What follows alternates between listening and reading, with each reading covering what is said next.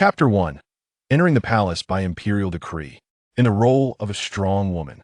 The first episode is just a performance. She is no saint.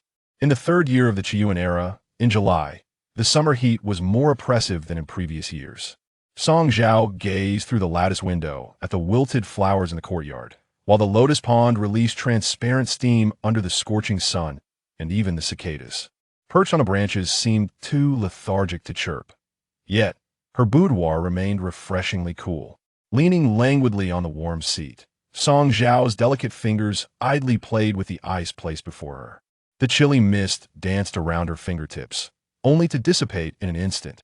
Her room, facing west, was usually sweltering. It was only after she received the imperial decree to enter the palace as a concubine that a continuous supply of ice began to arrive.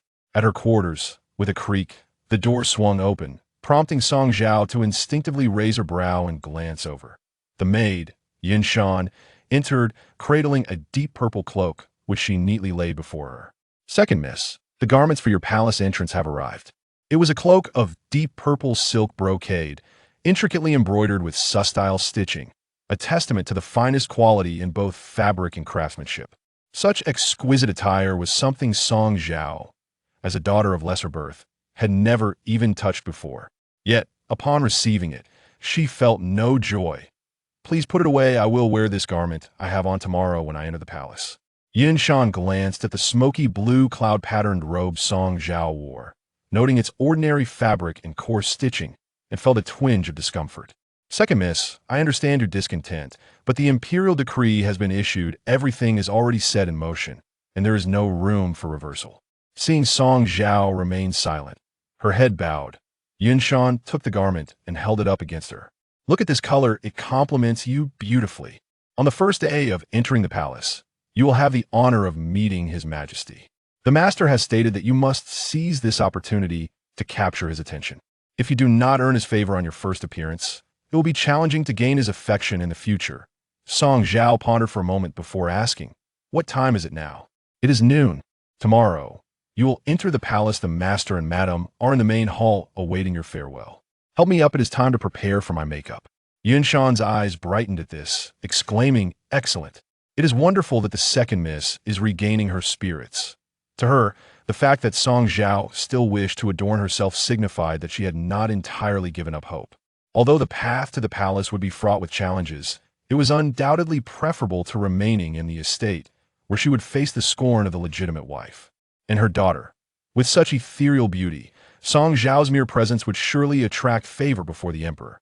While Yin Shan assisted her in getting ready, Song Zhao retrieved a box of new powder from the shelf and handed it to her. "This powder was gifted to me by my elder sister upon learning of my palace entry. Let us use it today." Song Zhao's skin was fair and translucent, akin to exquisite jade. With her celestial beauty, she would captivate all even with just a hint of rouge and lip color. However, today, she requested Yin Shan to apply an extra layer of powder. "In truth, miss, you're already stunning without any makeup." Song Zhao gazed at her refined features in the mirror, smiled softly, and did not respond. Once she was elegantly adorned, she made her way to the main hall, where her family had been waiting for quite some time.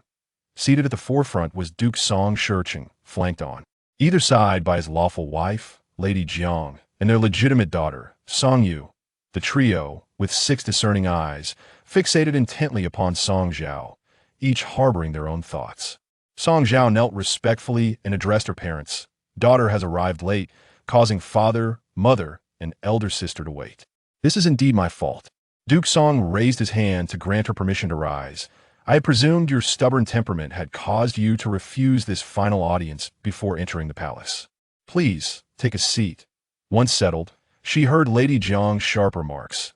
"You must understand that your admission into the palace is entirely for your own benefit.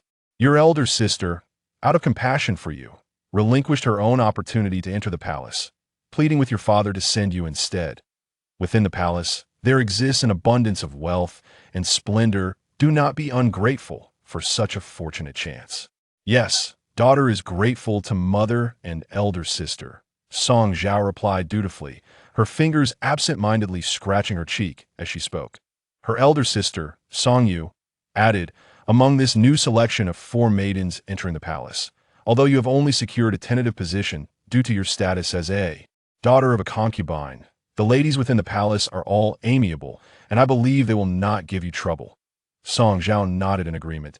Elder sister speaks truly. Yet, as she conversed, her face scratching persisted and intensified. Lady Jiang's expression darkened. "While we converse, why do you fidget so?" Upon hearing her reprimand, Song Zhao stifled the peculiar itch on her face and lowered her hand, only to be met with Lady Jiang's startled exclamation, "Oh, your face." Everyone turned their gaze, and it was then that they beheld Song Zhao's once exquisite visage, now marred by a profusion of swollen, red rashes, a sight both alarming and tragic. Confronted by their astonished expressions, Song Zhao covered her cheek and inquired, "What is wrong with my face?" Duke Song hastily exclaimed, "Do not touch it. Someone, fetch Dr. Zhang at once." While awaiting the physician's arrival, they had moved from the main hall to a side chamber, and Song Zhao caught sight of her disfigured reflection in a bronze mirror. Women place great importance on their appearance, and Song Zhao, already blessed with stunning beauty, could have relied on her looks for a promising future once she entered the palace. Yet now, with her beauty tarnished, all hope seemed lost. She wept sorrowfully, evoking pity, while Lady Jiang and her daughter looked on, amused. Duke Song, however, was genuinely concerned about Song Zhao's affliction, specifically regarding her face, which had the power to captivate the hearts of men. After all, he anticipated that once she entered the palace, she would gain favor at court and thus be of assistance to him. Upon Dr. Zhang's examination, he swiftly diagnosed the cause of Song Zhao's facial swelling and rashes. "To answer your question, my lord, the second young lady suffers from an allergic reaction." "An allergic reaction?" Duke Song queried, puzzled. "She is only allergic to peach blossom pollen, and since learning of this condition, the Duke's household has banned the planting of peach trees. Moreover, it is now July, a time when peach blossoms do not bloom. How could she possibly come into contact with peach pollen?" Dr. Zhang stroked his beard thoughtfully, speculating. This reaction is localized to her face, indicating that the pollen likely did not enter through her food. Perhaps it relates to the young lattice daily routines. Following this lead, Song Shurqing instructed a thorough investigation. Soon, the box of watercolors that Song Yu had gifted to Song Zhaofeng was presented before everyone. After careful examination by Dr. Zhang, he anxiously declared, "My lord, this watercolor has been tainted with pollen from peach blossoms. Furthermore, the pollen has been ground to an exceedingly fine powder, making it exceedingly difficult to detect any foul play without meticulous scrutiny." Upon hearing this, the side hall immediately descended into chaos. Before Song Yu could defend herself, Song Zhao, in tears, confronted her, "Sister, why must you treat me with such cruelty?" Chapter 2. The fragrance of tea. Upon hearing the accusations, the mother and daughter of the Jiang family could no longer remain seated. Jiang raised her voice in protest, exclaiming, "My lord, I beseech your discernment. This matter bears no relation to me or my daughter. Tomorrow, Song Zhao is to enter the palace. Who would dare to be negligent in such affairs? Even if I held her in contempt, I would never be foolish enough to jeopardize the honor of the Song family." Song Yu interjected, "Father, do not be deceived by this wretched woman. I firmly believe that the peach blossom powder was planted by Song Zhao herself, intended to frame my mother and me." Upon hearing this, Song Zhao wept even more pitifully, lamenting, "Why must my elder sister suspect me so? If I wished to ensnare you and mother, I could have done so long ago. Tomorrow is my day to enter the palace to meet the emperor. Would I truly risk my future to slander you at this moment?" She turned to Song Shurqing, shaking her head with tears in her eyes. "Father, I have brought shame upon you. I will not enter the palace. Allow me to perish in my despair, and you may simply report my demise to the palace tomorrow." With that, she made to strike her head against the table's edge. However, Song Shurqing, quick of reflex, seized her arm, exclaiming, "What are you doing? Do not act foolishly." He could not allow Song Zhao to harm herself. Though she had yet to enter the palace, the imperial decree had already been issued, making her a legitimate young mistress. If she were to die now, it would bring misfortune upon their family. To placate Song Zhao's distress, Song Shurqing commanded, "Dr. Zhang, you and the steward should search the estate for any incriminating substances." After a thorough search, They indeed discovered a small quantity of powder beneath the locust tree in Song Yu's rear courtyard. Dr. Zhang presented it to Song Shicheng, stating, "My lord, this powder was found in the young lady's rear courtyard. It has been confirmed to be peach blossom powder." Upon hearing this, Song Yu's eyes widened in disbelief. "No, that cannot be. Father, I did not." Before she could finish her protest, Song Shicheng delivered a resounding slap that sent her sprawling to the ground.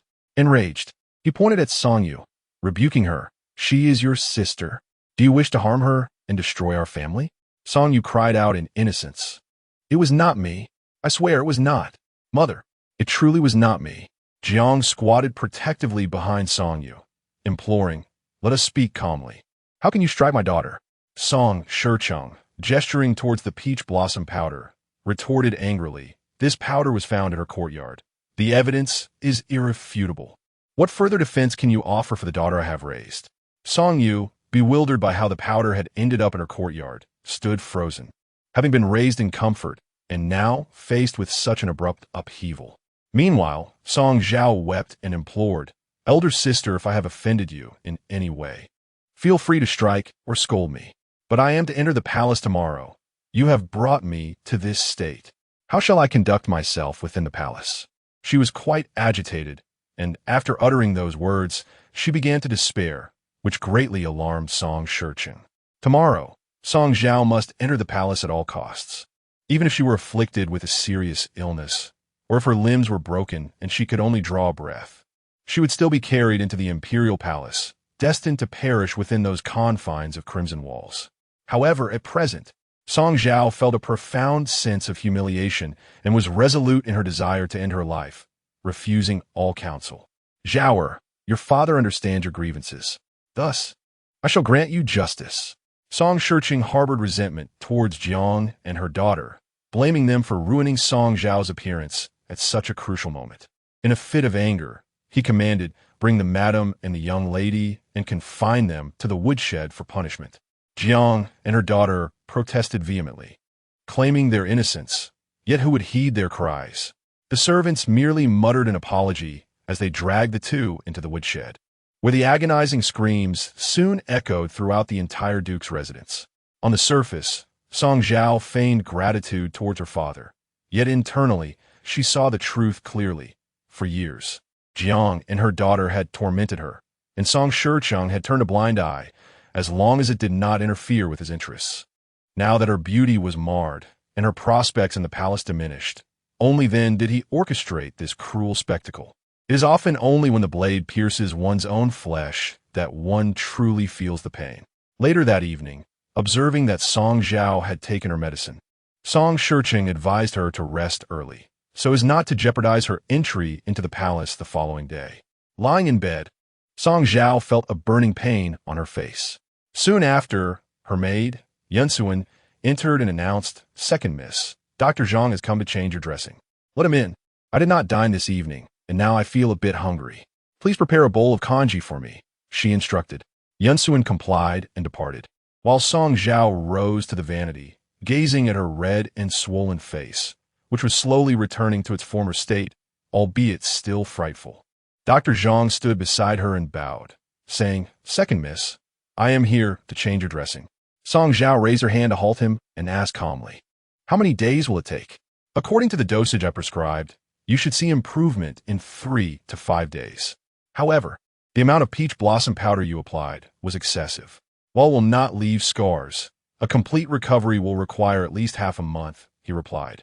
"I understand," Song Zhao said evenly, then retrieved a silver note from her vanity drawer and handed it to him. "You handled this matter well. Keep the money. Your second brother has made a mistake in the palace and has been sent to the Xinjia Bureau as punishment, living poorly. Once I enter the palace, I will find an opportunity to have him serve me, so he will no longer suffer." Dr. Zhang did not accept the silver note, bowing again in gratitude. "I have done nothing extraordinary. I merely took advantage of the search to scatter the peach blossom powder in the young lady's inner courtyard and spoke a few words in front of the master as per the second Miss's instructions. In truth, it is you who took the risk and truly suffered. These coins are of no use to me. I merely hope that after the second Miss enters the palace, she can rescue my younger brother. In the past, when my family fell into hardship. My father had no choice but to send my brother to the palace in exchange for silver. His plight is pitiful, and I cannot bear to see him suffer further in the palace." Song Zhao smiled softly and reassured, "Rest assured, with him by my side, no one will have the audacity to bully him again. As for this silver, it is rightfully yours for your commendable service. Please keep it." As she carefully applied the ointment to her face, she remarked with a playful smile, "When one is struck, injuries are inevitable. And with injuries, medicine is a necessity." Suddenly, she lifted her gaze towards Dr. Zhang, her eyes sparkling with charm. "You are perceptive, and you must understand how important my mother and elder sister are to me. Therefore, when you treat them, please pay close attention." Dr. Zhang, fully grasping Song Zhao's intent, replied with a smile, "Rest assured, second miss. I will take utmost care in treating them, ensuring you are not disappointed." Chapter 3. The whipping of the matriarch. Everyone assumed that Song Zhao was reluctant to enter the palace. Yet none were aware that she yearned for it more than anyone else. For her, the only path to liberation from the hellish confines of the Song family lay within the palace walls, where she could exact vengeance for her mother, who had died unjustly. Song Zhao's mother, Bai, was a concubine of Song Shurchen. Bai was exceptionally beautiful and became the favored one upon entering the Song household. Consequently, the matriarch, Jiang, harbored considerable resentment towards her. In Song Zhao's tender years, Jiang orchestrated a scheme to falsely accuse Bai of theft, and before Song Zhao's very eyes, she brutally whipped Bai to death. Jiang's maternal family provided significant support to Song Shurchen in his official endeavors, which allowed him to remain indifferent to the wrongful death of Bai. Having witnessed her mother's tragic demise, Song Zhao grasped a fundamental truth from a young age. Men must wield power, while women must possess genuine authority. Should they remain mere dependents of men, they risk becoming expendable, their lives disregarded when their beauty fades. Thus, she resolved never to be the one subjected to such abuse again. If she were to wield a whip, it would be in her own hands. One night, deep in the stillness, Song Zhao ventured to the woodshed. Observing the torment endured by Jiang and her daughter, she noted their pallid faces and the numerous bloodstains upon their bodies, rendering them incapable of even uttering a word. Frowning, she chastised the servant responsible for the punishment. "Your task was to administer the whipping, not to inflict fatal blows upon my elder sister and mother. If you leave visible marks, how will they receive guests in the future?" The servant scratched his head, but the master commanded 30 lashes, and 10 remained to be delivered. Such frail women cannot withstand this brutality. They may lose their lives. Song Zhao rolled up her sleeves, taking the whip from the servant. "Enough. I will administer the remaining 10 lashes myself. Just make it look convincing so you can report back to father." As Jiang was the matriarch, the servant was reluctant to carry out this offensive task. Upon seeing Song Zhao volunteering, he hastily relinquished the whip to her and fled as if escaping danger. With measured steps, Song Zhao approached Jiang and her daughter, grasping the whip in both hands, making it crack menacingly. Jiang and her daughter recoiled in terror, shrinking towards the wall. What do you intend to do?" With a resounding crack, Song Zhao struck Jiang across the face, leaving a dark crimson mark on her left cheek. Jiang cried out in pain, collapsing to the ground. Song Yu rushed forward to shield Jiang, her eyes blazing with fury as she glared at Song Zhao. "You vile wretch, this is all your scheming against us." "Ah!" With another crack, Song Zhao lashed out at Song Yu's forehead. "I have schemed against you? Ha! Compared to the humiliation you have inflicted upon me over the years, and the fact that your mother caused my mother's death, these lashes today are but a fraction of what you deserve. Were it not for the mourning rules of the newcomers to the palace, do you think I would grant you any mercy? Fear not, for my entry into the palace will mark the beginning of your nightmares. I spit on you." Jiang spat blood and phlegm toward Song Zhao, exclaiming, "In your quest to entrap us, you have marred your own visage into this ghastly sight. Tomorrow, when you enter the palace, you shall surely find yourself bereft of favor. You may be fair of face, yet the palace is never lacking in beautiful women. As a daughter of a concubine, there has never been a precedent for a concubine-born woman to be bestowed the title of Empress. You might as well accept your fate as a mere maid and await your demise within these palace walls." Song Zhao, twirling the whip twice in the air, suddenly broke into laughter. An empress? Huh.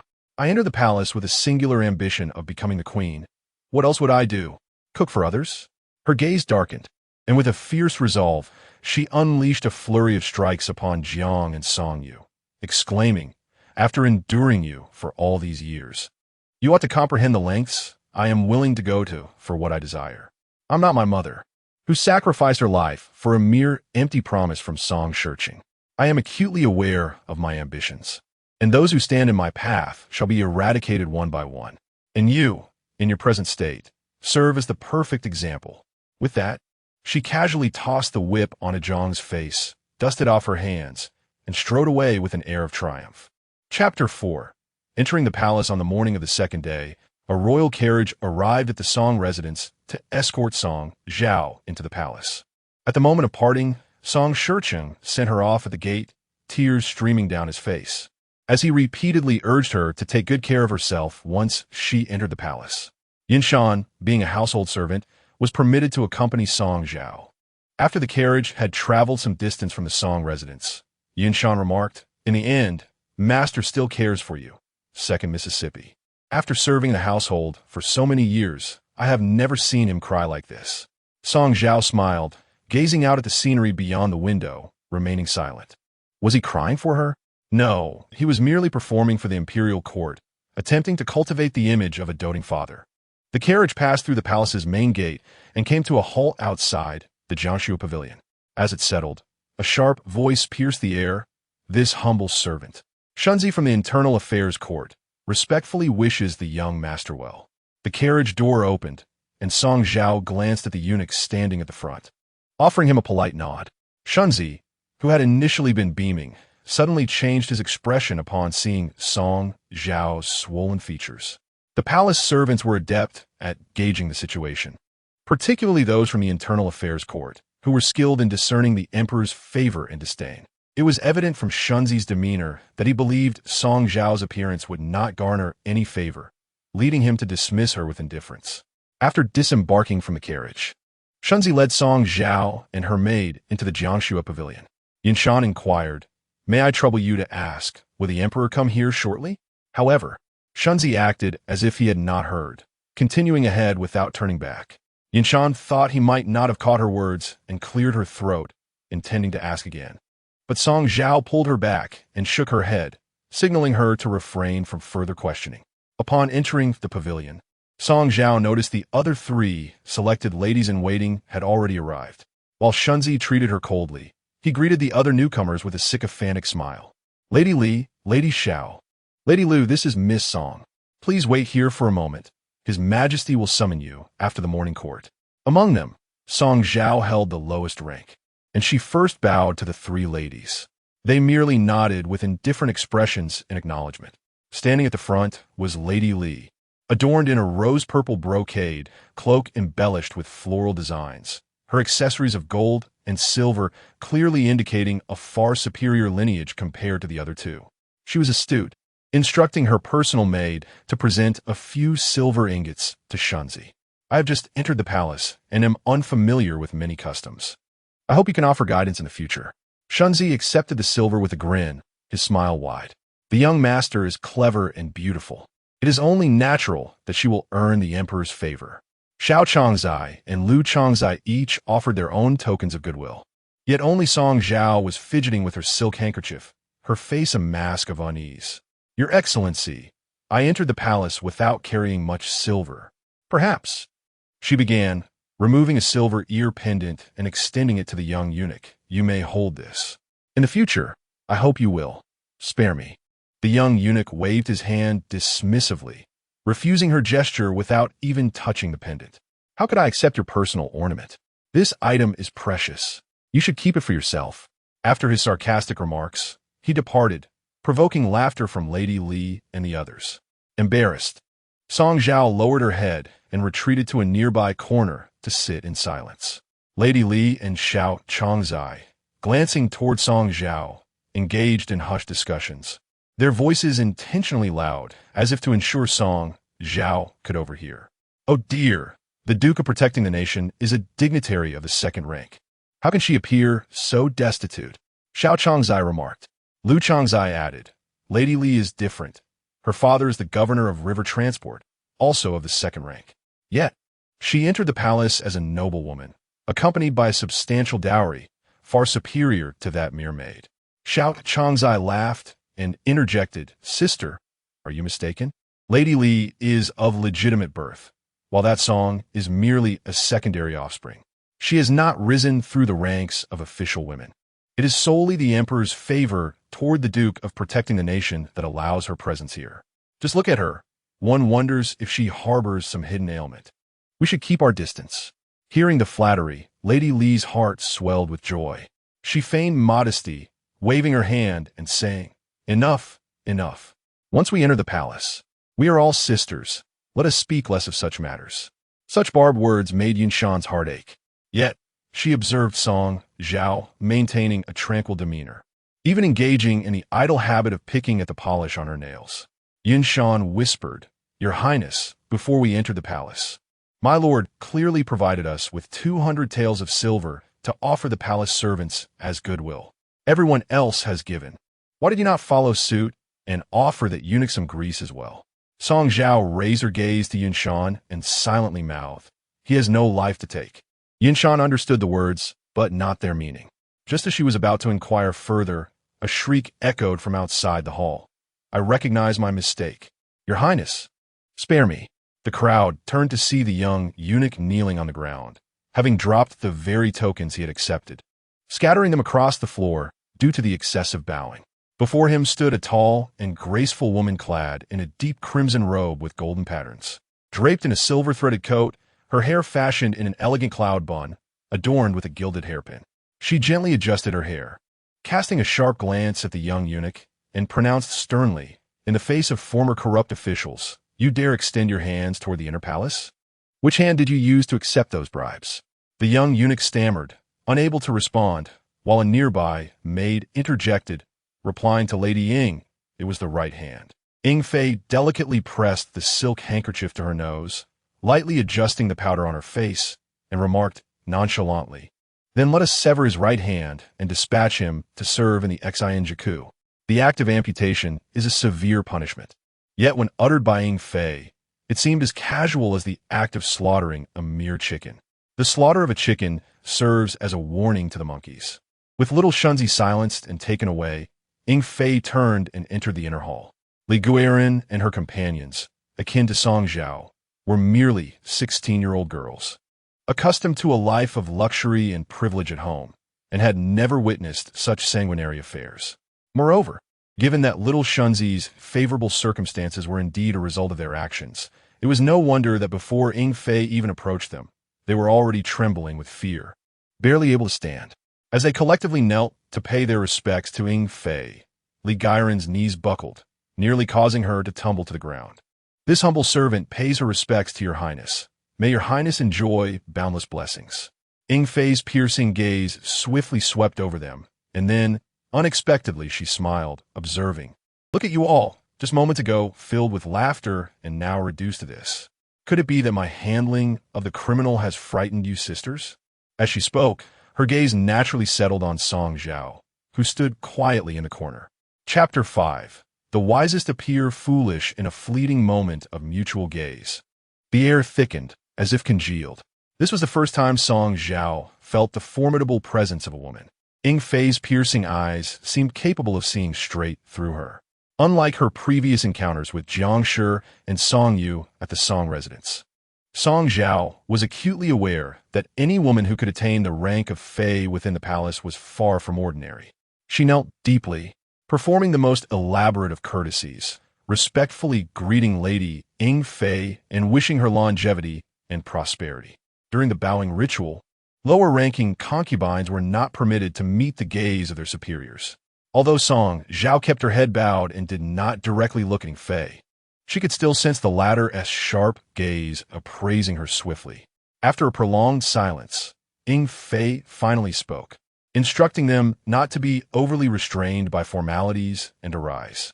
Once everyone had regained their feet, Ying Fei took her seat at the head of the table, maintaining a dignified posture as she addressed them with a steady voice.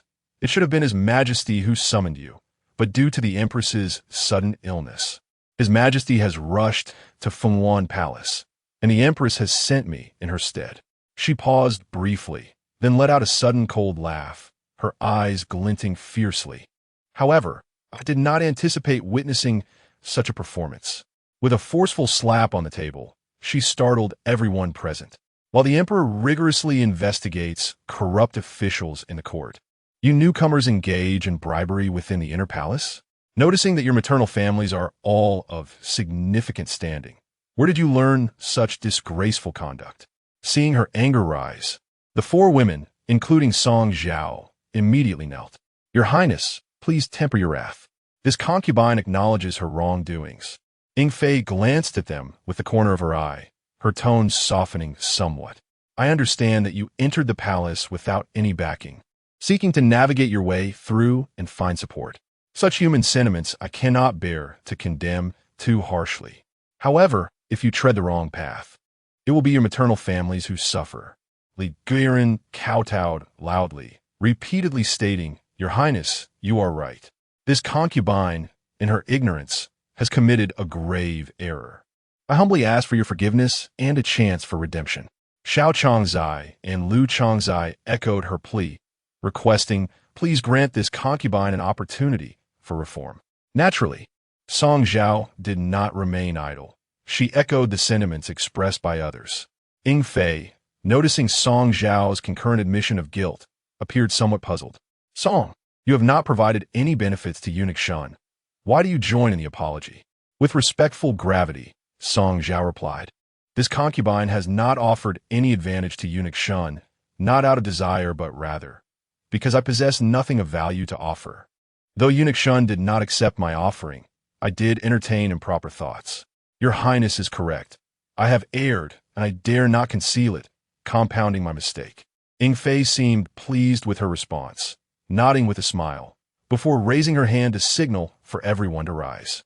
"In consideration of your novice status, I shall pardon you this time and will not report this matter to His Majesty or the Empress.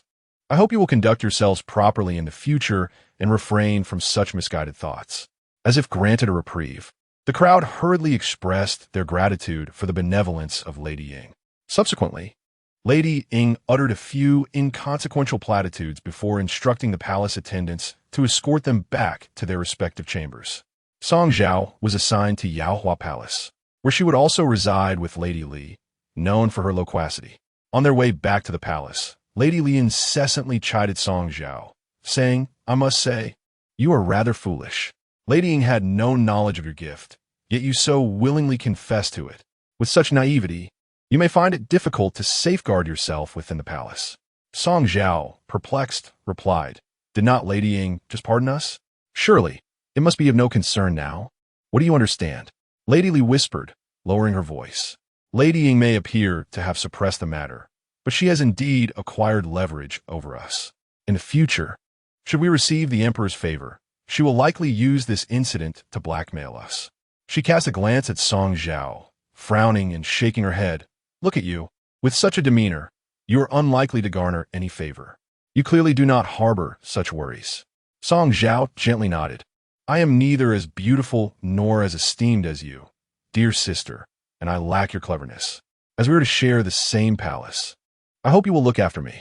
Her words brought Lady Li great delight, lifting her chin with a sense of pride as she replied, "I am indeed different from you. If you are willing to follow me as a companion, when I become a concubine or consort, it shall not be impossible for me to ensure your safety." Song Zhao smiled. "Then I am most grateful to you, sister." Yaohua Palace was also home to the principal consort, Lady Yao. However, that day, the Empress had suddenly fallen ill, prompting the other consorts to attend to her in Fenghuan Palace, which meant that Lady Yao was absent when Song Zhao and the others arrived. Lady Li resided in the eastern side hall, while Song Zhao occupied the western side hall. Upon entering Yaohua Palace, they parted ways, each returning to their own quarters.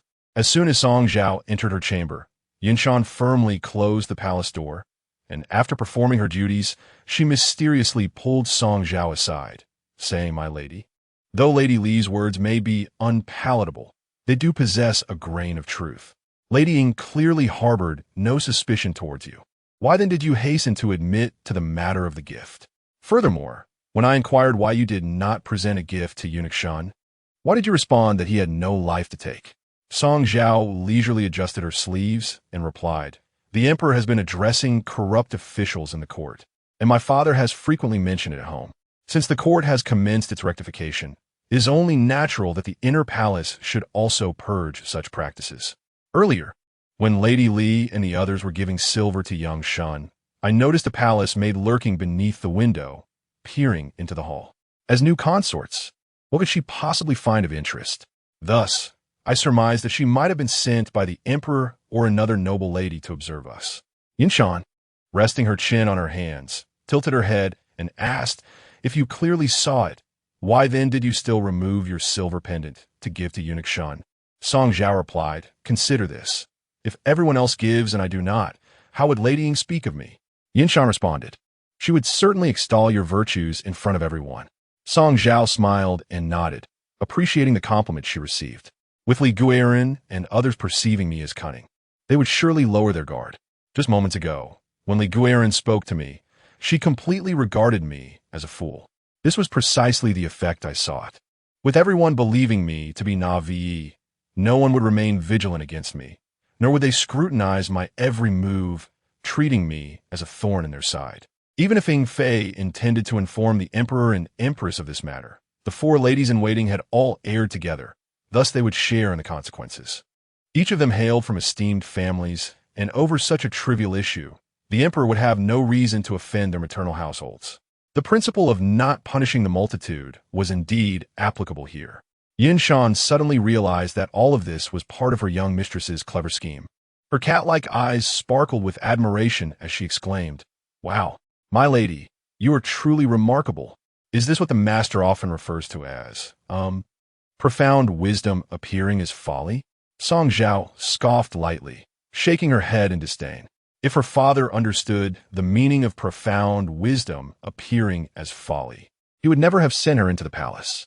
Yin Shan, perplexed, replied, "My lady, you speak of things I do not comprehend." Song Zhao gently patted her head, her smile warm and inviting. "Do not worry about understanding everything. Just remember, the true spectacle has only just begun."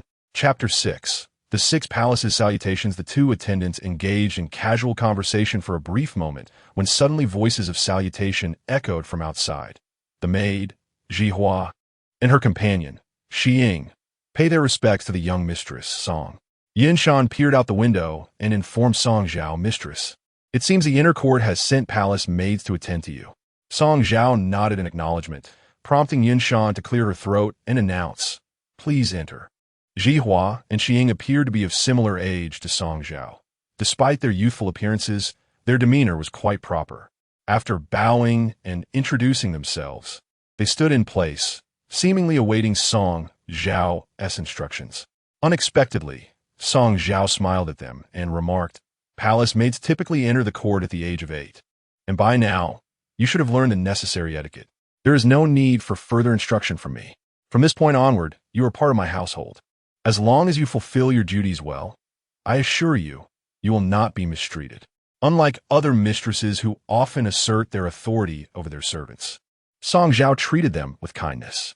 Just earlier, when Zhihua and Xiying had come from the East Wing, they had overheard Lady Li reprimanding her maids from afar. Arriving at Song Zhao's quarters, they were met with gentle words, and they quickly expressed their gratitude. Their spirits lifted as they set to work. As they stepped out of the sleeping quarters to tidy the courtyard, Zhihua whispered to Xiying, "I observe that Song Zhao's temperament is gentle. She should be quite amiable, allowing us to lead a better life. Lianaire has gone to the East Wing to attend to Lady Li, and I fear her task will be challenging." Xiying furrowed her brows, clearly disagreeing with her sentiment. What good is a kind disposition? As palace maids, we are inherently subservient. Our worth is determined by our mistress's favor. Otherwise, we are but lowly servants beneath the worth of mere dirt.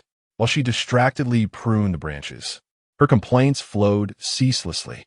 Though Lady Li may be difficult to serve, she comes from a distinguished background and possesses beauty. Her position in the court is a testament to the emperor's regard. Unlike us, Shi Ying glanced disdainfully at the tightly shut lattice window of the west wing, exclaiming, "A commoner is one thing, but with her pockmarked face, how could the emperor possibly favor her? Do not speak so recklessly." Ji Huan nudged Shi Ying with her elbow, cautioning her against speaking ill of their mistress. "Let's focus on our work." Their murmurs were soft enough that Song Zhao could not hear them within the hall. Yun Shan prepared a pot of floral tea and inquired, "Mistress, my lord says that the servants in the palace are adept at ingratiating themselves with the powerful while oppressing the weak. He advises that you should be firm with them upon entering the palace, so they learn to fear you. Yet, why did you treat them so kindly just now?" Playing with the porcelain lid of her teacup, Song Zhao replied with a cold smile, "Why should I intimidate them? Rest assured, those who remain by my side shall never betray me." The following morning marked the first day for the new maids to pay their respects to the Empress in the Fenghuan Palace. Song Zhao, not daring to be negligent, promptly prepared herself and made her way to the Empress's quarters, still wearing the attire she had donned upon her arrival the previous day. To put it eloquently, she exudes a serene and elegant demeanor. Conversely, one might say that in a crowd, she would be scarcely recognizable. She possesses intellect, yet others are not devoid of wit. Li Gairan, Xiao Chongzai, and Lu Chongzai arrived quite early, each attired in a manner far more subdued than the previous day. The one who captured the most attention remained Li Gairan, who, while paying her respects, carried with her a square black gold brocade box. When Xiao Chongzai and Lu Chongzai inquired about its contents, she deftly sidestepped the question, unwilling to reveal the truth. Subsequently, other concubines began to arrive in succession. The four newcomers stood upright in the hall, adhering to decorum as they greeted the higher-ranked concubines. The first to enter was Yao Pin, who resided in Yaohua Palace alongside Song Zhao and Li Gairan. Though Yao Pin's appearance was not particularly striking and her stature was modest, she possessed a most graceful figure. Her delicate waist was accentuated by her fitted attire, highlighting her voluptuous form. Later in the evening, having attended to the ailing Empress, she had encountered Li Gairan and Song Zhao, appearing amiable and devoid of pretension. Following her was Hui Pin, characterized by willow-shaped brows and peach blossom eyes, her petite features resembling that of a youthful maiden. Upon seeing Song Zhao and her companions, she greeted them with glee, exclaiming how delightful it was to have more sisters in the palace to keep her company. Her addressing them as sisters was not intended as sarcasm, but rather reflected her childlike innocence. It was said that Hui Pin had just turned 14, making her the youngest among the elder concubines. Yet she had not yet served the emperor. Despite her youthful appearance, her garments were of considerable value. The string of tourmaline beads adorning her wrist alone was worth a small fortune. Coming from a wealthy family renowned in the Jiangsu and Zhejiang regions, her household had supported the late emperor during a drought. It was rumored that the late emperor had bestowed upon her family a fourth-rank official title, hoping to facilitate her marriage into the royal family.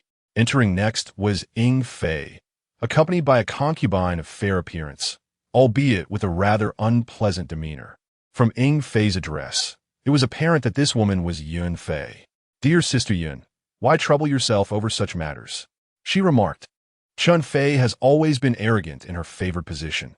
This is hardly a new occurrence." Upon entering the main hall, Song Zhao and her companions promptly bowed in greeting.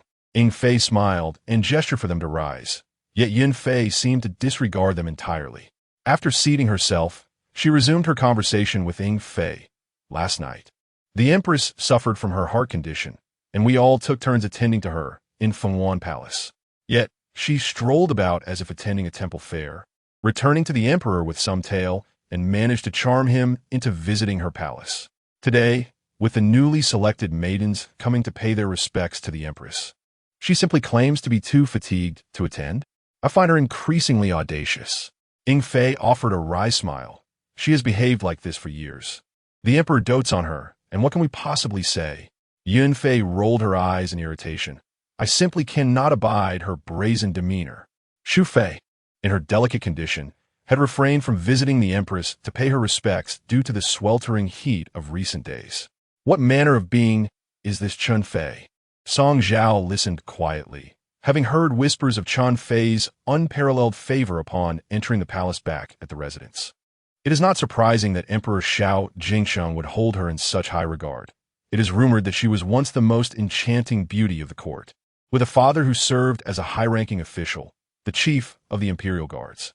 The ties between the former dynasty and the inner palace are profound, and with such a powerful maternal family as her backing, her rise to prominence was to be expected.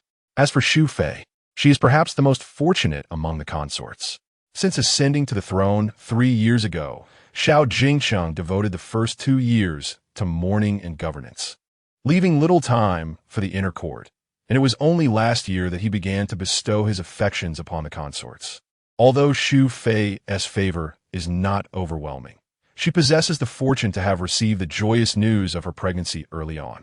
Her gentle and unassuming nature, coupled with her avoidance of enmity, has garnered her a lack of jealousy among the other women in the palace regarding her condition. Yet, who can truly discern the hidden thoughts of others? Song Zhao maintained a steady gaze ahead, while her peripheral vision discreetly surveyed the room filled with women. Pondering to herself, the days ahead are bound to become quite lively. Chapter 7: The first encounter with the Empress. The idle chatter between Consort Yun and Consort Ing came to a halt when the inner palace attendant softly announced, "The Empress has arrived." The high-ranking consorts, who had already taken their seats, promptly rose and performed a respectful bow towards the corridor leading from the inner chambers to the main hall, exclaiming, "We humbly welcome Her Majesty, the Empress.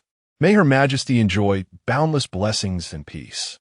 Song Zhao, amidst the crowd, joined in the formalities while his eyes discreetly followed the Empress as she gracefully approached the Phoenix throne, adorned in a resplendent bright yellow robe embroidered with peonies, her head crowned with a golden phoenix tiara and her ears adorned with exquisite 3-pronged pearl earrings. She exuded an air of dignified elegance.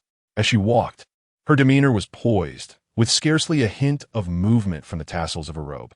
Once the Empress settled into her throne and graciously instructed everyone to rise, Song Zhao finally discerned her features.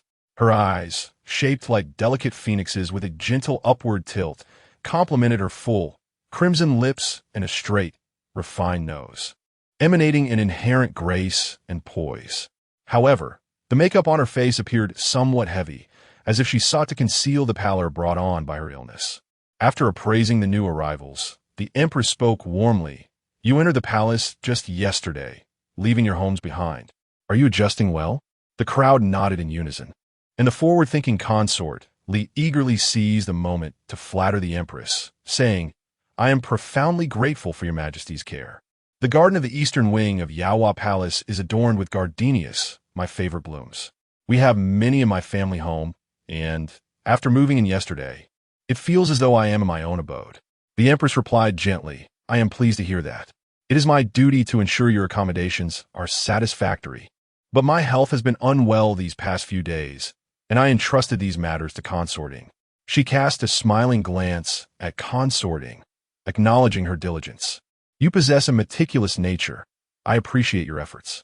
Consorting quickly responded, "Your Majesty is too kind. It is my fortune to assist in alleviating your burdens." Consort Li, ever astute, expressed her gratitude towards Consorting as well, saying, "I thank you, Consorting."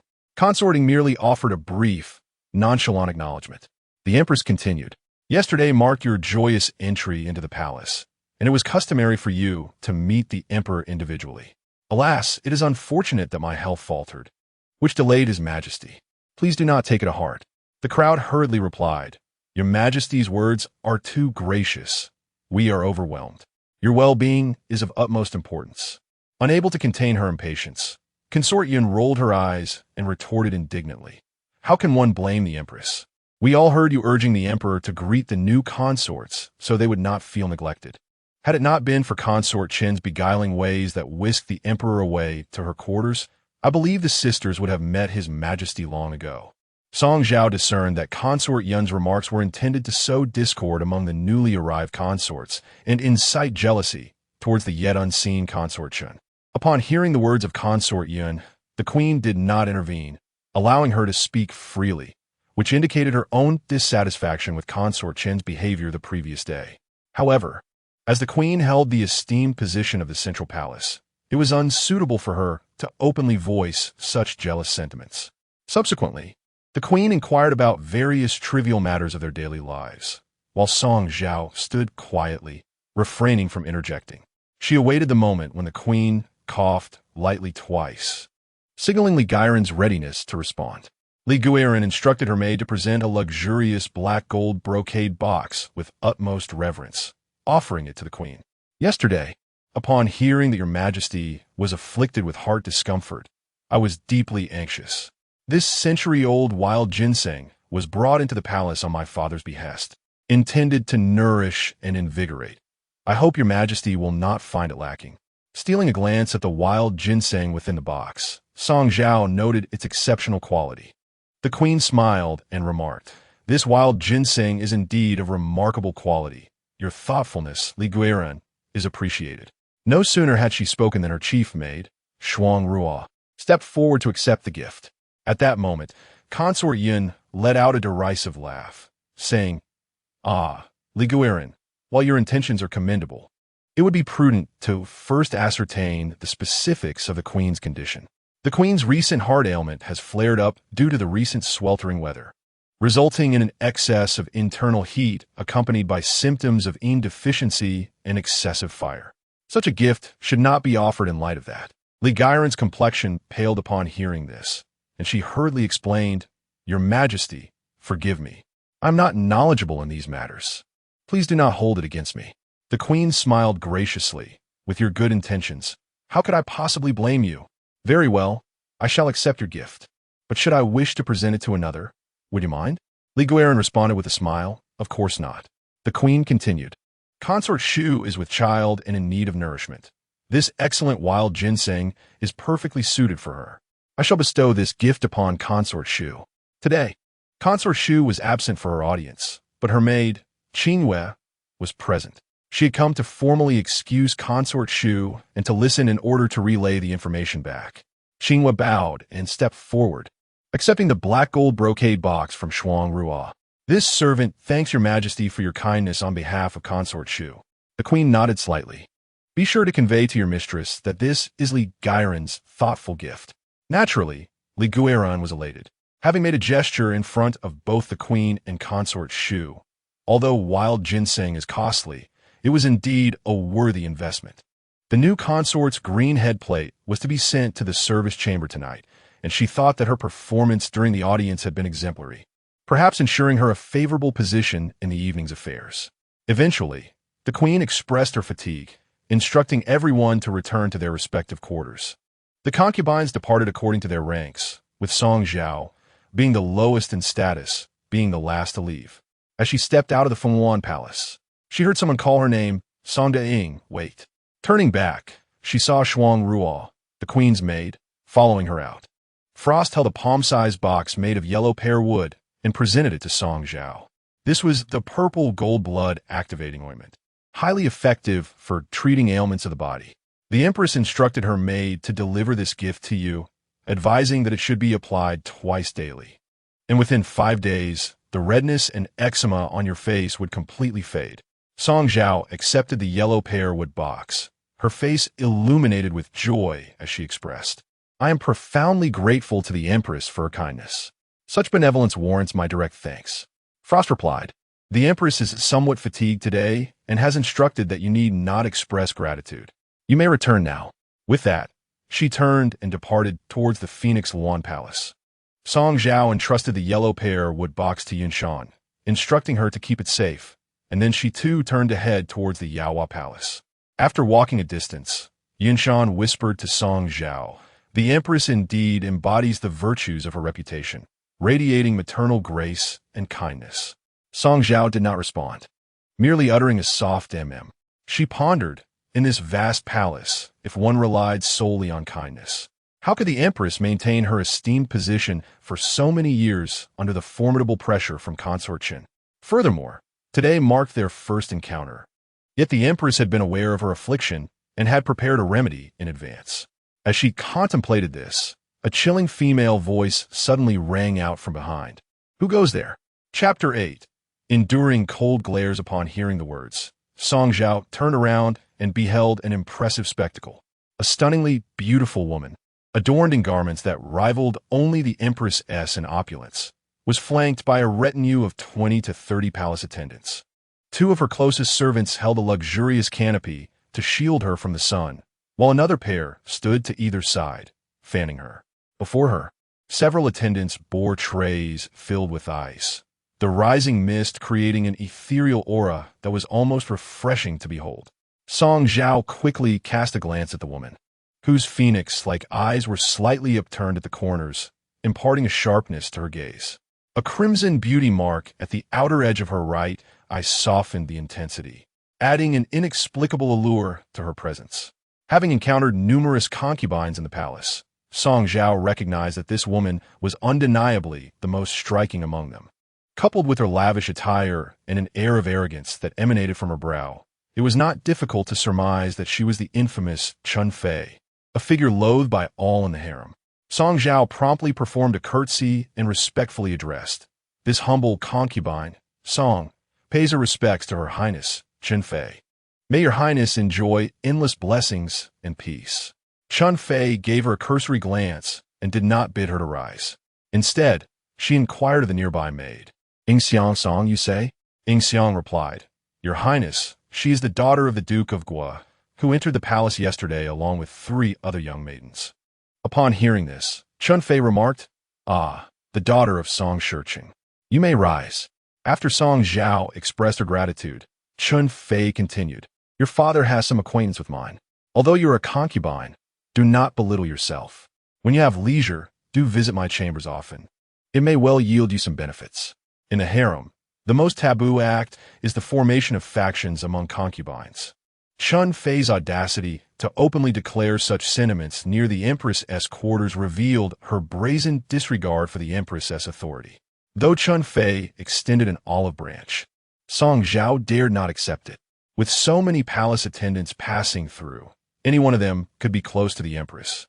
If she acknowledged Chun Fei's words and the Empress learned of it, her opinion of Song Zhao would surely sour. Conversely, if she remained silent while Chun Fei stood before her, scrutinizing her, she risked offending both sides. Caught between a wolf and a tiger, she could not afford to antagonize either. As her thoughts raced, a sudden idea formed in Song Zhao's mind. With Yun Shan beside her, she feigned the intention to bow once more to Chun Fei.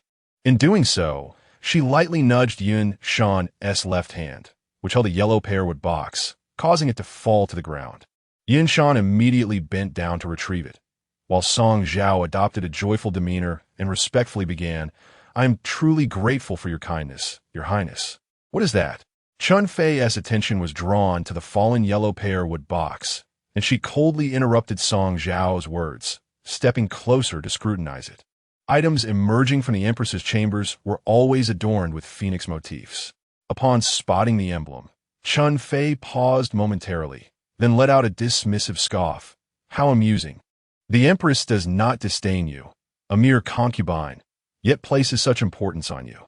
She advanced toward Song Zhao, reaching out to lift her chin. The chilling armor seemed almost embedded in Song Zhao's flesh. She hurriedly explained, Your Majesty. The Empress and Consort Chun both show great concern for the newly entered ladies of the court. They care for my eczema and skin afflictions, fearing that such a visage might frighten the emperor during the night. Thus, they specially bestowed upon me this box of purple gold blood-activating balm. Consort Chun let out a soft grunt. Since you have accepted such a generous gift from the Empress, you shall bear it well.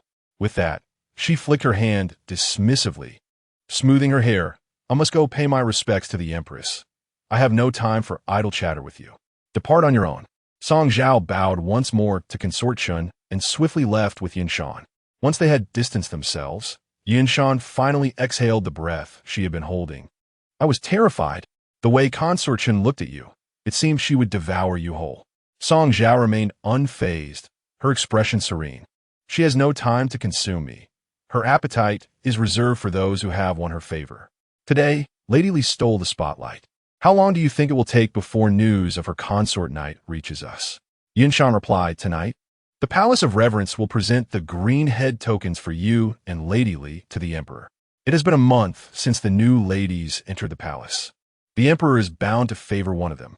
Since Lady Li has pleased the Empress, I imagine she will speak highly of her before the Emperor. Song Zhao smiled. Indeed, we must extend our congratulations to her. I must also hasten to heal the wounds on my face. I am more beautiful than any of them, and I believe the Emperor will be quite taken with me when he finally sees me. Yun Shan shook the yellow pearwood box in her hand and added, though this purple gold blood-activating balm is excellent, the master says that the hearts of those in the palace are inscrutable. Anything for internal or external use must first be examined by the imperial physician. Physician Liu, being one of our own, I shall go to the Imperial Medical Bureau shortly. No need to do so, Song Zhao interrupted, taking the yellow pearwood box and playing with it in her hands. Whether it is examined or not, I will not be using this, so there is no need to trouble yourself. In the blink of an eye, nearly a month had passed since Song Zhao entered the palace. By now, her facial eczema and swelling should have healed, yet during her daily visits to pay respects, others perceived her as unchanged since her arrival. When the Empress inquired, she explained, I indulged myself that day and ate a few more pieces of the flower cakes. I later realized they contained peach blossom pollen.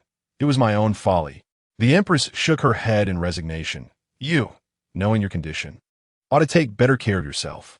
A month has passed, and while those who entered the palace with you have already served the Emperor, you have yet to even lay eyes upon him. This cannot continue. Indeed, she replied.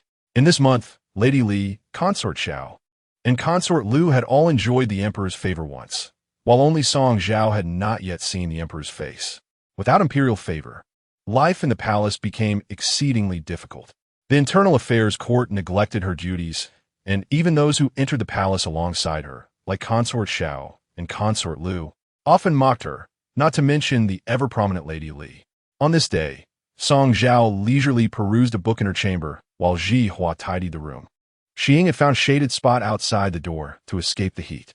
When a servant from the Imperial Household Department arrived on business, he chanced upon Xiying lounging idly and said, the monthly allowance has arrived. Come with me to collect it. Upon hearing this, Xiying was quite unwilling. I have seen for myself that you just delivered the salaries of concubine Li and Lady Yao. Logically, you should bring our salaries as well, as it is merely a matter of convenience. Yet here you are, asking us to fetch it ourselves? The eunuch was unyielding, retorting, oh, you have quite the temper. Do you know the status of Lady Yao and concubine Li? This monthly allowance is entirely at your discretion. The quarrel outside drew the attention of both Song Zhao and Zhihua, who listened intently. Though Song Zhao's expression remained placid, the pace at which she turned the pages slowed noticeably. Zhihua, noticing this, softly advised, my lady, do not take this to heart. The servants of the imperial household are always like this. When you eventually attend to the emperor, they will be eager to curry favor with you. Song Zhao raised her brow and smiled, nodding in acknowledgement to Zhihua. Outside, the voices of Xiying and the eunuch grew increasingly loud. Unable to endure the commotion any longer, Zhihua rushed out, handing a cloth to Xiying, saying, enough, enough. If you do not wish to go, then do not. I shall accompany the eunuch instead. There are still 2 flower vases in the chamber that require cleaning. You should return inside and attend to your duties. Finally, Xiying huffed at the eunuch before reluctantly accepting the cloth from Zhihua and entered the chamber with a reluctant demeanor. Chapter 9. The contest for favor. Zhihua and Xiying had been attending to Song Zhao for nearly a month. Zhihua was diligent in her tasks and rarely complained, proving herself to be a conscientious servant. In contrast, Xiying often shirked her responsibilities, resorting to clever tricks to delegate the menial tasks to Zhihua. Song Zhao observed all of this, but never admonished her. At that moment, as Xiying entered the sleeping quarters to dust the flower vase, Song Zhao caught a glimpse of her actions. The cloth merely grazed the outer surface of the vase. Even the flower mud at the opening remained untouched, and she had already declared her task complete. Just as Song Zhao was about to voice her discontent, Yin Shan hurriedly returned. Upon noticing Xiying's presence, she deliberately remarked, Xiying, I see the grass in the flower garden has grown wild. You should tend to it. Xiying reluctantly acknowledged her request, and, as she was leaving, Yunshan reminded her. Close the door. I have matters to discuss with the young master. With a slow roll of her eyes, Xiying complied and exited. Once Xiying was gone, Yunshan informed Song Zhao, Young master, I have gathered some intelligence. The palace attendants accepted our silver and revealed that tomorrow evening, the emperor will visit the Empress Dowager. He will pass by the northeast corner of the Imperial Garden on his return. Song Zhao closed the book she had been perusing, her thoughts heavy with concern. In that case, we must hasten our preparations. When I entered the palace, I brought with me a deep purple cloud-patterned silk cloak embroidered with Sioux stitches. I have heard the emperor favors that color. Please fetch it and have it ready. I shall wear it to accidentally encounter the emperor tomorrow. Yunshan, adept and swift, promptly retrieved the garment from the wardrobe and held it up against Song Zhao. The cloak accentuated her slender figure and combined with her graceful movements. It was sure to captivate the emperor's attention. Sighing, Song Zhao shook her head in resignation. I never wished to vie for favor. But you see as well as I do that without affection in the palace, life can be harsher than that of a servant. Anyone can look down upon me. Having been in the palace for a month, the emperor has shown no inclination to summon me. If I do not exert myself, I fear my place in the harem will become even more precarious. The two conspired together, resolved to seize this opportunity to win the emperor's heart. To present herself in the best possible light, Song Zhao began fasting from food and water that very night. Only when her thirst became unbearable did she moisten her lips with a damp cloth, claiming it was the only way to expel moisture from her body and achieve a more defined facial contour. By the following evening, adorned in splendid attire, Song Zhao seized the moment while Yao Pin and Li Guiran were dining, stealthily slipping out of the palace. Upon their return, the night had fully descended, and they chanced upon Li Guiran strolling in the courtyard. Noticing the stark contrast between Song Zhao's lavish ensemble and her usual simplicity, Li Guiran inquired, "Where have you been?" Song Zhao replied, "During yesterday's audience, while conversing with Lady Hui. I happen to mention that my mother hails from the same region of Jiangsu, in Zhejiang, as Lady Hui's maternal family." The noble Lady Hui remarked that her maternal family possesses a delectable delicacy known as scallion dumplings, which she adores, yet the palace cooks are unable to replicate it. In her earlier days at home, the consort had learned to prepare this dish alongside her mother, prompting Lady Hui to invite her to the palace to showcase her culinary skills and recreate this cherished hometown treat. In a court where every woman vies for favor, it is only the youthful Lady Hui who seems preoccupied with indulgences and merriment. Lady Li, ranked beneath Lady Hui, found herself reluctant to speak ill of her. Thus, she redirected her attention to criticize Song Zhao's attire. "Cooking is all well and good, but why are you dressed in such a manner? It hardly resembles your usual style." Blushing, Song Zhao smiled shyly and glanced down at herself, explaining, "It was Her Majesty the Queen who suggested that my persistent eczema might be linked to my spirits. The Queen mentioned that when a woman adorns herself, it brings her joy, which may improve her mood. Hence, I decided to experiment with my appearance." Previously, Lady Li had dismissed Song Zhao entirely, for her own lineage was superior, her rank higher, and her favor greater. Yet today, upon observing Song Zhao's slight transformation, despite her still blemished visage, there was an undeniable shift in her aura. Not wishing to share the affection she had recently gained, Lady Li raised her voice, reproaching her, "Your attire is overly flamboyant, exuding a rather frivolous air. His Majesty despises such ostentation in women. I advise you, for your own good, to refrain from wearing such garments in the future." With a smile, Song Zhao nodded, thanking her sister for the advice. Once back in her quarters, Yunshan expressed her indignation. "What nonsense is Lady Li spouting? She simply cannot bear to see our young mistress thrive. What does she mean by the Emperor's disapproval? If His Majesty truly disliked such adornments, would she bother to dress like a flamboyant butterfly every day?" Song Zhao, disinclined to engage with Lady Li's mindless and tactless remarks, chose not to respond to Yunshan's complaints. Just then, Zhihua happened to pass by, and Song Zhao called out to her, "Zhihua, have you seen Xiying?" Zhihua, standing at the door, replied, "The young mistress just left, and Xiying mentioned she was heading to the Internal Affairs office to retrieve some spices." Upon her return, I noticed her eyes were red and the left side of her face was swollen, with blood at the corner of her lips, as if she had been struck. Song Zhao lamented, "My lack of favor has caused you all to suffer alongside me. Today, my family has sent gifts to the palace, and I have selected a couple of items for you. Please summon Xiying." After a time comparable to the burning of an incense stick, Ji Hua returned, leading Xiying from the corridor. The swelling on Xiying's face was quite evident, a clear sign of having endured slap. Pretending not to notice, Song Zhao smiled and said, "My family has sent some gold and silver treasures to the palace today, and knowing how hard you toil for me, I thought of 2 items that would suit you perfectly." Upon finishing her sentence, Yin Shan presented 2 exquisitely crafted jewelry boxes to Ji Hua and Xiying. After expressing their gratitude, Xiying appeared troubled, seemingly indifferent to the gifts, while Ji Hua, brimming with joy, asked, "Thank you, young mistress. May I open one to take a look?"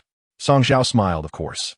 Ji Hua opened the brocade box and joyfully extracted the jade bracelet within, immediately adorning her wrist and repeatedly expressing her gratitude to Song Zhao. Song Zhao replied, "As long as you like the gift, that is enough. Furthermore, I noticed that your bedding had grown quite worn, since the Imperial Household Department neglects such matters. I had Yinshan replace it with new ones. Do take a look and see if it pleases you." Upon hearing this, Ji Hua's smile widened, and she bowed several times in gratitude before happily departing. After she left, Song Zhao regarded Xiying with a smile, asking, "What troubles you? Are you not pleased with your gift?" Xiying pressed her lips together, replying, "This servant does not dare to feel any discontent." Song Zhao encouraged her, "Then go ahead and open it. See if it meets your approval." Slowly, Xiying lifted the lid of the jewelry box she held, only to gasp in shock at the sight within, causing the box to tumble from her hands. As it fell, a bloodied finger rolled out from inside. The sight sent a chill down one's spine, causing the hairs to stand on end. Chapter 10. No vulnerability, ah? Xiying screamed as she stumbled back 2 steps. Yinsong raised her hand and delivered a sharp slap to Xiying, exclaiming, "What are you shouting for? You're startling the young mistress." "Yinsong, do not strike her." Song Zhao interjected with a smile, slowly approaching Xiying, who gazed at her with a mixture of fear and astonishment. "What's wrong? Is this gift too terrifying for you?" She cast a glance at the severed finger lying quietly on the ground, then gently tucked back Xiying's disheveled hair, her tone remarkably tender. "Why fear your own family? Have you forgotten about the brownish birthmark on your brother's right index finger?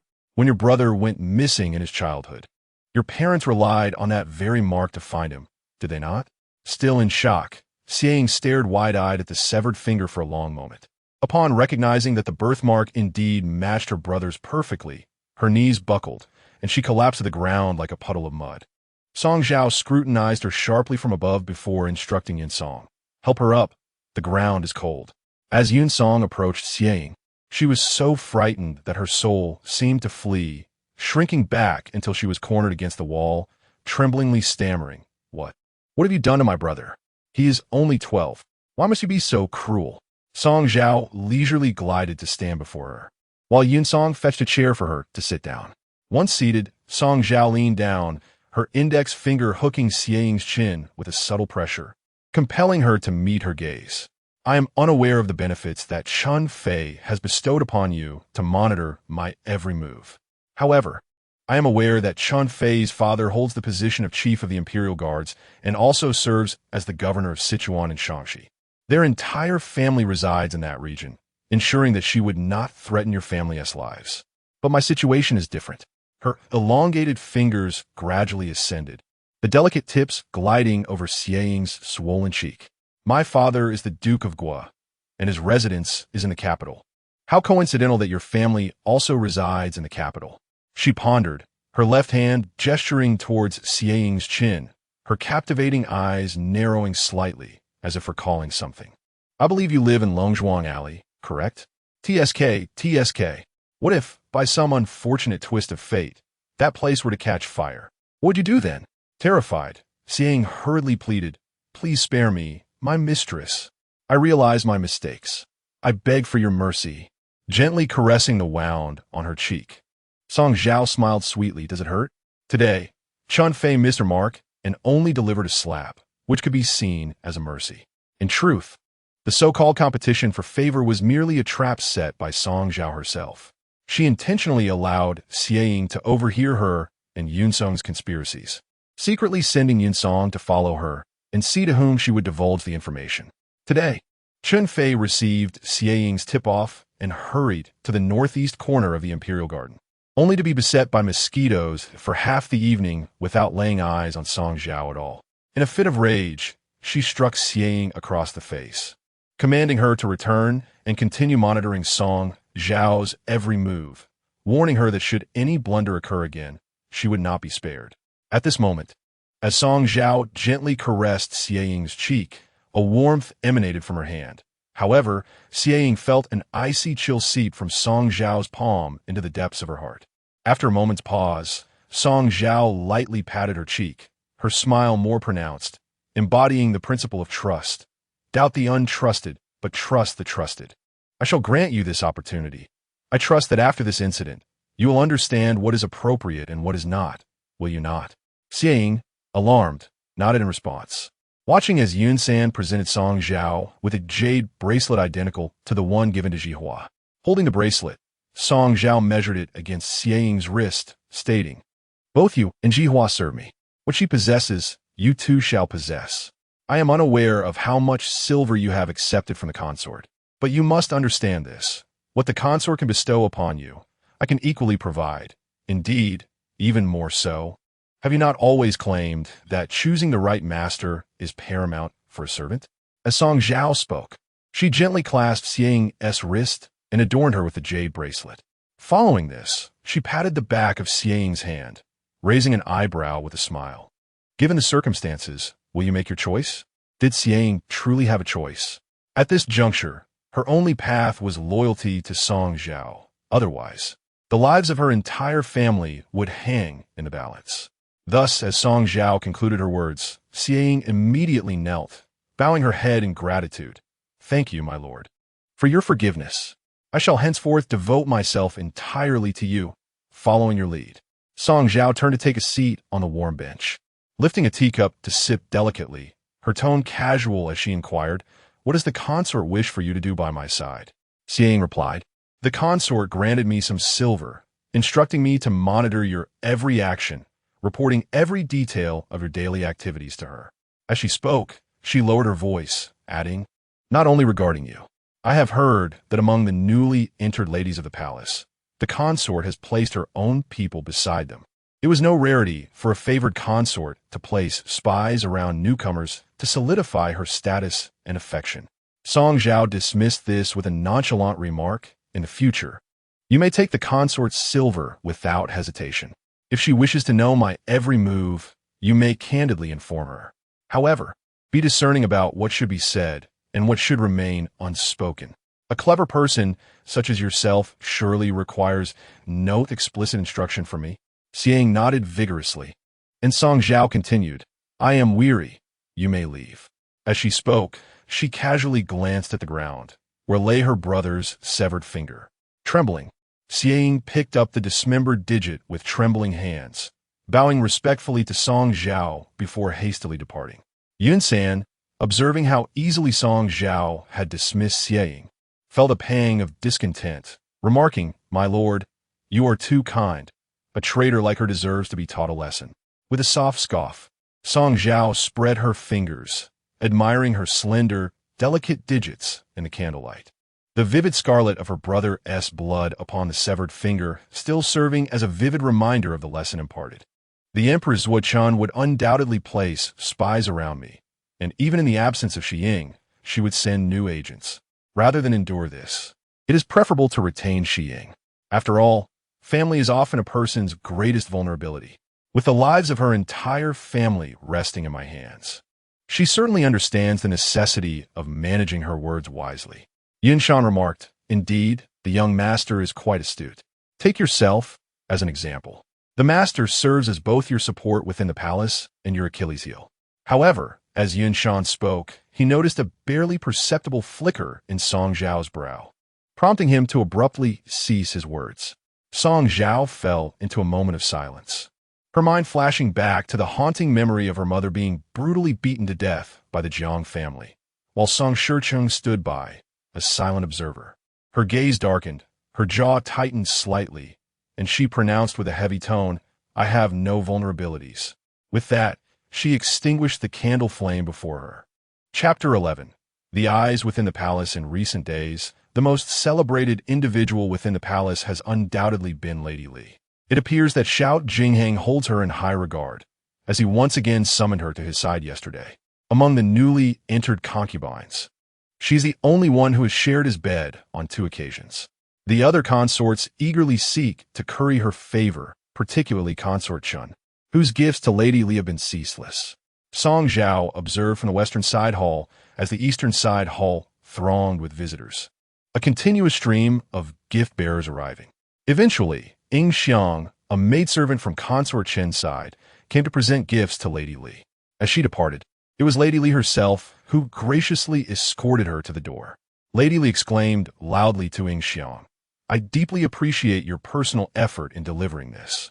The pink pearl earrings gifted to me by Consort Chen are exquisite, and I shall certainly pay a visit to express my gratitude in person." After bidding farewell to Ying Xiang, she returned to her chambers, radiating satisfaction. Song Zhao observed her demeanor and suddenly instructed Yinshan, "I recall there were pearl earrings among the accessories brought into the palace. Please fetch them and select a beautiful box to present them in. I shall accompany you to congratulate Lady Li." At the height of her triumph, Lady Li, who already held disdain for Song Zhao, seized the opportunity to belittle her as she arrived with a gift. "Let me see what you have brought." Opening a redwood gift box, she retrieved a pair of pearl earrings and scoffed, "These white pearls are sourced from freshwater mussels, rather unremarkable and hardly worthy of attention. Such diminutive pearls will be difficult to locate if they were to fall." With a dismissive wave, she picked up a pair of plump pink pearl earrings from her table. Comparing them, not only were these pearls significantly larger, but the soft pink hue far surpassed the plain white in brilliance. Song Zhao gazed upon the exquisite pearls as if she had never encountered fine gems before, her eyes wide with wonder. Lady Li, noticing her reaction, swelled with pride, proclaiming, "These are indeed a reward from Consort Chen herself. Such quality pink pearls are a rarity, indeed one in a million. This is what one would call a true treasure." Song Zhao's eyes sparkled with admiration as her gaze lingered on the pink pearls. "Such beautiful pearls! I have never seen anything like them. Sister, your delicate beauty complements these pink hues perfectly. I have heard that Consort Chen seldom gifts others, which speaks volumes of her esteem for you." "What does that even matter?" Lady Li retorted, lifting her chin proudly as she toyed with a gilt hairpin in the shape of a bird, a precious gift from the Empress. Well-crafted and something she cherished. Song Zhao remarked, "While the hairpin is indeed lovely, it is somewhat understated. In contrast, I believe the earrings gifted by Consort Chen are far more striking. If you wear them for tomorrow's audience, you will surely outshine everyone." "Fool, what do you know?" Lady Li rolled her eyes at Song Zhao, firmly securing the hairpin in her coiffure. "All the ladies of the palace have sent gifts, and I must choose the finest to adorn myself. While Consort Chen's gifts are splendid, her domineering nature and intolerance for dissent yield no advantage. It is far wiser to align oneself with the Empress, for she is the true sovereign, a stature beyond that of any mere concubine." She observed Song Zhao's bewildered expression and adopted a tone of seasoned wisdom, commencing her lecture. "To survive in the imperial harem, one must possess the art of discerning words and assessing circumstances. A newcomer, frail and without influence, must identify the most dependable ally to attach herself to. Only then can the path ahead be navigated with greater ease. Do you comprehend?" Song Zhao, realizing the gravity of her words, promptly bowed to Lady Li, expressing her gratitude. "Thank you, esteemed sister, for your guidance." Lady Li, pleased with herself, continued, "Henceforth, I shall align myself with the Empress, and you shall follow in my wake. Given your current demeanor, gaining the Emperor's favor seems unlikely. If you serve me well, ensuring your daily sustenance will not pose a challenge." Subsequently, Lady Li indulged in a lengthy discourse filled with veiled sarcasm, to which Song Zhao attentively absorbed, lavishly praising her as a celestial being unparalleled on earth. Yun Shan, observing from the side, felt a pang of sympathy for her mistress. After nearly half an hour of Lady Li's remarks, she finally allowed Song Zhao to return. Upon her return to the palace, Yun Shan assisted Song Zhao by massaging her shoulders and legs, expressing her concern. "My lady, knowing full well that visiting her would subject you to her humiliation, why still present her with gifts?" Song Zhao leisurely peeled a grape from the table and savored it, responding, "She is a noble, and I am merely a concubine. Residing under the same roof, it is only natural for me to curry favor with her." Yun Shan sighed, "Alas, I only hope that my lady will soon attend to the emperor, thus ensuring a more favorable existence within the palace." The west side pavilion where Song Zhao resided had a lattice window by the warm sea that offered a view of the side door of the east side pavilion. After flattering Lady Li, she fixated her gaze on that very window. Before long, she saw Lien Er, attending to Lady Li, hurriedly exiting through the side door, furtively leaving the palace, causing a faint smile to appear at the corners of her lips. Xing had informed her that the consort Chun had placed spies beside the newly entered concubines. Thus Song Zhao's visit to present gifts to Lady Li was a ploy to elicit derogatory remarks about Consort Chen while elevating the Empress in her discourse. Given Consort Chen's domineering jealousy, there was no need for Song Zhao to intervene personally. Lady Li's days of comfort were surely numbered. Meanwhile, in Yong'an Palace, did she truly utter such words? Consort Chun sat in the uppermost seat, her tone laced with barely concealed ire. Lien Er, kneeling before her, respectfully replied, "I would not dare to speak presumptuously." Lady Li indeed said so. The concubine residing with her, Song, even urged her, stating that the earrings you sent were suitable for her. Yet, she insisted that only the items bestowed by the Empress would truly please her. She openly declared her intention to rely on the Empress in the future, suggesting that Song, being unfavored, ought to attach herself to her instead. Consort Chin scoffed coldly. "Humph. She possesses ambition, does she? A mere noble, having entered the palace for just a few days, is already scheming for her future and forming factions? If she wishes to align herself with the Empress, then I shall grant her wish. Is it not the Empress who cherishes the notion of equitable treatment for all?" Ing Xiang stepped forward, kneeling. "This servant is here." Consort Chun commanded, "Go to the respectful affairs room and inform them that Lady Li is unwell, unable to attend to the emperor. Instruct them to hang her green plaque. Let Zhang Jiuqi remind the court that there exists a consort song in Yaohua Palace, who is yet to be summoned before the emperor since her entrance into the palace." After Ing Xiang received the decree and withdrew, Empress Chun turned her gaze towards Liener and inquired, "Do you understand the implications of this message regarding Lady Li's slight cold?" Liener, with a clever smile, replied, "I know precisely how to proceed." Empress Chun, thoroughly pleased, nodded in approval and instructed a palace attendant to present a few taels of silver to Liener, saying, "Return now and take good care of your young master." Liener, beaming with gratitude, bowed deeply to express her appreciation for the Empress's kindness and joyfully departed with the silver in hand. Chapter 12. The Trap of the Yellow Sparrow 2 days later.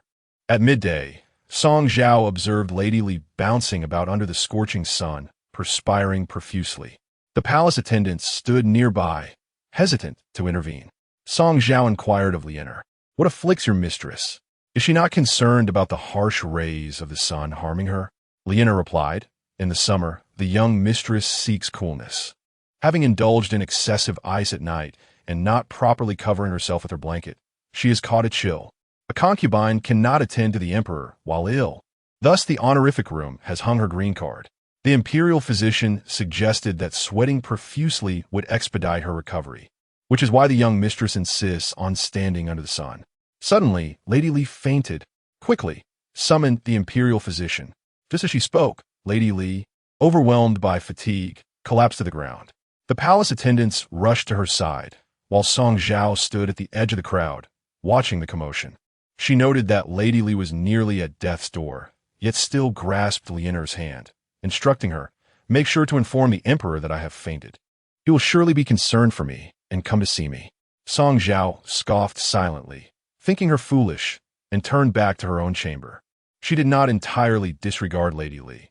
In the afternoon, she personally brewed a bowl of refreshing mung bean soup and delivered it to her. However, Lady Li, lacking appetite, refused to drink it. Song Zhao urged her, "Sister, there is no need for such impatience. It is merely a common chill. With medication and care, you shall recover in 7 or 8 days. Why must you torment yourself standing under the sun at noon? What do you know?" Lady Li rebuked her, then turned to Lianer, asking, "Have you reported to the emperor? Does he know I have fainted?" Lianer replied, "Yes, young mistress, I have reported it twice." Lady Li sighed in relief and nodded in satisfaction. However, she soon recalled something and abruptly rose from her bed, striding towards her vanity, muttering, "If the emperor arrives later, he must not see me in this disheveled state. Lianer, come and assist me with my makeup." Watching her, Song Zhao felt no pity, only amusement. She mused, if the women vying for favor were of such caliber, life would indeed be rather dull. Subsequently, once Lady Li was adorned and ready, she awaited good news. A young and unfamiliar eunuch from the honorific room arrived to convey a message. "Congratulations, Lady Li. The phoenix carriage of Wanming Qingyan has arrived at Yaohua Palace. You must prepare at once." Overjoyed, Lady Li felt her ailments dissipate significantly upon hearing this news. She straightened her posture, her face brightened with the joy of spring, and hastened to the courtyard. After a short while, the phoenix carriage indeed arrived outside the gates of Yaohua Palace. The one sent to escort her was Zhang Jiugui, the head of the honorific room. According to protocol, only on the first night of intimacy would the head of the honorific room personally escort a concubine. Thereafter, unless favored by a direct imperial decree, no one else would enjoy this privilege. Lady Li's delight grew as she approached Zhang Jiugui, smiling and engaging him in conversation. "What brings you here, Master Zhang?" Zhang Jiugui offered a perfunctory smile, inquiring, "Is the lady feeling better?" Li Guiran remarked, much improved, much improved. Thank you for your concern." "My lord." Noticing the absence of anyone to welcome her, she boldly lifted the sedan door and prepared to ascend. "Alas, my lady, please hold on," Zhang Jiugui interjected, swiftly closing the door. "Today, the emperor did not draw your token." "Not mine?" Li Guiran exclaimed, astonishment filling her eyes as she pointed at the young eunuch standing behind Zhang Jiugui, who had just delivered the message. "How could not be me?" This esteemed eunuch clearly stated that the emperor would call for me tonight. "Foolish child." Zhang Jiugui kicked the young eunuch lightly and turned to Li Guiran with an apologetic smile. "This newcomer has just arrived at the service chamber. He likely misinterpreted the rules." He then glanced at Song Zhao, who was observing the scene with keen interest, and with utmost respect, he bowed, saying, "Congratulations, Miss Song. This evening, the emperor has drawn your token." As those words left his lips, all gazes gravitated toward Song Zhao. Li Guiran's frustration escalated, her teeth almost grinding in anger. Song Zhao, bewildered, pointed at herself. "Me?" Zhang Jiugui gestured invitingly, a smile painting his face. "Dear lady, do not linger in confusion. Please proceed." Beside them, Yin Shan was elated by the news. "My lady, you heard correctly. The emperor has drawn your token." However, her joy was short-lived as she soon encountered a dilemma. "But, Lord Zhang, the previous eunuch must have relayed the message incorrectly. My lady has not had time to change and prepare. Would you kindly wait a moment while I assist?" "Wait?" Zhang Jiugui waved his hand, appearing quite exasperated. "There are protocols to be followed for such matters. Time cannot be squandered. Perhaps it would be best for Miss Song not to trouble the servant." Yun Shan pondered. Though the swelling on her lady's face had subsided, the redness remained. It was essential to apply some powder to conceal it. Otherwise, arriving to serve the emperor in such a state would surely leave a poor impression. Yet, Zhang Jiugui pressed urgently, and Song Zhao agreed. "You are correct, my lord. Rules must not be broken. I shall accompany you at once." Li Guiran watched helplessly as Song Zhao, with her pockmarked face, boarded the Wanming Qingyan sedan, her silk handkerchief nearly torn to shreds from her agitation. Was she intending to frighten the emperor? Whether or not she would terrify him was uncertain. Yet it was evident to all that Li Guiran was on the verge of exasperation. Once seated in the sedan, Song Zhao's bewilderment vanished, replaced by a calm demeanor. She overheard Zhang Jiugui speaking softly outside the sedan. "Today, The opportunity for Miss Song to serve the emperor was graciously secured by Consort Chen. You must cherish this chance. Song Zhao replied, "Thank you for the information, my lord, and my gratitude to Consort Chen for this opportunity." Zhang Jiugui chuckled. "I am merely a servant here to attend to you. Your thanks are too grand for one such as I. However, it is rare for Consort Chen to concern herself with the affairs of other ladies, indicating her regard for you. I understand the consort's good intentions and shall not disappoint her." Song Zhao thought to herself, fully aware that the staff in the service chamber were meticulous. There was no way a message could have been miscommunicated. Today's incident is evidently a deliberate scheme orchestrated by the Consort Chen. Firstly, it serves to publicly humiliate Lady Li, leaving her in a state of disgrace. Secondly, the erroneous decree has deprived Song Zhao of the opportunity to adorn herself and change her attire in advance. When she enters the Chaoyang Palace with a bare face, revealing the unmasked blemishes upon her skin to Xiao Jingcheng, he may very well be repulsed, leading him to send her back, thus restoring the situation to its original state. Consort Chen, through her meticulous calculations, has managed to suppress Lady Li while ostensibly granting an opportunity to Song Zhao, all the while covertly ensuring that Song Zhao suffers humiliation before the emperor, a masterstroke of manipulation. Little does she realize that the seemingly exploited Song Zhao is, in fact, the true strategist lying in wait, poised to seize the moment. Chapter 13.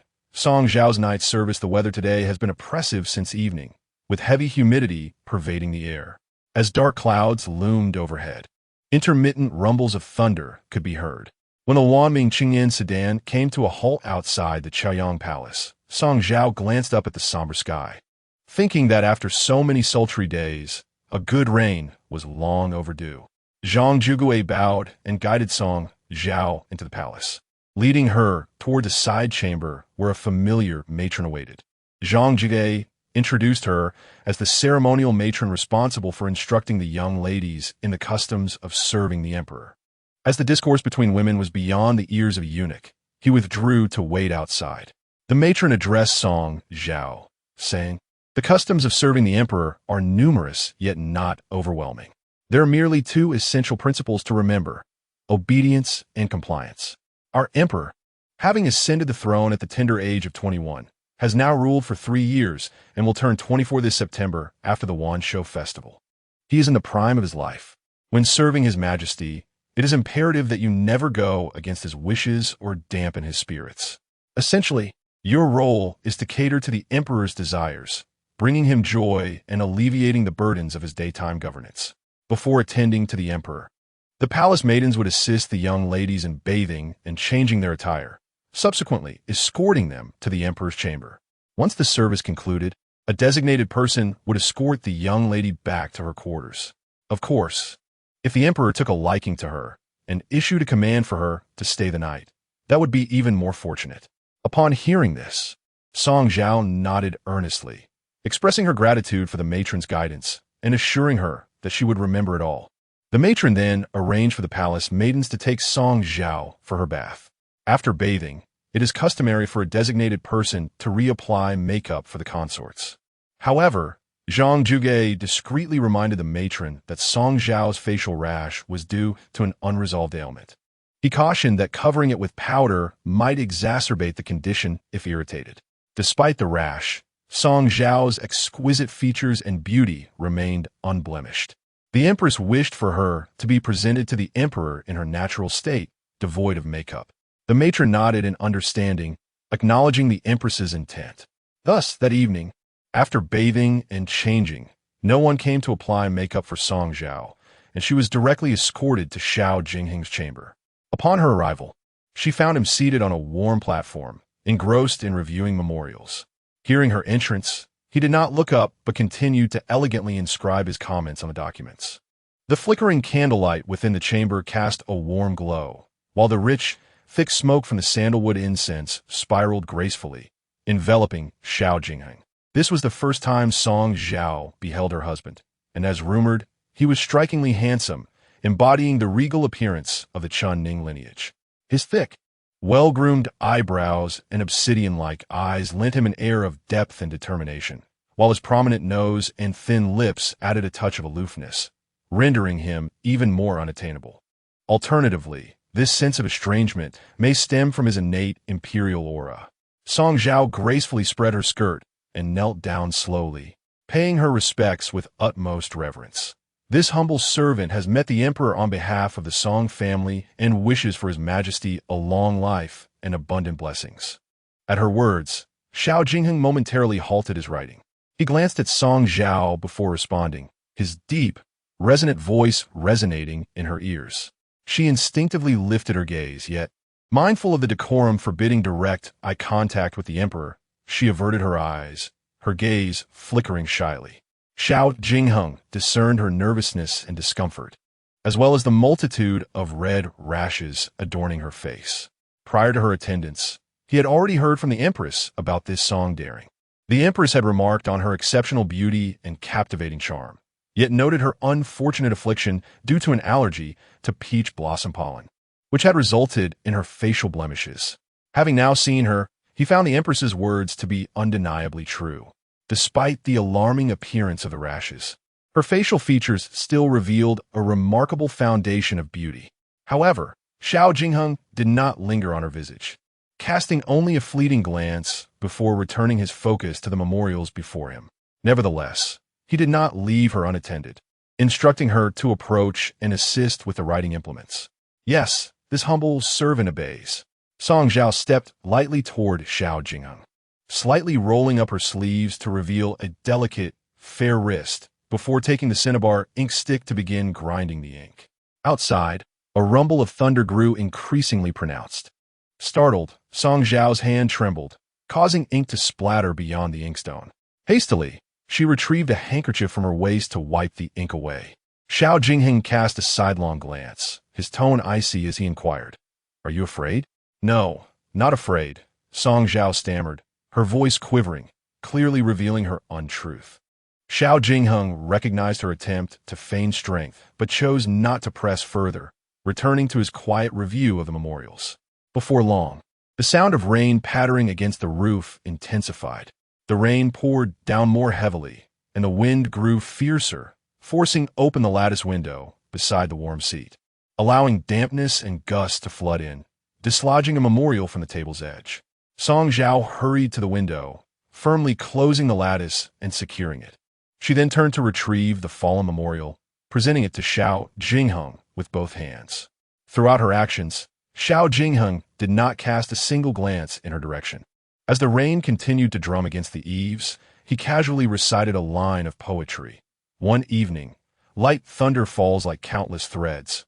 Clear light dances upon the tiles, uneven and green.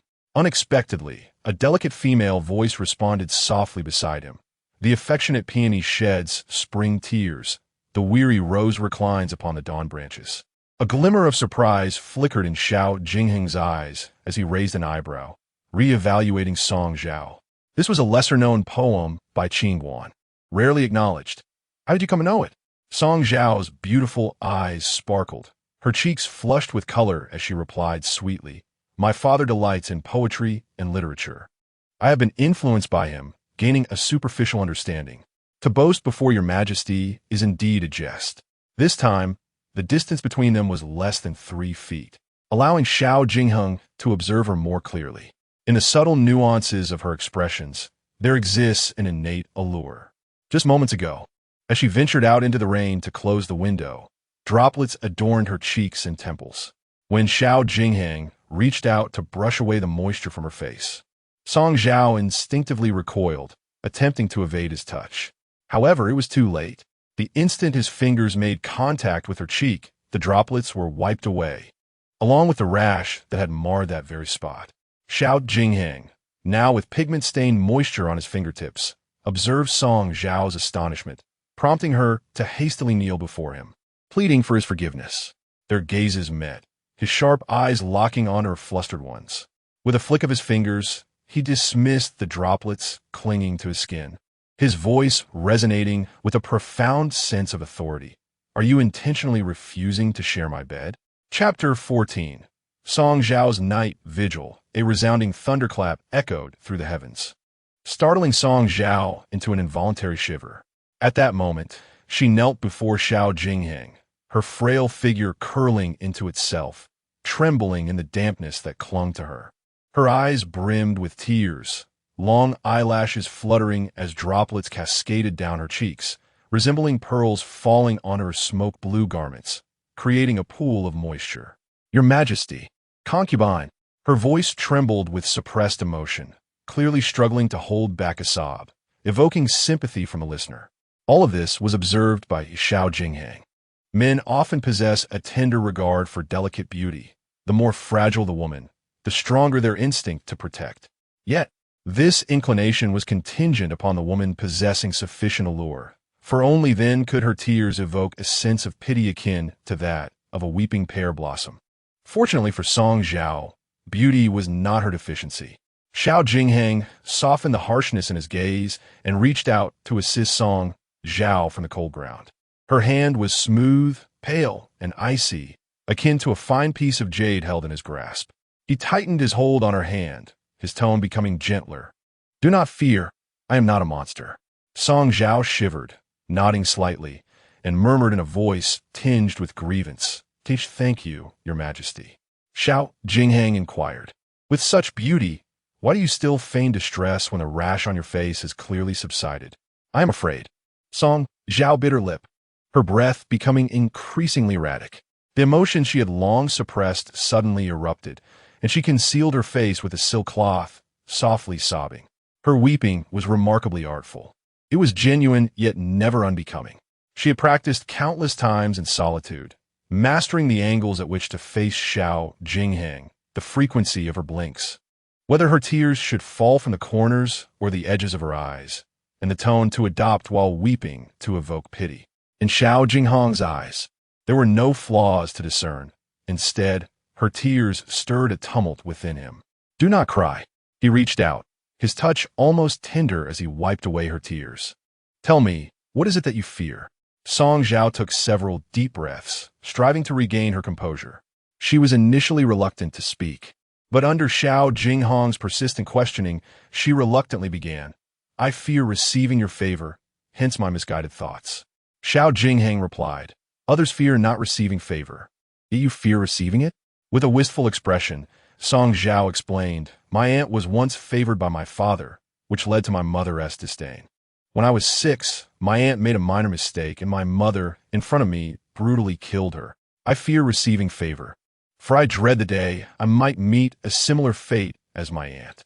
Note: in ancient customs, children born of concubines must refer to their father's legitimate wife as mother, and the concubines, regardless of whether they are the biological mother or not, must be referred to as aunt. Upon hearing Song Zhao's words, Zhao Jinghang outwardly offered her gentle reassurances, saying, "Do not be afraid. Your father did not protect your aunt back then, but now that you become my consort, I shall certainly safeguard you." Furthermore, within the imperial city, the laws of propriety reign supreme. No one can strike or insult you without cause, understand? While he consoled her, his thoughts wandered. Song Zhao was indeed exquisite in beauty, yet lacked intelligence. Was she not concerned that her words about her family would provoke his judgment on Song Shurching? To accompany a ruler is akin to walking with a tiger. A single utterance from her could jeopardize her father's future. However, compared to other consorts, Song Zhao's lack of cunning was precisely to Zhao Jinghang's satisfaction. In the harem, from the Empress to the lowest-ranking consorts, who was not filled with ulterior motives. Even in casual conversation, their words were meticulously calculated in their hearts. At times, being in the company of those two clever and rule-bound necessitated constant vigilance against being ensnared in their schemes, which was indeed exhausting. Yet, Zhao Jinghang remained oblivious to the fact that Song Zhao secretly wished to drag her maternal family into ruin, desiring them to accompany her birth mother in death. The thunderstorm outside raged on, and the capital had not experienced such heavy rain in years. Each clap of thunder made Song Zhao involuntarily shudder. Zhao Jinghang gazed at her. The tears had washed away much of the redness on her face, revealing her delicate skin, which glowed with a captivating radiance, making one unable to look away. She claimed to fear not the thunder? He smiled indulgently, akin to soothing a child, gently patting her head, crying, "So, your eyes will swell by tomorrow." and others will think I have wronged you tonight. Go wash your face. I am here with you, so there is no need to fear." Taking her hand, he led her from the warm seat to the mirror stand. On the edge of the mirror stand lay a basin crafted from pure gold, intricately engraved with dragon patterns, filled with morning dew infused with rose and begonia petals. Xiao Jingheng inquired if she harbored any grievances against flowers other than peach blossoms. Song Zhao shyly shook her head and then accepted the plain handkerchief he offered, delicately washing her face. As Xiao Jingheng watched her red rashes diminish under the cleansing water, they eventually faded entirely, revealing her fair and tender visage.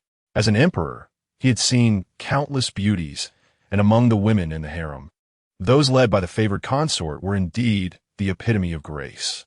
Nevertheless, upon beholding Song Zhao's true beauty, he could not help but feel a tremor of astonishment, silently exclaiming at her ethereal allure. Such purity, like a lotus emerging from clear waters, unadorned by artifice. Feeling the intensity of Xiao Jingheng's gaze, Song Zhao became somewhat bashful. She lowered her head, a faint blush gracing her cheeks, and softly murmured, "Your Majesty." Xiao Jingheng swiftly embraced this enchanting being, wrapping his arms around her waist and lifting her effortlessly, before gently placing her upon the dragon couch. Before lowering her, his index finger had already ensnared the knot of her waist sash. With a slight tug, the knot unraveled, and the sight of springtime blossomed before his eyes. His fingertip gently glided over Song Zhao's shoulder as the thunder rolled outside, causing her body to tremble uncontrollably. Xiao Jingheng loomed over her, drawing close to her ear, allowing his warm breath to cascade over her earlobe, softly murmuring, "If you are afraid, hold me tighter." As he spoke, he grasped Song Zhao's wrist, placing it upon his lean waist.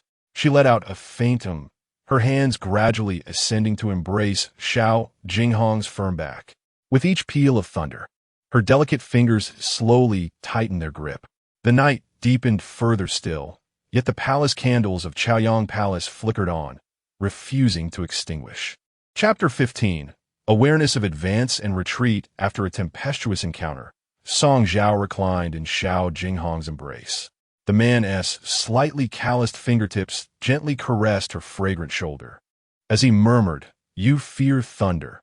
Let us wait until the rain ceases before you depart." It was evident to any discerning observer that the rain would not relent anytime soon. Implicit in Xiao Jingheng's words was a desire to linger a little longer with Song Zhao. He was a man of restraint, rarely indulging in the allure of beauty. Among the numerous concubines in the palace, only the favored consort Chun had enjoyed the rare honor of being favored multiple times due to her exceptional skills. He had anticipated that Song Zhao would readily acquiesce, but to his surprise, she replied, "Your Majesty, I cannot stay. Otherwise, there will undoubtedly be gossip tomorrow, suggesting that I have lingered too long in your presence. Today marks my first night of service. I do not wish to attract undue attention." As she spoke, her voice trembled with timidity, and the proximity of their bodies allowed Xiao Jingheng to clearly perceive the quivering of her delicate form. He pondered whether the traumatic incident when her biological mother had brutally slain her aunt before her eyes had left her with profound psychological scars, rendering her hesitant and cautious. Yet, perhaps this was for the best. Such a woman would not become arrogant through favoritism. Turning slightly, Xiao Jingheng pressed a gentle kiss upon Song Zhao's forehead, conceding, "Very well, I shall have someone escort you home." As she rose to change, Xiao Jingheng reclined on the bed, propping his head on one hand, his fervent gaze unabashedly fixed upon her. It was as though he were admiring a finely crafted work of art, with every inch of her youthful form igniting his imagination. This sense of novelty he had experienced with other strikingly beautiful concubines, yet with Song Zhao, the sensation was markedly intensified. Exercise caution in all matters. Upon your return, should the redness on your face have completely healed, it may raise suspicion. When you pay your respects to the Empress tomorrow, if others inquire about your complexion, simply say that I summoned the imperial physician to attend to you, and thus the redness has subsided. As Song Zhao fastened her waist sash and offered a respectful bow, she expressed her gratitude.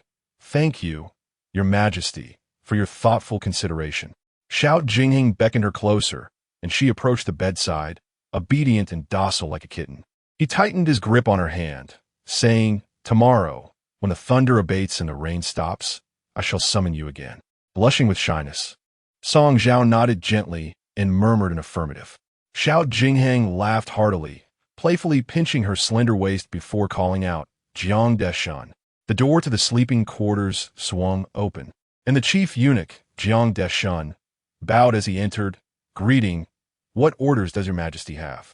"The winds and rain are fierce outside. Ensure that you protect Song Daring as she departs." Thus it was that Song Zhao was escorted out of Chaoyang Palace by Jiang Deshan, who held an umbrella for her while becoming thoroughly drenched himself.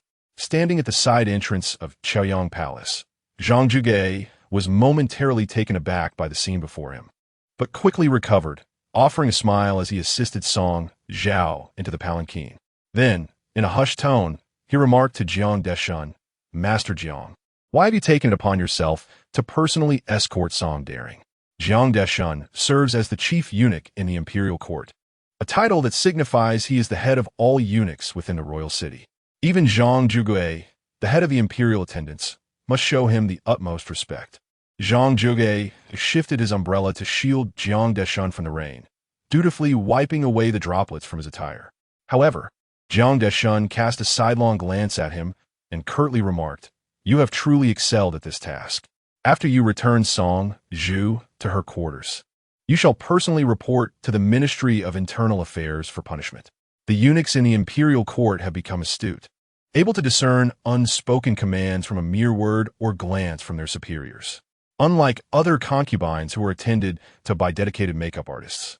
Song Zhao was sent to the Chaoyang Palace in her natural state, devoid of adornment. How could Xiao Jingsheng remain oblivious to the fact that the attendants from the imperial attendants were conspiring against her? Yet this matter was trivial. Xiao Jingsheng found no inclination to pursue the identity of the culprit, for punishing Zhang Zhuge would suffice to ensure that his hidden ally would learn to behave.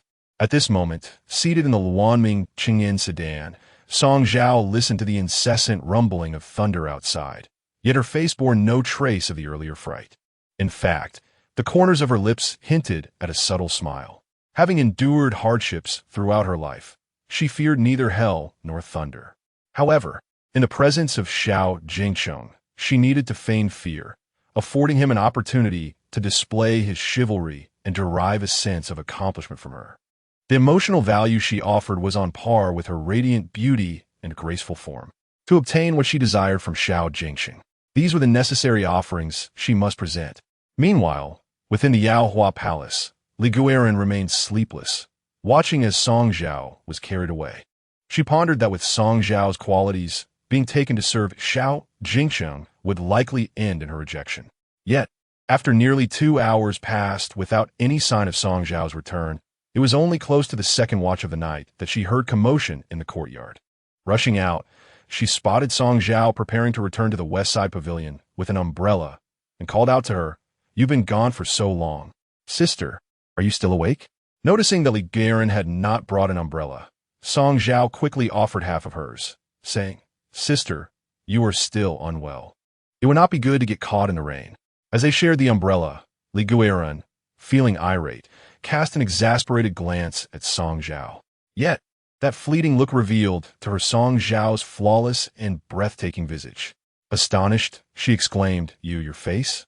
Song Zhao shyly touched her cheek and replied, "Today, during my audience with the emperor, he noticed the persistent rash on my face. A physician had come to check on the emperor's health, and he kindly examined me as well. Thanks to his skilled treatment, the rash has indeed subsided, which is why I returned later than expected." Li Guiran, hearing this, felt a surge of irritation. In the past, she had never regarded Song Zhao as a worthy rival. To her, even Lu Changzai and Xiao Changzai had greater chances of favor. However, upon witnessing Song Zhao's true beauty today, even a confident woman like Li Guiran could not suppress a twinge of envy in her heart. This face, not to mention Xiao Jingheng, even she could not help but marvel at its beauty. "Humph." Li Guiran scoffed coldly and remarked, "The emperor seems quite fond of you, doesn't he?" Song Zhao evaded the topic, saying, "How could I possibly compare to my sister? Just earlier, When the physician attended to me, the emperor inquired about my sister's well-being, expressing his intent to visit her when he found the time. I have served the emperor before you, so naturally, our bond is not something you can rival. As they conversed, Li Guoran suddenly snatched the umbrella from Song Zhao's hands. Let me warn you, do not think that having shared the emperor's bed places you on equal footing with me. I am a noble consort, while you are merely a favored maid. If you dare to seduce the emperor, I shall not hesitate to inform the empress. With that, she turned away in a huff, leaving Song Zhao alone in the rain. Chapter 16, The First Encounter with Concubine Shu. When Yinshan heard the commotion in the courtyard and emerged from the eaves, she found Song Zhao standing alone in the heavy rain. Hastily, she took an umbrella and rushed to her side, shielding her from the downpour while gently wiping the rain from her forehead. "My lady, what are you doing? How can you stand out in such torrential rain?" Noticing Lady Li had shut the door to the eastern chamber forcefully, she inquired further, "Did Lady Li instruct you to stand here?" "No, it has nothing to do with her," Song Zhao replied, gripping the handle of the umbrella. As she spoke, her gaze flickered towards the palace gate before she added, "I feel a bit weary. Let's return inside for now." Once back in her chamber, Yinshan helped Song Zhao change in her night clothes and prepared warm water for her to wash up. Song Zhao sat quietly, seemingly lost in thought. However, just as Yinshan turned to retrieve a handkerchief, Song Zhao suddenly flung open the window, allowing the cold wind and rain to drench her once more. Yinshan was taken aback, exclaiming, "My lady, what are you doing? If you catch a chill, it will be dire." She rushed forward to close the window, but Song Zhao stopped her, declaring, "Today, I must embrace this chill. Not only must I endure it, but I also wish to develop a fever to weaken my body." "My lady, you have just gained favor. A sickly consort cannot attend to the emperor's needs. What I desire is not mere attendance. I seek the emperor's exclusive affection." The rain continued to pelt Song Zhao's radiant face, enhancing her beauty akin to a peony blooming amidst a storm. Even as the petals were dampened, her stem remained upright. After her upper body was thoroughly soaked, Song Zhao finally closed the window herself. Taking the handkerchief from Yinshan, she began to dry her wet hair and remarked nonchalantly, "From a moment the emperor entrusted Jiang Deshan to escort me from Chaoyang Palace, I knew that Zhang Jigui's neglect of duty would result in repercussions. To redeem himself, he will undoubtedly concoct schemes against me. He is aware of my favor with the emperor and will likely rush to inform him of my circumstances upon my return to the palace." When Lady Li reprimanded me in the courtyard, I caught a glimpse of movement outside the palace gate, which led me to suspect Zhang Jigui was eavesdropping. If it truly was him, it would be better for him to witness Lady Li's difficulties with me and report it to the emperor. Thus, when I fall ill tomorrow, the emperor will see the consequences of his affection and feel guilt and remorse. If Zhang Jigui saw nothing, it matters little. Tonight, the emperor has instructed me to wait until the rain ceases before departing. It is I who insisted on adhering to the rules and returned in the rain, which will lead to my illness. Yinshan grew increasingly perplexed. But what benefit is there in falling ill? Lady Li also caught a chill, and the emperor paid her no mind. Song Zhao scoffed. Her illness is a result of her own foolishness. My affliction, however, arises from the emperor's affection. A common chill is of little consequence, but an ailment born for a man's sake resonates far deeper, evoking genuine empathy and concern. After a night of turmoil, upon waking the next morning, Song Zhao had indeed caught a chill and developed a high fever. Her first night in attendance was an occasion that necessitated her paying respects to the Empress. Today, during the audience, the other consorts noticed that the rash on her face had completely receded. Although traces of illness still lingered, her outstanding beauty could not be concealed, inevitably arousing a sense of vigilance among them. Consort Yin remarked with a hint of sarcasm, "Lady Song is truly beautiful. Such exquisite looks are sadly relegated to the position of a mere consort. It is indeed a misfortune for you, sister." Following her, consorting added, "You have been ill for so long, consuming countless medicines without improvement. Yet, after a brief visit with the emperor, you seem remarkably well. It appears the vitality of the Chaoyang Palace is indeed revitalizing, as the rumors suggest." Coughing lightly, Song Zhao rose respectfully to respond. "This humble servant has been unwell for an extended period, relying entirely on the diligent care of the esteemed ladies present. Your kindness will forever be etched in my heart, and I shall never forget it. Both Consort Yun and Consort Ing exchanged glances, permitting her to maintain her formalities without urging her to rise. It was the Empress, with a gentle demeanor, who interjected, "We are all sisters here.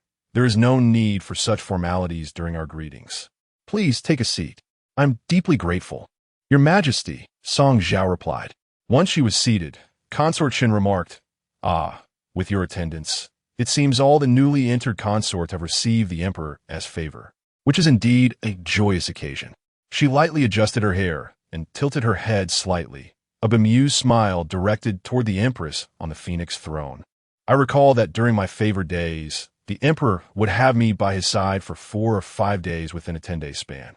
At that time, Your Majesty often advised the Emperor to be equitable in his affections. I trust you are pleased now?" The Empress gazed at her with soft eyes, a serene smile gracing her lips. When everyone is favored, jealousy and malice within the harem diminish. A tranquil harem ensures the tranquility of the Emperor, and thus, I am naturally pleased. Consort Chin's brow arched slightly, her smile widening. Indeed, however, if my memory serves me correctly, the Emperor has not summoned you for his bedchamber in 2 or 3 months, has he? It is understandable, given that your Majesty suffers from a heart ailment. Such matters are too stimulating. At this remark, the smile on the Empress's face promptly froze. The awkwardness was broken by a palace attendant announcing, "Consort Shu pays her respects to your Majesty." Like the others, Song Zhao turned her gaze toward the entrance. There stood Consort Shu, adorned in a flowing rose-red floral robe, her elaborate jewelry shimmering, with her left hand resting on her waist and her right hand cradling her noticeably rounded abdomen. She was flanked by 4 palace maids, who appeared anxious to prevent any mishap. Consort Shu stood at the foot of the hall, poised to bow to the Empress, but the Empress quickly responded, "Given your condition, there is no need for such formalities. Qinghua, assist your mistress in taking a seat." Once seated, Consort Shu smiled and said, "The summer heat has prevented me from coming to pay my respects to your Majesty for nearly a month. After last night's rain, the weather has finally cooled, and I hurried here."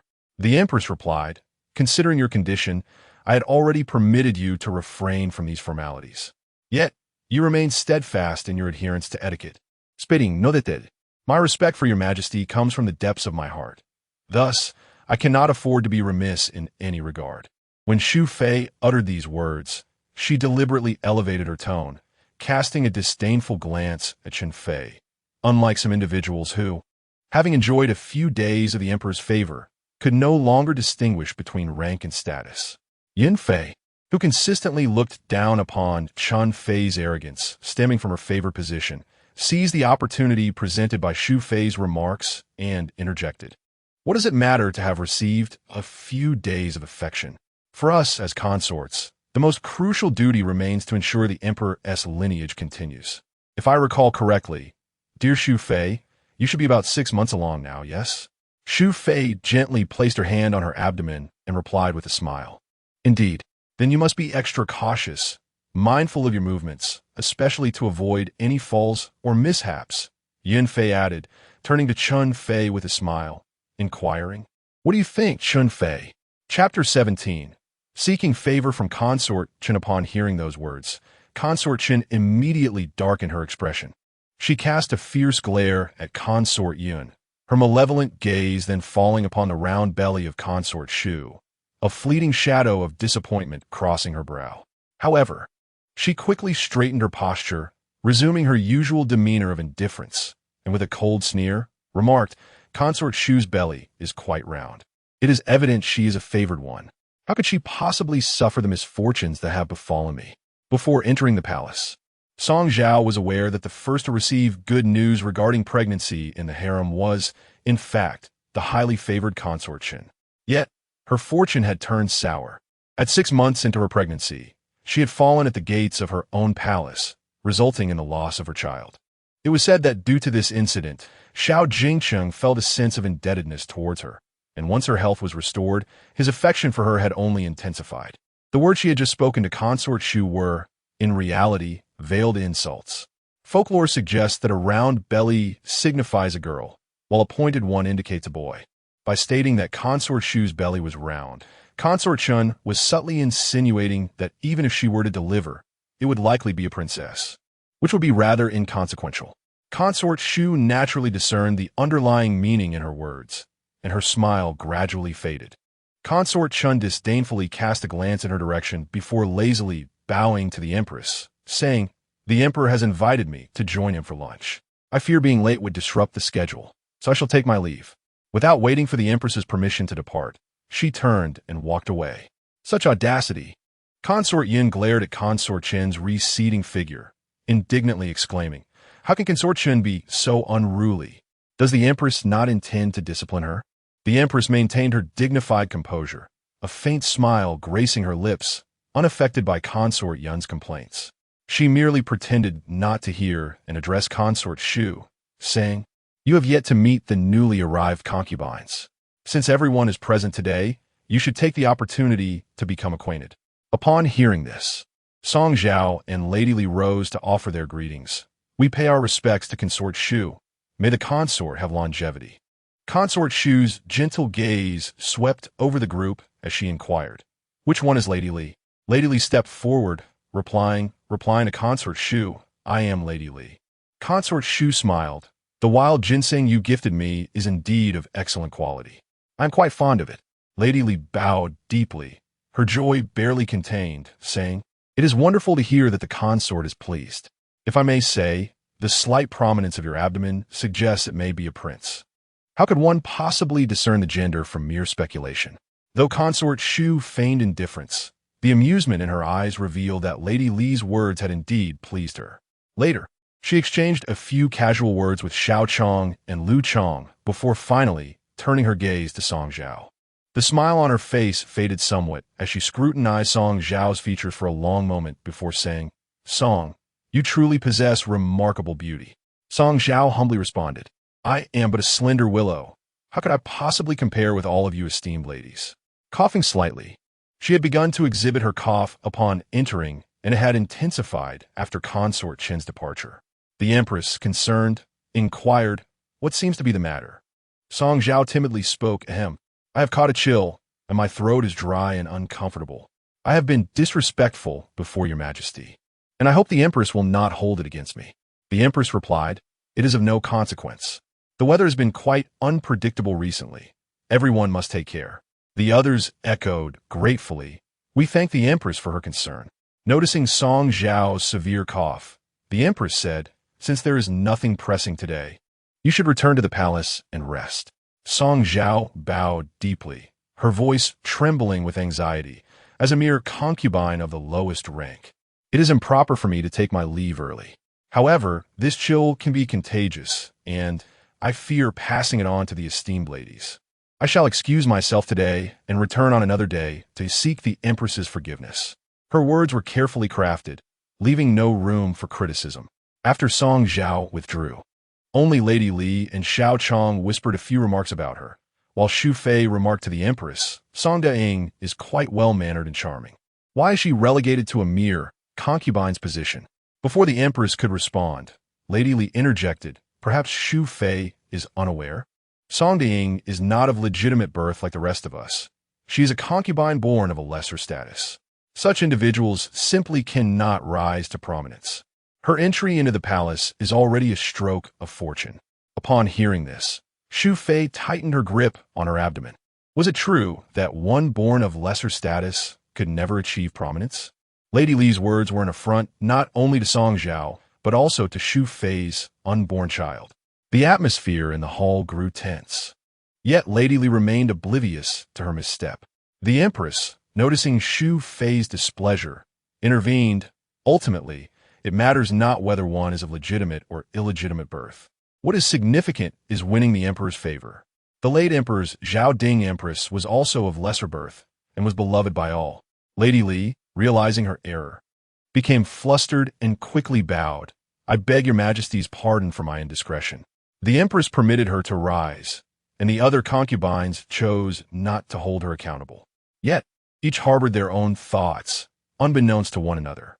Having distanced herself from the brewing storm, Song Zhao emerged from the Fenghuan Palace. Her cough ceased, and she almost sprinted to catch up with the retinue of Chun Fei. "Your Highness," she called, halting her procession. Chun Fei turned, surprised. "It is you?" Song Zhao hurried forward, bowing deeply. "I am grateful for your Highness's support." The opportunity for Song Zhao to attend the Emperor's bedchamber was entirely orchestrated by Chun Fei. Initially, she intended to diminish Lady Li's arrogance, believing that with Song Zhao's appearance, there would be no significant impact. However, to her astonishment, Song Zhao turned misfortune into fortune, thereby securing the Emperor's favor. "What do you thank me for?" Chun Fei asked.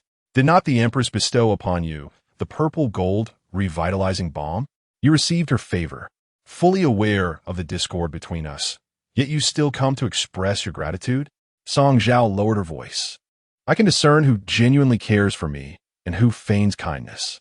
After a month of entering the palace, had the Empress truly wished to assist me, I would have been graced with the Emperor's presence much sooner. If not for the benevolence of Consort Chun, I fear I would have remained in this secluded palace, lost to obscurity for an extended period.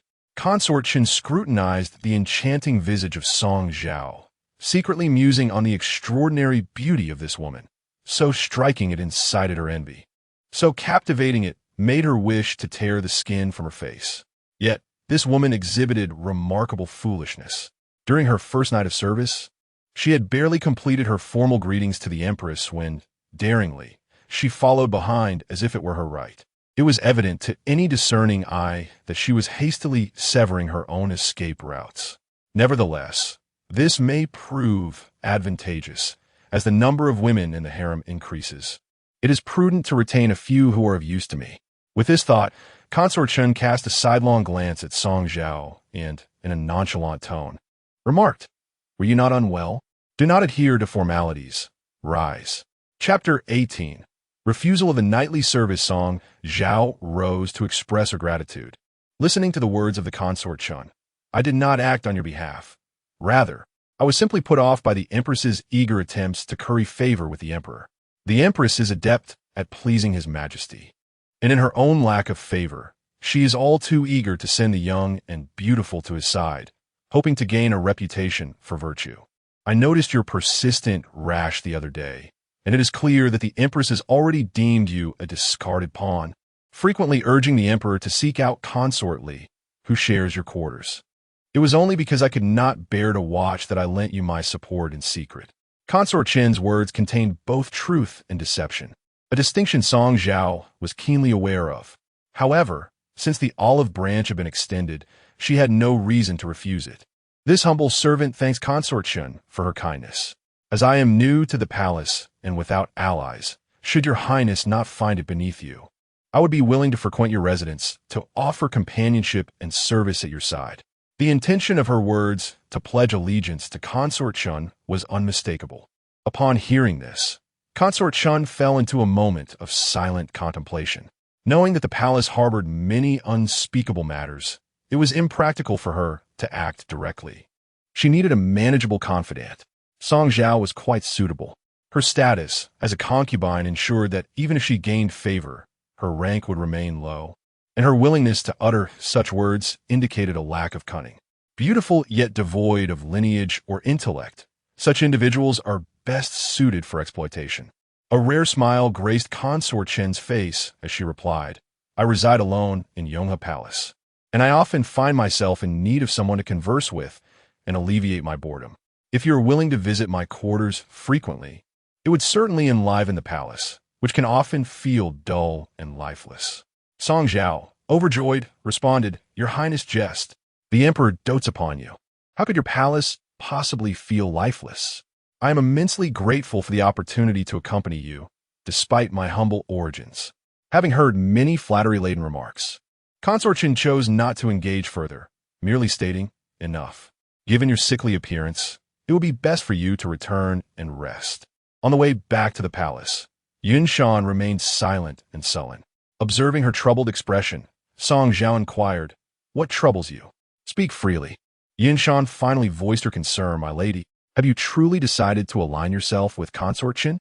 Before entering the palace, we heard tales of her being the Emperor's favorite, and her temperament is notoriously jealous and domineering. Compared to her, I find the Empress to be far more benevolent. At least she would not scheme against you, Song Zhao replied, even if I agree to her terms. Publicly aligning with her will prevent me from clashing with the Empress. Furthermore, if you say she is jealous, she will inevitably plot against those who are favored. I must first become her ally, allowing her to use me before she considers me a threat. I need time to evade her sharpness, lest I become a target before I have established myself in the Emperor's favor. Yinshan pondered this and found merit in Song Zhao's reasoning, nodding in understanding before adding, "Did the Emperor not mention he would summon you to his chambers this evening? Let us hasten back to the palace, take our medicine, and work up a sweat. It will alleviate my condition. I shall not attend to the Emperor tonight." Song Zhao, gazing ahead on the path, uttered this with an expression devoid of emotion. Yinshan, taken aback, inquired, "You will not go? Are you concerned that the Emperor will discover your illness and revoke your favor? But what if he does revoke it? We must prepare in advance." Song Zhao replied nonchalantly, "What I mean by not going is that, regardless of whether the attendants from the respectful affairs room come or not, I shall not attend. If they do not come, then that is well. If they do, you shall convey my message. Inform them that I have caught a chill and am suffering from high fever, fearing to transmit my illness to the Emperor. Thus, I cannot attend." Yin Shan's eyes widened in disbelief. "How can this be? If the Emperor revokes your favor, it is tantamount to issuing a decree. If you do not go, it will be an act of defiance." Upon hearing this, Song Zhao appeared to find it an amusing jest, chuckling lightly. "Surely, no one in the harem dares to defy the Emperor's decree? Then I shall be the first to make my mark. Moreover, my act of defiance is born out of concern for his royal health. Do not trouble yourself with other matters. Simply do as I say." As night fell and the hour for the evening meal approached, the attendants from the respectful affairs room indeed arrived. Today, it was none other than Zhang Zhigui, the head of the respectful affairs room, personally escorting the imperial sedan chair into Yaohua Palace, a testament to Xiao Jingheng's genuine concern for Song Zhao. When Yinshan stepped out to greet him, she noticed Zhang Zhigui limping as if he had received a beating. She thought to herself that her mistress's intuition had proven correct. Zhang Zhigui must have been punished for neglecting Song Zhao the previous day. Upon seeing Yinshan, Zhang Zhigui immediately approached with a smile, inquiring, "Where is Song Zhao?" "Wonderful news. The Emperor has again summoned Song Zhao's favor today. 2 consecutive days of being favored. Such honor was once reserved only for Consort Chen." Though it sounded like a momentous occasion, Yinshan wore a troubled expression, unable to share in the joy. "Your Excellency is unaware. My mistress has caught a chill and is currently bedridden with a high fever. She fears transmitting her illness to the Emperor, hence she cannot attend tonight." Zhang Zhigui's expression changed upon hearing this. She appeared perfectly well when she returned yesterday. How did she fall ill? Is it serious? Has a physician been summoned? Yinshan shook her head. "My mistress is frail. She caught a chill after being caught in the rain and fell ill upon waking. She wishes to keep this matter private and has instructed me not to call for a physician, claiming that a strong ginger tea will suffice to work up a sweat. I could not persuade her otherwise." Zhang Zhigui, still reeling from the pain of his punishment, realized that should Xiao Jingheng discover that Song Zhao fell ill due to the rain, especially after he had escorted her back, the blame would inevitably fall upon him. His life would be forfeit. Fortunately, he had been astute the previous day. After escorting Song Zhao back, he did not depart immediately, but lingered by the door, witnessing a quarrel between Li Guiran and Song Zhao. Thus, to absolve himself, he quickly informed Yinshan, "We all saw it yesterday. It was Li Guiran who seized Song Zhao's umbrella, leaving her to stand in the rain. It must have been this that caused her to fall ill." Upon hearing these words, Yinshan felt a sense of clarity. Everything aligned with Song Zhao's predictions. Indeed, Zhang Zhigui had witnessed it all. Thus, she followed Song Zhao's instructions and stated, "Your Excellency, please refrain from making unfounded accusations. My young master has never had a dispute with Lady Li." At that moment, in a bid for self-preservation, Zhang Zhigui disregarded Yinshan's words, insisting on informing Xiao Jingheng about the supposed altercation between Lady Li and Song Zhao. including the incident of seizing Song Zhao's umbrella, leaving her stranded in the rain in order to extricate himself from any implications. With a flourish of his feather duster, Zhang Jigui hurriedly remarked, "We all witnessed this yesterday. Do not attempt to conceal the truth. Take good care of our master, for I shall return and report this matter to His Majesty." Chapter 19. Scheming against the Li family. Zhang Jigui, ever cunning, limped away after uttering those words. As soon as the palanquin of Luan Ming Cheng-en arrived, Consort Li stood eagerly at the door, peering out. Wen Yunshan and Zhang Jigui conversed at the palace gates. Their voices were so hushed that no one could discern their words. Consort Li observed Zhang Jigui's departure, suspecting he had heard of Song Zhao's illness, and promptly returned to report to Xiao Jingcheng, intending to have Song Zhao's green token revoked. After all, when she herself had caught a chill, the honorary office had also withdrawn her green token. How fortunate! She positioned herself before Yunshan, obstructing her path, and mockingly exclaimed, "What? Your young master has fallen ill, and you still wish to attend to her? Dream on." Yunshan had no intention of engaging with Consort Li and hurriedly performed her curtsy to leave. However, Consort Li, in a sudden fit of rage, struck Yunshan across the face. Yunshan, holding her reddened cheek, looked at Consort Li, who arrogantly regarded her with disdain, as if the maidservant beside a noble did not understand decorum. "I am a consort, and Song Zhao is merely a concubine. She must listen to me with utmost respect. Were you to challenge that?" Yunshan felt a sense of injustice, but what could she do? In the imperial court, rank and title wielded oppressive power, just as higher officials could crush the lower ranks. No matter her grievances, she had to endure, otherwise it would inevitably implicate Song Zhao. "Calm down, I acknowledge my mistake. I did not mean to offend you, esteemed consort. It is just that my master is ill, and I am anxious to return and serve her," Yunshan pleaded. It's merely a chill. It won't claim her life. Hasn't she pretended to be weak before the Empress all day to garner sympathy? Is that not enough?" Consort Li retorted, shoving Yunshan aside with a fierce tone. "Return and tell your young master that I detest those who feign pity. Let her temper her behavior. Now leave." Yunshan suppressed her tears, nodded in acquiescence, and upon reaching the door of the western side palace, hurriedly wiped away the tears threatening to spill, taking a deep breath to compose herself. Only when her expression appeared untroubled did she push the door open and enter. She reported to Song Zhao, "My lady, as you instructed, I have informed Master Zhang. You were correct. The shadow seen at the palace gates last night was indeed him." Song Zhao, lying on the couch, weakly nodded. Yunshan felt her forehead, which was evidently hotter than in the afternoon, and anxiously suggested, "My lady, should we not summon the imperial physician? This fever cannot persist." Song Zhao casually replied, "There is no need for us to summon him. The physician will come on his own shortly." Then, feeling a twinge of thirst, she looked at Yunshan and said, "Could you fetch me some?" "Wait, what happened to your face?" Only then did she notice that Yunshan's left cheek was slightly swollen, as if she had been struck. Yunshan quickly turned away, avoiding Song Zhao's gaze, and stammered, "It's nothing. I just bumped into something." "Nonsense. With eyes on your head, how could you possibly bump your face while walking on level ground?" Song Zhao remarked, her dark eyes narrowing. Was it Consort Li? As Yunshan realized that the situation could no longer remain concealed, she reluctantly conveyed to Song Zhao the events that had transpired in the courtyard. She refrained from mentioning her own grievances, instead advising Song Zhao, "Do not take it to heart, my lady. Lady Li speaks such sour words solely because she cannot bear to see you favored. Her words, like the bark of a mad dog, do not merit my concern." Gently caressing Yunshan's cheek, Song Zhao expressed her sympathy, saying, "But she should not have struck you." Yunshan pursed her lips and shook her head, assuring her, "It is of no consequence to me. You need not worry for my sake. After all, what servant is spared from reprimand?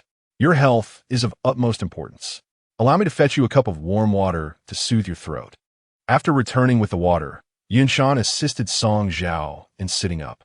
Song Zhao took a small sip before remarking, "Lady Li has been in the palace for a month, and I cannot fathom how many souls she has offended. I had no intention of confronting her. I would have let her be. Yet, since she seeks her own demise. Why should I not facilitate it? Casting a glance out the window, she noted that it was the hour for the evening meal, and the palace attendants were busily delivering dishes to the main hall. The main hall was occupied by the esteemed Yao Pai, who relished lively gatherings. During lunch or dinner, she typically invited Song Zhao and Lady Li to dine with her. After a moment of contemplation, Song Zhao instructed Yinshan, "Please inform Lady Yao that I am feeling quite unwell and fear I might transmit my illness to her and Lady Li, so I shall not join them for dinner." After a brief pause, she added, "Go in a quarter of an hour." Yinshan pondered that even if Song Zhao did not attend the meal, Lady Yao would likely not inquire about her absence.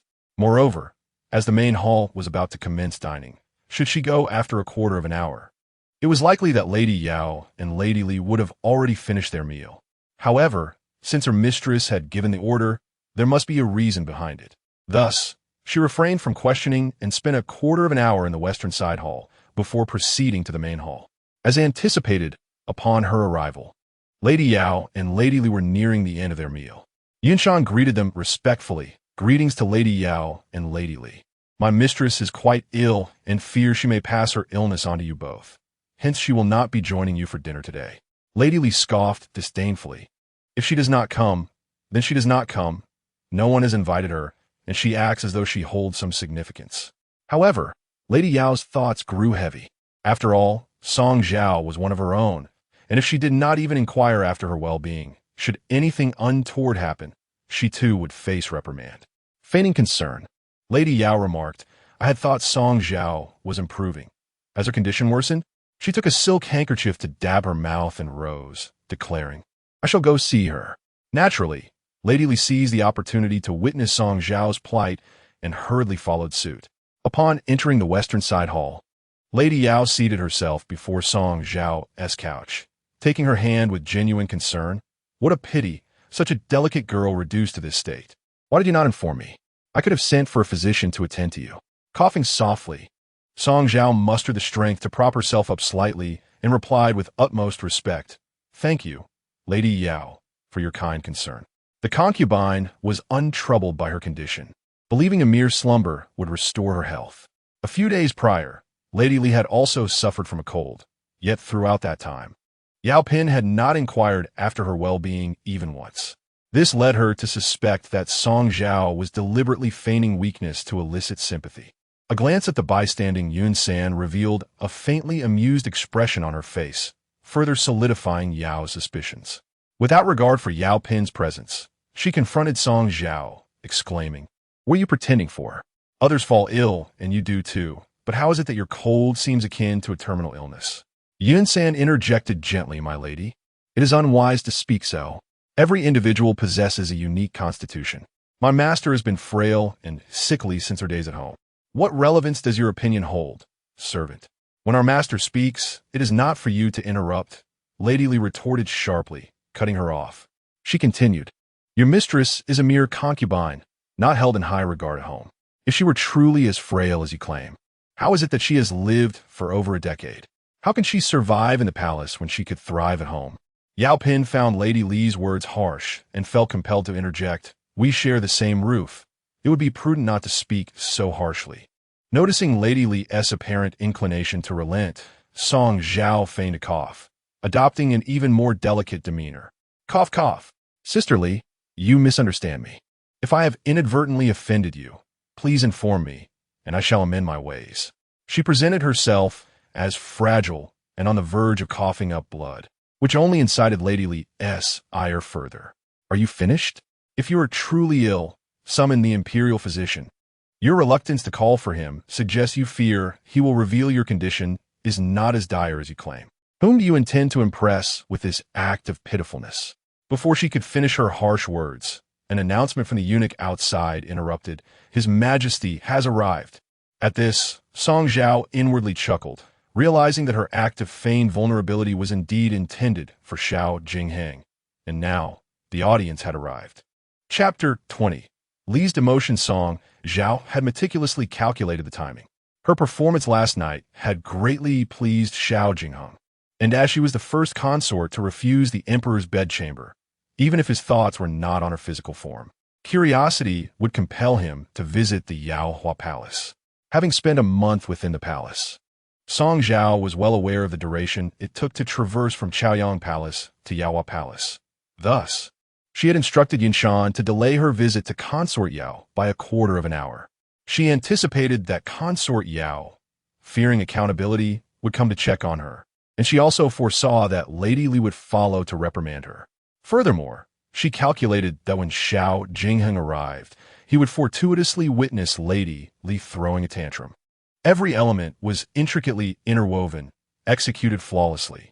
In a state of fluster, Consort Yao and Lady Li hurriedly bowed towards the main entrance. Song Zhao, despite her ailing condition, forced herself to rise from the bed and accompany them, saying, "This humble one wishes to pay her respects to your majesty. May the emperor enjoy longevity and prosperity." Upon entering, Xiao Jingheng, hearing Song Zhao's cough, immediately focused his gaze upon her. At that moment, she was clad in a simple nightgown, her knees delicately bent. Her naturally fair complexion, exacerbated by the fever's heat, rendered her cheeks flushed, giving her an appearance akin to gentle inebriation. Sensing Xiao Jingheng's gaze upon her, Song Zhao swayed slightly, accentuating her frail demeanor. Her slender, sickly figure resembled drifting duckweed, evoking a profound sense of pity. Xiao Jingheng stepped forward, taking her hand in his. "Why is your hand so warm?" he remarked, intending to touch her forehead, but Song Zhao recoiled, covering her mouth and nose with a hand, retreating a step. "Your Majesty, this humble one is unwell and should not face the emperor. It would be a grave offense to pass my illness on to you. Please, Your Majesty, take care of your health and do not." Xiao Jingheng, still holding on to Song Zhao's hand, tightened his grip subtly, drawing the fragile maiden into his embrace. He touched her forehead with the back of his hand, realizing she was burning with fever, which deepened his concern and self-reproach. He assisted her to sit on the couch and then called out towards the door, "Jiang Deshan, summon Physician Zhu for me."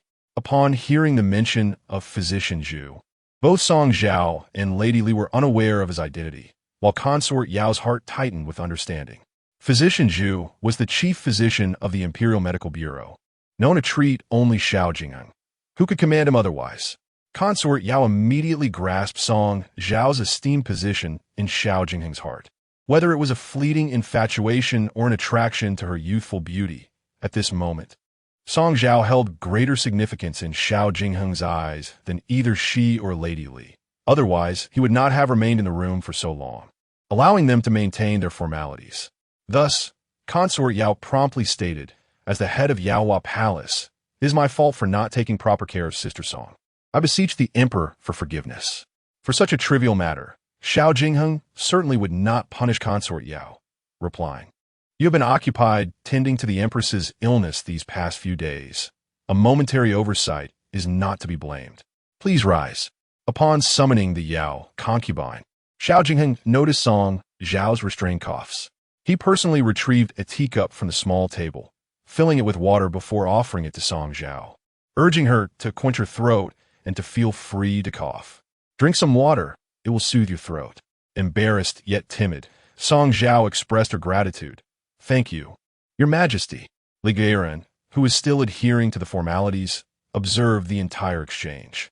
Ever since Xiao Jingheng entered, she had maintained her decorum, yet he had neither allowed her to rise nor cast a glance in her direction. Naturally, she felt wronged. Just days ago, she too had suffered from a cold. Why was it that Xiao Jingheng ignored her plight while showing such concern for someone else? Feeling slightly aggrieved, she feigned a cough or two. This act did indeed catch Xiao Jingheng's attention, though the look he directed at Li Guiran was tinged with a hint of gloom. Zhang Jiu had informed him that after Song Zhao spent the night with him, she had unwittingly incurred Li Guiran's displeasure, resulting in her punishment of standing in the rain for half the night, which led to her catching a cold. As the emperor, he had promised Song Zhao just yesterday that his affection would not bring her any peril. Yet today, he found himself breaking that vow. Did this not mean that Li Guiran had struck a blow against his authority? He cast a sidelong glance at Li Guiran and remarked in a flat tone, "Is your illness still not resolved?" Believing that Xiao Jingheng favored delicate women like Song Zhao, Li Guiran exaggerated her feebleness, replying, "Your Majesty, I have been frail since childhood. This cold has lingered for 7 or 8 days without improvement. Oh, yet I distinctly heard you speaking with considerable strength just a moment ago." Xiao Jingheng countered sharply. "How could you be unaware of Song Zhao's condition? You share the same roof with her, yet since your arrival in the palace, you have sought to bring her misfortune. Such jealousy among women. Surely you were taught better by your father." Li Guiran hastily protested, "Your Majesty, please see the truth. The matter of Song Zhao's cold has nothing to do with me. You may ask her." Song Zhao, appearing delicate, gently pressed her lips together before affirming, "My illness stems from my own frailty. It truly has nothing to do with sisterly. She has always been very kind to me. Please do not blame her, Your Majesty." Xiao Jingheng perceived her defense of Li Guiran as an indication of her benevolent nature. He raised a hand to interrupt her, declaring, "I only believe what I see and hear." At this, Li Guiran panicked completely, falling to her knees and bowing fervently. "Your Majesty, please see the truth. I truly have done nothing wrong. But did you not just claim your illness was unresolved?" He retorted, "How is it that you can now respond to me so fluently, without a cough to be heard?" Xiao Jingheng straightened his back, his regal posture accentuating his imperial authority. "Has your father never taught you the consequences of deceiving your sovereign?" At this moment, Lady Li found herself devoid of any room for argument, for she had indeed spoken falsehoods in the presence of His Majesty, Xiao Jingheng. Having been raised in luxury since childhood, she had never witnessed the might of the emperor. Now, struck with terror, her soul seemed to have fled, and her head struck the ground with a resounding thud as she repeatedly confessed her wrongdoing.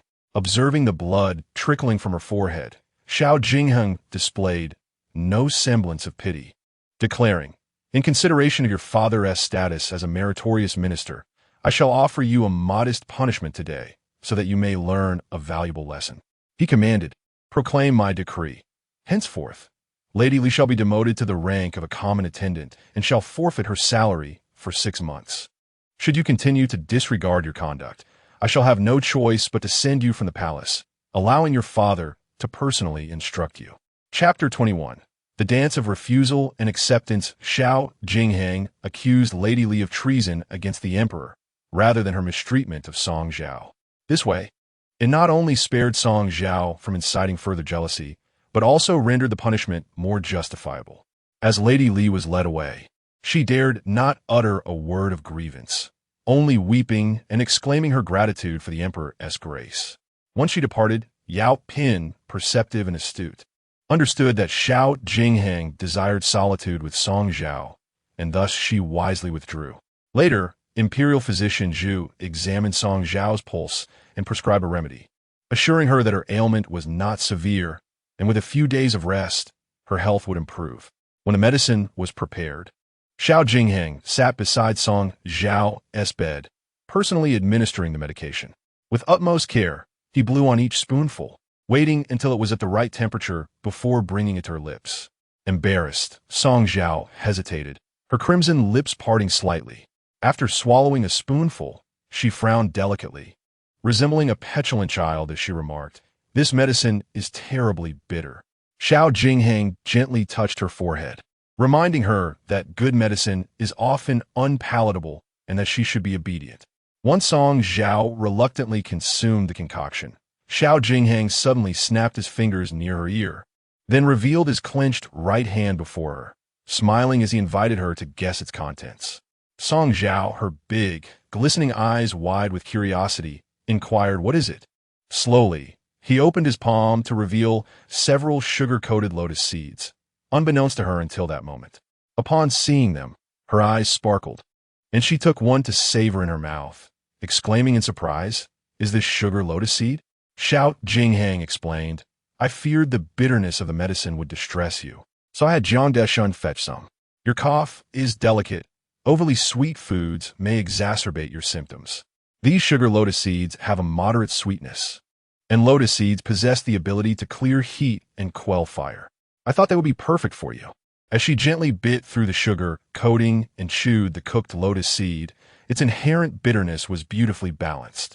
Yet, as she continued to eat, tears welled in her bright eyes, dampening her lashes. Xiao Jingheng, perplexed, wiped away her tears, asking, "What troubles you so?" Song Zhao replied, "When I was young, my aunt often made sugar lotus seeds for me. It has been so long since I tasted this flavor. It stirs up a torrent of emotions. And I fear I have embarrassed the emperor." Xiao Jinghang gazed into her tear-filled eyes, his heart racing slightly. This woman, with her enchanting allure, possessed a beauty that was breathtaking in every expression. Already feeling a sense of debt towards her, her tears only deepened his affection, prompting him to say, "It was unforeseen that Li would trouble you because of my summons to your side. I have promised you that as long as you remain by my side, I shall never allow anyone to humiliate you. Rest assured." Song Zhao nodded in affirmation, her faith in the emperor unwavering. She deliberately nodded with a bit more force, causing her loosely tied hairpin to slip, allowing her cascading tresses to fall like a waterfall. The fragrance of jasmine wafted towards Xiao Jinghang as it enveloped him. He inhaled deeply and embraced Song Zhao's shoulders, remarking, "Your hair smells delightful. Is it jasmine?" Song Zhao raised her eyebrows to gaze at him. Indeed, the concubine cherished the fragrance of jasmine, having infused jasmine juice into the soapwort water used for her hair. As she spoke, she discreetly observed the subtle changes in Xiao Jinghang's expression. She was well aware that he must indeed appreciate jasmine. Otherwise, the staff from the flower and bird department would not have been delivering pot after pot of jasmine flowers to the Empress's palace. As expected, her speculation resonated perfectly with Xiao Jinghang's sentiments. He embraced her even tighter, his nose gently brushing against her forehead as he murmured, "I too adore it. My beloved consort truly understands me." Upon finishing his words, his tender lips descended upon Song Zhao's forehead. His kiss gradually wandered down, inch by inch, claiming her face. To be frank, Song Zhao did not resist Xiao Jinghang's affections.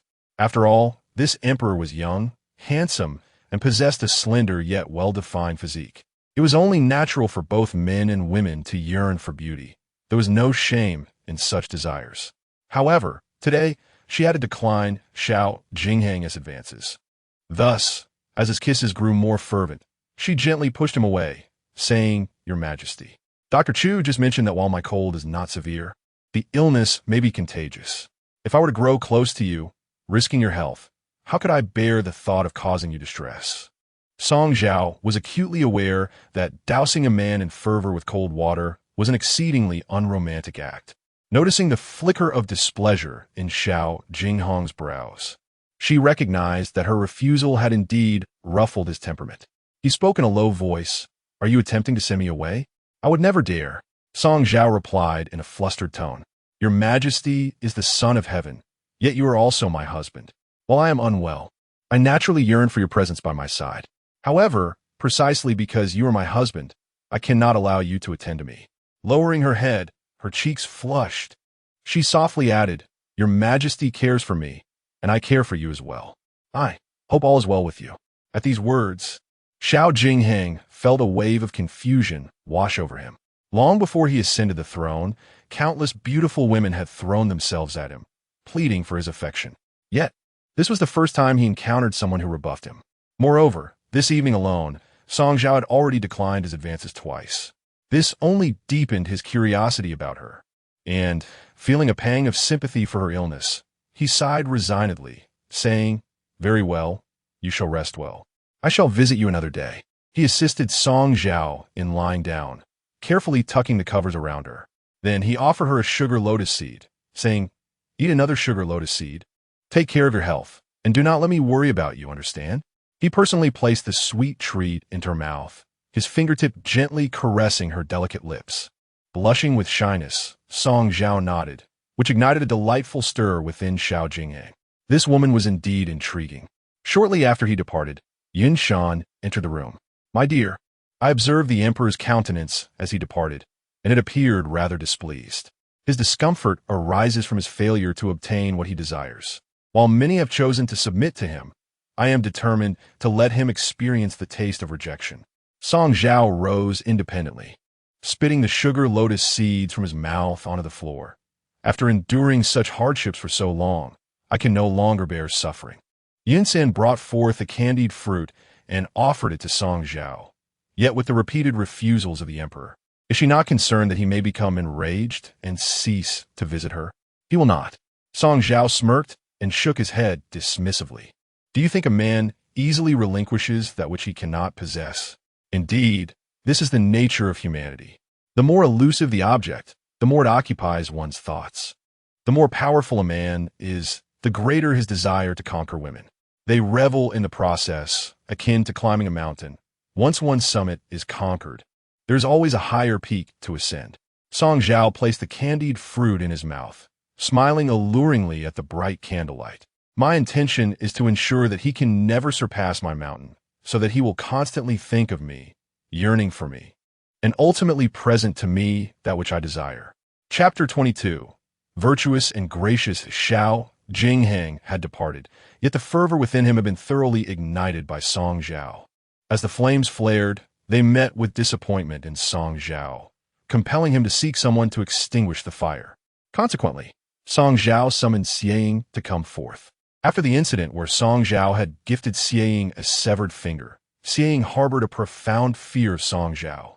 In her daily tasks, she no longer dared to be careless, and in private moments serving Song Zhao, she remained vigilant against any misstep. At this moment, upon seeing Song Zhao, she lowered her gaze, her eyes flickering with trepidation, appearing exceedingly flustered. With a teasing smile, Song Zhao remarked, "What are you afraid of? Am I capable of consuming you? Lift your head." Trembling, Xieying slowly raised her head and gazed at Song Zhao, stammering, "Master, what is your command?" Song Zhao instructed, "Tomorrow, when you respond to concubine Shun, inform her that the emperor intended to stay with me tonight, yet I persuaded him to seek her instead. Do you understand? Your servant obeys." Xieying nodded vigorously, and Song Zhao waved her off dismissively. Yinshan inquired, "How does the young master know the emperor would visit concubine Shin tonight?" With a cold smile, Song Zhao replied, "He may pursue whomever he pleases. How could a mere servant like myself influence his desires? My intention is solely to convey to concubine Shun that my heart lies with her, and that suffices." As the night deepened, the Fenghuan Palace was illuminated brightly. The Empress sat cross-legged on a warm seat, holding needle and thread, meticulously embroidering a vivid yellow fabric. The design depicted a lifelike five-clawed golden dragon, each scale requiring multiple meticulous stitches to achieve a shimmering effect from afar. It was evident that the Empress had invested considerable effort into crafting this dragon. So engrossed was she in her needlework that she did not hear the sound of the door being pushed open by the chief maid, Shuangruo. "Long live the Empress." Shuangruo greeted, bowing deeply before the Empress. She promptly fetched 2 candles to place on the table, enhancing the illumination before the Empress, for such intricate needlework demanded keen eyesight. With a smile, the Empress nodded, her hands remaining deftly in motion. With the Emperor's birthday approaching in a mere month, she felt compelled to hasten her work, especially after her recent health issues had delayed her progress. Shuangruo remarked, "Your Majesty has been preparing this garment since the eve of the new year. It has consumed 8 months of labor. The intricate golden dragon embroidery is complex, and you refuse to entrust it to anyone else. I truly feel for you. This is my heartfelt offering to the Emperor. When he wears it comfortably, my heart is also delighted. I do not find it burdensome." The Empress responded after completing a delicate stitch. "Did you come to see me for something?" The Empress inquired, replying to your Majesty. "The Emperor has just demoted Lady Li to a commoner and has penalized her half a year as salary." "Oh." The Empress paused momentarily, her hands ceasing their work. Was she not favored by the Emperor? How could she possibly face demotion? Shuangruo explained, "Lady Li has been excessively ostentatious, speaking without thought. Recently, she offended Consort Shu during a morning greeting, and her fate remains uncertain. It is said that the rebuke from the Emperor stems from a grave offense against the crown. Yet those in attendance remain tight-lipped, leaving the details shrouded in mystery." The Empress, wearing a composed expression, resumes her needlework. Previously, she could offer a few words of consolation to Lady Shu after their discord, but having now offended the Emperor, she finds herself powerless. Let her seek her own fortune. "Your Majesty has arrived." A palace attendant announced urgently from outside, eliciting a flicker of joy upon the Empress's face. She hastily entrusted her unfinished embroidered garment to Shuangruo for safekeeping, adjusted her appearance in the mirror, and proceeded to the main hall to greet him. Just as she arrived, Xiao Jingcheng stepped through the palace doors. The Empress knelt gracefully, offering her respects. "May your Majesty be blessed with peace and longevity." Xiao Jingcheng gently supported her arm, helping her rise. "How is your health today?" With a warm smile, the Empress replied, "Thank you for your concern, Your Majesty. I am much improved." As she reached for a purple jade teapot to pour tea for him, he stopped her, saying, "Every time I visit your palace, you tirelessly attend to my needs. Such tasks are best left to the servants.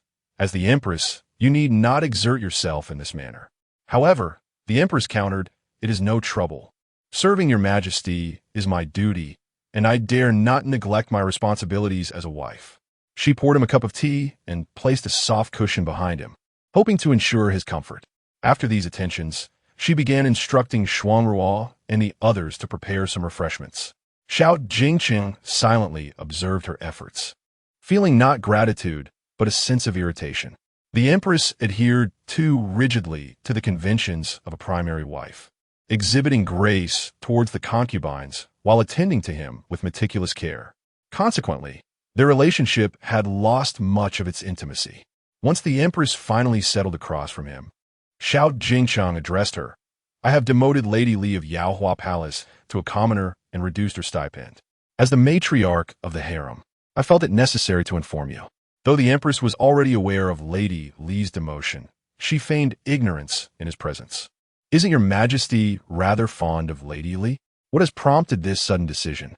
Xiao Jingcheng responded, "She lacks decorum." The Empress remarked, "While Lady Li may be somewhat impulsive, she does not appear to harbor ill intentions. The reduction of her rank serves as a severe punishment.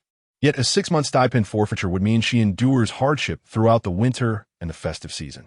Xiao Jingcheng raised an eyebrow at her, his left hand idly stroking the ring on his thumb.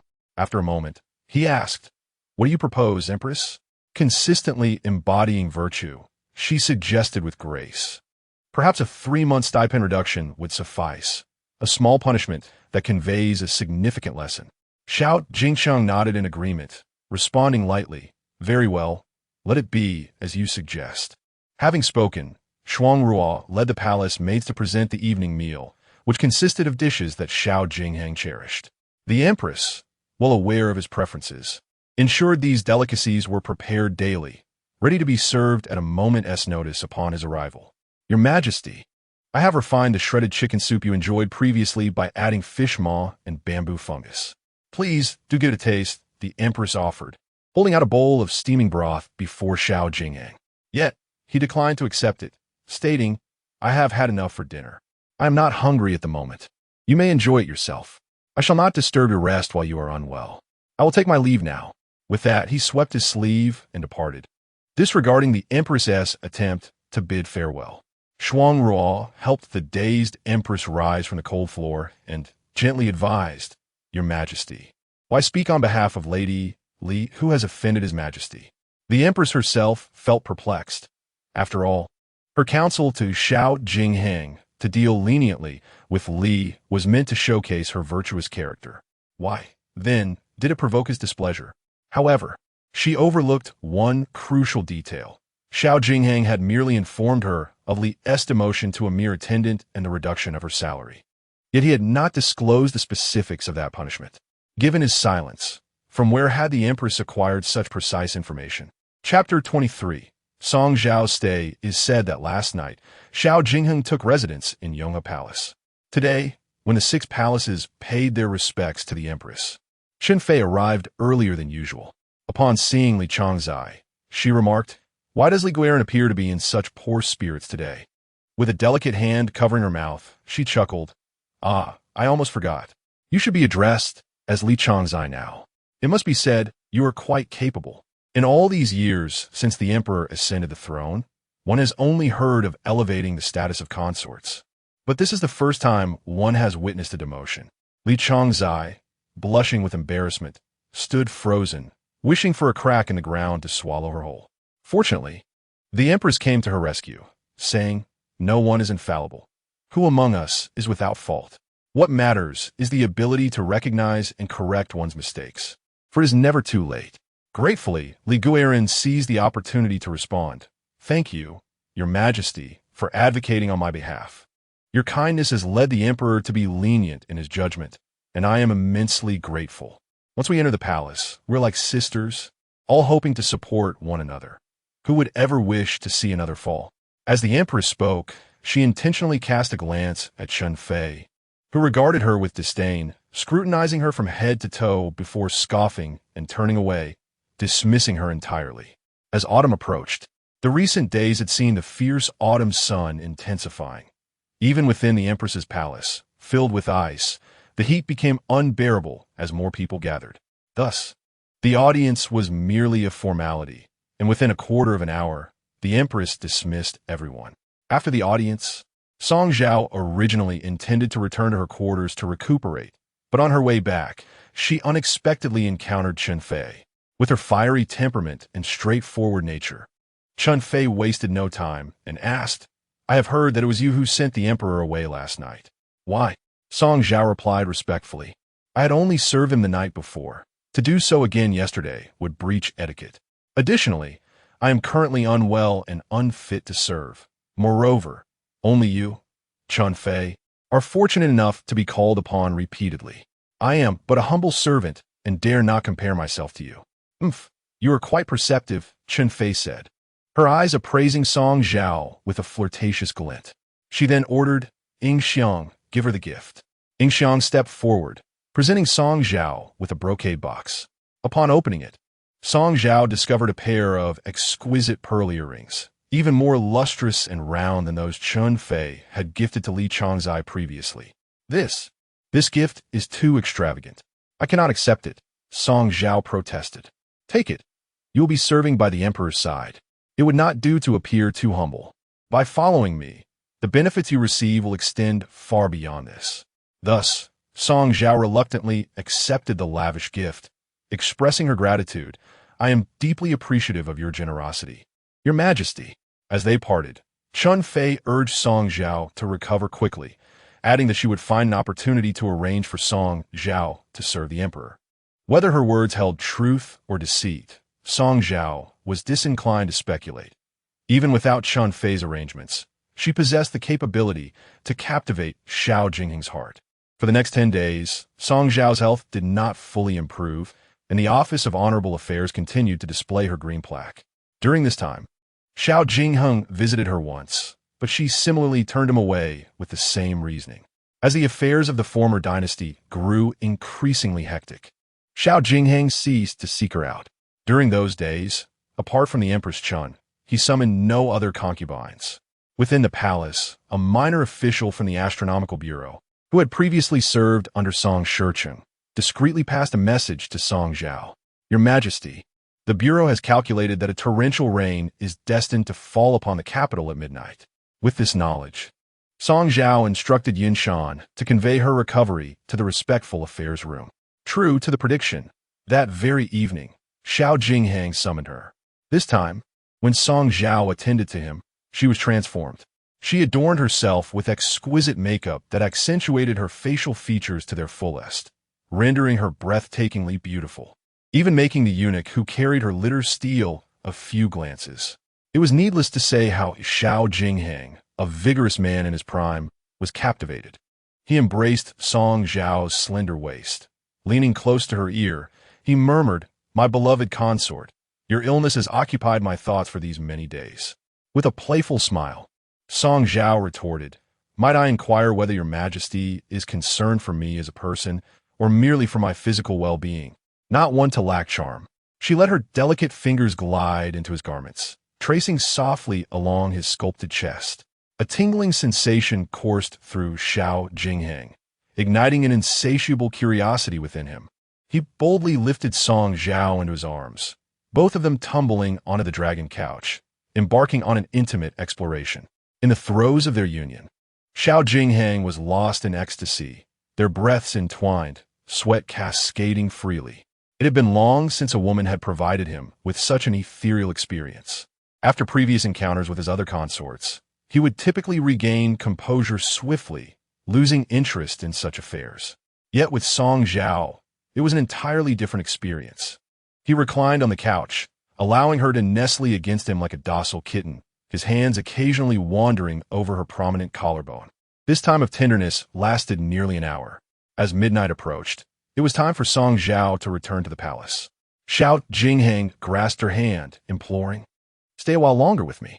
In relinquishing his imperial facade, his words bore an earnest plea under the enchanting influence of Song Zhao. She hesitated about to decline, when suddenly, a thunderous clap resounded from outside. Instinctively, Song Zhao shivered, prompting Xiao Jingheng to pull her closer into his embrace. Wrapping his arms securely around her, he reassured, "Fear not, I am here." Indeed, the Astronomical Bureau's predictions proved accurate. Scarcely had the thunder rolled when the rain began to fall in a gentle patter. Nestled in Xiao Jingheng's arms, Song Zhao gazed intently at the rain beyond the curtains, her expression a blend of wonder and trepidation, instinctively shrinking closer to him. He placed a gentle kiss on her forehead and whispered, "Stay with me." "Your Majesty, I cannot. Just a few days ago, you forbade me from seeking you, fearing that my illness might burden you, claiming it would cause you distress. Now, as thunder rumbles and rain pours outside, you are afraid of the storm, and your health has only just begun to recover. If you were to fall ill again upon returning today, would it not also prevent me from finding peace?" Xiao Jingheng gently cupped Song Zhao's chin, slowly guiding her to turn her head. His striking features loomed close before her, each breath brushing against her porcelain skin. He leaned down, pressing a fervent kiss upon her lips, and then, in a husky voice, he murmured, "Would you truly allow me to be unsettled?" Song Zhao's heart raced, the rhythmic thump-thump of her pulse drowning out the sound of the rain outside. Overwhelmed with embarrassment, she reached around Xiao Jingheng's neck, drawing closer, inch by inch, and breathlessly replied, "I cannot bear to." Chapter 24.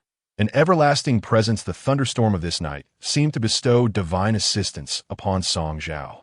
Following the Empress and the Consort Shun, she became the third concubine permitted to spend the night in the Chuyang Palace.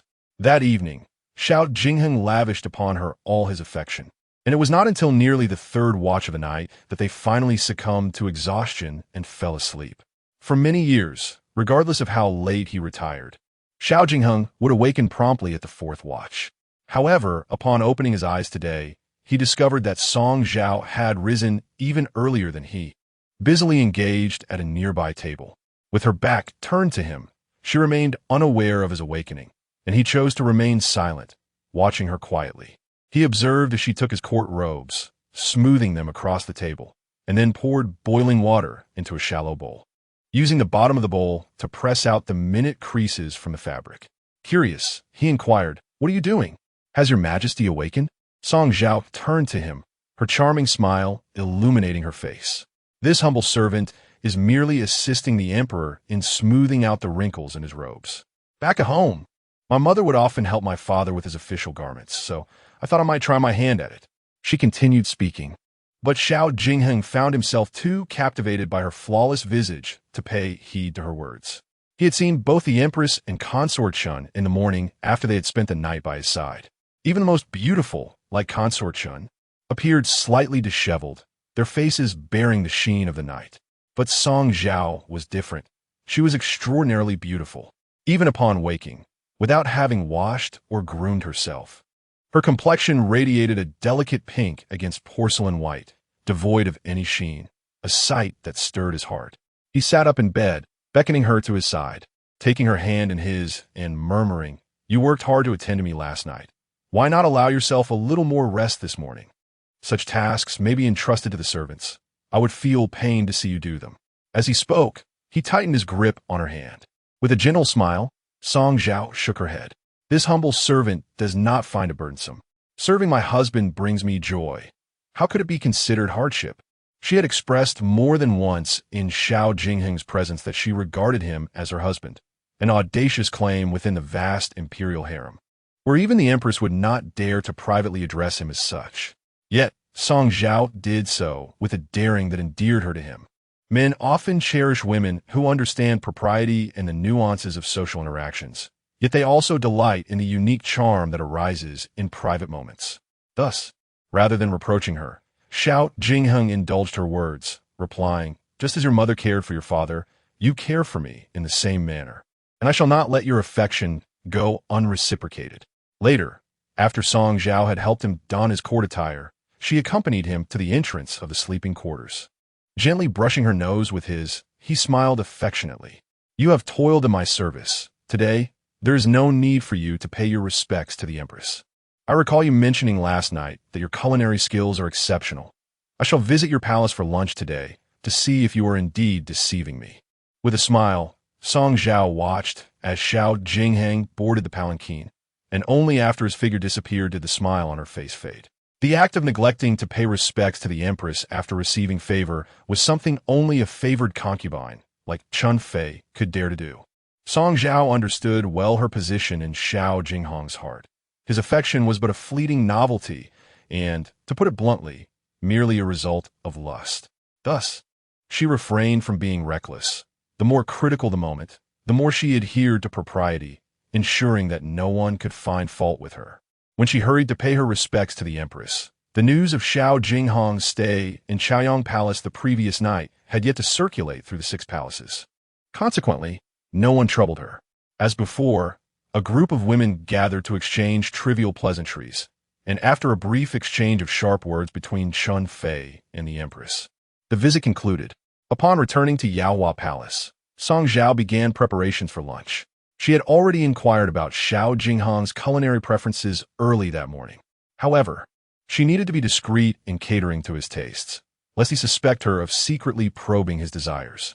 Thus, she prepared 8 dishes for lunch, 2 of which were his favorites, while the remaining 6 were simply her specialties. Once the dishes were ready, and estimating that Xiao Jingheng would arrive soon, Song Zhao did not rush to receive him. Instead, she gazed at a redwood table in the western hall and instructed Ji Hua and Xiying, "The lacquer on this table has chipped. When the emperor arrives, it would certainly appear unseemly. Move it outside and place it in your pavilion for the time being." However, the solid redwood table proved too heavy for the 2 delicate women, and despite their efforts, they could only manage to shift it to the entrance of the chamber. Noticing their slow progress, Song Zhao remarked, "Yin Shan, come and lend a hand." It was unorthodox for a master to assist in the servant's duties, and Yun Shan hesitated to intervene, but Song Zhao had already dashed to the table, grasping the edge and exerting her strength to lift it.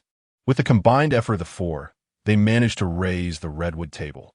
Just as they moved it to the courtyard, a voice from the palace gate announced, "The emperor has arrived."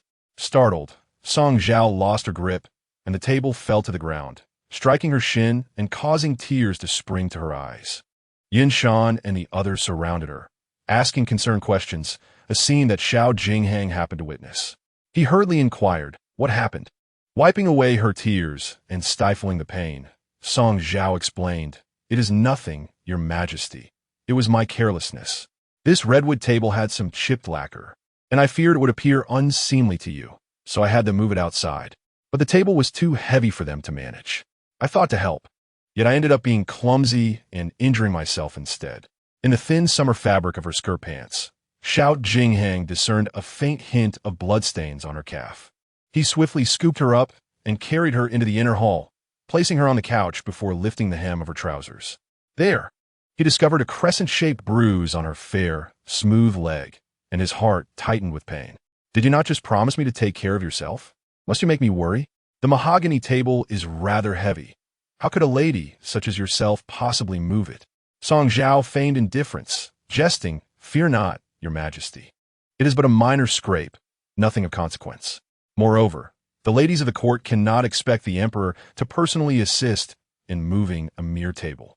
Xiao Jingheng summoned healing ointment and, while tenderly applying it to Song Zhao's injury, remarked, "It would not be beyond my capability to assist you. But this incident serves as a reminder that you lack a capable attendant by your side, which leads to many inconveniences. Therefore, let the Ministry of Internal Affairs appoint a competent eunuch to serve you and provide some support." Jiang Deshun interjected, cautioning, "Your Majesty, Song Zhao's rank is merely that of a concubine. The palace regulations dictate that no eunuch may serve those of a lower status." Xiao Jingheng dismissed the concern with a wave, casually stating, "This matter is easily resolved. Issue a decree forthwith, elevating Song Zhao of Yaohua Palace to the status of a favored consort." Upon hearing this, everyone present was left utterly astonished. Chapter 25. Joyful Servant. The astonishment of those present stemmed from the fact that, according to the late emperor's court, the promotion of a mere concubine typically required either a prolonged period of service marked by mediocrity, significant contributions from her family during the previous dynasty, or the bearing of an imperial heir. Yet, the reason for Xiao Jingheng's elevation of Song Zhao to the rank of a favored consort was a desire for an additional eunuch to attend to her. Such a rationale, if divulged, would likely be met with disbelief.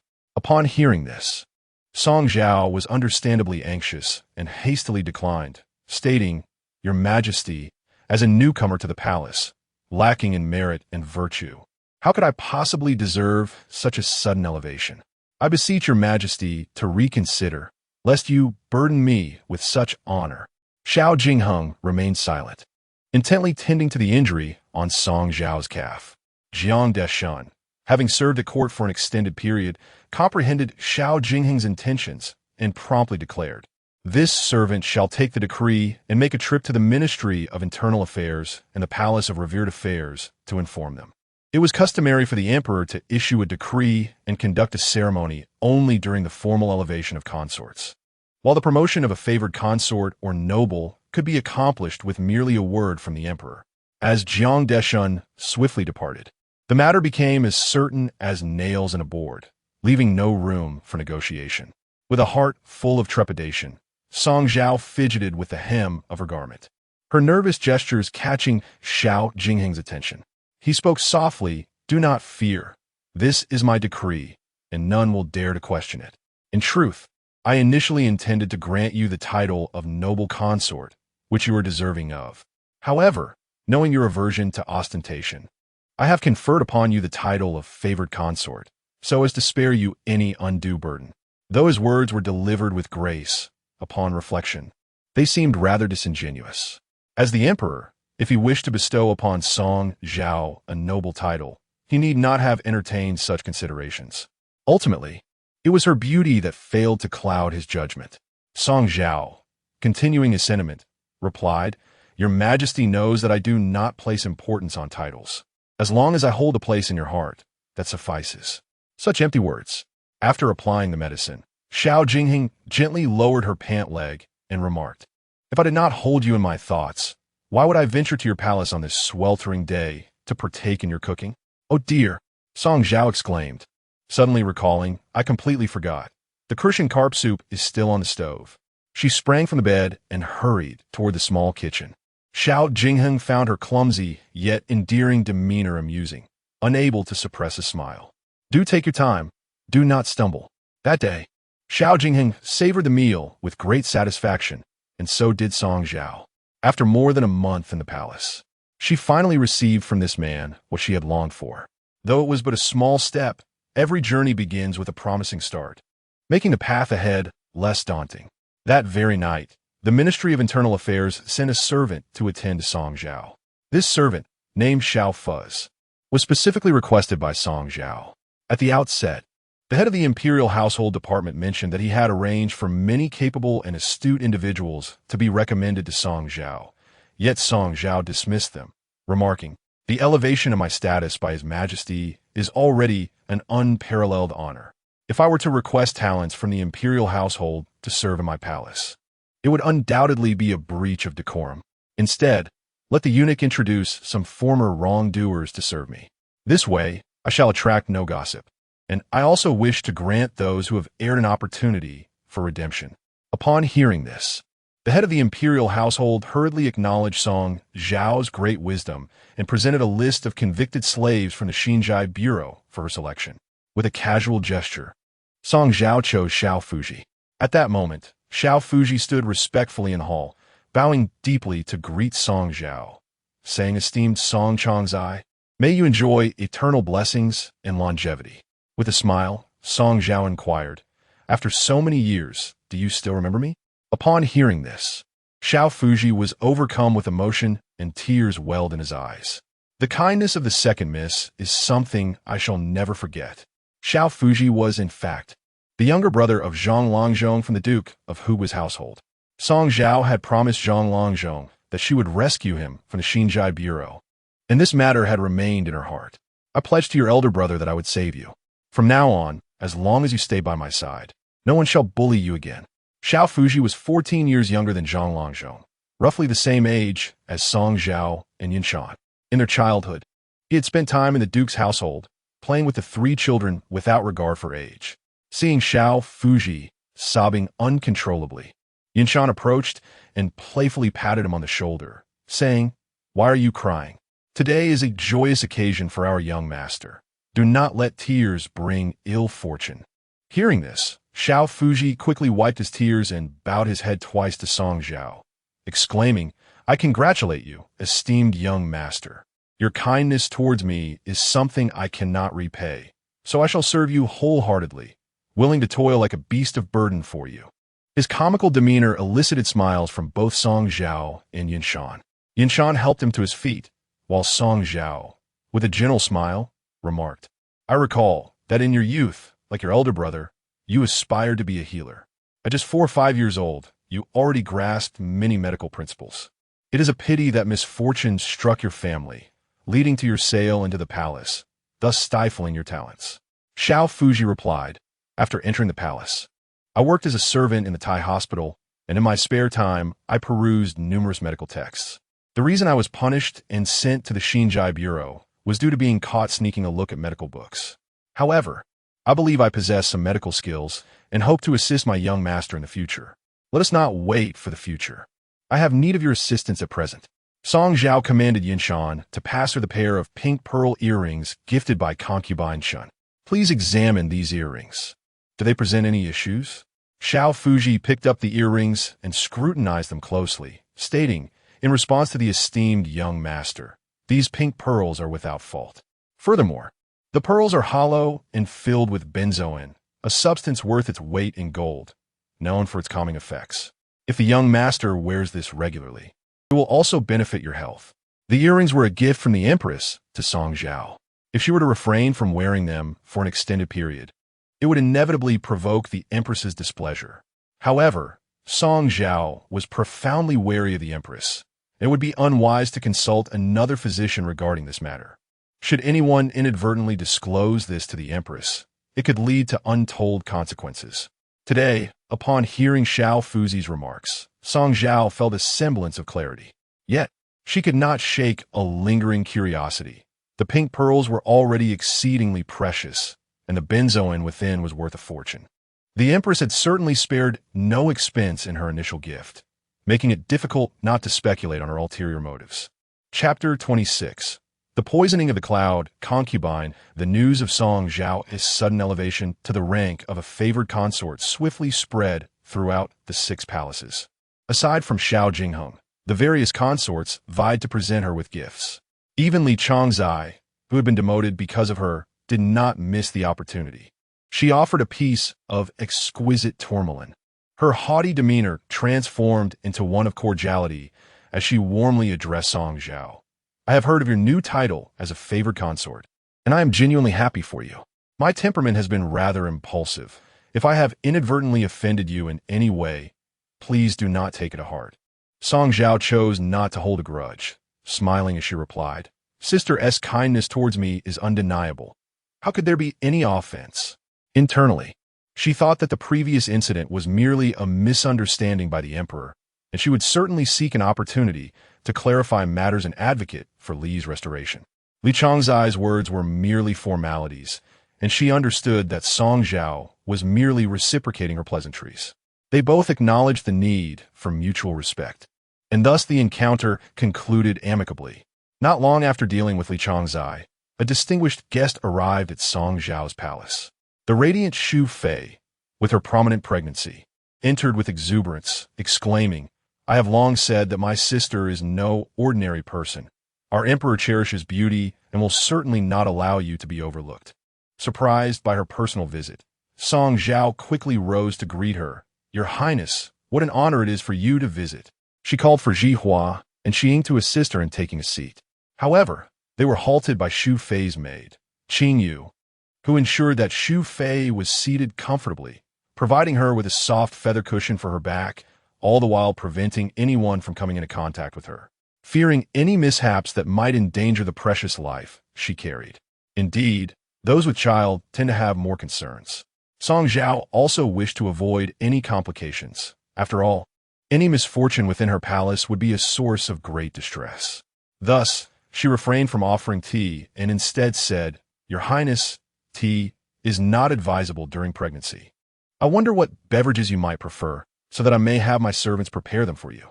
"No need," Xu Fei replied with a smile, waving her hand. "The physician has advised me to walk more, and with such lovely weather today, I took a stroll in the imperial garden and happened to pass by your palace." Song Zhao responded, "In truth, it should have been I who visited your palace to pay my respects. However, given your condition, the emperor advised against disturbing you, which has caused this delay." She lowered her gaze to Xu Fei's belly, smiling gently. "You must be around 7 months along now." Xu Fei nodded, caressing her abdomen.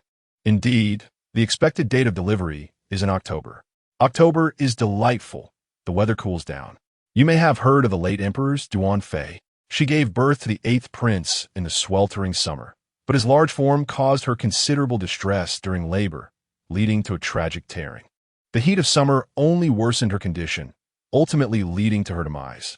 Upon hearing this, Song Zhao sipped her tea, choosing not to engage in such discussions.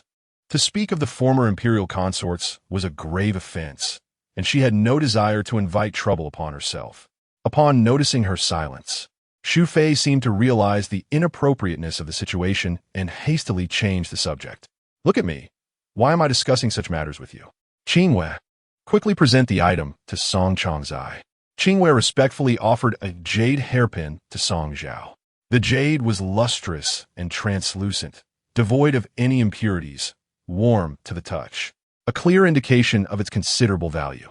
Song Zhao declined, stating that she could not accept such a gift, but Xu Fei insisted, "It is not merely for your promotion. From the moment I laid eyes on you, I felt a kinship, for you bear a striking resemblance to my sister. Since entering the palace, I have not seen my family, and upon our first meeting, I was overwhelmed with emotion." She grasped Song Zhao's hand, compelling her to accept the hairpin. "Take it. Consider it as me adopting you as a sister. In your leisure time, do come visit me often to share conversation and alleviate my boredom, if you would." Unable to refuse her sincere invitation, Song Zhao reluctantly accepted the hairpin, responding with a few casual remarks. She was disinclined to concern herself with Xu Fei's ulterior motives. Ultimately, she would treat her words as mere entertainment. That day, the once desolate Yaohua Palace's west side hall was now bustling with visitors. The gifts received could easily fill half a storeroom. After managing the influx of guests, Song Zhao instructed Xiao Fuzi to meticulously examine the gifts for any discrepancies. Xiao Fuzi, efficient and swift, returned within half an hour with a report, replying to the young mistress. "All gifts from the various palace masters have been inspected and found to be in order." Nodding in acknowledgement, Song Zhao inquired further. "I recall Yun Fei sent Chen Ning Xiang Lu, did she not?" Yin Shan confirmed, "Indeed, young mistress. Chen Ning Xiang Lu is known as the king of perfumes, quite rare. Only Yun Fei, a connoisseur of scents, could have received such a gift from the emperor. Her intention in presenting it to you suggests she seeks to cultivate your favor." From Yin Shan's words, Song Zhao sensed something amiss. "Yin Shan, I recall you possess 2 exquisite golden bells. Could you part with one for me?" Upon hearing this, Yin Shan immediately displayed reluctance. "Young mistress, those are heirlooms from my mother. I can offer you other items, but not that." Song Zhao smiled coldly, understanding. "Naturally, you would cherish the belongings from your mother. How could Yun Fei, blessed with the emperor's unique favor, bear to share such a treasure with me? Moreover, she is a lover of scents." Yun Shan asked, "Does the young mistress suspect something is amiss with the fragrance? I can examine it again." Xiao Fuzi hurriedly returned from the storeroom with the Chun Ning Xiang Lu. This time before Song Zhao. Xiao Fuzi used a silver spoon to extract a small amount of fragrant powder for meticulous inspection, finding no faults. However, Song Zhao's gaze remained fixed on the sandalwood box containing the fragrance. Bring it here, let me inspect it. As Xiao Fuzi handed her the box, she used the silver spoon to sift through the powder on top, and suddenly remarked, "Look, doesn't the powder at the bottom appear slightly darker than the one on top?" Yun Shan and Xiao Fuzi leaned in closer, exclaiming, "Indeed it does." The fragrant powder is typically used by the spoonful, casually tossed into the incense burner, with no one bothering to discern the distinctions between the upper and lower layers of the powder. Little Fuzhong scooped a spoonful of the powder from the bottom layer and spread it across the table for further examination. Upon inspection, he discovered that some coarser granules had been mixed into the bottom layer. After meticulously extracting the granules for scrutiny, his expression shifted dramatically. "Your Highness, there is a small quantity of agarwood mixed into the bottom layer of the fragrant powder." Song Zhao glanced disdainfully at the powder on the table and inquired, "What is that? Is it poisonous?" Chapter 27. The miscarriage of concubine Shu Xiao Fuzai explained, "This substance is non-toxic, and when burned with fragrant powder, it has the effect of regulating the deficiency of both qi and blood." Yun Shan, puzzled, responded, "Non-toxic. Are you suggesting that Yun Fei went to great lengths to include this in the morning dew fragrance solely to nourish the young mistress's qi and blood? Would she truly be so benevolent?" In contrast to Yun Shan's astonishment, Song Zhao remained composed, urging him to continue. Xiao Fuzai continued, "Although this borax is harmless, it has its contraindications. It must never be used in conjunction with benzoin. These two fragrances counteract each other. When used separately, they are excellent substances, but when combined, they can harm a woman's womb, leading to infertility or, even if pregnancy occurs, a high risk of miscarriage." How infuriating! Yin Shan clenched her fists in indignation, exclaiming, "The pearl earrings gifted by Chun Fei contain benzoin, while the morning dew fragrance from Yun Fei is mixed with borax. They are conspiring together to harm the young mistress, ensuring that despite her favored status, she will remain childless." As she spoke, she rummaged through the drawer of the dressing table. Song Zhao inquired softly, "What are you searching for?" "I will retrieve the pearl earrings and confront the emperor with these gifts they have bestowed. He must know that there are those who wish to harm the young mistress." "Do not waste your efforts." Song Zhao gestured for her to stop. "Did you not hear Xiao Fuzai? Both borax and benzoin are precious items.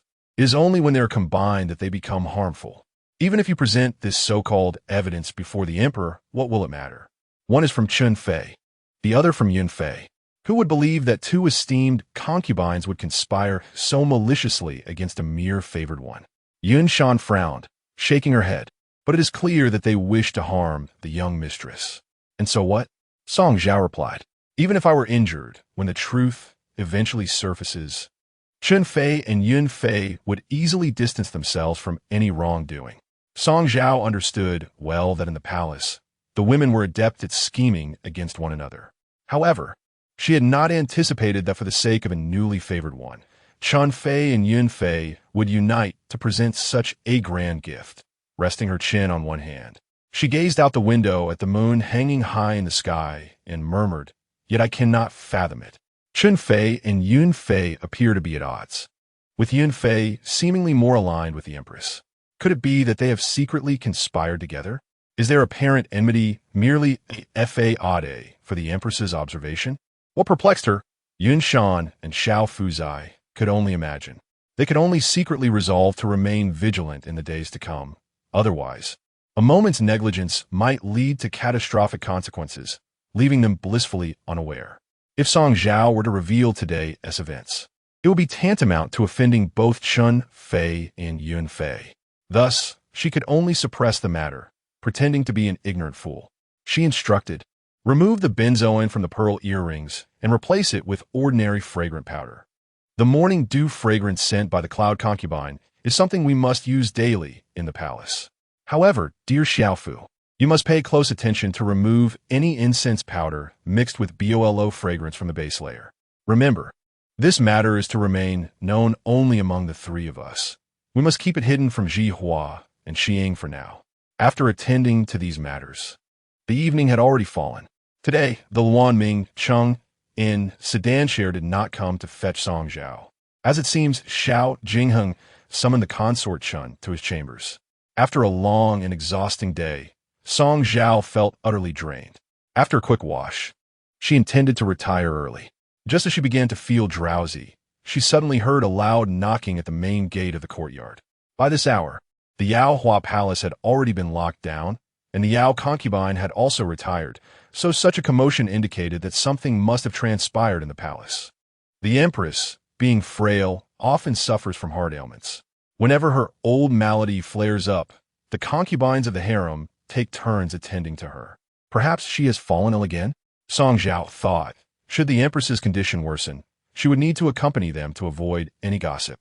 Peering through the window crack, she saw an unfamiliar young eunuch hastily enter the main hall where the Yao concubine resided. Shortly after, the dimly lit hall was illuminated by freshly lit candles. Song Zhao quickly donned an outer garment, eager to ascertain the situation. Upon stepping out of the western side hall, she encountered the Yao concubine, who was also hastily exiting the main hall.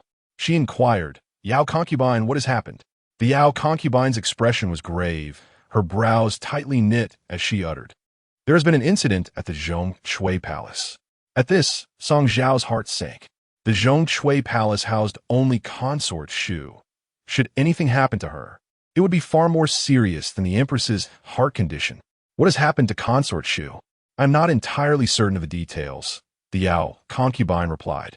Just now, a servant from the Ministry of Internal Affairs reported that after Consort Shu finished her evening meal, she felt unwell. Later, during the night, she suddenly experienced complications. It seems she has seen blood. Seen blood? Song Zhao gasped in disbelief, covering her mouth in horror. Hasn't the Imperial Medical Bureau always reported that Consort Shu's pregnancy has been stable? It has been 7 months. How could she suddenly see blood? Though outwardly shocked, she inwardly felt a sense of relief. Fortunately, when Consort Shu visited her today, she had not offered her anything to drink or eat. Otherwise, had such an incident occurred, she would be implicated. The Yao concubine remarked, "You ask me? I'm just as perplexed. Consort Shu's pregnancy is the most precious in the entire harem. We can only hope nothing untoward happens." As the two conversed, Li Changzai from the eastern side hall, drawn by the commotion, also emerged, asking, "What is happening at this late hour?" Since the last time when Xiao Jingheng reprimanded Li Changzai, the Yao concubine had been somewhat dismissive of her, only saying to Song Zhao, "Let us first go and see what is happening." Li Changzai, eager to join the fray, followed closely behind them, wanting to witness the unfolding events. A group of individuals hurriedly made their way to the entrance of the Zhongshui Palace, only to be met with the sharp sound of porcelain shattering from within. Shortly thereafter, they heard Consort Shu's anguished cries echoing through the halls. "My child is already 7 months along. How could you allow this to happen at such a critical moment? Where is the emperor? I demand to see the emperor." Song Zhao quickened her pace to follow the Yao consort. Upon entering, she beheld 3 imperial physicians and several palace attendants surrounding the bed of Consort Shu, but she could not see the consort herself, only her harrowing screams resonating in the air. A glance at the shattered porcelain bowl on the floor revealed remnants of medicinal broth, and she immediately recognized the presence of the herb known as oxney, which is notorious for its use in promoting miscarriage. Chapter 28. The Miscarriage of Consort Shu, Part 2. What has transpired? Yao Pin pushed through the crowd, eager to ascertain the situation. From a distance, Song Zhao observed, her heart sinking at the sight of Consort Shu's ghostly pallor, the pale blue bedding stained with blood. Li Changzai, witnessing the alarming scene, covered her mouth and whispered to Song Zhao, "With so much blood, the child is surely lost." Indeed, the child's fate was sealed. Had there been even a glimmer of hope, the imperial physicians would not have dared to administer miscarriage medication to Consort Shu.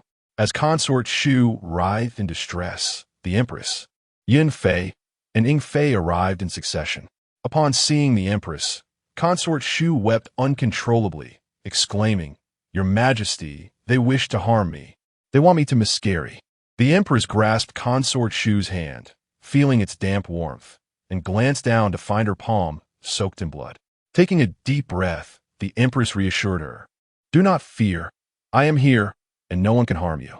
The pain in Consort Shu's abdomen was excruciating, causing her to tremble uncontrollably. The Empress instructed Yun Fei and Ying Fei to remain at Consort Shu's side before summoning the physician responsible for her care. In hushed tones, she inquired, "What is the situation? How could this happen?" The physician, visibly shaken, stammered, "Your Majesty, when I arrived, Consort Shu's pulse indicated a troubling weakness, and she had already begun to bleed. The fetal movements are alarmingly faint, I fear." Preposterous. The Empress, usually composed, was now engulfed in anger. "How dare you jest about the heir's life? Even if there is but a thread of hope, we must pursue every means to save them." The physician fell silent, nearly bowing in submission before the Empress. He had already spoken delicately, but it was evident to any discerning eye that with such severe bleeding, the chances of saving the child were negligible. "The Emperor has arrived." At the sound, Song Zhao turned to see Xiao Jingheng and Chun Fei entering, one after the other. The concubines bowed in respect, but Xiao Jingheng ignored them and approached Consort Shu's bed to assess her condition.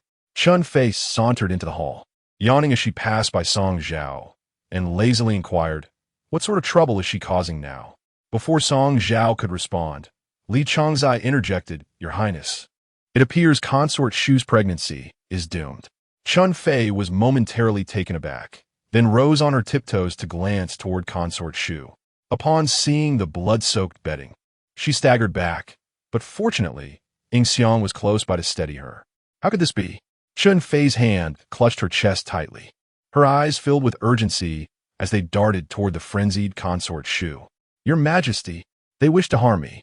They wish to harm our child." Consort Shu clung to Xiao Jingheng, weeping inconsolably.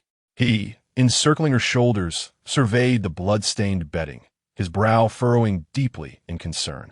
He arrived accompanied by the chief physician of the Imperial Hospital. After taking the pulse of concubine Shu, the physician knelt before Xiao Jingheng in a state of trepidation, lamenting, "Your Majesty, please accept my condolences. The royal heir within concubine Shu has already perished. If the stillborn is not expelled promptly, it may jeopardize her life." "No, my child." Concubine Shu's voice was hoarse from weeping, each word laced with anguish.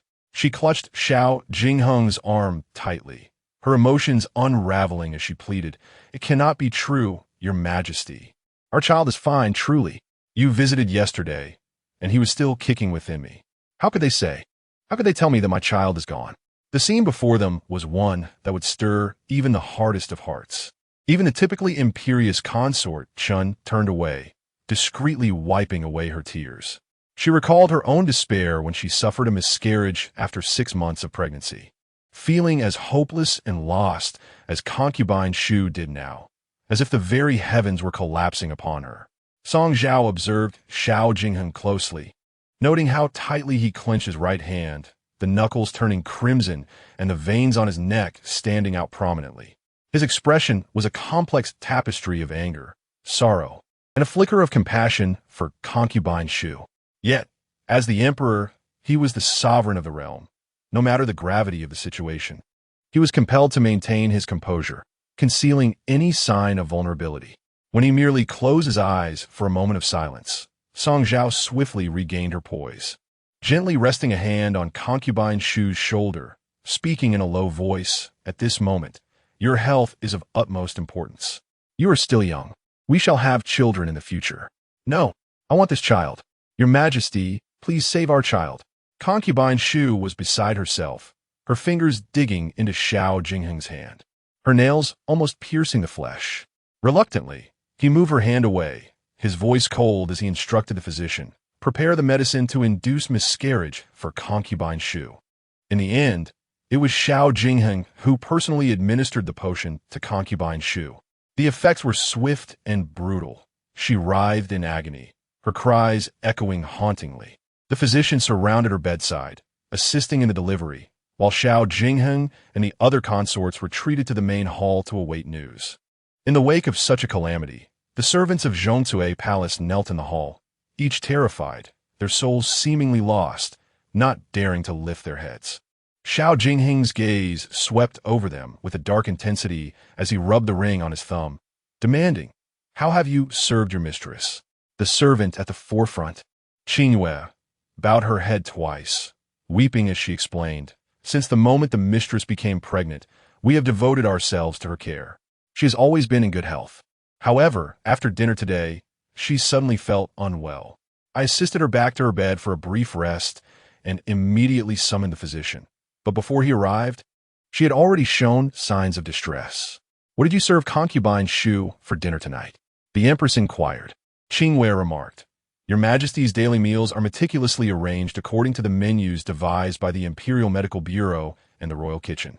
To prevent any mishaps, 3 months ago, we ceased the delivery of meals from the Royal Kitchen and opted to prepare them ourselves in the palace's small kitchen. This evening's dinner consists of steamed pork ribs with millet, stir-fried asparagus with shrimp, garlic-infused greens, steamed base, and black chicken ginseng soup. All these dishes are favored by Your Majesty, and I have personally overseen their preparation, so there should be no issues. Should there be?" Zhao Jingheng, in a fit of anger, struck the table and said sternly, "Your master's and the crown prince's safety rests solely upon your mere assurance. Summon the eunuch responsible for tasting the meals to me immediately, and have them meticulously inspect the samples of today's dinner for Consort Shu." Chapter 29. The target of many arrows, the imperial attendant responsible for tasting the dishes, known as Shao Anzi, arrived promptly. By the time he reached the main hall, the samples of Shu Fei's evening meal had already been presented, neatly arranged before everyone. Shao Anzi meticulously inspected each of the 5 dishes. But when he examined the black-boned chicken ginseng soup, a grave expression suddenly crossed his face. After 3 thorough inspections, he reported to Zhao Jingheng, "Your Majesty, there is an issue with this black-boned chicken ginseng soup. In addition to the main ingredients and seasonings, someone has added a significant quantity of schisandra, sparganium, safflower, aconite, peach kernels, and huazacao. All of these substances invigorate the blood and dispel stasis, and huazacao significantly enhances their medicinal properties. Given that Her Highness is 7 months pregnant, she must avoid all of these ingredients."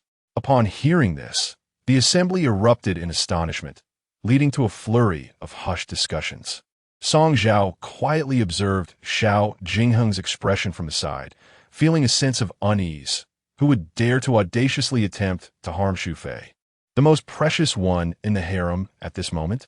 As the murmurs grew louder, the Empress, visibly irritated, commanded, "Silence." With a piercing gaze, she turned to Qingyue and demanded, "How did these foul substances find their way into Shu Fei's food?" I do not know," the maid replied, "but I personally witnessed the palace cooks preparing this soup, and no outsiders were involved. The ingredients used were delivered by the Imperial Kitchen, and the ginseng was wild mountain ginseng." Qingyue continued, looking towards the Empress. "It was the wild mountain ginseng that Li Changzai presented to Your Majesty, and which you subsequently gifted to Her Highness." The Empress's brows furrowed slightly at this revelation. Li Changzai, in turn, fidgeted anxiously with the silk handkerchief in her hands. Zhao Jingheng's voice turned icy as he ordered, "Investigate." The black-boned chicken had been stewed whole, leaving no means to ascertain its purity. As for the wild mountain ginseng gifted by Li Changzai, only a third had been used for the soup. The remainder was stored in the storeroom. Jiang Deshun retrieved the wild mountain ginseng and presented it to Shao Anzi and the head of the kitchen for examination. Upon inspection, a crucial clue was uncovered. The head of the kitchen cut one of the thicker roots, revealing that the ginseng root was hollow. When held upright, dark red powder poured out from within the root. After a thorough examination, he declared, "Your Majesty, this powder is made from the very herbs that the esteemed eunuch mentioned." At that moment, clarity dawned upon all present. The source of the problem lay with this wild mountain ginseng. Instantly, all suspicion fell upon Li Changzai. She panicked, falling to her knees, and cried out, "Your Majesty, I am wronged. Your Majesty, please see the truth. I had no part in this. It has nothing to do with me. I have no enmity with Her Highness. Why would I commit such an act? Moreover, this wild ginseng was originally intended as a gift for Her Majesty the Empress, but as she had no use for it, it was subsequently bestowed upon Lady Shu. In light of this unforeseen circumstance, how could I, a mere concubine, possess the foresight to anticipate such events? Although my tongue may falter in moments of impulse, my mind remains astutely clear. On that very day, it was indeed the Empress who, in the presence of many, declared her intention to transfer the ginseng to Lady Shu. With such an explanation, my suspicions were significantly alleviated. In the midst of this silence, Lady Qin spoke with a mocking tone. Who among us is unaware that the Empress has a chronic ailment and cannot use ginseng to replenish her vitality? Yet you deliberately chose this gift? Who's to say you had not already calculated that the Empress would pass this item to Lady Shu? Regardless, this item was given by you, and no amount of protestation will absolve you of your suspicions. Upon hearing Lady Qin's words, Song Zhao inwardly marveled at her cunning. With just a few words, she deftly redirected the blame back to Li Changzai. At that moment, a physician emerged from the inner chamber, holding a tray draped in red cloth. A foul odor wafted from beneath the cloth, leaving no doubt as to its contents. The physician knelt before Xiao Jingheng, tears streaming down his face as he lamented, "Your Majesty, bear your grief with fortitude. Lady Shu has given birth to a small prince. Alas, the child has succumbed to death and cannot be saved." A look of profound sorrow spread across Xiao Jingheng's features. He clenched his jaw tightly, his temples throbbing, his bloodshot eyes exuding an alarming intensity. The Empress raised her handkerchief to wipe her tears, gesturing for the physician to take the prince away, and then, with a trembling voice, she sought to console Xiao Jingheng, saying, "Given the circumstances, Your Majesty, do not grieve too deeply." Before the Empress could finish her sentence, Xiao Jingheng, in a fit of rage, hurled the teacup at the ground, shattering it into pieces. The concubines hastily knelt, pleading, "Your Majesty, quell your anger." Ignoring their pleas, Xiao Jingheng, suppressing his fury, commanded Jiang Deshan, "Take people to thoroughly investigate Yaohua Palace." Kneeling amidst the throng, Song Zhao discreetly surveyed her surroundings. She witnessed the turmoil of Xiao Jingheng's despair and fury, while Li Changzai, kneeling beside her, trembled violently, his face drained of color. Meanwhile, intermittent sobs began to emerge from the inner chamber, the sounds of Lady Shu's weeping echoing through the palace. The imperial harem has always been a predatory place, and this statement holds true. Despite Lady Shu's caution, was it not all for naught? A fleeting dream leading to a hollow joy? Shortly thereafter, in less than the time it takes to burn an incense stick, Jiang Deshan returned with imperial attendants in tow. He presented a pale blue silk pouch. "Your Majesty, we have found this item in Yaohua Palace." The court physician opened the pouch for examination, confirming that its contents were indeed the cause of Lady Shu's current miscarriage. Xiao Jingheng seized the pouch and forcefully struck it against Li Changzai's face, declaring, with the evidence in hand, "What further defense do you have to offer?" Li Changzai gazed in terror at the pouch that had fallen before her, her mind reeling as she shook her head in disbelief. "It cannot be. This is impossible." Just when everyone anticipated that Li Changzai would face severe punishment from Xiao Jingheng, Jiang Deshan suddenly interjected, explaining to Xiao Jingheng, "Your Majesty, this item was indeed discovered in the Yaohua Palace, but it was not located in the east side chamber where Li Changzai resides. Rather, his gaze gradually fell upon Song Zhao, and with evident difficulty, he continued, it was actually found in the west side chamber of Song Changzai." Upon hearing this, Song Zhao felt a wave of dread wash over him, his scalp prickling and a persistent buzzing echoing in his ears. Chapter 30. Song Zhao's confinement. "Ah, it is you, wretched woman, who seeks to harm me." Li Changzai suddenly erupted, seizing Song Zhao's arm and preparing to strike her. Fortunately, Yinshan rushed forward to intercept Li Changzai, allowing herself to become a mere target. "Wretched woman, I hold no grudge against you. Why do you wish to bring about my demise?" Li Changzai's curses grew more unrestrained, prompting the Empress to admonish her. How mad and uncouth. With that, she signaled the palace attendants to restrain Li Changzai. Meanwhile, Song Zhao remained in a state of shock, unable to discern who sought to harm her, grappling with her own innocence. Yet reason dictated that she must not panic. Should she falter now, all would be lost. Thus, tears brimmed in her eyes as she fixed her gaze intently upon Xiao Jingheng. At that moment, Xiao Jingheng's expression was cold and piercing. infused with the ruthlessness and authority befitting an emperor.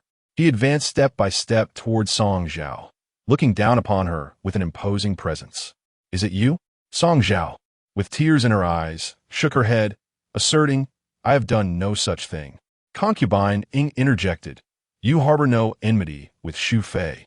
Why then would you harm her unborn child? Or is it that you have meticulously plotted these actions solely to undermine Li Changzai? After all, she entered the palace as a noble, residing under the same roof as you, frequently casting you sidelong glances, which might have incited your treacherous intentions." Concubine Yin remarked, "I just heard from Xiao Anzi that the powder concealed within the wild ginseng contains a certain ingredient, peach kernel." Xiao Anzi nodded in affirmation, and Concubine Yin furrowed her brow at Song Zhao, concluding, "That must be it. Your intolerance towards peach blossom powder naturally extends to peach kernel. No wonder you suffered a rash before entering the palace. It seems you covertly prepared these vile substances and were thus met with retribution." Li Changzai continued in agreement with Concubine Yun. "She is simply envious of my noble status. I entered the palace as a favored one, while she is merely a lowly maid, which surely incited her desire to ensnare me. It is a pity for Xu Fei and the young prince, unwittingly becoming pawns in your scheme against me. Song Zhao, you truly possess a heart of malice." Listening to their accusations, each taking turns to cast aspersions upon her, Song Zhao recognized that they had even concocted motives for her supposed actions. It was as if they yearned for Xiao Jingheng to command her execution right then and there. Although she had covertly allied with Chen Fei, faced with such grave allegations, Chen Fei would likely prioritize her own safety over defending Song Zhao. Refraining from further malice would be a kindness. Song Zhao understood that her life or death in this matter rested solely upon her own shoulders. Ignoring the slanderous remarks, she turned her attention to Xiao Jingheng and inquired, "Does your majesty believe that I would engage in such actions for the sake of favor?" Her demeanor carried an air of defiance. Xiao Jingheng's expression remained solemn as he absently rubbed the ring on his thumb. "I hope it is not you. What explanation do you offer?" Song Zhao knelt upon the ground, straightening her back, and spoke in a grave tone, "I cannot prove my innocence. Nor do I understand how such vile substances came to reside in my quarters. However, I wish to pose a question. If I were indeed intent on orchestrating such a grand scheme to ensnare Li Changzai, why would I have retained those incriminating items for over a month since the wild ginseng was delivered to the palace of Consort Shu?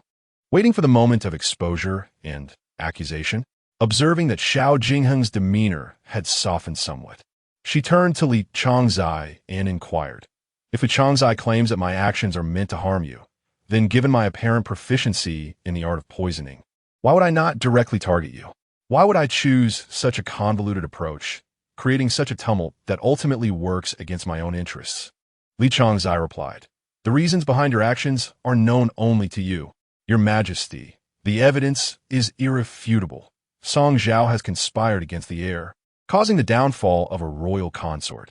Such a crime warrants severe punishment. I implore your majesty to enact justice without mercy." Despite Li Changzai's passionate outburst, Xiao Jingheng appeared somewhat unmoved. As an emperor, he contemplated the situation with foresight, aware of the underlying intricacies. Furthermore, the prospect of disposing of Song Zhao without a comprehensive understanding left him feeling reluctant. The Empress, perceiving Xiao Jingheng's hesitation, realized he would not easily reach a conclusion regarding this matter. Thus, she decided to extend a gesture of goodwill, stating, "Your Majesty, I believe there are significant doubts surrounding this incident. Conspiring against the heir is a grave offense that implicates entire clans. Should we hastily draw conclusions, the consequences of misjudgment could lead to the most grievous of injustices." The Empress's words rang true. Xiao Jingheng extended his hand to assist Song Zhao from the cold ground, declaring, "I have assured you that I will not allow you to suffer an unjust fate. If you are innocent, I shall restore your honor. Will you trust me?" Song Zhao appeared profoundly aggrieved, biting her delicate lips until they were tinged with crimson. She lamented her inability to discern how matters had spiraled into such dire straits and who sought her demise. While she could not prove her innocence, She placed her faith in the emperor. With tears welling in her large, expressive eyes, she knew the emperor would restore her honor. Yet, she did not wish to burden him unduly.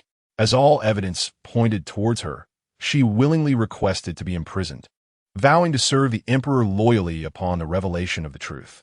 Zhao Jingheng gazed upon the beautiful woman before him, her eyes shimmering with tears, evoking a sense of profound sympathy within him. Her warm tears cascaded onto his hand, igniting a fire in his heart. How could he bear to be harsh with her? He responded, "If I were to confine you to a prison, would that not unjustly cement your guilt in the eyes of others and chill your spirit? Instead, you shall remain in the Yaohua Palace, but I will have the West Side Hall locked. You shall be under house arrest for a few days while I diligently seek the truth, and I shall restore justice for both you and Consort Shu." With tears streaming down her face, Song Zhao nodded, expressing her gratitude to the emperor. Thus, the tumult of that day reached a temporary conclusion. The West Side Hall where Song Zhao resided was secured, and no palace attendants were permitted to serve her. Alone, she reclined against the warm seat, listening to Li Changzai's vitriolic tirades from the courtyard, dismissing them as the barking of stray dogs. She held little faith that Zhao Jingheng would truly restore her honor. She could not entrust her fate to a man she had known for merely a few months, with whom she had shared only fleeting moments of intimacy. She must devise a way to extricate herself from this quagmire. Therefore, the first step she must take is to ascertain who is truly intent on causing her harm in this entire affair. Chapter 31. Framing others. Jiang Deshun stated that the pouch containing illicit items was discovered in her inner chamber. Every day, when she visited the Empress to pay her respects, Yunsong meticulously tidied the inner chamber, making it implausible for such a pouch to remain hidden there for days without detection. Therefore, it was certain that this pouch had only been placed in her palace today. Upon the announcement of her elevation to the position of a favored consort, nearly all the concubines of the harem came to present her with gifts, led by the Empress, followed by Chun Fei, Yin Fei, and Ying Fei, who all dispatched palace attendants to convey their tributes. Song Zhao merely received them in the outer hall. Concubine Yao encountered Song Zhao in the courtyard that morning and presented her gifts there, never having set foot in the outer hall of the West Side Palace. As for concubine Hui, she possessed the disposition of a child and lacked the understanding of cultivating allegiances. Thus, she did not send anyone to bestow gifts upon Song Zhao. Consequently, the only individuals who had entered the inner chamber today were Li Changzai, Xiao Changzai, Lu Changzai, and Xu Fei. Xu Fei, who was nearing her delivery date in 2 months, was particularly anxious about her unborn child and would never jeopardize its well-being to frame Song Zhao. It was evident that the wild ginseng had already been tampered with by the time it was sent to Xu Fei's palace. Xiao Changzai and Lu Changzai had no opportunity to come into contact with it. Upon reflection, the sole individual possessing both motive and opportunity to commit such an act was Li Changzai. If any outsider were to inquire about Xu Fei's daily dietary regimen, it would not be a difficult task. The wild ginseng was a prized item, and given Xu Fei's concern for her royal offspring, she would certainly not overlook such a nourishing addition. Thus, if Li Changzai were aware of the day when ginseng could be utilized in Xu Fei's meals, she could easily devise a means to place the pre-prepared illicit item in Song Zhao's palace, thereby solidifying her guilt. Song Zhao, her cold gaze peering through the gaps in the lattice window, observed Li Changzai still in the courtyard, cursing and gesticulating. She had underestimated her previously, for she had devised such a cunning scheme to frame her. As Song Zhao toyed with a potted chrysanthemum upon the small table, she plucked the petals one by one until only the bare stamen remained. A cold smile crept upon her lips as she abruptly uprooted the flower, bringing it to her nose for a delicate whiff, murmuring to herself, "It seems I must devise a plan to ensure this flower withers entirely." With that, she casually tossed the chrysanthemum into the incense burner to be consumed by flames. In the following 2 days, Song Zhao consumed not a morsel of the food sent from the imperial kitchen, returning it untouched. She subsisted solely on water, maintaining her strength. On the 3rd day, a palace attendant delivered a basket of buns. Upon tasting a morsel, she immediately recognized it as Yunsong's handiwork. knowing she was under house arrest. Yinsong must have been frantic outside, constantly monitoring her situation. This basket of buns was undoubtedly sent in at great expense through connections Yinsong had established, allowing her own creation to reach Song Zhao. After the food was delivered, the doors of the West Side Palace were closed once more, with 2 palace attendants stationed outside to prevent anyone from approaching. A brief moment later, they heard the sound of porcelain shattering within the hall. Upon entering to investigate, they discovered that Song Zhao had hurled both the buns and the steamer onto the floor. Remove these items at once. Is this how the imperial kitchen treats me? I am still a legitimate young mistress, and the emperor has not condemned me. How dare they present me with spoiled food? Whom are they attempting to tarnish? The 2 palace attendants merely watched over Song Zhao, and since she was unwilling to eat, they did not press her. Thus, they retrieved the buns that had fallen and soiled on the ground, discarding them into the slop bucket upon exiting. Meanwhile, Yinshan had been following closely behind the attendant as they disposed of the buns, feeling perplexed by the scene. Surely, her mistress would recognize her culinary skills. And even if she had lost her appetite, such an outburst seemed unwarranted. Once the attendant had left, she fished the buns out of the slop bucket, breaking them apart one by one. To her astonishment, she discovered a rolled-up note hidden within one of the buns. The note bore just 2 characters, Hua, Fu. Yinshan was unable to comprehend the significance of this message, yet she understood that Song Zhao's communication at this moment must pertain to something of great import. The only person in the palace with whom she could confer was Xiao Fuzi. Hence, she hastened to find Xiao Fuzi, presenting the note to him with urgency. I do not know what this means. Please help me decipher it. Xiao Fuzi scrutinized the 2 characters for a while before suddenly inquiring. On the day of concubine Shu's miscarriage, you were present.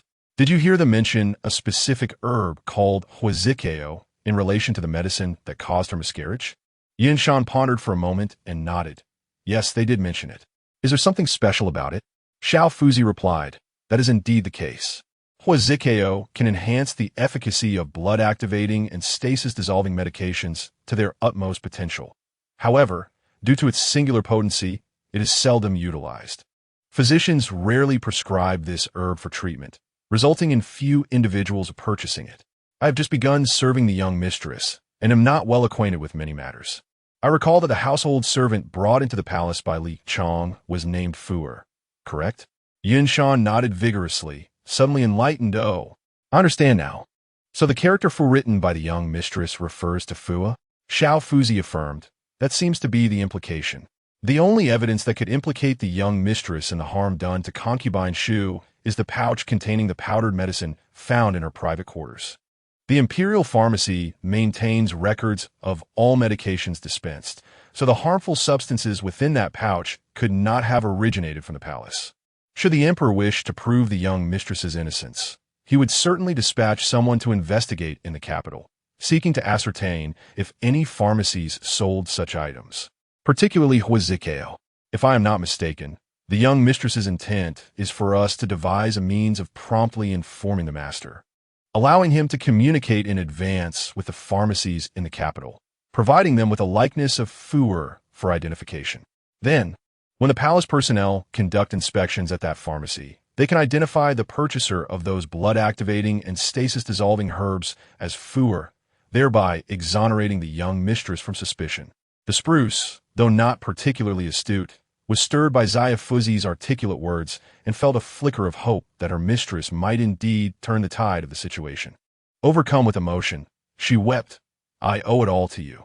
Had I been alone, I would have been utterly perplexed by the young master's intentions, and it could have proven disastrous for her. Do cease your tears. Zhao Fuzi gently wiped away her tears. Our young master can rely solely on us now. We must hasten to devise a means of conveying the message beyond the palace walls. Chapter 32. Song Zhao's poisoning during the days of her confinement. Song Zhao found herself neglected by Xiao Jingheng, who had not once come to see her. She remained consumed by worry, losing weight as she neglected both food and drink. On the 6th night of her confinement, just before sleep, she heard a knock on the door. Who is there? It is I, your servant. Recognizing the voice of Jiang Deshan, a sense of relief washed over her. What brings you here, Master Jiang? Please come in. Jiang Deshun entered with a respectful bow, placing a food box on the table. While he initially bore a smile, it quickly faded upon seeing Song Zhao's frail condition. Why must you torment yourself in this manner, my lady? In just a few days you have grown so thin. The emperor would be heartbroken to see you like this. Song Zhao, her spirit weighed down with worry, replied, I am troubled for concubine Shu. The thought of what she has endured leaves me restless. Jiang Deshun spoke gently. Concubine Shu's health will take at least 3 to 5 months to fully recover after such a calamity. Although the emperor has been by her side these past days, he remains concerned for you.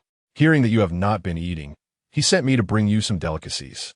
As he opened the food box, Song Zhao beheld an array of exquisite dishes, each a feast for the senses, starkly different from the plain congee and buns she had received days before. Jiang Deshun laid out the dishes with a smile, saying, These are all your favorites. The emperor ordered the kitchen to prepare them with utmost care, hoping to entice your appetite. Upon seeing the bountiful spread, Song Zhao's eyes brimmed with tears, her delicate frame exuding a poignant charm. In a hushed tone, Jiang Deshun continued, Regarding concubine Shu's unfortunate incident, the emperor has never once doubted you. To restore your reputation swiftly, he has instructed both the Court of Judicial Review and the Ministry of Justice to conduct a thorough investigation. Progress has already been made. The true culprit is someone else, and your name has been cleared. However, this matter must be confirmed without alarming the wrongdoer, so I must ask you to endure a little longer. Song Zhao nodded silently. Yet she found it laughable. The emperor's grandiloquent words served merely as a fade. Xiao Jingheng's investigation was clearly a quest for vengeance for the unjust loss of the imperial heir and to vindicate concubine Shu. How could he bear to send Jiang Deshun to assure her that all of this was for the sake of her honor? Furthermore, if he had truly never doubted her, he should have ensured her comfort from the very first day of her confinement, rather than waiting until the so-called truth emerged to feign concern. Yet, Song Zhao chose not to dwell on these matters. After all, she did not hold Xiao Jingheng in high regard. If he wished to play the part, she would indulge him in his performance. I know the emperor will grant me justice. I have faith in him. Thus, I have never truly worried about my own predicament. My heart aches solely for the pitiable Empress Shu and the young prince. Jiang Deshun, noticing her impending tears, hastily remarked, My dear, your compassionate heart explains why the emperor cherishes you so dearly. During your period of house arrest, the emperor will ensure that the imperial kitchen prepares sumptuous meals for you. Please do not continue to punish yourself in this way. Just imagine, when your confinement is lifted, how heart-wrenching it would be for the emperor to see you in such a frail state. Song Zhao nodded gently, her lips pressed together as she replied softly, I am grateful, esteemed eunuch. Please extend my regards and care to the emperor as well. Though the young prince has passed, the emperor may not voice his grief. Yet I am certain he bears the sorrow within. I understand, my lady. Please do enjoy your meal and rest well. I shall take my leave now.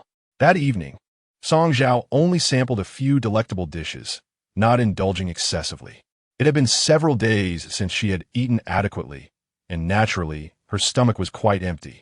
Yet, the purpose of her emaciation was to elicit concern from Xiao Jingheng. Once the truth emerged in a few days, proving her innocence regarding the plot against Empress Shu, and given her prolonged confinement and weight loss, which man would not feel a pang of sympathy upon witnessing her plight. The following midday, while seated on the warm platform engrossed in a book, Song Zhao was abruptly stirred by Li Chongzai's loud voice echoing through the courtyard, proclaiming, She will not perish from a couple of missed meals. What a hypocritical sinner. She caught only that sentence, evidently intended as a jab directed at her. Furthermore, today's lunch was delivered a half-hour late. The palace servant who entered immediately began to apologize. I beg your pardon, my lady. Earlier, when I came to deliver your meal, I was summoned by Li Chongzai to assist her in moving a table, which caused the delay. Song Zhao, unwilling to complicate matters, smiled and replied, It's quite all right. Li's sister's affairs take precedence. In fact, I was in a foul mood a few days ago, and when you brought me my meal, I was ungrateful and caused you inconvenience. It is my duty to serve you, my lady. How could there be any inconvenience? he said as he neatly arranged the dishes on the table. Bowing respectfully, I humbly invite you to dine. Casting a glance at the now slightly cooled dishes, Song Zhao discreetly picked up her chopsticks and began to eat with relish. In the Chanyang Palace, seated upon the dragon throne, Xiao Jingheng leaned slightly forward, fury evident in his brow. Continue, he commanded.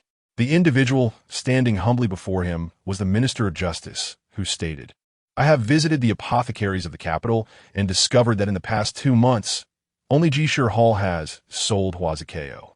Following this lead, I have brought images of the 4 young ladies who recently entered the palace, along with their household servants, for the apothecary staff to identify. They recognized one of the individuals with some familiarity. Upon saying this, he presented an image to Jiang Deshan, who, after a brief glance, offered it to Xiao Jingheng while solemnly declaring, Your Majesty, this is Fu the personal maid of Li Changzai from Yaohua Palace. At these words, Xiao Jingheng's grip on the image tightened into a fist. Li Changzai, how audacious she is. He forcefully hurled the crumpled paper onto the ground, inciting the emperor's wrath, which rendered the servants in the hall to kneel in terror. Your Majesty, calm your anger. Your Majesty, a crisis has arisen. A young eunuch hastily burst in, further provoking the fury of Xiao Jingheng. What is all this clamor? Why, Your Majesty? In the West Side Palace, Song Changzai. She has been poisoned. What did you say? Xiao Jingheng exclaimed in shock and disbelief, rising abruptly to demand, Speak clearly. The servant replied, I'm not entirely certain of the details, but the imperial physician has already rushed over. Just now, a maid from Yaohua Palace reported that it seems she has been poisoned with arsenic. The term arsenic struck Xiao Jingheng's heart like a heavy blow. His heart trembled violently, and he hastily made his way to Yaohua Palace. Chapter 33. The death sentence for the Li clan Xiao Jingheng arrived swiftly. Upon entering, he found Song Zhao lying unconscious on the bed. He hurried to her side, grasping her hand and inquiring of the imperial physician, What is her condition? The physician replied, Your Majesty, Song Changzai has been poisoned with arsenic. Fortunately, her intake was minimal during lunch, so the poisoning is not severe. I have administered an emetic to expel the toxin, but due to the potency of the remedy, she may remain unconscious for much of the day. Hearing this, Xiao Jingheng felt a heavy weight lift from his heart. He had always known that his harem, while appearing tranquil, was rife with undercurrents of treachery. Yet this time, the nefarious schemes were brazenly displayed with the arrival of a new consort. He exhaled slowly, suppressing his fury, and asked, who was responsible for delivering the meal to Song Changzai? The servant responsible for the meal was nearly paralyzed with fear, hastily kneeling and stuttering. It was I, Your Majesty, but I do not understand how the young lady was poisoned. After retrieving the meal from the imperial kitchen, I intended to deliver it directly to Song Changzai, but Li Changzai insisted I assist her in moving a table to her chamber, which delayed me. The food was merely a bit cold. It could not possibly take him away and administer 50 strikes, then send him to serve in the labor camp. Xiao Jingheng interrupted coldly. Within moments, guards silenced the servant and dragged him away. In the ensuing silence, Xiao Jingheng inquired again, Where is the master of Yaohua Palace? Your Majesty, replied the attendant. Consort Yao paid her respects to the Empress and then went to the palace of consorting. As for Li Changzai, she is likely resting now. Resting? Xiao Jingheng scoffed softly, gently placing Song Zhao's hand back beneath the covers before commanding, Fetch her to me. At that moment, Li Changzai was indeed in a deep slumber, oblivious to the commotion. Given her volatile temperament, the servants dared not disturb her, even as they realized the chaos unfolding in the western wing. When summoned, Li Changzai awoke, and, upon learning that Xiao Jingheng wished to see her, she joyfully hurried over. To avoid interrupting Song Zhao's rest, Xiao Jingheng instructed Li Changzai to meet him in the main hall. As she approached, her voice preceded her, Your Majesty. What brings you here at this hour? However, upon entering, she sensed that the atmosphere was far from right. Xiao Jingheng sat regally at the head of the table, his handsome visage shrouded in an icy demeanor that sent shivers through her. What troubles you, Your Majesty? She ventured, moving closer and attempting to establish some form of contact. Before she could reach him, Xiao Jingheng delivered a resounding slap, knocking her to the ground. Dazed, Li Changzai struggled to comprehend the situation, staring up at him with bewildered eyes. Your Majesty, what have I done to deserve this? You venomous woman, how many more must you harm? He thundered. Li Changzai, feigning ignorance, shook her head in confusion. I do not comprehend what you are implying, Your Majesty.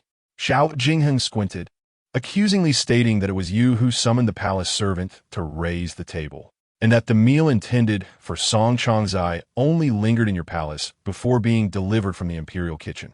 The poison within that dish could not have been placed there by anyone else. Li Changzai, with disbelief etched across her face, widened her eyes and retorted, Is Your Majesty implying that I poisoned Song Changzai in the depths of the palace? How could I commit such an act? You dare to conspire against Consort Shu and her child. What heinous deed would be beyond your reach?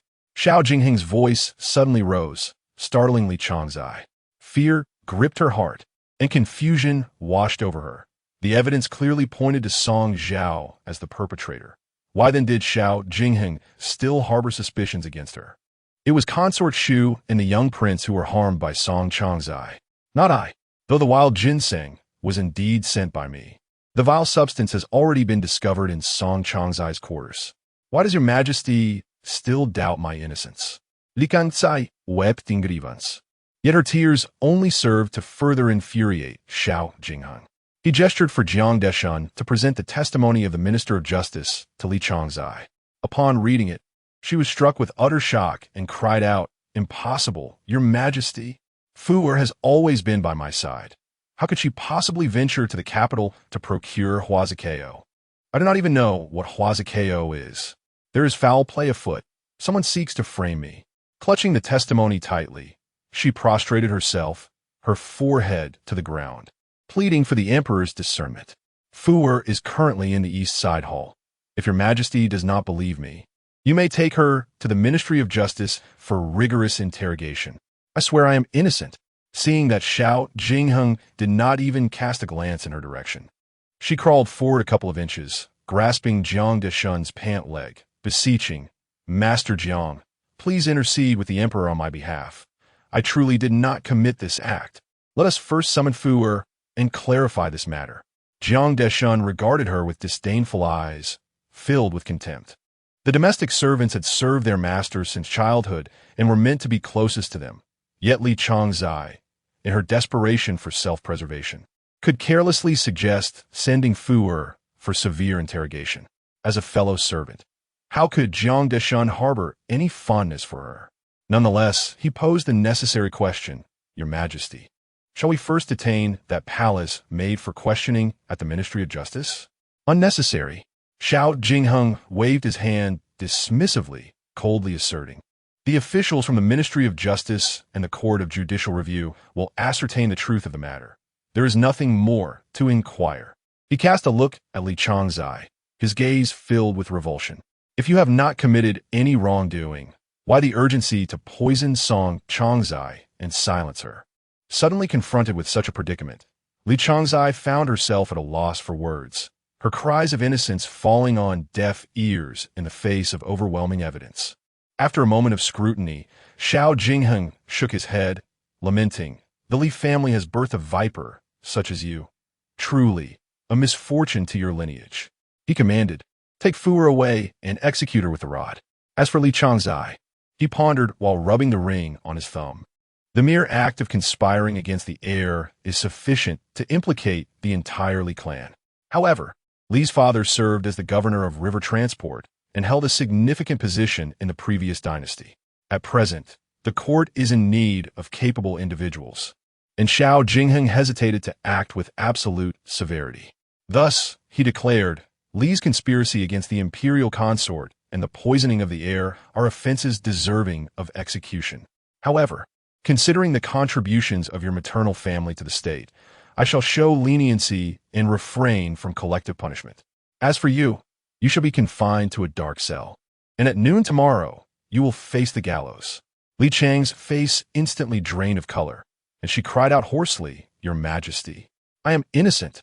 I have not committed any acts of harm. Why do you treat me thus? Jiang Deshun, observing Xiao Jingheng's increasingly grim expression, hurriedly waved his hand with the feather duster and commanded, "What are you still standing there for? Quickly take her away. Do not sully the emperor's sight." Chapter 34. The kind-hearted concubine. It was during the twilight of that day that Song Zhao awakened. As she stirred, she heard the rustling sound of papers nearby, prompting her to slightly lift her eyelids and cast a fleeting glance towards the source of the noise. There, she beheld Xiao Jingheng seated at a small table not far from her, diligently reviewing memorials while keeping watch over her. Redirecting her gaze, she peered through the window to witness the sky, painted crimson by the setting sun. Reflecting on her brief stupor of merely 2 hours, she pondered that feigning vulnerability required a more profound affliction. Thus, she resolutely closed her eyes once more and succumbed to slumber. When she next awakened, the night had fully descended, and it was nearly the midnight hour. Xiao Jingheng still occupied his place at the small table, his elbow resting on the surface. Forehead supported by his left hand, his eyes gently closed, appearing as if he had drifted into sleep.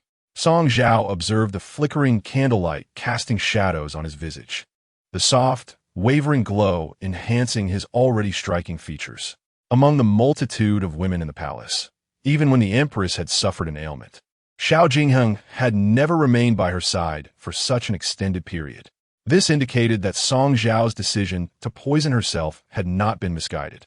A soft cough escaped the lips of the young woman, rousing Xiao Jingheng from his light slumber.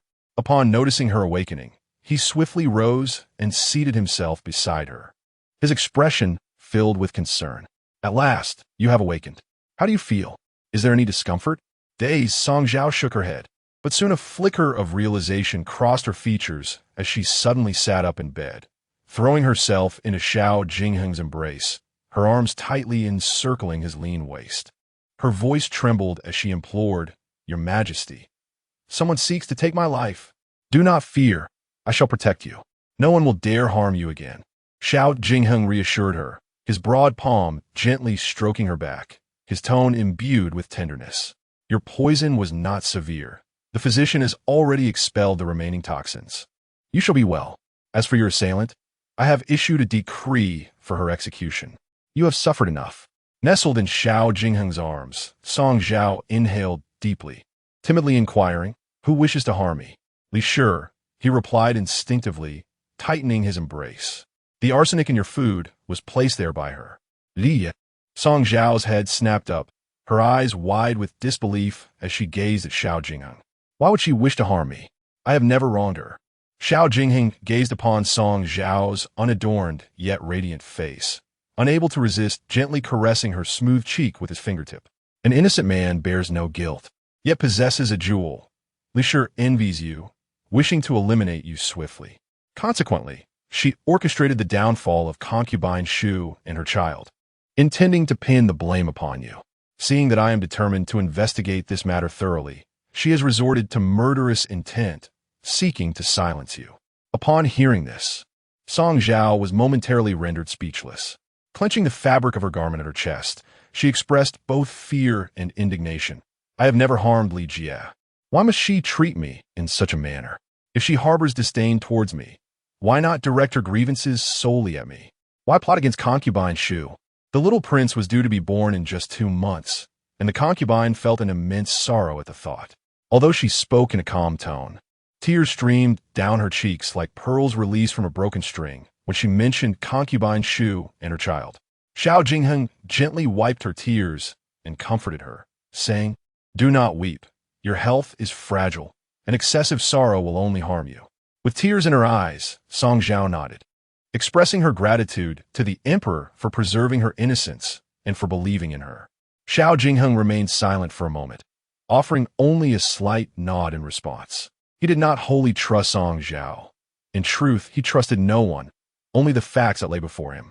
Song Zhao, sensing the moment, chose to withdraw gracefully without being overly sentimental.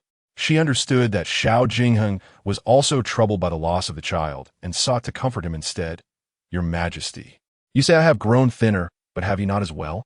Her delicate fingers brushed against Xiao Jingheng's cheek as she tenderly remarked, I know that the matter of the little prince weighs heavily on your heart. In my youth, I heard from my aunt that departed loved ones will reunite with us in the near future. Both you and concubine Shu are still young. Once she has regained her health, I believe good news will soon follow, and then the little prince will return to meet you. Xiao Jingheng nodded, tightening his grip on Song Zhao's hand. You must also recover quickly. Do not cause me distress. Do you understand? A soft knock echoed from outside the door, and Jiang Deshun's voice came softly. Your Majesty, I have something to report. Coming, Xiao Jinggeng replied. Jiang Deshun entered, bowing deeply to both Xiao Jingheng and Song Zhao, and said, Your Majesty, Li Shi is causing quite a disturbance in the dark prison.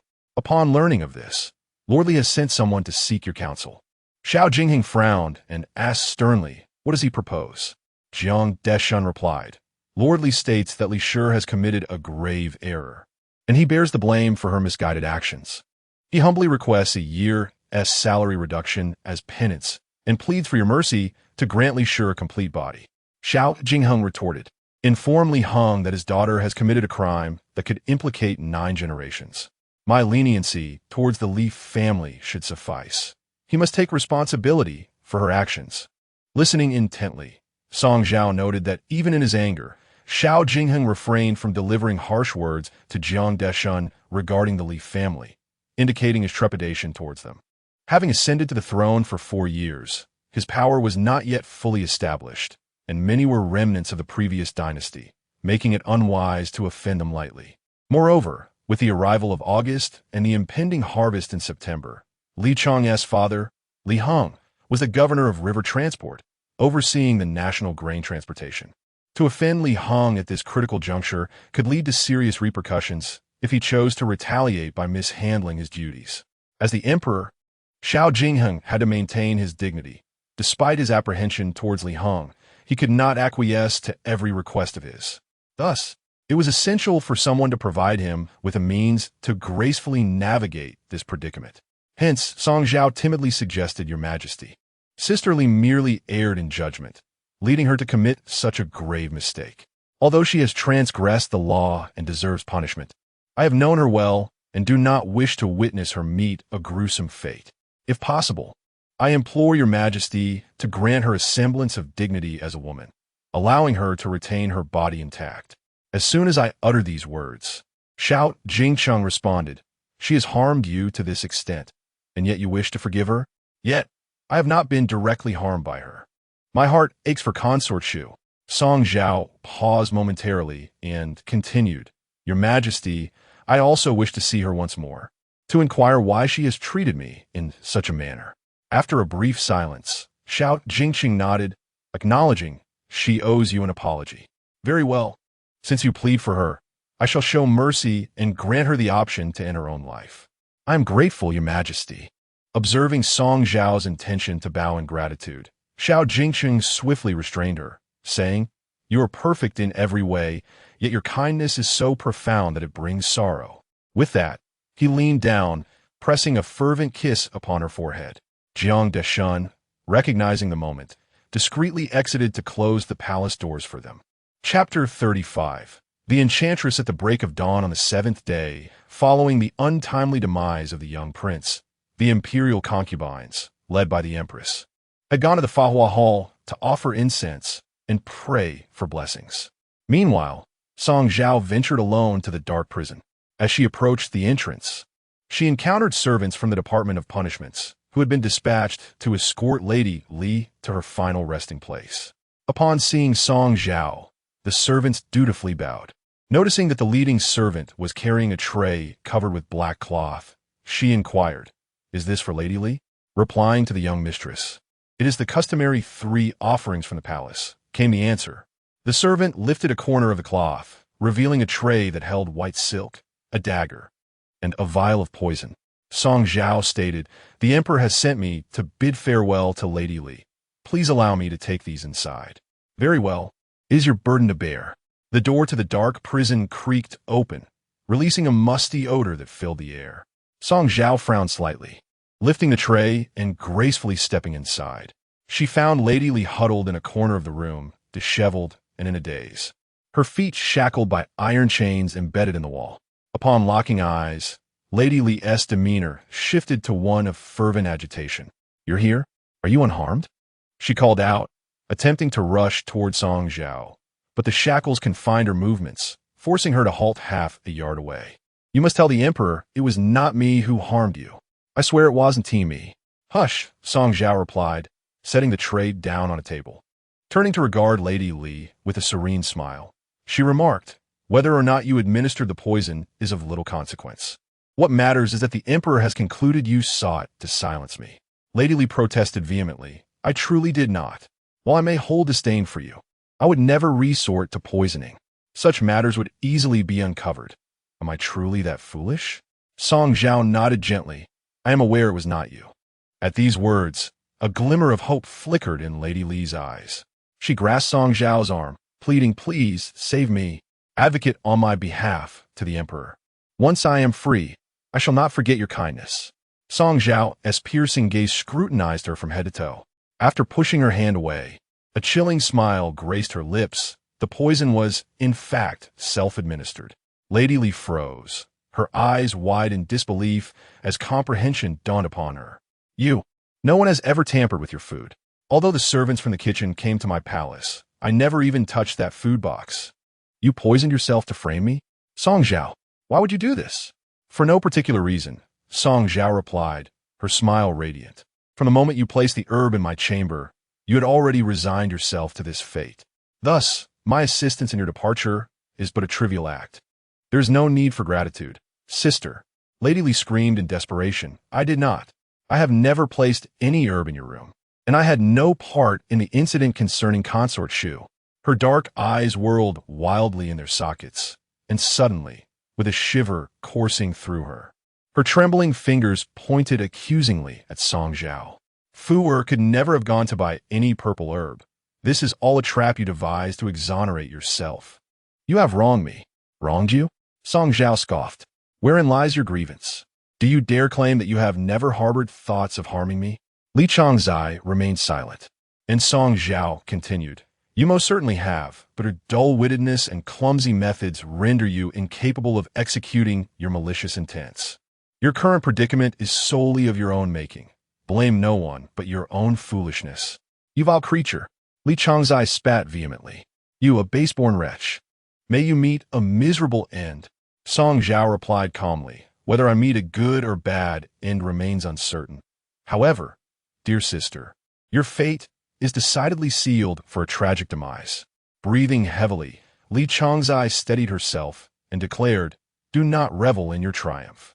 The Emperor has sentenced me to death by hanging, and prior to my execution, the officials from the Ministry of Justice will be present to oversee it. I will reveal everything to them, even in death. I shall not allow you to prevail. Ha ha ha. Song Zhao covered her mouth in laughter and gracefully seated herself at the table. Li Changzai retorted, What are you laughing at, you wretched being? Sometimes I truly envy you. Sister, you are of noble birth, cherished by our father, and the bond between you two elicits envy from others. Song Zhao's delicate fingers glided over the black cloth draped over the tray. But sister, you may not be aware, upon learning of your heinous crime and your impending execution, our father has willingly forfeited a year of his salary to ensure you retain a complete corpse. The Emperor, moved by your father's deep affection for you, has graciously granted you the option of suicide. As she spoke, she abruptly unveiled the black cloth. Upon seeing the contents of the tray, Li Changzai's face turned ashen, and she screamed, retreating to the corner of the room. Song Zhao's fingers delicately traced the deadly objects, shaking her head in dismay. TSK. The servants of the Ministry of Justice seem unaware of their duties. The Emperor clearly stated he would grant you a complete corpse. Both this white silk and dagger would leave marks upon you. Given your beauty, how could I bear to let you die in a ghastly manner? With that, she picked up the vial of poison and smiled at Li Changzai. Perhaps we could opt for poison? A single gulp would render your insides to shreds, flames consuming your heart. Though it may be a tad painful, it would preserve your physical form intact. What do you think, sister? And no, stay away. I want tea, drink it. Li Changzai cried out in terror, her features contorted in sheer horror, resembling a madwoman. Song Zhao advanced relentlessly until Li Changzai was cornered, with nowhere left to retreat. Only then did she lean down, gently caressing her cheek and wiping away her tears. "Sister, why do you tremble so? Are you frightened?" As she spoke, her hand gradually moved to Li Changzai's face, suddenly applying pressure to her jaw, forcing her mouth open. With a serene smile, she poured the entire vial of poison down Li Changzai's throat. The moment Song Zhao released her, Li Changzai collapsed, horrified, clawing at her throat, coughing violently as torrents of liquid spilled forth. Yet the poison bestowed upon her within the palace, with but a single sip, rendered her beyond salvation.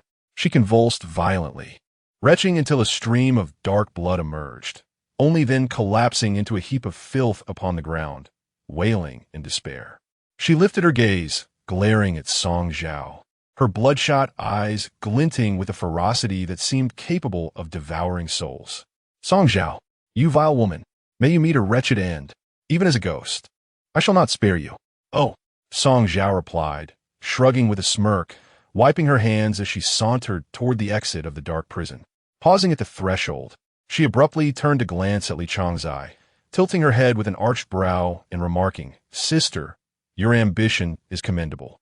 I shall await the day you unveil your grand talents."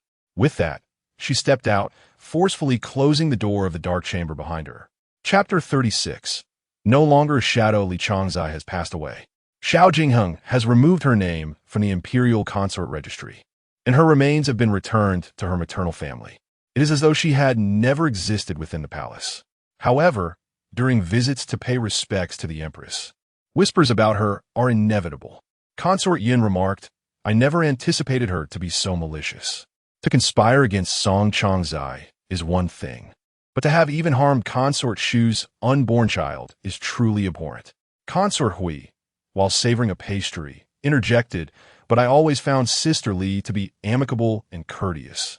She did not seem like a villain at all. What do you know?" Consort Ing retorted impatiently, casting a glance at Hui, then suddenly softening her tone, added, "The milk sugar pastry today was specially prepared in my palace for Her Majesty the Empress. If you wish to indulge, I shall arrange for some to be sent back with you." "Thank you, Sister Ing," Hui replied eagerly, devouring another sizable piece. Each time she came to pay her respects, Huey's behavior was distinct. While others engaged in conversation, she focused solely on her meal. Song Zhao observed daily, noting that in just over a month since her entrance to the palace, Huey's waist appeared to have thickened. It was well known among the court that Xiao Jingheng had little fondness for overly plump women, yet the other consorts continued to offer Hui the finest delicacies. Their motives were transparent. They sought to plump her up before she received favor, intending to present her to Xiao Jingheng as a mere talisman, thus alleviating any fears of rivalry for his affections. Lost in thought, Song Zhao suddenly heard Consort Ing call her name. "Song Changzai, you too. Li has caused you such harm. Yet I hear you accompanied her on her final journey yesterday. Do you not consider it ill-fated?" Song Zhao paused, contemplating her response. "I merely wish to understand her motives for plotting against me. Did you gain any clarity?" With a sigh, Song Zhao shook her head. She would not divulge anything, only admitting to having poisoned my food. Yet she steadfastly refused to acknowledge her role in the harm done to Consort Shu and her child. As she spoke, she discreetly observed the subtle expressions of the other consorts. Song Zhao had taken note of Consort Shu's miscarriage, and while all outward evidence pointed to Li Changzai, she alone understood that these so-called proofs were orchestrated by her design. Regardless of whether Li Changzai was truly culpable, Song Zhao felt compelled to cast her into the flames for her own preservation. However, should it turn out that Li Changzai was innocent, the depths of the schemer lurking in the shadows would be profoundly unsettling. Surveying the room, she found everyone maintaining their composure, except for Consort Yun, who impatiently interjected. "The Dali Temple and the Ministry of Justice are conducting a thorough investigation. The evidence is irrefutable. No matter how obstinately may be, it will not alter the outcome. Let us refrain from further discourse," the Empress said solemnly, gripping a string of prayer beads. "Li's malevolent intentions have led her to this dire fate, and she has only herself to blame. With her as an example, I implore you all to reflect and refrain from harboring inappropriate thoughts in the future." The other consorts echoed, "We shall diligently heed Her Majesty's counsel." The sole voice that diverged from the crowd emanated from the lips of Consort Shun. How can the Empress chastise others when her own management has led to such calamity? It was evident to all that Consort Chin's words were a deliberate provocation aimed at the Empress.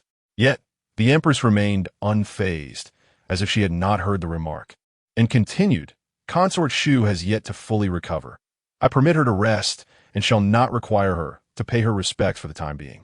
Her grief over her lost child is far greater than her physical ailments. You all should visit her palace more often to offer her solace." With a cold scoff, Consort Chin mocked, "Your Majesty truly knows how to play her part." Yet, the former Lady Li was ever so vocal, proclaiming her allegiance to you. Given her current actions, it is difficult not to ponder how much of your influence lingers in this situation. Consort Chin, do not overstep your bounds. Consort Yin could no longer tolerate such derision towards the Empress and confronted her fiercely. "In this harem, the Empress is the only true sovereign. We are all subjects of the Empress. What do you mean by these words? Do you intend to form factions within the palace?" Consort Chin raised her slender eyebrows with a mocking smile, retorting, "Oh, the sovereign is not agitated, yet her hound barks first." You, Consort Chin, unperturbed, stood up and stifled a yawn, saying, "I am weary. Your Majesty may continue imparting wisdom to them. I take my leave." With that, she turned and sashayed away without so much as a bow. Consort Yin muttered a few curses at her retreating figure before comforting the Empress. "Your Majesty, do not take her words to heart. Such blatant disrespect towards rank will inevitably lead to retribution."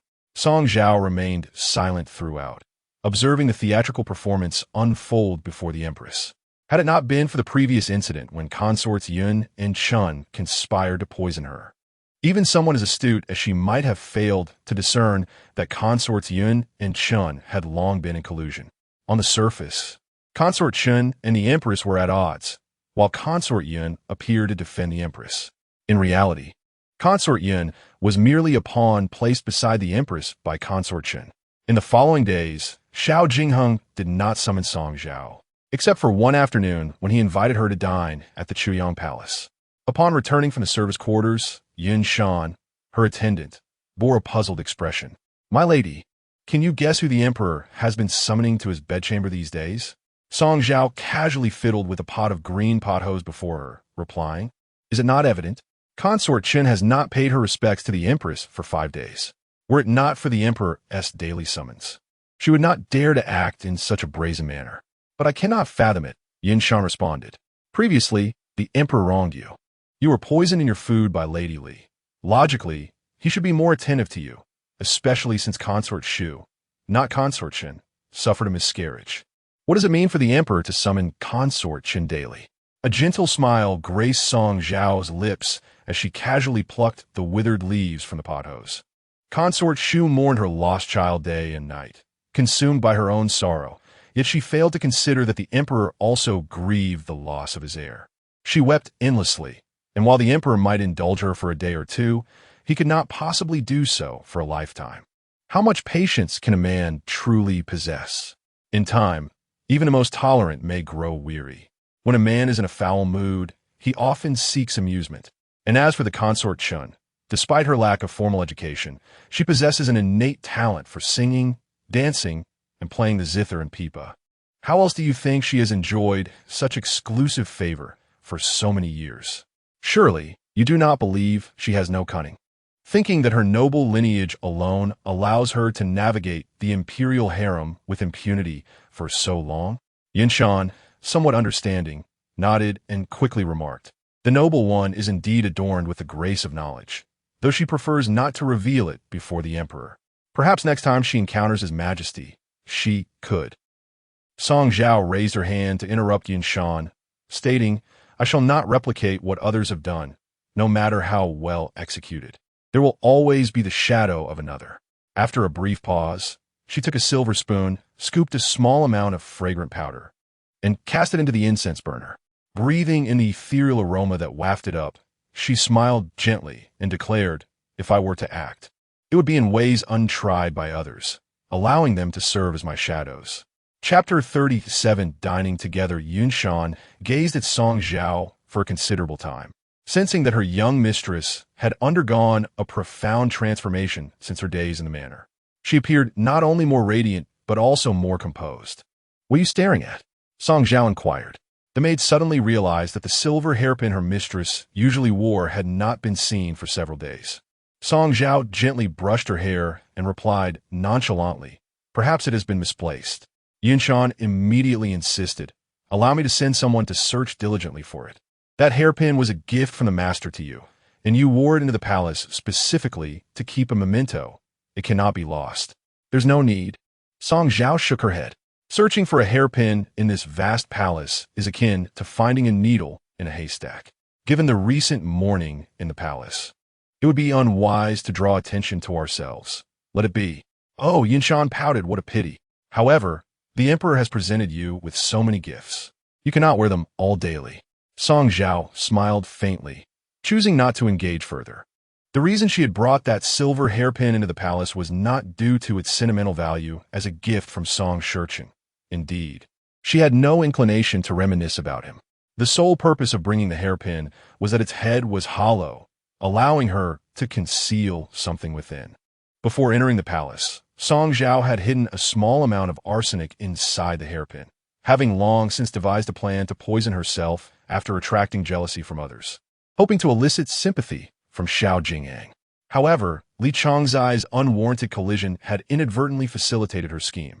The following day, after paying her respects to the Empress, Song Zhao, accompanied by Yao Pin, went to visit Xu Fei. Xu Fei remained in a state of deep sorrow, ignoring the visitors as she lay on the couch, clutching a tiny embroidered belly band adorned with a qilin. It was a garment she had painstakingly crafted for her unborn son, yet now the belly band remained while the child was lost. Yao Pin attempted to console Xu Fei, but upon mentioning the child, tears streamed from Xu Fei's eyes like pearls slipping from a broken string. As they exited Xu Fei's chambers, Yao Pin quietly remarked to Song Zhao, "It is no wonder Xu Fei weeps so bitterly. A healthy child at 7 months, gone without warning. Who could endure such a blow?" Song Zhao responded with a melancholic tone, inquiring, "I heard that once, during her 6th month, concubine Shen also suffered miscarriage, supposedly due to a careless fall." A trace of disdain flickered across Yao Pin's lips. That was her own doing. Sensing Song Zhao's gaze upon her, she quickly suppressed her smile and shifted the conversation. "In a couple of days, it will be the emperor's birthday celebration.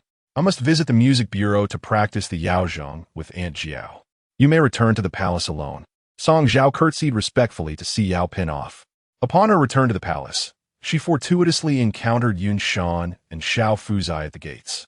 Xiao Fuzai appeared dusty and limped as if he had been supported back by Yunshan. Song Zhao hurriedly inquired, "What has happened?" As the trio of servants made their way back to the palace, Yunshan, still shaken, recounted the incident. At the southeastern corner of the Imperial Garden, the rocks on the artificial hill shifted and nearly fell upon me. Fortunately, Zhao Fuzi was quick-witted and pulled me away just in time. I am unscathed, but he has twisted his ankle. Song Zhao looked at Zhao Fuzi with concern, asking, "Are you all right?" Zhao Fuzi waved his hand dismissively, smiling as he replied, "Compared to the hardships endured in the Zinzheku, a twisted ankle is nothing significant. I can simply apply some medicinal oil myself. However, this matter must be promptly reported to the Ministry of Internal Affairs to ensure they repair the hill properly, lest it injure our esteemed masters one day." Zhao Fuzi and Yunshan deliberated on the urgency of conveying the news, but Song Zhao interjected after a moment's contemplation. "The trivial affairs of the inner palace are under the purview of Consort, as entrusted by Her Majesty the Empress. Reporting this matter to the ministry without forethought may lead Consort to believe we are overstepping our bounds. Besides, the officials of the ministry traverse the palace daily and will eventually discover this incident. It is best if we feign ignorance." That evening, Xiao Jingheng still held the token of Consort Chen. However, after nightfall, Zhang Jiugui from the Respectful Affairs Room personally visited Yaowa Palace. He bore good tidings for Song Zhao, stating with a smile, Your Highness, His Majesty has decreed an invitation for you to join him for lunch at Chaoyang Palace tomorrow noon. Song Zhao accepted with a smile, grateful for the effort Zhang had made to deliver the message. Once Zhang departed, Song Zhao began preparing for the luncheon.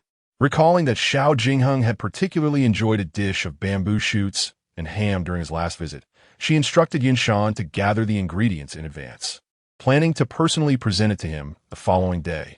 She emphasized, the broth must be made using fresh mushrooms, including tea tree mushrooms and cordyceps, to enhance the flavor. Extract the essence from the mushrooms and infuse some sweet potato vermicelli beforehand. Yinshan, somewhat puzzled, remarked it is merely soup. Typically, one consumes a bowl after the main meal for a soothing effect. Sweet potato vermicelli is quite filling. Why include it? To which Song Zhao replied, let float there, translucent, merely as an embellishment. Whether His Majesty partakes or not is his concern. You need only follow my instructions. When lunchtime arrived the next day, Song Zhao brought the bamboo shoot and ham soup to Chaoyang Palace, and indeed, the dish was well received by Xiao Jingheng. After the meal, he had 2 bowls served, and the delectable broth with the flavorful vermicelli left him wanting more. Tradition dictated that the emperor should not indulge excessively in any one dish, lest someone with ill intentions exploit his fondness to harm him. Thus, it was customary for the imperial concubines to dissuade him at such moments. So, when the palace attendants offered a 3rd bowl, Xiao Jingheng instinctively glanced at Song Zhao, only to find her gazing at him, her chin resting on her hand. With a sweet smile on her lips, he playfully pinched her petite nose and inquired, what brings you to smile at me so? Song Zhao replied, I'm simply delighted to see that His Majesty enjoys the meal I prepared. Upon hearing this, Xiao Jingheng laughed heartily and said, I delight in your company. Unlike the Empress, who is bound by numerous protocols, or the Consort Shun, who is ever so talkative, it is simply splendid to share a quiet meal with you. Is there anything more enjoyable? When dining with others, they either express concern for my health or go to great lengths to please me. Yet, Song Zhao is refreshingly innocent. Her sole desire is for me to eat a bit more. As the substantial bowl of soup and sweet potato vermicelli was consumed, Xiao Jingheng found himself quite filled. Song Zhao attended to him, suggesting, Your Majesty, perhaps you should rinse your mouth and take a brief rest? You must rise later to review memorials. Yet, how could Xiao Jingheng possibly sleep in such a state of fullness? He chuckled and replied, I may have indulged a bit too much. Would you accompany me for a leisurely stroll to aid digestion? Song Zhao nodded in agreement, and Jiang Deshun, who was present, interjected, The chrysanthemums in the imperial garden are currently in splendid bloom. Your Majesty might wish to take a look. With autumn's arrival, the blossoms fade away, leaving only the fragrant chrysanthemums to grace the branches. Jiang Deshun could only suggest that Xiao Jingheng admire the chrysanthemums. Otherwise, what else would he gaze upon? Withered flowers and fallen willows strewn across the ground. The finest spot to appreciate the chrysanthemums within the palace is, indeed, behind the rockery in the southeast corner of the imperial garden. Chapter 38. Self-sacrifice for rescue when Xiao Jingheng ventured out. He was accompanied by the imperial carriage and an innumerable entourage of palace attendants. However, Song Zhao had only her own 2 legs. In the palace, only the esteemed ladies of the highest rank were permitted to ride in palanquins, a privilege that was far beyond her humble status. Yet, Xiao Jingheng was considerate of her, and as he took her hand and approached the entrance of Chaoyang Palace, he instructed Jiang Deshun, prepare a palanquin for Song Changzai. Song Zhao hurriedly expressed her gratitude. Thank you, Your Majesty, but I am but a lowly concubine and truly unworthy of such honor. I bestow this upon you. Thus you are indeed worthy, Xiao Jingheng replied, tightening his grip on her hand and teasingly added, if you feel that riding alone in a palanquin would attract too much attention, you may share the imperial carriage with me for a more intimate experience. While riding alone in a palanquin would inevitably lead to gossip, sharing the imperial carriage with Xiao Jingheng would likely provoke even greater scandal. With significant matters to attend to that day, Song Zhao reluctantly acquiesced, Your Majesty. You always jest with mistrust from Europa. With that, she followed Jiang Deshun's guidance and stepped into a redwood palanquin carried by two bearers. The location of Chaoyang Palace was near the Imperial Garden, and in no time, they arrived at the southeastern corner of the garden after a brief journey. As the palanquin came to a halt, Xiao Jinghang lifted the curtain and extended his hand to her. "Give me your hand." Allowing him to assist her down, Song Zhao deliberately feigned a stumble, subtly falling into Xiao Jinghang's embrace. Having prepared meticulously for her visit to Chaoyang Palace, she now stood before him as he took in the sight of the enchanting beauty in his arms. A wave of delicate fragrance emanated from her, fresh and subtle, reminiscent of her natural scent, yet even more alluring than floral notes. In recent days, the consort Chun had been by his side, her penchant for extravagance resulting in heavy makeup and potent perfumes. While her initial appearance was striking, prolonged exposure revealed a certain lack of depth.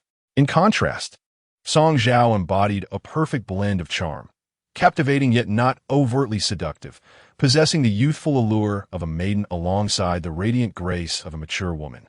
Though her initial collision into Xiao Jinghang's embrace was unintentional, his strong hand now firmly grasped her fragrant shoulder, preventing her escape. Lowering her gaze, her long, thick eyelashes cast shadows over her cheeks as she shyly whispered, "Your Majesty, so many eyes are upon us." Xiao Jinghang delighted in her bashful demeanor, which accentuated her delicate beauty and stirred a desire within him to kiss her. He gently lifted her chin, inching closer to her lips. Yet just as she closed her eyes, anticipating his kiss, he abruptly halted, leaning into her ear and murmuring in a husky voice, "I cherish you. Let them gaze as they wish." "Your Majesty." Song Zhao playfully pouted, burying her face in his chest, her ears flushed with embarrassment. In his embrace, she nestled closer, a vision of allure that no man could resist. Xiao Jingheng wrapped his arm around her waist, guiding her deeper into the imperial garden. Jiang Deshan, along with his entourage, managed to follow for a couple of steps before hearing Xiao Jingheng turn and assert, "Stay put, do not follow." Upon hearing this command, Jiang Deshan immediately understood the emperor's intentions for the day, recognizing that he wished to indulge in some playful pursuits. Sensibly, he halted the group of palace attendants, instructing them to wait at a distance. As the two moved further away, Xiao Jingheng's hand began to wander restlessly. "What do you think of the scenery here, my beloved?" he inquired. Song Zhao, tickled by his caresses, let out a soft, sweet hum and nodded, indicating that it was indeed delightful. "Oh!" Xiao Jingheng leaned closer to her ear, gently nibbling on her earlobe, his voice a deep, enticing murmur. "Yet, I find that the beauty of this garden pales in comparison to you." As he spoke, his hand had already found its way to the sash around Song Zhao's waist. Just as the vibrant colors of spring were about to reveal themselves, a sudden cry erupted from behind them. "Your Majesty, be careful." Startled from his reverie, Xiao Jingheng instinctively turned to look, only to see a multitude of stones cascading down from the artificial mountain behind them, hurtling toward him and Song Zhao at an alarming speed. The guards were too distant to intervene in time.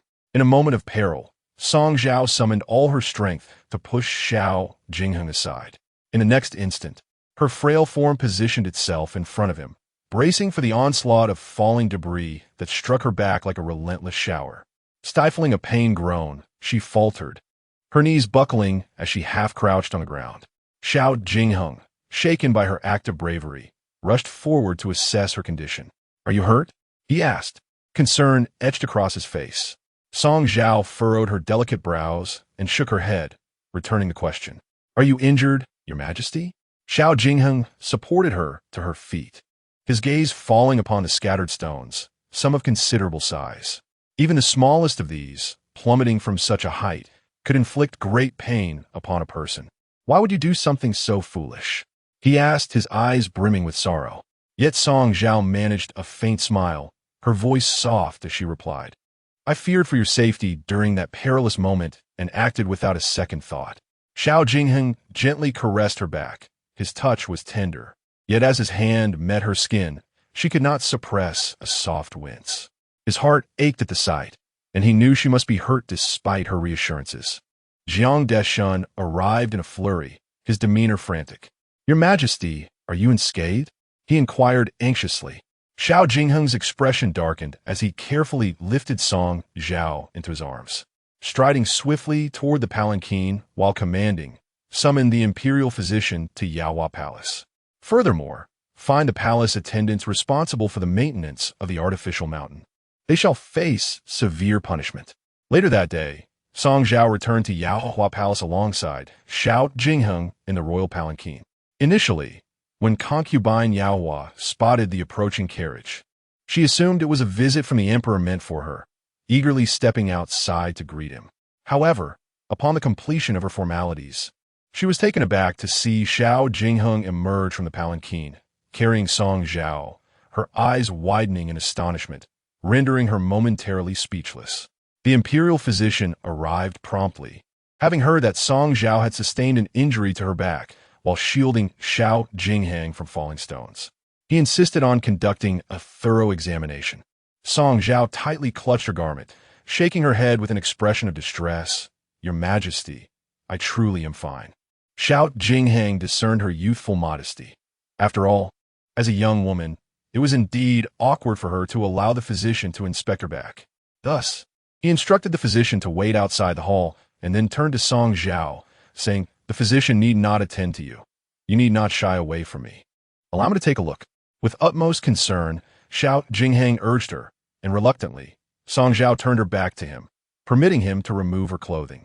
As the sheer fabric slipped away gradually, it revealed the delicate, fair skin of her back and the graceful curve of her butterfly bones.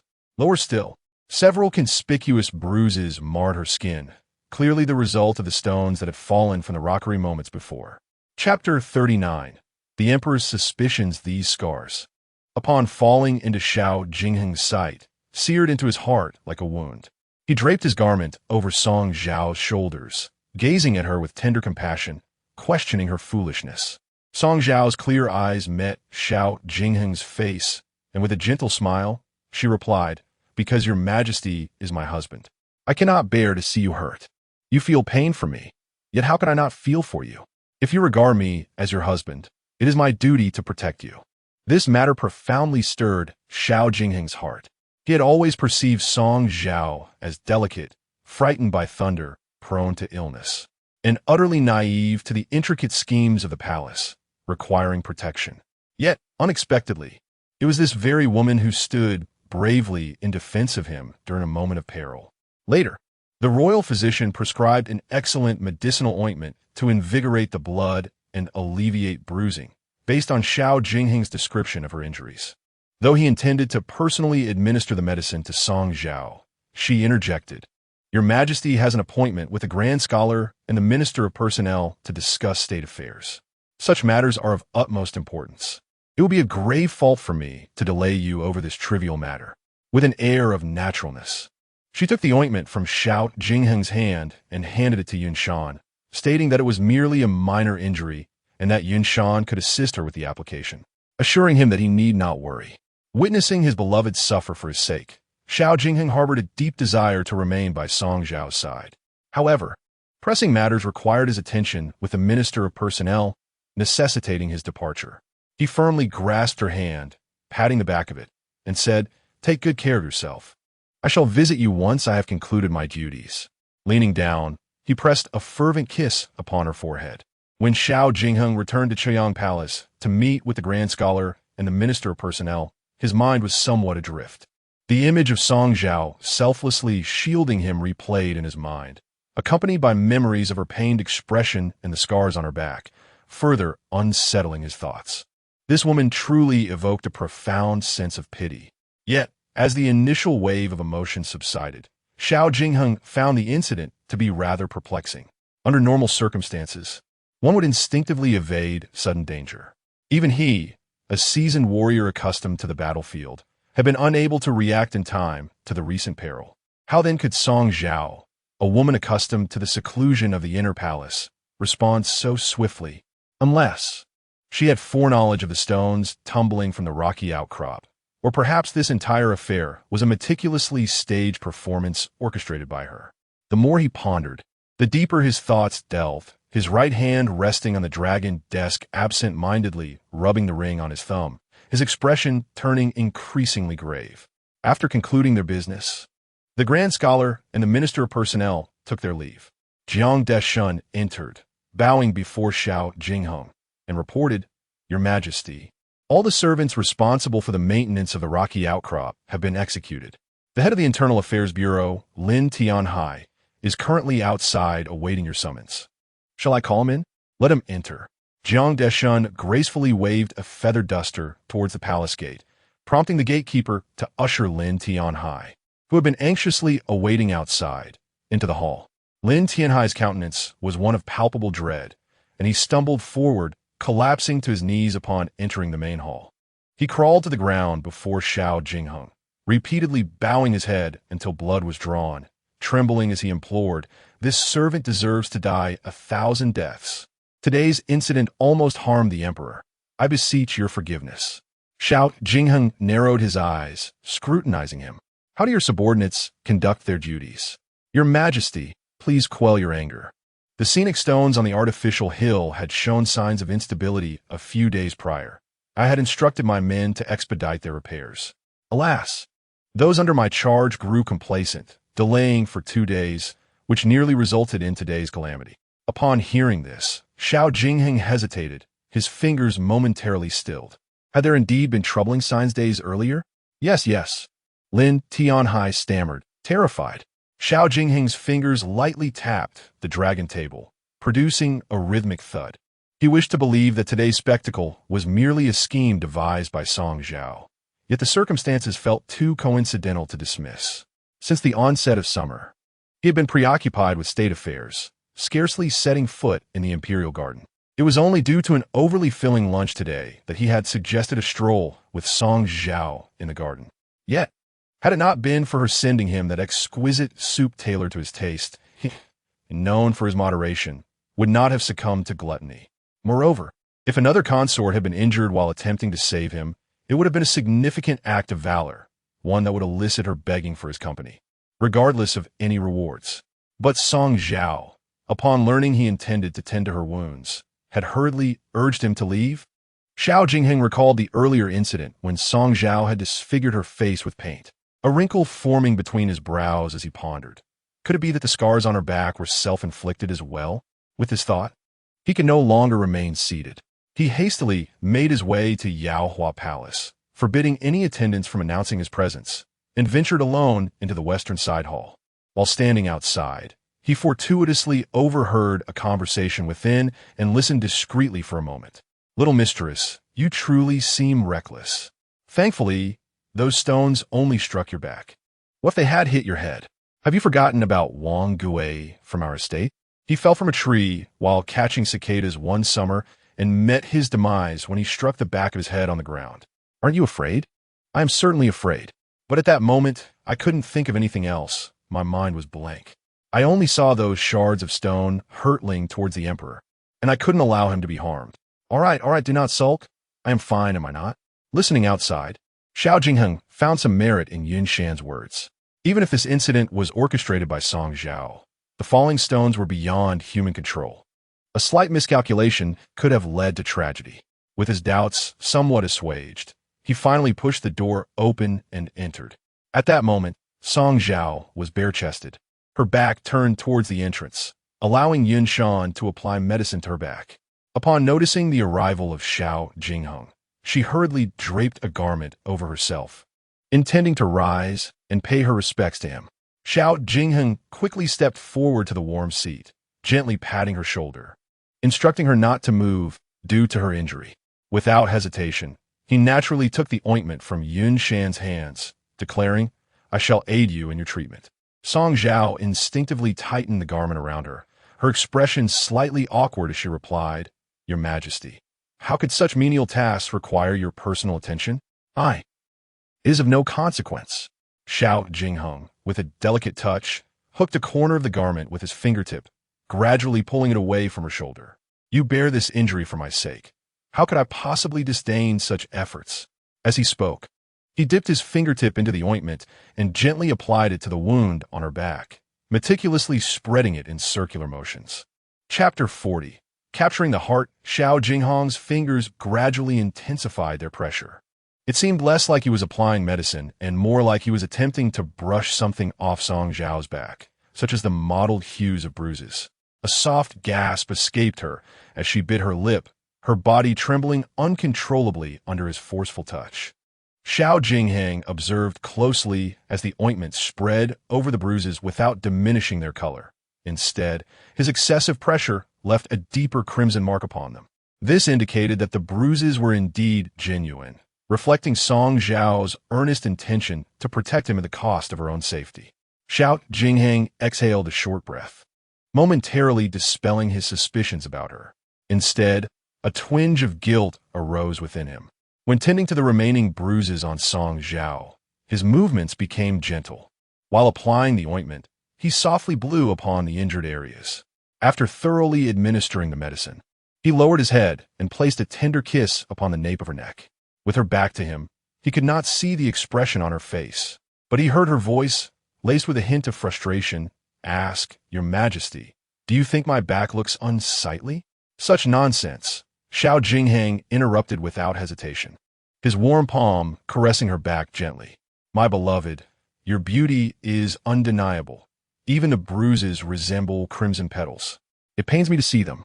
His lips traveled from her delicate neck down to her fragrant shoulder, and in a husky voice, he reassured her, "I shall apply medicine for you daily. Soon, you will recover to your pristine self." "Your Majesty." Song Zhao's voice grew softer, and from behind, Xiao Jinghang noticed her ears turning a charming shade of red. A picture of innocence. Little did he know, at that moment, Song Zhao spoke in the softest tone, yet her lips curled with a hint of cunning amusement, as if a hunter had perfectly ensnared a prized prey, preparing to kindle the fire for a sumptuous feast. Xiao Jinghang's kisses transitioned from restraint to fervor, his hands gradually migrating from her back to the alluring curves in front of her. Song Zhao appeared flustered, her delicate hands resting upon his muscular forearm. "Your Majesty, I fear today may not be convenient for me." Before she could finish her sentence, the man gently grasped her chin, applying a slight pressure to draw her face toward him. Their noses brushed against each other, breaths mingling. Xiao Jinghang fixated on the blush creeping onto her cheeks, a playful smile gracing his lips. "I recall that your cycle does not occur in these 2 days. My back's bruises are quite painful with the slightest touch. I fear I cannot lie flat for several days." "Not a problem." Xiao Jinghang leaned in, lightly nibbling her lip. "You may lie on top, allowing me to gaze upon your beauty." Song Zhao blushed intensely, her fair skin shimmering with a delicate rosy hue. Xiao Jinghang was utterly captivated by her charm, his left hand firmly clasping Song Zhao's waist, drawing her closer by the inch as he lost himself in passionate kisses. However, their moment of fervor was abruptly interrupted by a knock at the door. Jiang Deshun's respectful voice resonated from outside. "Your Majesty, the Empress and Consort Shun have been informed of the peril you encountered today in the Imperial Garden. They have each prepared calming and restorative soups at Chaoyang Palace, awaiting your arrival." Xiao Jinghang felt as though he had been doused with cold water, his expression darkening considerably. He shouted towards the door, who divulged this matter to them. It was evident that when Xiao Jinghang had returned to Yaohua Palace with Song Zhao, he had run into the favored concubine, Yao Pin, at the palace gates. Yet, Jiang Deshun could not dare to speak ill of Yao Pin at such a moment, and thus he stiffened, insisting he knew nothing. Song Zhao discreetly observed Xiao Jinghang's countenance. He was clearly reluctant to depart. Even if he had to leave, he would wish to cherish one more tender moment with her. But if she insisted on keeping him, it would surely offend the Empress and Consort Chen. Song Zhao was not foolish. What she desired was a sense of guilt towards her, not his mere physical presence. Thus, she nestled in Xiao Jinghang's embrace, as docile as a rabbit, murmuring, "Today's events were indeed perilous, and I worry for you.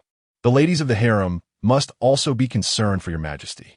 You have already spent such a long time with me. It would be unkind to have the Empress and Consort Chen worry unnecessarily." Xiao Jinghang pondered for a moment and replied, "Very well, you have also been startled today, and I cannot bear to trouble you further. Rest well and recuperate. I shall visit you after morning court tomorrow." After soothing Song Zhao, He left reluctantly once he saw her settled into sleep. As Song Zhao lay on her side, preparing to rest, a sudden, bright knock echoed from the door. "My lady, are you resting?" Hearing the voice of Xiao Fuji, she sat up and said, "Come in." Upon entering, Xiao Fuji handed her a white porcelain medicine bottle. "This powder has been specially prepared for you, my lady. It will help alleviate the bruising on your body. The physician has prescribed Jin Fong Huoxiwa-san. It is quite precious and works wonders on fresh bruises, though its efficacy diminishes on older ones." Song Zhao set the porcelain bottle aside, her expression tranquil as she remarked, "You are very thoughtful." Xiao Fuji bowed deeply, initially intending to withdraw, but as she reached the door, she turned back with a troubled expression, saying, "My lady, this undertaking was exceedingly perilous. With new and old injuries combined, it has truly been a trial." Song Zhao smiled dismissively. "If the performance is not credible, how could it deceive the emperor?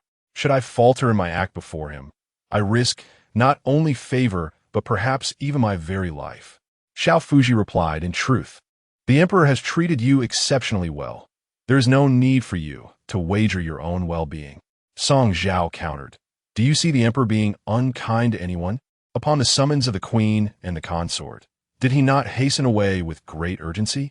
In the imperial harem, which lady lacks beauty, and who is devoid of esteemed lineage? How enduring can the favor sought through charm truly be?" She gently swayed the porcelain vial in her hand, a smile gracing her lips. "Indeed, a few bruises might lead the emperor to believe I risked my life to save him, thus earning his attention, which is certainly worthwhile." As she spoke, her gaze suddenly shifted to Xiao Fuji, commending, "You executed your task quite well today. You timed the falling stones perfectly and withdrew without leaving a trace. I was right to place my trust in you." Chapter 41. An abundance of affection. The recent incident in the Imperial Garden was wholly orchestrated by human intent, with the mastermind behind the scenes being none other than Song Zhao. A few days prior, when she overheard Yin Shan and Xiao Fuzi mention that the stones of the artificial hill in the northeast corner of the Imperial Garden were loosening and at risk of falling, she began to devise her grand plan. She needed to perform an extraordinary act to leave a lasting impression on Xiao Jingyang. Beauty, intelligence, and proficiency in the arts, these traits, although admirable, were commonplace among the concubines, and engaging in such pursuits would only render her indistinguishable from the rest. Thus, she resolved to become Xiao Jingheng's savior. The previous day, when he invited her to lunch, she had already concocted her scheme involving the bamboo, fungus, and ham soup. Aware of his fondness for the dish, she deliberately included sweet potato vermicelli, known to cause discomfort when consumed in excess, intending for him to overindulge and express a desire to take a stroll afterward. As autumn began, the flowers in the Imperial Garden had withered, save for a vibrant patch of chrysanthemums in the northeast corner, which would provide a splash of color against the autumn backdrop. Predicting that once Xiao Jingheng suggested a walk, Jiang Deshan would recommend admiring the chrysanthemums. She had arranged for Xiao Fuzi to hide behind the artificial hill, ready to push the loose stones at the opportune moment after she and Xiao Jingheng entered. This act of heroic beauty would not achieve its intended effect unless it left some marks upon her. So to ensure success, she instructed Xiao Fuzi the previous night to strike her back with a stone, creating several bruises. Even if Xiao Jingheng summoned the imperial physician to attend to her, she could refuse treatment by citing the inconvenience of exposing her back. Xiao Jingheng, lacking medical knowledge, would only see the bruises and be unable to discern whether they were fresh injuries or remnants from the previous night. Every detail had been meticulously planned, and she was confident that this incident would secure her a place in Xiao Jingheng's heart.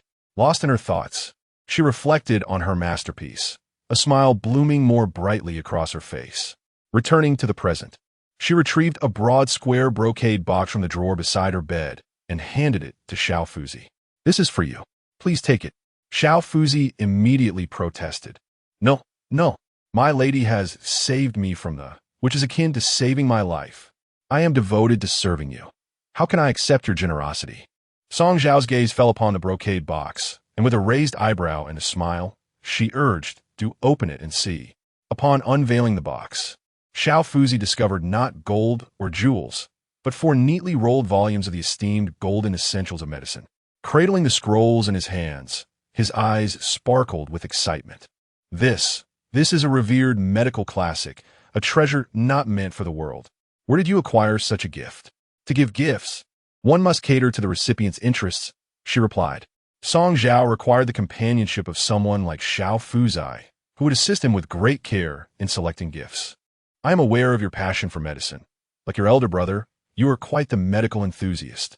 In the past, when you were caught peering at the texts in the Imperial Medical Institute, you endured a harsh punishment and were sent to the hard labor camp. From now on, as you stand by my side, you will have access to as many medical texts as you desire, without the need to hide them. Upon hearing this, Xiao Fuzai felt as though he had discovered a treasure. He knelt down with a thud, overwhelmed with joy as he exclaimed, I am deeply grateful, my lord. Song Zhao extended a hand to help him up and said, As long as you follow me, we shall rise and fall together, sustaining mutual trust. This matter is known only to you and me. Do not mention it even to Linyan. She is timid, and I fear she might be frightened. Xiao Fuzai nodded vigorously, assuring, Rest assured, my lord, I know what words to speak and what to keep silent. Since that incident, the bond between Xiao Jingheng and Song Zhao has visibly grown closer. The continuous stream of rewards sent to Yaohua Palace has transformed the demeanor of the consorts who once looked down upon her due to their higher rank. Now, they greet her with smiles and affectionate terms of sisterhood. Xiao Chongzai and Lu Chongzai, who entered the palace alongside her, have reverted to their former sycophantic behavior, seeking to ingratiate themselves with Song Zhao. As for favor, previously, the times when the Chun consort shared the emperor's bed accounted for more than half of the consort's nights. But now, Song Zhao has subtly begun to rival her. One day, by chance, they encountered each other in the imperial garden. Song Zhao performed the proper courtesies toward the Chun consort, who, with a frosty demeanor, shot her a glance and spoke with a sardonic tone. You have become the emperor's favorite. It would not be long before you bear his child and are elevated to the status of a noble. Song Zhao replied, The position I hold today is entirely thanks to your highness, the Chun consort, and I am forever grateful. The emperor's affection for me is merely a fleeting fancy, while his regard for you remains steadfast over the years. The Chun consort narrowed her eyes, her sharp gaze piercing through Song Zhao, who adorned her ears with the pair of pink pearl earrings gifted by the consort. She remarked, Do not underestimate yourself. You are clever. From your very entrance into the palace, you have chosen a brilliantly illustrious path. As she spoke, she fiddled with the gilded armor on her pinky finger, continuing, Consider Li Shi, who entered the palace alongside you. She was constantly currying favor with the queen, and yet, what became of her? She met a tragic end in the capital. Song Zhao nodded in agreement, and the Chun consort continued, It is good that you understand the rules. The imperial physician has recently declared that this period marks my auspicious days, conducive to conceiving a child. Therefore, I must remain close to the emperor to foster growth in our lineage. The Chun consort circled around Song Zhao and suddenly halted before her, a languid smile gracing her lips. However, the emperor has been preoccupied with thoughts of you, and his visits to me have decreased. What shall we do about this? What is meant to come will inevitably arrive. Song Zhao, favored by the emperor, had anticipated that one day the Chun consort would seek to stir trouble. However, the consort Chun treated her with a degree of courtesy, refraining from direct harm, yet subtly conveyed to Song Zhao the expectation to remain low-key and not to divide the emperor's affections. Song Zhao, already prepared for this, pondered for a moment and replied, The emperor is enamored with the novelty of his concubines.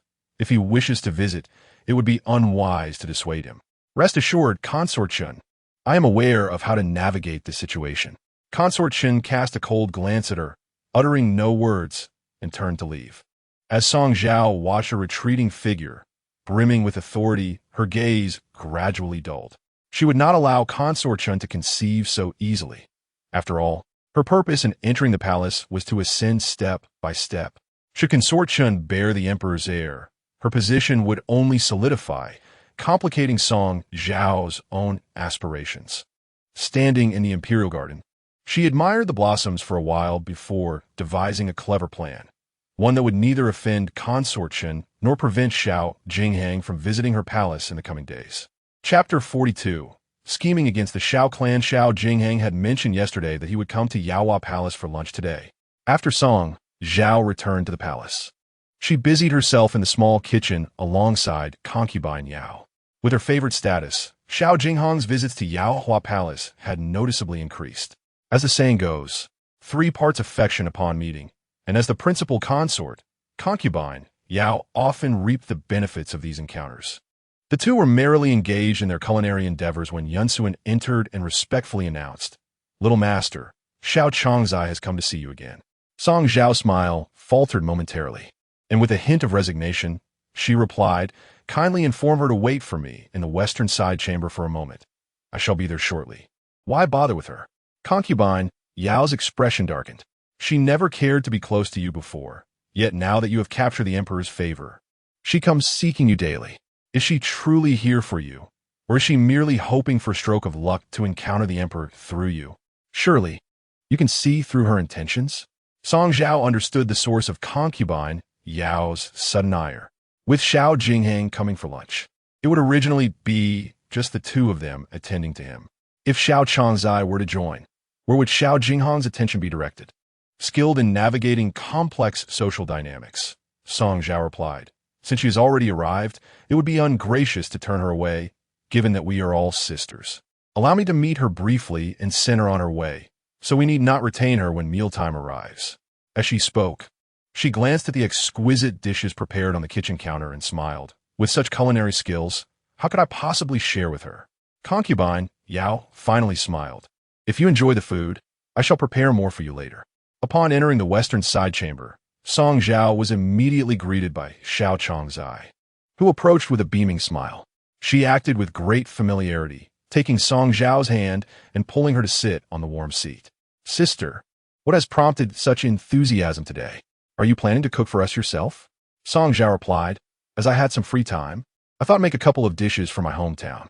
"Ah, then I shall be fortunate indeed," Xiao Changzai exclaimed, and then feigned awkwardness as she asked, "How rude of me not to ask if you welcome my presence, assuming I could stay here for lunch.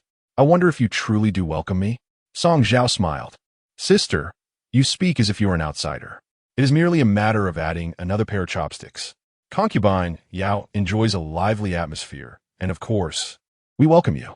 I feel a kindred spirit with you, and I enjoy being in your company," Xiao Changzai sighed. "You cannot imagine how much I have endured at Zhaochun Palace. While concubine Hui is rather easy to get along with, Lu Changzai, ever since I entered the palace, I have shared the emperor's bed once, and she has done so thrice. She constantly gives me disapproving looks, and facing her daily is truly disheartening." As Xiao Changzai spoke ill of others, Song Zhao chose not to engage, pretending she had not heard. She deftly shifted the conversation, asking, "In a few days, it will be the emperor's birthday celebration. What gift have you prepared for him, sister?" Xiao Changzai stumbled over her words, saying, "I plan to perform a dance at the emperor's birthday banquet, specifically the water sleeve dance." Xiao Jingheng's birthday also marked an occasion for the imperial consorts to showcase their talents before the emperor. Everyone would display their unique skills, especially newcomers like Song Zhao and Xiao Changzai, who had only just entered the palace this year. Song Zhao had already thoroughly investigated Xiao Changzai, discovering that her forte lay in singing. It was improbable that she would dance before the emperor. However, she chose to remain discreet, smiling as she replied, "Sister, your gracefulness is unparalleled, and the water sleeve dance beautifully highlights a woman's elegance. I am certain you will captivate the capital and earn the emperor's favor." Xiao Changzai waved her hand dismissively. "Such trivialities are beneath us. You, however, possess a beauty that tugs at the heartstrings and have bravely defended our lord in the imperial garden. It seems, aside from Empress Chun, you're the one most favored by the emperor." With a teasing tone, she added, "If I'm not mistaken, the emperor is likely to summon you again tonight. Isn't he?" Song Zhao blushed and replied, "Sister, please do not mock me. The 6th prince has entered the palace today, and the emperor will probably accompany him to Shokong Palace to visit the noble consort Jing, so I doubt he will have the inclination for such matters." Xiao Changzai nodded silently, her thoughts swirling. As she sat on the warm seat, she felt something pressing against her thigh.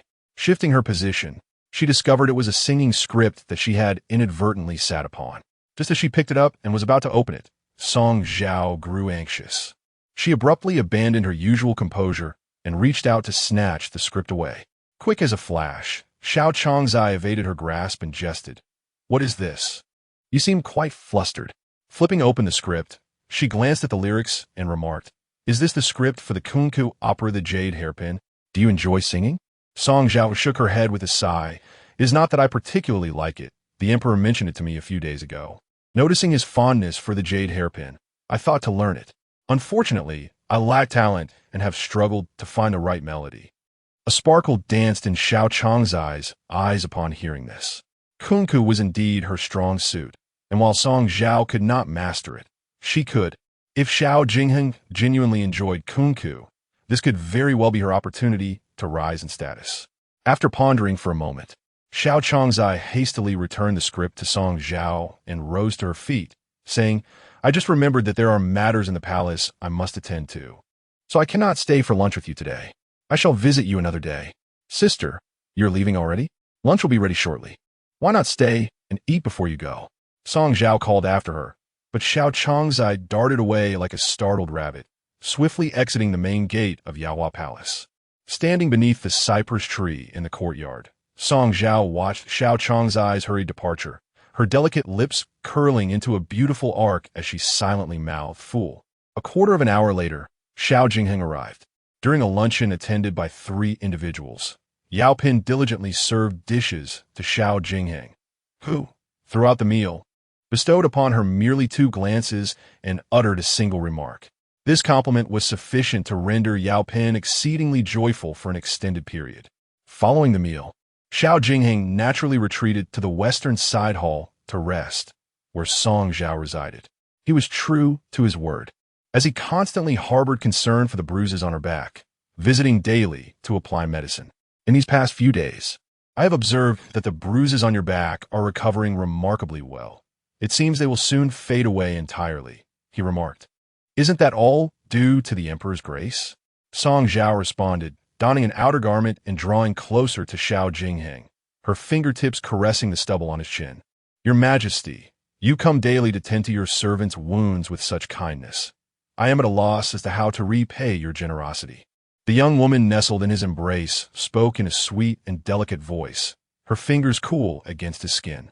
Her seductive gaze weaving an unspoken tapestry of temptation with every seemingly casual touch. "Oh," Xiao Jingheng's tone lifted playfully as he tilted her chin upward with a mischievous smile. "Then allow me to instruct you on how to repay me." As he spoke, his warm hand traversed the barriers, slowly venturing toward the delicate petals. Chapter 43. A song of favor. Ever since Song Zhao valiantly protected her sovereign in the imperial garden, Xiao Jingheng, filled with concern for her injured back, has always been remarkably restrained in their moments of intimacy. However, today, he resembled a tiger released from its cage, leaving Song Zhao feeling utterly worn out. After their tender encounter, Xiao Jingheng pulled Song Zhao into his embrace, remarking that his beloved concubine has grown increasingly attuned to his affections. Song Zhao, blushing with a soft laugh, turned to lie half atop Xiao Jingheng, her delicate fingers tracing the contours of his well-defined chest, reflecting the closeness of their hearts. What the emperor cherished, she naturally adored as well. "Ha ha ha!" Xiao Jingheng laughed heartily, teasingly commenting on her growing boldness. With that, he leaned in suddenly, capturing her lips, and the two embarked on yet another round of exploration. Unlike the other concubines, Song Zhao was distinct, where they often exhibited shyness, hesitant to voice their desires or move freely. Only the consort Chen displayed a bit more creativity. Yet, in comparison to Song Zhao, they fell short. Not only did Song Zhao know how to please, but she also understood how to jointly explore new experiences with Xiao Jingheng.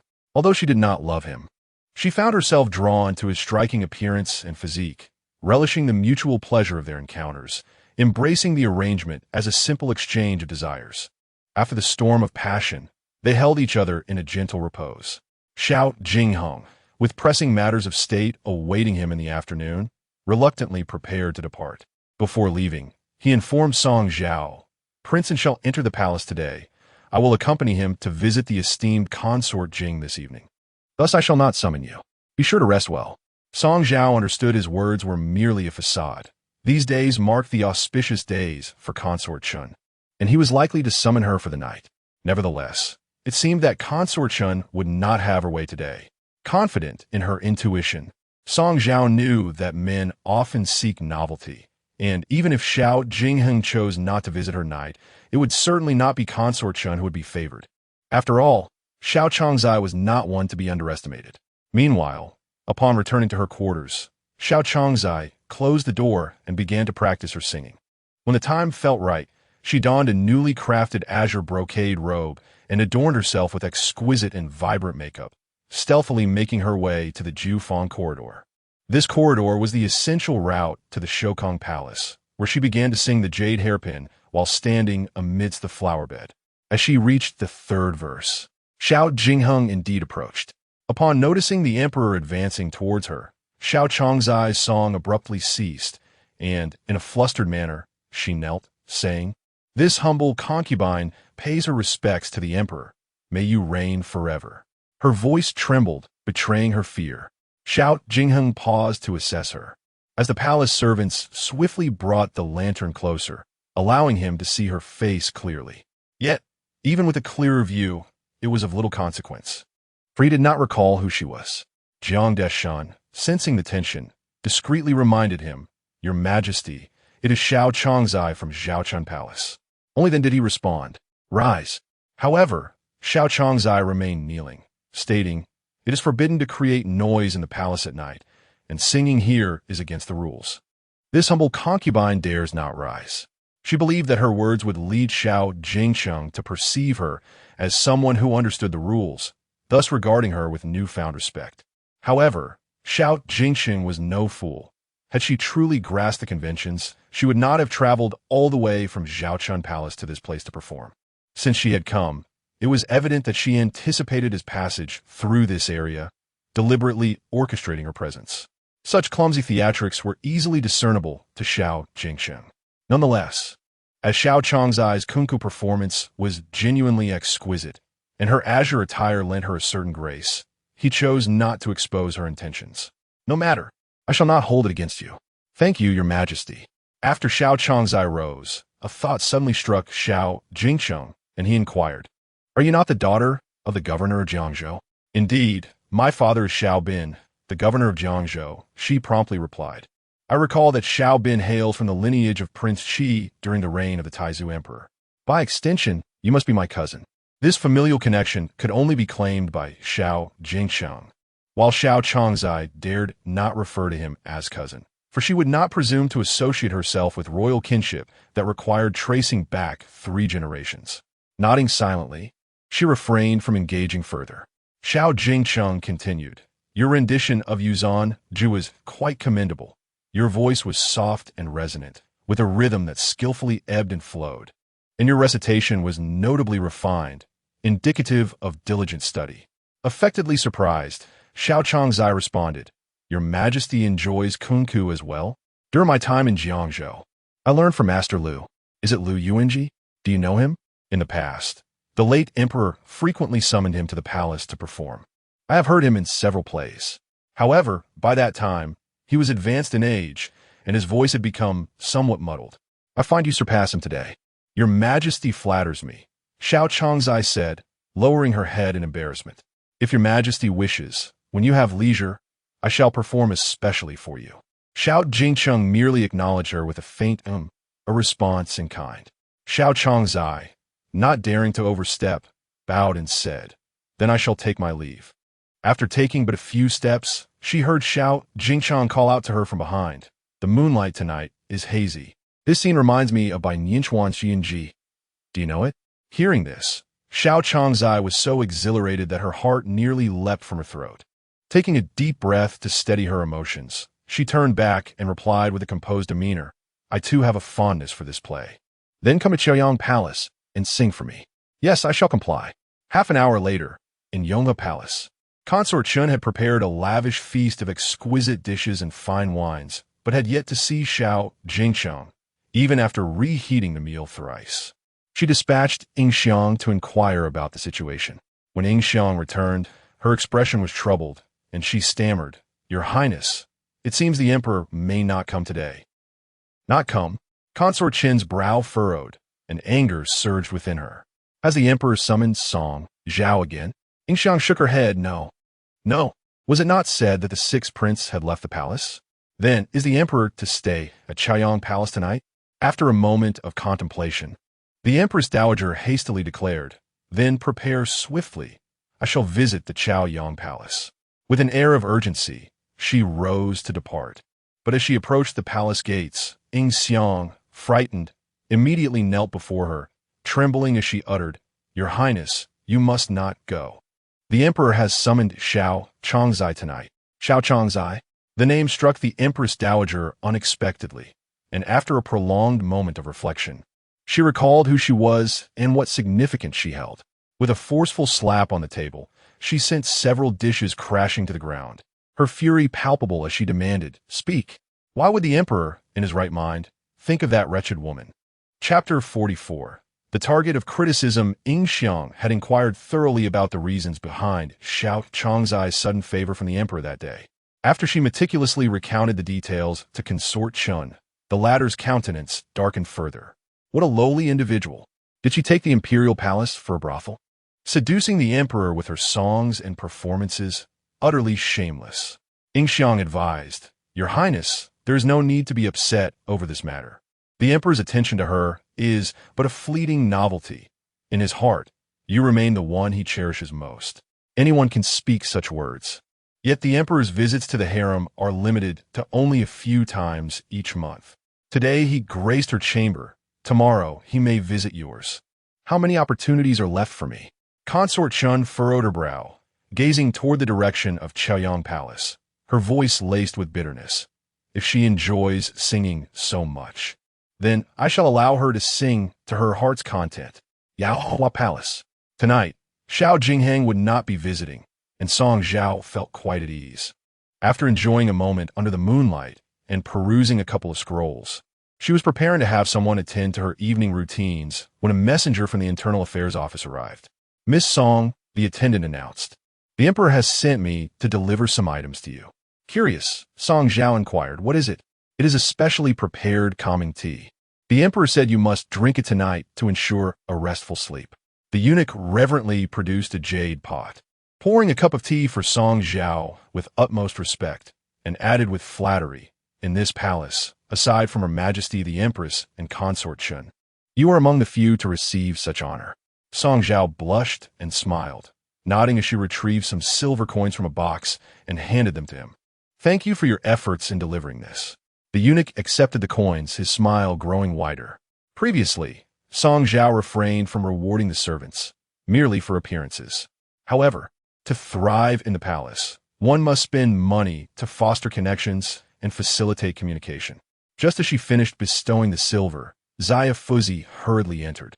Noticing the presence of an outsider, he leaned closer to Song Zhao and whispered, "Miss, tonight's consort is Zhao Chongzai, but the Emperor has not stayed overnight. She has already been sent away from Chaoyang Palace." After a moment of contemplation, Song Zhao pushed the jade pot a few inches toward the eunuch and smiled. "You seem familiar, and it appears the Emperor often tasks you with delivering items to me." Miss Song has a sharp memory. "I am specifically responsible for delivering rewards to the East Six palaces. You work diligently, and I appreciate your cleverness, so I would like to assist you. Tonight's consort is Zhao Chongzai. She is, after all, a cousin of the Emperor. She is not just an insignificant character. It is only a matter of time before she ascends to greater heights. I have heard that she does not yet have an attendant. If you can ingratiate yourself with her and serve as a servant beside her in the East Six palaces, your prospects would surely be far more promising than those within the Internal Affairs Office." The eunuch pondered for a moment and replied, "Miss Song's insight is indeed valuable, but I am but a lowly servant. How could I possibly earn her favor? An opportunity is ripe for the taking." Song Zhao retrieved an ordinary purple clay teapot, emptied the remaining tranquil tea from the jade pot into it, and then handed it to the inner court attendant. "Zhao Chongzai has toiled in serving the Emperor. This exquisite gift is for her, to both share in the emperor's favor and to demonstrate your understanding. The implication in Song Zhao's words was that the attendant should use the imperial gift of tranquil tea to curry favor with Xiao Chongzai. While such actions defied protocol, the palace servants were often willing to take risks for a chance at advancement. After a moment's hesitation, the attendant knelt to express gratitude for Song Zhao's kindness and hastened away with the tranquil tea. This gesture left Xiao Fuzai somewhat perplexed. Why would a noble bestow a gift meant for her upon a lowly servant? Song Zhao cradled the teacup in her hands, took a delicate sip, then set it aside. "You may take it and serve it for me," she instructed. Xiao Fuzai paused, questioning whether the noble was unaccustomed to the tea. Song Zhao shook her head, explaining that the tranquil tea was a royal delicacy, indeed a splendid gift. It could soothe even the most restless of souls into a deep slumber until dawn. However, the Empress summoned the consorts half an hour early the next day to her palace for a greeting and to discuss the emperor's upcoming birthday, and she dared not delay. Upon hearing this, Xiao Fuzai quickly grasped Song Zhao's intention.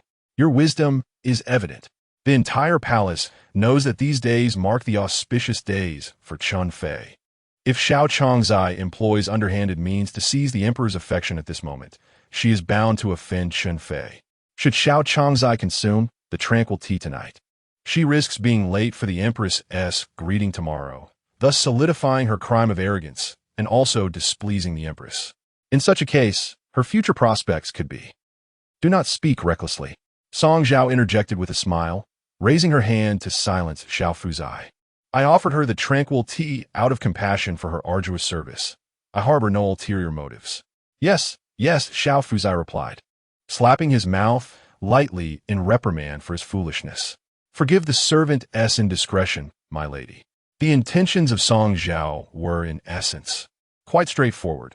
She wished to prevent Chun Fei from receiving good news at this juncture while avoiding any overt attempts to usurp her favor. Thus, she hoped that Xiao Chongzai, who was both favored and skilled, would become her most advantageous pawn. Moreover, with Li Chongzai deceased, Xiao Chongzai stood out among the newly entered consorts in the palace. Both the Empress and Chun Fei were keenly watching for her missteps, leaving her actions constrained. In this context, allowing Xiao Chongzai to emerge and divert their attention away from her, becoming the target instead, was the wisest course of action. The following day, Song Zhao rose early, arriving at the Empress's palace even before dawn. After a brief wait, the consorts began to arrive, yet there was no sign of Xiao Chongzai or Chun Fei. Yin Fei glanced at Hui Pin, who was indulging in pastries, and remarked in a teasing tone, "It is not unusual for Chun Fei to arrive late. But why is your Xiao Chongzai not present today as well?" Hui Pin, her mouth filled with pastries, swallowed them down with a sip of milk tea before she managed to utter, "I am uncertain.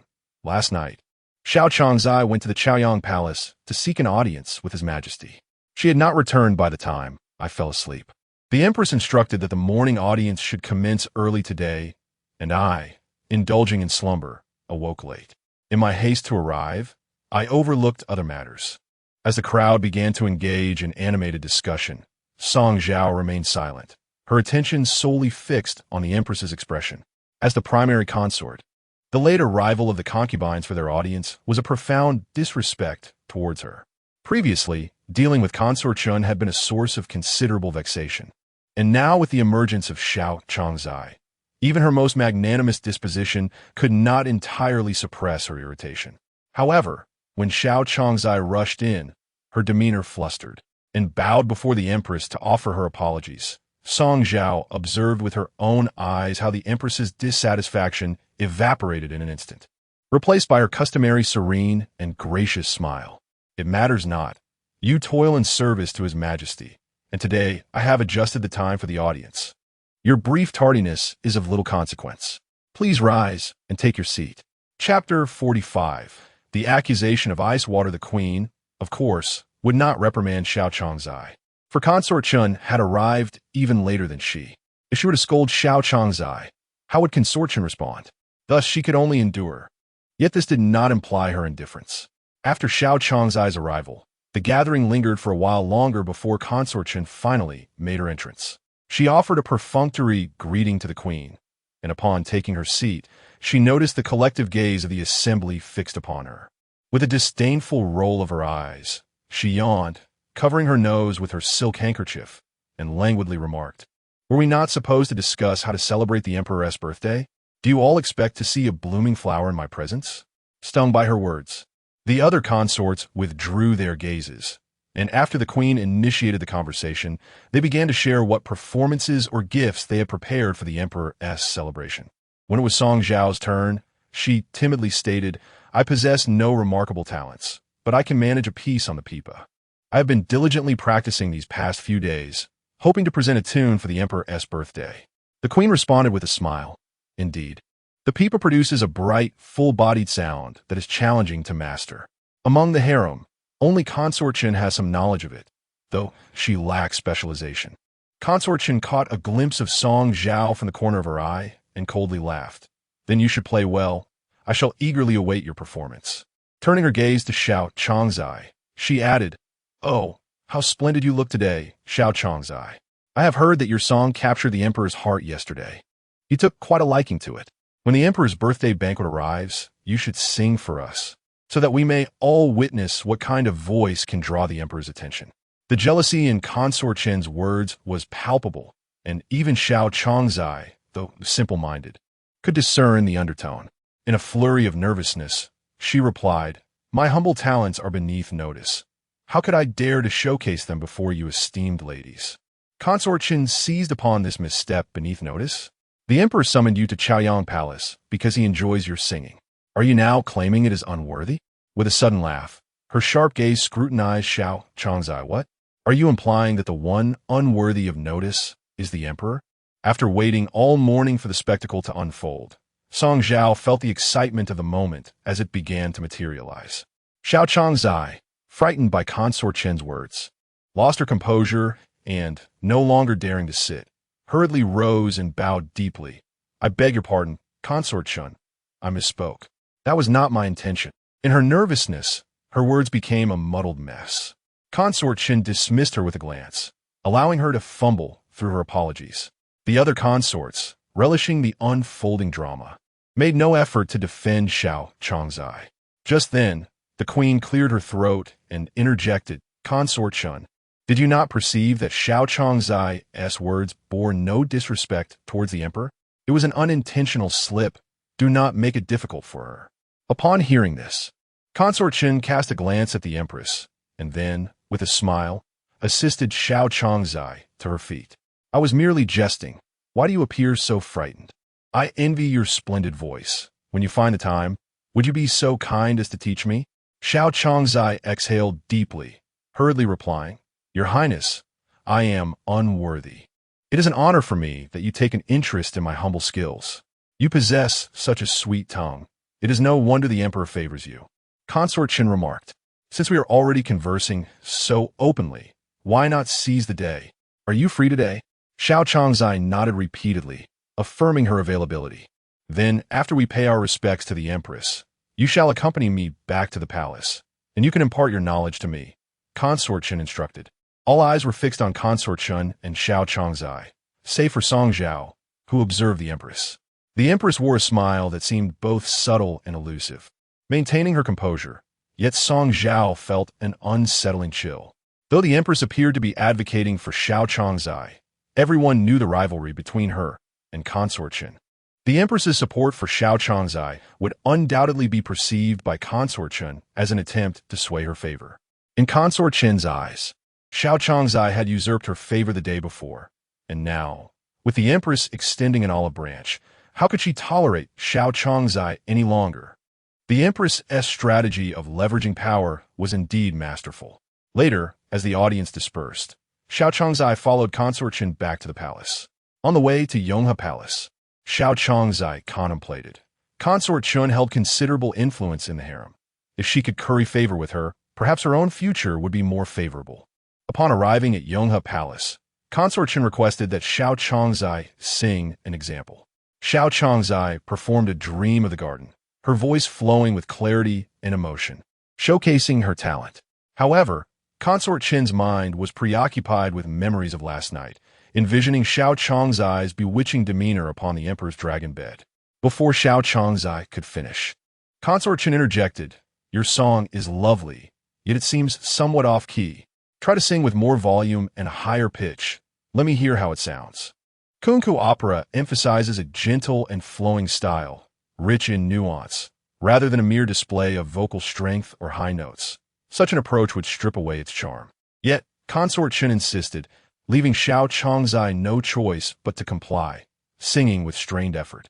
As she reached the higher notes, it was evident that Xiao Changzai struggled, nearly forcing her voice to ascend. Upon finishing, Consort Chen applauded, exclaiming, "Yes, yes, much better.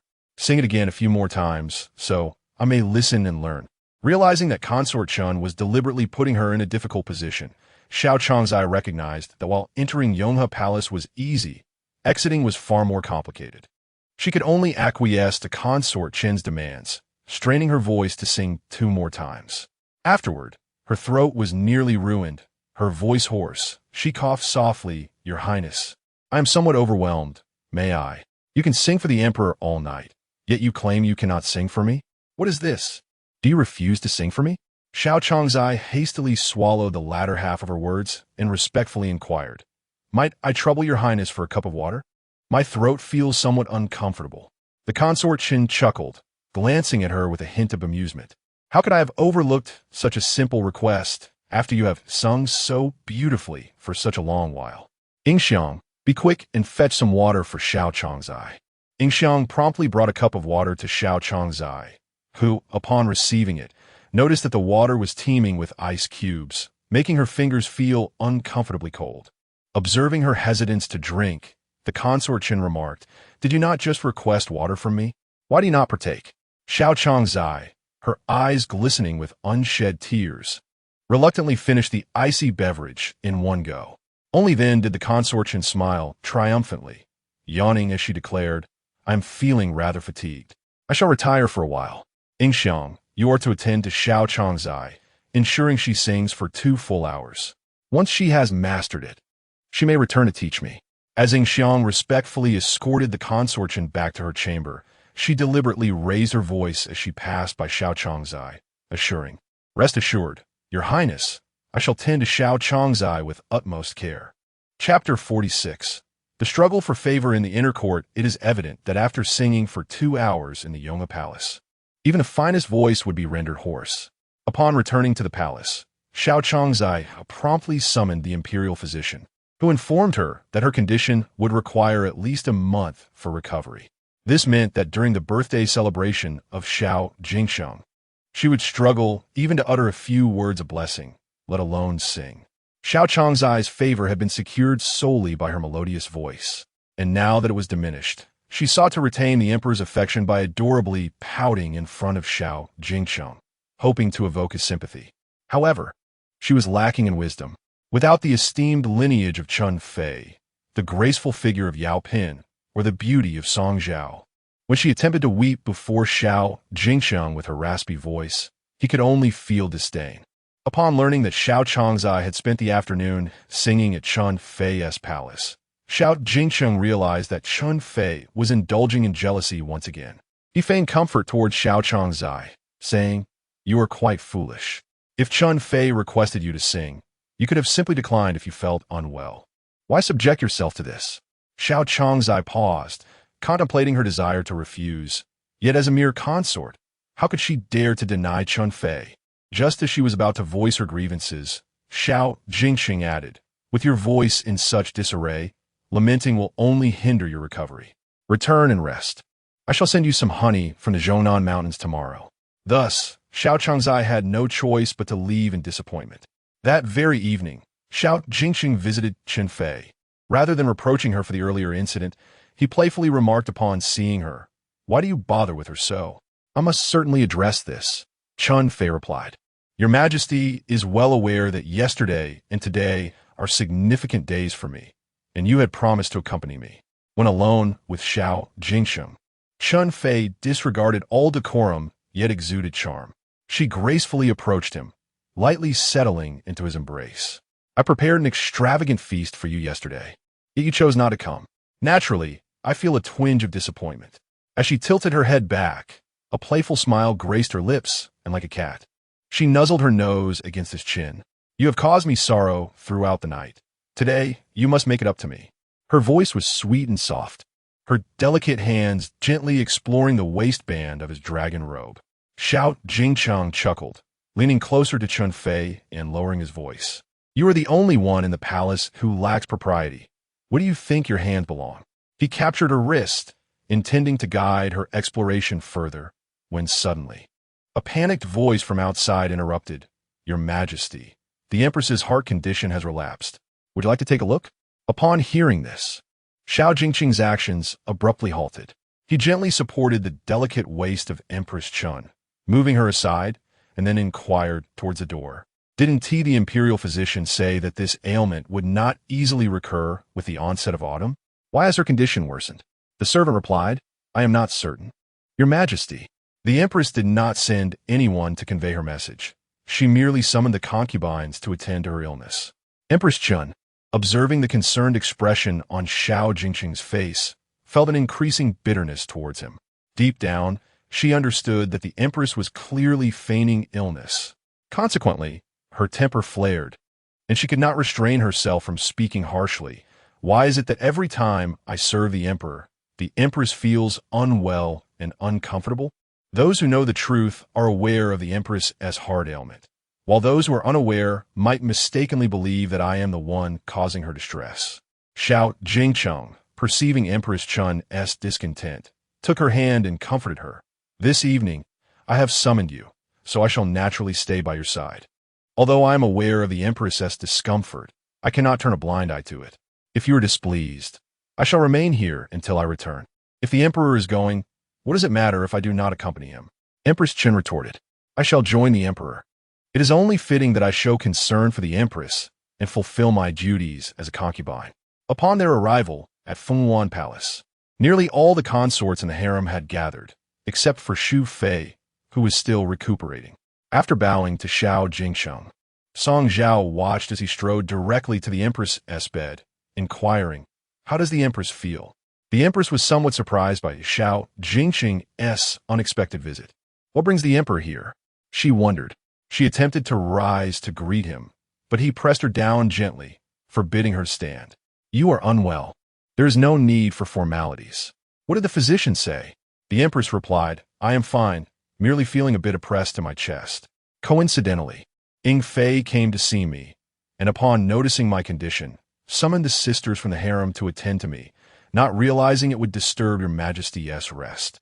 Xiao Jingsheng took her hand and gave it a gentle squeeze. It matters not. Your well-being is of utmost importance. Song Zhao observed the Empress's performance with a discerning eye. If it were not her intention, why would Ying Fei so readily summon the other concubines to attend? Moreover, the Empress feigned ignorance while fully aware of the implications of such an assembly at Fenghuan Palace. Those present would surely inform Xiao Jingsheng. Her intentions were unmistakable. She wished to prevent Xiao Jingsheng from summoning Empress Chun during her auspicious day. Song Zhao recognized this reasoning, and Empress Chun certainly did as well. Thus, she rebuked Ying Fei indirectly. The Empress instructed you to assist in managing the 6 palaces, not to wield trivial authority as if you were issuing commands. While the Empress is ill, you do not seek the physician at the first opportunity, yet instead summon the concubines. I find it perplexing. There are no renowned physicians among the concubines, so why create such a commotion in the middle of the night? Is it your intent to cause trouble for the Emperor and the Empress? Ying Fei retorted defiantly, we all willingly came to serve the Empress. I'm unaware of who is truly causing trouble here.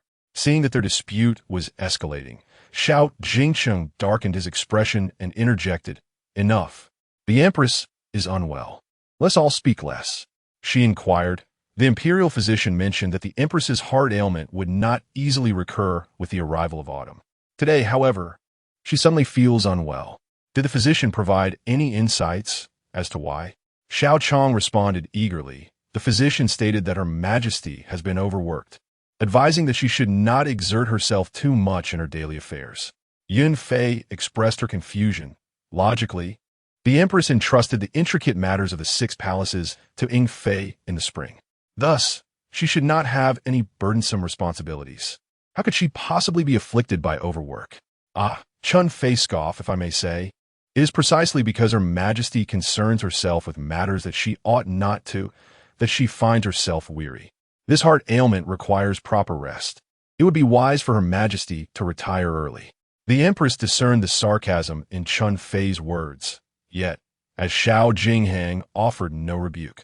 She could only maintain her usual gentle smile and replied softly, "There is no need for the Emperor to worry about tonight's events. I am well. You should return and rest with Sister Chun Fei." As soon as the Empress's suggestion was uttered, a sudden, dull thud resonated from the direction of the main hall. The onlookers turned to see that the Empress's chief maid, Shuang Ruo, appeared flustered as she hurriedly closed the cabinet door after hastily stowing away an object. Chapter 47. Observing from afar, Frost was consumed by anxiety, her gaze furtively darting toward the cabinet behind her, evoking suspicions of concealed mischief. Noticing the collective focus on her, the Queen's demeanor turned slightly awkward. "Frost, your recent endeavors have become increasingly clumsy. This tea has gone cold. Go fetch me a fresh pot." As Frost prepared to withdraw, Consort Chen sensed the tension between the mistress and her servant and interjected, "Hold on. I find her behavior rather suspicious. Who knows what she's up to?" As the saying goes, a thief within a household is hard to guard against. With Her Majesty unwell, this maid should be attending to her, yet instead, she is rummaging through your cabinet? The atmosphere in the hall became palpably tense. Seizing the moment before Zhao Jingheng could speak, Consort Chen ordered Xiang to open the cabinet and reveal whatever Frost had hidden within. To their astonishment, as the cabinet swung open, a bright yellow nightgown tumbled out. Fortunately, Frost's quick reflexes allowed her to catch it just in time, preventing it from hitting the floor. Clutching the nightgown, Frost frantically inspected it, murmuring, "Thank goodness it's not stained. Otherwise, it would ruin Her Majesty's intention." The onlooker's gaze fell upon the garment, now revealed to be an unfinished nightgown crafted from exquisite yellow satin, adorned with intricate embroidery of 9 five-clawed golden dragons, symbolizing imperial authority. It was evident that this was a labor of love from the Queen, intended as a gift for Zhao Jingheng. The lifelike dragons embroidered upon the fabric showcased remarkable craftsmanship, indicative of the time and effort invested in its creation. After a brief silence enveloped the chamber, Zhao Jingheng inquired, "What purpose did you have in concealing this nightgown?" Frost bit her lip and cast a wary glance at the Queen before gathering her courage to respond, "Your Majesty, this nightgown was meticulously crafted by Her Majesty as a birthday gift for you. Preparations began months ago, with every aspect, material selection, cutting, and embroidery, being personally overseen by Her Majesty, without delegating a single task to anyone else. She intended to keep it a surprise until your birthday, but upon your unexpected visit today, I feared that the gown concealed behind the downy cushion would be discovered, hence my attempt to hide it." In her elaborate explanation, Frost sought to convey 2 crucial points to Zhao Jingheng. First, that the Queen had devoted nearly 9 months to preparing a birthday gift for him. Second, that the Queen's health had deteriorated due to her relentless dedication to sewing this nightgown. With such sincere efforts from the Queen, how could Zhao Jingheng remain unmoved? After all, genuine devotion is a rare gem within the imperial harem, even for an emperor. The Queen, having been unmasked, felt a blush rise to her cheeks, her modesty prompting her to lower her gaze and softly utter, "My skills are lacking. I fear I have embarrassed myself before your Majesty." Zhao Jingheng gestured for Frost to present the nightgown, gently caressing the soft fabric and exquisite embroidery. After a moment of contemplation, he remarked, "The intricate design of the golden dragons suggests immense effort, especially as you employed the most challenging techniques of Xiang embroidery. It is clear how much thought you have put into this. Such heartfelt sincerity truly moves me. The Emperor's favor is indeed a delight. In truth, these tasks are merely part of my duties as a wife. Naturally, I wish for my husband to don the nightgowns I have crafted with my own hands.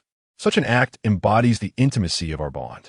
Zhao Jingheng nodded gently, taking the Empress's hand, and remarked, "Your thoughtful gesture is truly commendable. However, you must prioritize your health above all else. Do you understand?" The Empress nodded lightly, her smile radiating warmth and illuminating the room like the arrival of spring. While this scene appeared harmonious to onlookers, the consort Chun found it utterly distasteful. Subsequently, Xiao Jinghang declared, "Since the Empress is in good health, you need not linger here. Return to your own palaces and rest." Upon hearing this, Consort Chun stepped forward, attempting to take Xiao Jinghang's arm to accompany him back to the Chaoyang Palace. Yet, before she could approach, she witnessed Xiao Jinghang gazing tenderly at the Empress, softly stating, "I shall remain tonight to keep the Empress company." Consort Chun froze, her outstretched hand suspended in midair, unable to advance or retreat. The Empress interjected, "Your Majesty, it seems rather inappropriate to stay with me when you have summoned Consort Chun tonight." "It matters not," Xiao Jinghang replied, turning to Consort Chun. Wanner is not one to be petty. His words effectively silenced her, leaving her no room for rebuttal. All she could manage was a forced, awkward smile, for it was only reasonable that the Emperor would stay by the side of an ailing Empress. "After all, I often accompany His Majesty, so a day or two's absence is of little consequence." That evening, unsurprisingly, Xiao Jinghang remained in the Empress's palace. In the following days, he did not visit Song Zhao, instead bestowing his affections upon Consort Chun, summoning her twice within 5 days, evidently seeking to placate her. Song Zhao, unperturbed by Xiao Jinghang's absence, devoted her time to practicing the pipa in the palace. However, Yinshan could no longer contain her anxiety. "My lady, the Emperor has not visited our palace for several days. Shall we not send him some delicacies tomorrow to make an appearance before him?" Yinshan's intentions were noble. She feared that the swift rise and fall of imperial favor might leave Song Zhao vulnerable to mistreatment. Yet, Song Zhao replied, "If the Emperor wishes to see me, he would come regardless of any obstacles. If he does not wish to see me, then my eagerness would only be seen as bothersome. Why should I force it?" She appeared utterly unconcerned, continuing to play the pipa. However, deep down, she was assured, even if Xiao Jinghang lavished attention upon Consort Chun, what of it? Consort Chun, having suffered a miscarriage, was unlikely to conceive again. The auspicious days for her to bear a child had been calculated by the Imperial Medical Bureau and the Astronomical Bureau, and such rare opportunities came only once every few months. Should she miss this chance, it would be uncertain how long she would have to wait for another. Consort Chun's heart brimmed with joy only to find it all in vain, understandably fueling her frustration. This entire affair, from beginning to end, could be said to be a collaboration between the Empress and Song Zhao to thwart Consort Chun's good fortune. However, Consort Chun was oblivious to the involvement of Song Zhao in this matter. She merely directed her resentment and fury towards the Empress and Xiao Changzai. Song Zhao understood that, given Consort Chun's temperament, she would never swallow this bitterness in silence. All she needed to do was to distance herself completely and watch the drama unfold from afar. Chapter 48. Song Zhao's pregnancy as the Wan Shou festival approached, in accordance with palace regulations. Each court was required to send servants to the Wanfo temple to burn incense and pray on behalf of their respective masters for the emperor's blessings. Initially, Song Zhao intended to send Yinshan, but upon hearing this arrangement, Xiao Fuzi interjected, stating, "The pilgrimage outside the palace lasts 7 days, and the first 3 days require fasting, which is quite arduous.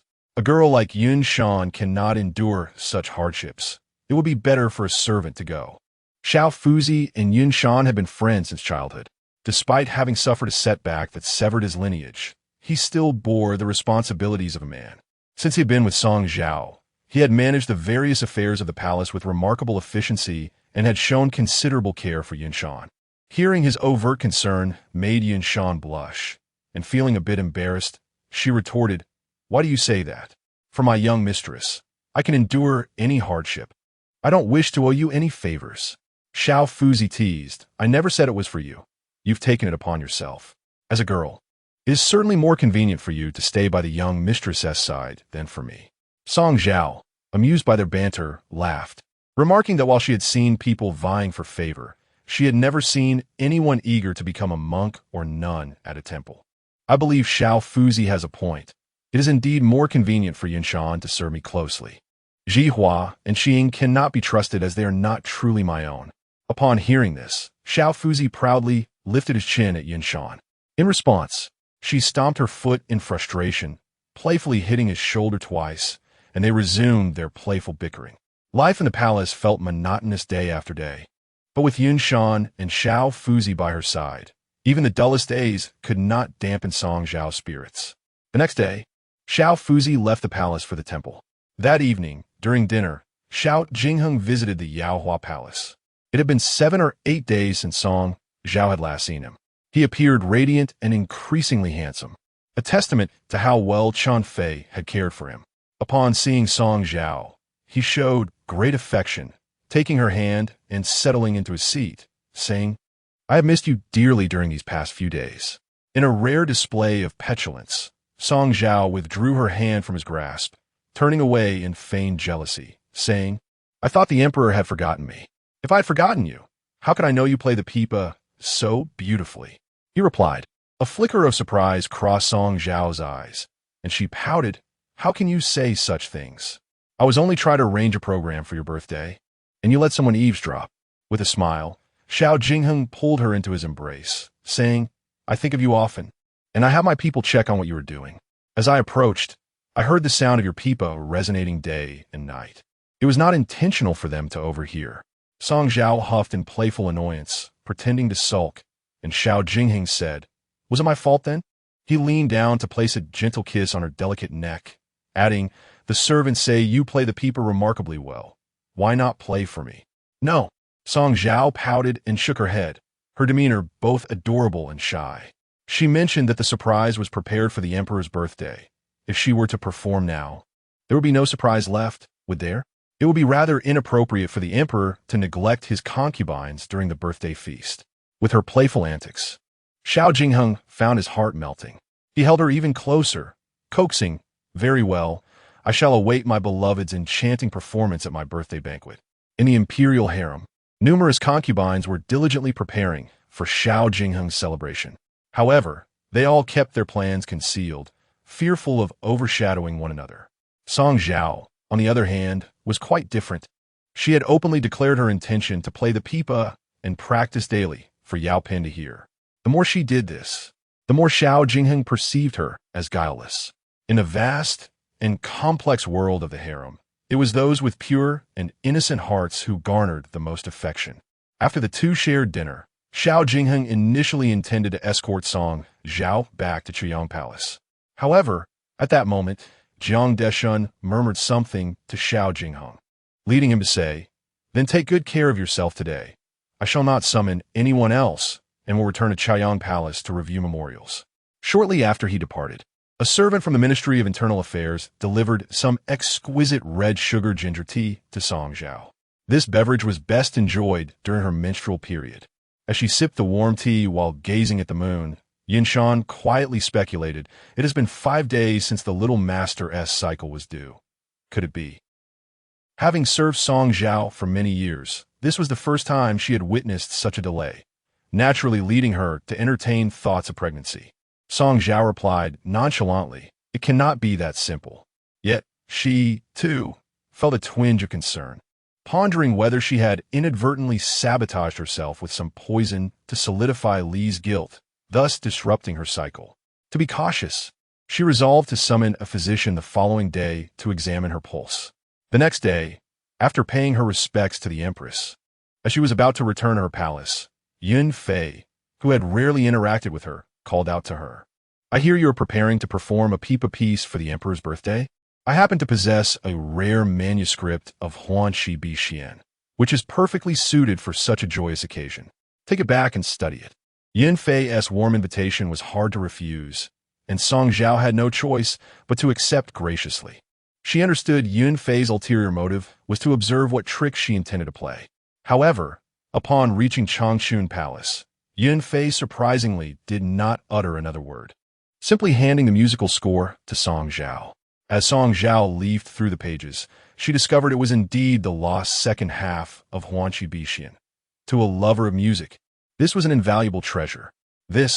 How can I accept such a generous gift from your highness?" she exclaimed. Yun Fei waved her hand dismissively, We all serve the emperor. His happiness during the birthday banquet must take precedence. Besides, I am merely lending it for you to learn, not giving it to you outright. There is no need for such formality. After expressing her gratitude to Yun Fei, Song Zhao engaged in idle conversation over tea. Unexpectedly, as they spoke, she felt a sudden wave of nausea in her stomach, prompting her to struggle against the urge to retch. Yun Fei quickly brushed her back with concern, exclaiming, "Oh dear, what seems to be the matter? Are you feeling unwell?" Song Zhao, without a hint of a frown, shook her head, replying, "I am perfectly fine. Perhaps I have simply caught a chill with the recent drop in temperature." "That does not appear to be the case," Yun Fei remarked, lowering her voice. "You look rather similar to how concubine Shun and concubine Shu appeared during their pregnancies." She then inquired, "Pray tell, has your monthly cycle arrived this month?" Song Zhao, blushing with modesty, shook her head. Yun Fei exclaimed, "Ah, this may very well be a sign of good news. Just in time. Physician Zhao has come to check on my wellness. He is currently waiting in the side hall. Let him examine your pulse."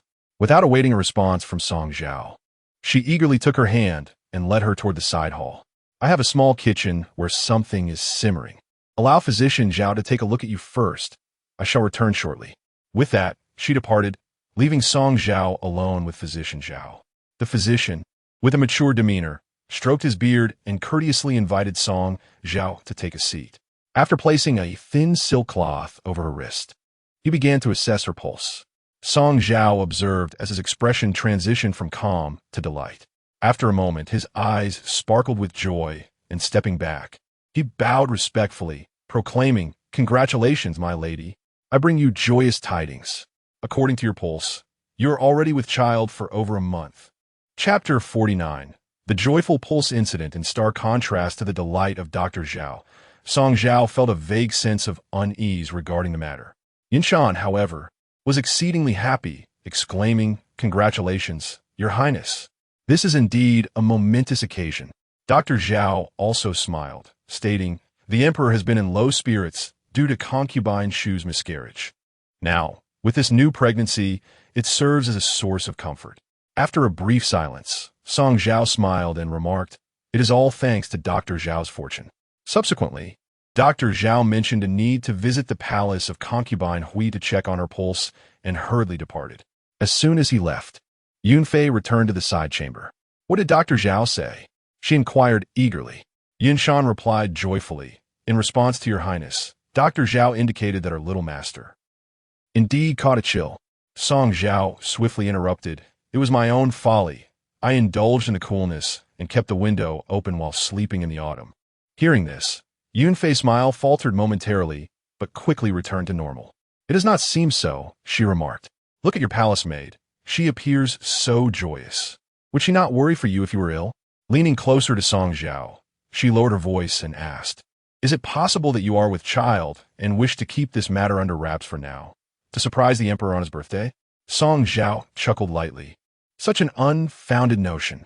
How could a mere concubine jest about the matter of the heir?" With that, Yun Fei refrained from further discussion, engaging in casual conversation for a while before allowing Song Zhao to return to the palace with her music score. After escorting Song Zhao out of the palace, Jilan returned to serve Yun Fei. "Your Highness, do you think Song Changzai believes this matter?" Yun Fei raised an eyebrow, her expression one of audacious confidence. She has no choice but to believe it. Even if she harbors doubts, what can she do once back in the palace? She can only summon doctors who ensue from the Imperial Medical Institute to examine her pulse. They all speak with one voice, affirming her pregnancy. As she spoke, a mischievous smile graced her lips. Once she believes she is with child, should she lose her composure and reveal it, exposing her false pregnancy to vie for favor, her cherished status will be irrevocably lost. On the way back to the palace, Song Zhao remained sullen and silent. Yinshan privately contemplated the scheming nature of the women in the palace. It was understandable for Song Zhao to withhold the news of her pregnancy from Yun Fei. Given the precedent set by concubine Shu, one must always be cautious. Yet, even if she kept it from the other concubines, she must inform Xiao Jingyang. Yinshan placed a soft goose feather cushion at Song Zhao's lower back and inquired, "When do you plan to share this delightful news with the emperor?" Song Zhao, deep in thought, shook her head. Let's not rush. There is something that strikes me as odd. Upon diagnosing my pregnancy, why did Dr. Zhao not inform Yunfei? Did he not claim to be visiting to check on her pulse? Why did he leave in such haste after examining mine? Yunshan was taken aback. Are you suggesting this could be a trap? But that does not make sense. If we were to reveal this matter, and it turned out you were not pregnant, Dr. Zhao would be the one spreading falsehoods. Would he jeopardize his own future? Song Zhao lifted her brow and gazed at Yunshan, questioning. Who can truly attest that Dr. Zhao spoke those words to me? After all, when he claimed I was with child, only you and I were present in the side chamber. Yunshan, upon hearing this, gasped in horror. It seemed that he intended to harm the young mistress. Fortunately, when the maid intended to announce good news earlier, the young mistress had stopped her. Otherwise, this matter would surely have become common knowledge, and it would appear as if the young mistress was feigning pregnancy for favor, a situation from which she could never cleanse herself. I shall go to the Imperial Medical Bureau and summon another physician to provide a further diagnosis for the young mistress, Yunshan declared. Song Zhao replied nonchalantly. You may go. Approximately half an hour later, Yunshan returned to Yaohua Palace, accompanied by Physician Su. After examining Song Zhao's pulse, Physician Su joyfully proclaimed, Congratulations, young mistress. You are already over a month pregnant. At these words, Song Zhao was momentarily taken aback with delight, stammering, Such joyous news? Please inform His Majesty of this matter. However, Physician Su advised, this is indeed a momentous occasion. It would be more delightful for the young mistress to convey this news to His Majesty in person. With the Emperor's birthday approaching, revealing this news during the celebration would surely please him more than any gift. Song Zhao pondered for a moment before nodding in agreement. You speak wisely, physician. I shall wait until the Emperor's birthday banquet to share this good news with him. Kindly keep this matter confidential for now. Of course. Physician Su assured her.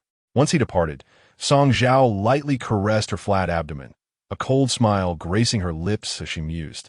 My rank is only that of a mere consort, and within the palace, only physicians Su and who attend to me. Should they be manipulated into deceiving me, I would be left helpless. Leaning back lazily, her gaze fell upon the crimson lacquer of her nails, and she spoke to Yunshan in a leisurely tone. My intention in summoning the physician was not to uncover any truth from their lips, but rather to make those who conspire against me believe that I have entered their game. Only then will they lower their guard and reveal their true intentions. Yunshan replied, With your wisdom, young mistress, they could never succeed in their schemes. Even with their countless machinations, they could never fathom that a remarkably skilled healer, little Fuzi, stands by her side. 3 days later, upon the completion of the palace's prayer period, little Fuzi returned to Yaohua Palace and promptly conducted a thorough pulse examination of Song Zhao. As expected, the pulse indicated that she was not pregnant. Confused, she remarked, It is to be anticipated that I am not with child, but my monthly cycle has not yet arrived. Do you know the reason for this? Little Fuzi furrowed her brow in contemplation before responding. Young mistress, your pulse suggests a slight deficiency in qi and blood, indicating a loss of menstruation, likely due to some unclean substance. Yunshan interjected, That cannot be. Ever since the arsenic incident, the young mistress has been exceedingly cautious with her food. The meals from the imperial kitchen are personally inspected by the palace's tasting eunuch, ensuring no mistakes. Song Zhao reflected, The fault does not lie within our palace. But when I visit the Empress to pay my respects, I cannot refuse the pastries she bestows upon me. I recall that the exquisite pastries in the Queen's palace these past few days are all local specialties sent by Lady Yun. If she is truly intent on orchestrating this, it would be a simple matter. Yun Suin inquired, Shall the young master inform His Majesty of this? Song Zhao raised an eyebrow, shaking her head, and with a composed smile replied, If Lady Yun seeks to harm me, I shall repay her in kind, employing even more ruthless and venomous methods against her. The Emperor is burdened with countless affairs. Why should I add to his concerns? Chapter 50. A royal breakfast upon rising the following morning. The sunlight was obscured by thick clouds, and a cool autumn breeze stirred the first withered yellow leaf in the courtyard, which drifted through the window and landed in Song Zhao's hand. She glanced up at the dim sky, and an autumn rain began to fall unexpectedly. When she went to pay her respects to the Empress today, many concubines arrived late due to the rain. The usually tardy Chen Fei, who never arrived on time, sent a message through Ying Xiang to inform the Empress that she would not come today. Fortunately, the Empress was always magnanimous and never held grudges against Chen Fei. Once everyone had gathered, the Empress shared the itinerary she had prepared for Zhao Jingheng's birthday banquet. Previously, during the morning greetings, it was always Hui Pin who indulged in pastries and tea. However, today, Song Zhao surpassed her in consumption. Ying Fei cast a glance at her and teased, "What has gotten into Song Chan's eye today? You seem to have a better appetite than Sister Hui Pin." With her cheeks stuffed like a little squirrel, Hui Pin looked at Song Zhao and playfully said, "Sister Song must think the Empress's treats are particularly delectable, just like I do." Feeling a bit embarrassed, Song Zhao replied, "What Lady Hui Pin says is absolutely right. Seeing the rain today, I was anxious not to miss the time to pay my respects to the Empress, so I hurried here without breakfast. I find myself impolite in front of all you sisters. I must have made a fool of myself. It is of no consequence. Recently, the tea and snacks you've been served during your morning greetings are all special products from Yun Fei's hometown." The Empress smiled gently, pointing to the honey water in front of Song Zhao. "Just like the exquisite honey you have before you, it was brewed in advance by Jilan, who comes here daily to assist me. Yun Fei is quite considerate. She fears that others might not master the right temperature of boiling water and ruin such fine honey, which would be a waste." Upon hearing this, Song Zhao understood. She had previously wondered how Yun Fei could so precisely administer something to her. After all, when paying respects in the Empress's palace, everyone shared the same food. She could not possibly poison all the snacks, causing a delay in the entire harem's monthly cycle and collective false pregnancies. However, if this exquisite honey was brewed by Jilan under Yun Fei's supervision, the situation would be different. Once it passed through her hands, she could poison whomever she wished without anyone noticing. As Song Zhao quietly calculated her next steps, after finishing a cup of honey, she shyly said to Yun Fei, "This honey is truly delightful. I must apologize for my rudeness. I would like to ask for another cup." Yun Fei smiled and replied, "Since you enjoy it, I shall have Jilan fetch some for you to take back to your palace, and I will also have her share the brewing method with your maid, so you can enjoy it whenever you wish in the future." Song Zhao, taken aback by the generosity, exclaimed, "How can this be? I have heard that this honey is extremely precious. It is too much. We are all sisters. There is no need for such formality between us." Yun Fei insisted warmly, promptly summoning Yin Shan to accompany Jilan to retrieve the honey. Her action stirred a sense of doubt within Song Zhao, who pondered, "Yin Fei does not strike me as a fool. How could she dare to present flower nectar tainted with impurities so openly?" It was only after Song Zhao returned to the palace and had Xiao Fuzi examined the Qiong flower nectar that she realized Yun Fei's audacity stemmed not from foolishness, but from her remarkable shrewdness. Xiao Fuzi remarked, "Similar to the morning dew infused with borax that Yun Fei previously gifted to the little master, this Qiong flower nectar contains a substance known as toad licorice. While harmless when consumed alone, it is particularly incompatible with brown sugar. When taken together, it can lead to a delay in a woman's menstrual cycle." Yun Shan indignantly replied, "After the little master was poisoned with arsenic last time, the imperial physician advised her to replenish her vital energy in blood. It is common knowledge that she must drink a bowl of brown sugar water every morning." Once again, this is a method of dietary conflict, revealing Yun Fei's profound understanding of pharmacology and her meticulous nature. No wonder she dared to offer the Qiong flower nectar to Song Zhao. She knew that even if her scheme were uncovered, she could easily extricate herself. Song Zhao's delicate brows curled in amusement as she coldly remarked, "She certainly holds me in high regard." Yun Shan asserted, "The little master should refrain from consuming this concoction henceforth. Let us see what further scheme she could devise to harm you. I shall dispose of this foul substance immediately." As she spoke, she lifted the jar of nectar to leave. Song Zhao called out to her, "This item is quite precious. It would be a pity to waste it. Let us keep it, for I have other uses in mind." Due to Song Zhao's menstrual cycle, Zhao Jingheng had not summoned her to his chambers in recent days. However, his treatment of her remained distinctly different from that of other concubines. Even in the absence of intimate encounters, he did not completely neglect Song Zhao. Indeed, on this very night, a messenger from the palace arrived to inform Song Zhao that Xiao Jingheng wished for her to join him for lunch at the Chaoyang Palace the following day. Early the next morning, Song Zhao instructed Xiao Fuzi, "Please visit the flower and bird department and procure 2 pots of gardenias they have cultivated for me." Afterwards, she and Yinshan made their way to the imperial garden.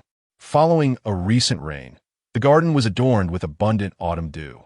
It was said among the palace staff that washing one's face with autumn dew was the best way to nourish the skin, hence the garden was bustling with activity, as nearly every lady of the court had sent someone to collect it. While Song Zhao and Yunshan gathered the autumn dew, they spotted Ying Xiang, who was attending to Chun Fei. The pair discreetly approached Ying Xiang, maintaining a distance of 2 zhang.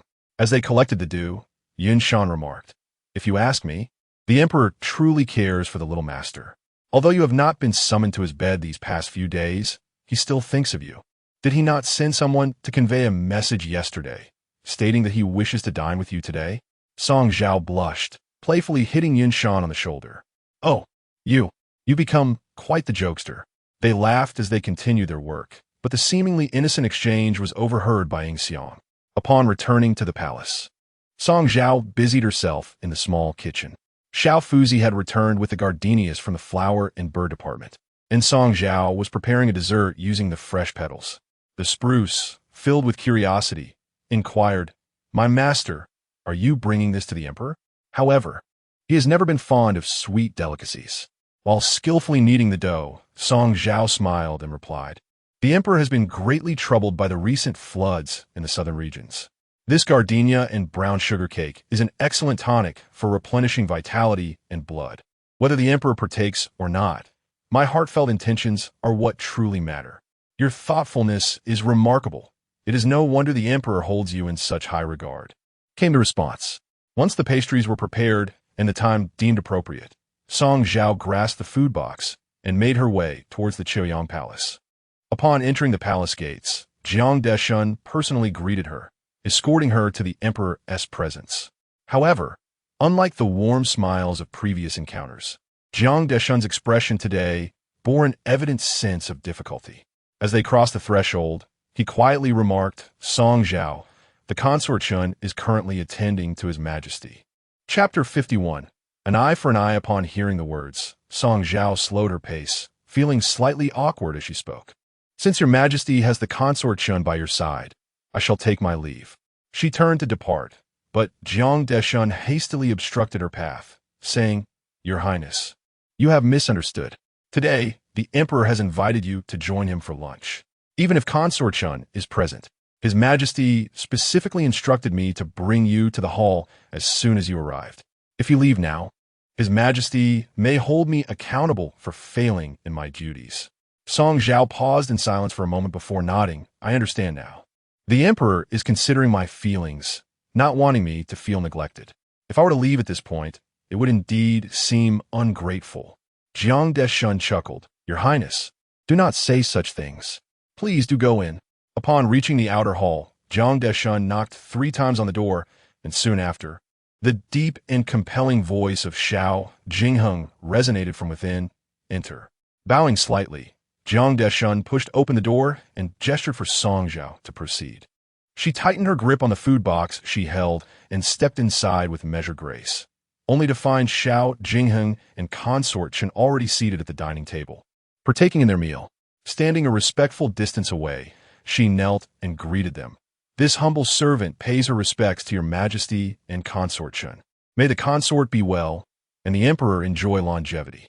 At that moment, Xiao Jingheng's gaze finally fell upon Song Zhao, and as his lips parted to utter the words "be at ease," Consort Chen suddenly offered him a piece of sizzling beef with her chopsticks, playfully saying, "Your Majesty, this beef must be enjoyed hot. Let it cool, and the flavor will diminish." Xiao Jingheng savored the beef, first acknowledging Consort Chen with a remark of appreciation. "My beloved consort is thoughtful." He then turned to Song Zhao. "There is no need for formalities. Please take your seat." Consort Chen, blushing slightly, exclaimed, "Oh, How foolish of me to forget that my sister is still bound by etiquette while I was preoccupied with ensuring the emperor's meal is satisfactory. As she rose to adjust a chair beside her, she raised an eyebrow at Song Zhao. Sister, do sit down quickly. The emperor was just speaking of you. The smile on Consort Chen's face appeared to Song Zhao as sharp as a blade. The earlier demeanor of Xiao Jingheng was now unmistakably clear. The beef offered to him represented Consort Chen's esteemed position in his heart, while the invitation for Song Zhao to sit indicated her standing in his regard. Consort Chen had triumphed entirely, though this outcome was to be expected. Seated across from Consort Chen and Xiao Jingheng, Song Zhao felt like an outsider, observing their lively exchange. Despite the conversation, Xiao Jingheng occasionally showed concern for Song Zhao's feelings, attempting to engage her with various topics, yet Consort Chen skillfully intercepted each attempt, leaving no opportunity for Song Zhao to interject. Eventually, noticing the food box at Song Zhao's side, Xiao Jingheng inquired, "What have you brought?" "It is a red sugar cake made by my own hands. Recently, your majesty has been troubled by the flooding in the south, and as I am unable to offer any substantial assistance, I thought to prepare some nourishing food for you. I hope it meets your approval." Song Zhao explained as she opened the food box and retrieved the pastries within. She was engrossed in her task, completely oblivious to the subtle shift in the expression on Concubine Chen's face. Xiao Jingheng caught a glimpse of Concubine Chen's slightly furrowed brow from the corner of his eye, and then turned his attention back to Song Zhao, who was diligently preparing the meal. He found it remarkable that this woman seemed utterly devoid of cunning. She had prepared nourishing pastries to replenish energy and blood, while Concubine Chen had offered him fiery grilled beef, which was clearly an indication that she did not know how to care for him properly. Such thoughtless remarks could only be uttered by Song Zhao within the confines of the imperial harem. Song Zhao served the pastries to both Xiao Jingheng and Concubine Chen with utmost respect, saying, "May your majesty and Concubine Chen taste and see if it suits your palate." After the inner palace official inspected the dishes and signaled that they were satisfactory, Xiao Jingheng took a bite. He knew that if he praised Song Zhao further, it would only intensify Concubine Chen's jealousy, so he simply remarked, "It is acceptable." Conversely, Concubine Chen, after tasting, smiled and said, "Your majesty does not favor sweet foods. My sister's intentions have been in vain. However, I must say, this brown sugar gardenia cake is quite delightful." Xiao Jingheng replied, "I recall that you have always favored dishes infused with gardenia flowers. No wonder it suits your taste." He added, "You have truly remembered even my most trivial preferences." Concubine Chen's smile was gentle as she turned to Song Zhao and asked, "Might my sister find it convenient to prepare some for me to take to my palace?" Song Zhao quickly responded, "It is truly a blessing for a humble concubine to be acknowledged by Concubine Chen. How could it be inconvenient?" Concubine Chen replied, "Then I shall trouble my sister." Their exchange of pleasantries did not escape Xiao Jingheng's notice. Although Concubine Chen held a higher rank than Song Zhao, both were consorts in the harem. To engage in such activities of preparing pastries could be construed as serving others, a privilege reserved solely for the Empress. Thus, Concubine Chen's request for Song Zhao to undertake this task was evidently irregular. However, Song Zhao displayed no signs of discomfort, which only served to endear her further to Xiao Jingheng. That afternoon, after attending to state affairs, Xiao Jingheng made a special visit to Yao Hua Palace to see Song Zhao. He embraced her, caressing her delicate cheek while affectionately inquiring, "Today, Concubine Chen displayed a bit of petulance towards you, yet you remained unperturbed. Do you feel wronged?" With a smile, Song Zhao shook her head. "How could I? The consorts in the palace are all here to serve your majesty, and we are like sisters. Concubine Chen enjoys the dishes I prepare. It is neither troublesome for me, nor do I seek her approval. Why would I feel wronged?" Upon hearing this, Xiao Jingheng held her even closer, kissing her forehead as if she were treasure. "To have you by my side is indeed my fortune." He had witnessed much rivalry and jealousy within the palace, yet women like Song Zhao, who were uncompetitive and understanding, were rare. In the realm of imperial consorts, lineage, beauty, and figure were not the foremost attributes. Rather, the ability to recognize circumstances and navigate them wisely was what ensured longevity. Yet, if one truly harbors affection for another, Would they not care? Would they not feel jealousy? Xiao Jinghang originally intended to linger a while longer in the company of Song Zhao, but she remarked, "Your Majesty still has edicts to review. It would be prudent to return to the palace early. I must prepare pastries for concubine Shun and deliver them promptly. Indeed, the pastries must be sent forth without delay, for one must strike while the iron is hot." After Xiao Jinghang departed, Song Zhao secluded herself in the small kitchen. As the night deepened, shrouded in darkness, the flickering candlelight revealed her exquisite visage, now illuminated, now obscured. Judging by her demeanor, she appeared to be in splendid spirits. As she hummed a cheerful tune, she poured the fragrant osmanthus honey bestowed upon her by the cloud Consort into the flour, incorporating it into the dough. While Xiao Jinghang had no taste for sweets, Song Zhao was well aware that concubine Chun had a penchant for incorporating gardenias into her meals.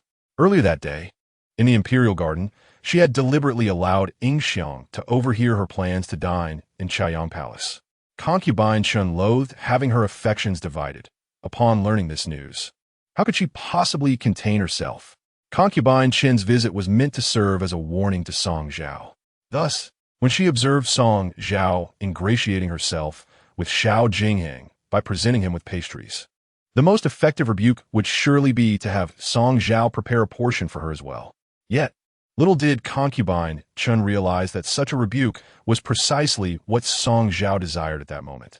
Once the pastries were delivered and savored by concubine Chun, it was likely she would find herself in a condition similar to that of Song Zhao. Song Zhao mused. Concubine Chun yearns so fervently for a child of her own. This time, her wish may well be fulfilled. She must be dreaming with a smile upon waking. With this thought, Song Zhao could hardly contain her delight for concubine Chun, and thus the smile upon her face remained steadfast, never waning. Chapter 52. A glimpse of inside Song Zhao delivered pastries to Yonghe Palace throughout the night. As she approached the palace gates, she faintly heard the sounds of an opera emanating from within. A palace maid guided her to the entrance of the Empress Dowager's chamber, where the music became increasingly distinct. The gentleman enters the concubine's quarters, causing that treacherous woman to betray her conscience. Alas, how bitter and resentful, chilling the affections of a wife, compelling her to bow in submission and acknowledge her place. The maid, Yingxiang, cast a fleeting glance at Song Zhao without offering a greeting, her tone indifferent as she remarked, "The Empress Dowager is inside, listening to the performance. Please wait here." Song Zhao smiled and nodded, expressing her gratitude. The songstress within was performing a piece from the Hunan opera, The Embroidered Hairpin, a tale of a scholar's favoritism towards his concubine, which led to misfortune for his legitimate wife. Though the performers were inside, the lyrics seemed directed at Song Zhao. Patiently, Song Zhao waited outside for a full hour. When the songstress finally exited, the Empress Dowager's languorous voice resonated from within. "Let her in." Upon entering, Song Zhao found the Empress Dowager seated cross-legged on a warm platform, idly perusing a book, not sparing her a glance. Song Zhao knelt and offered her respects, saying, "This humble servant greets the Empress Dowager." The Empress Dowager did not lift her gaze nor respond, allowing Song Zhao to adhere to the formalities. After a moment of contemplation, Song Zhao silently placed the food box on the small table beside the warm platform and then knelt before the Empress Dowager, bowing her head in reverence. "This humble servant pays her respects to the Empress Dowager, wishing you endless blessings." The Empress Dowager let out a soft scoff before closing her book.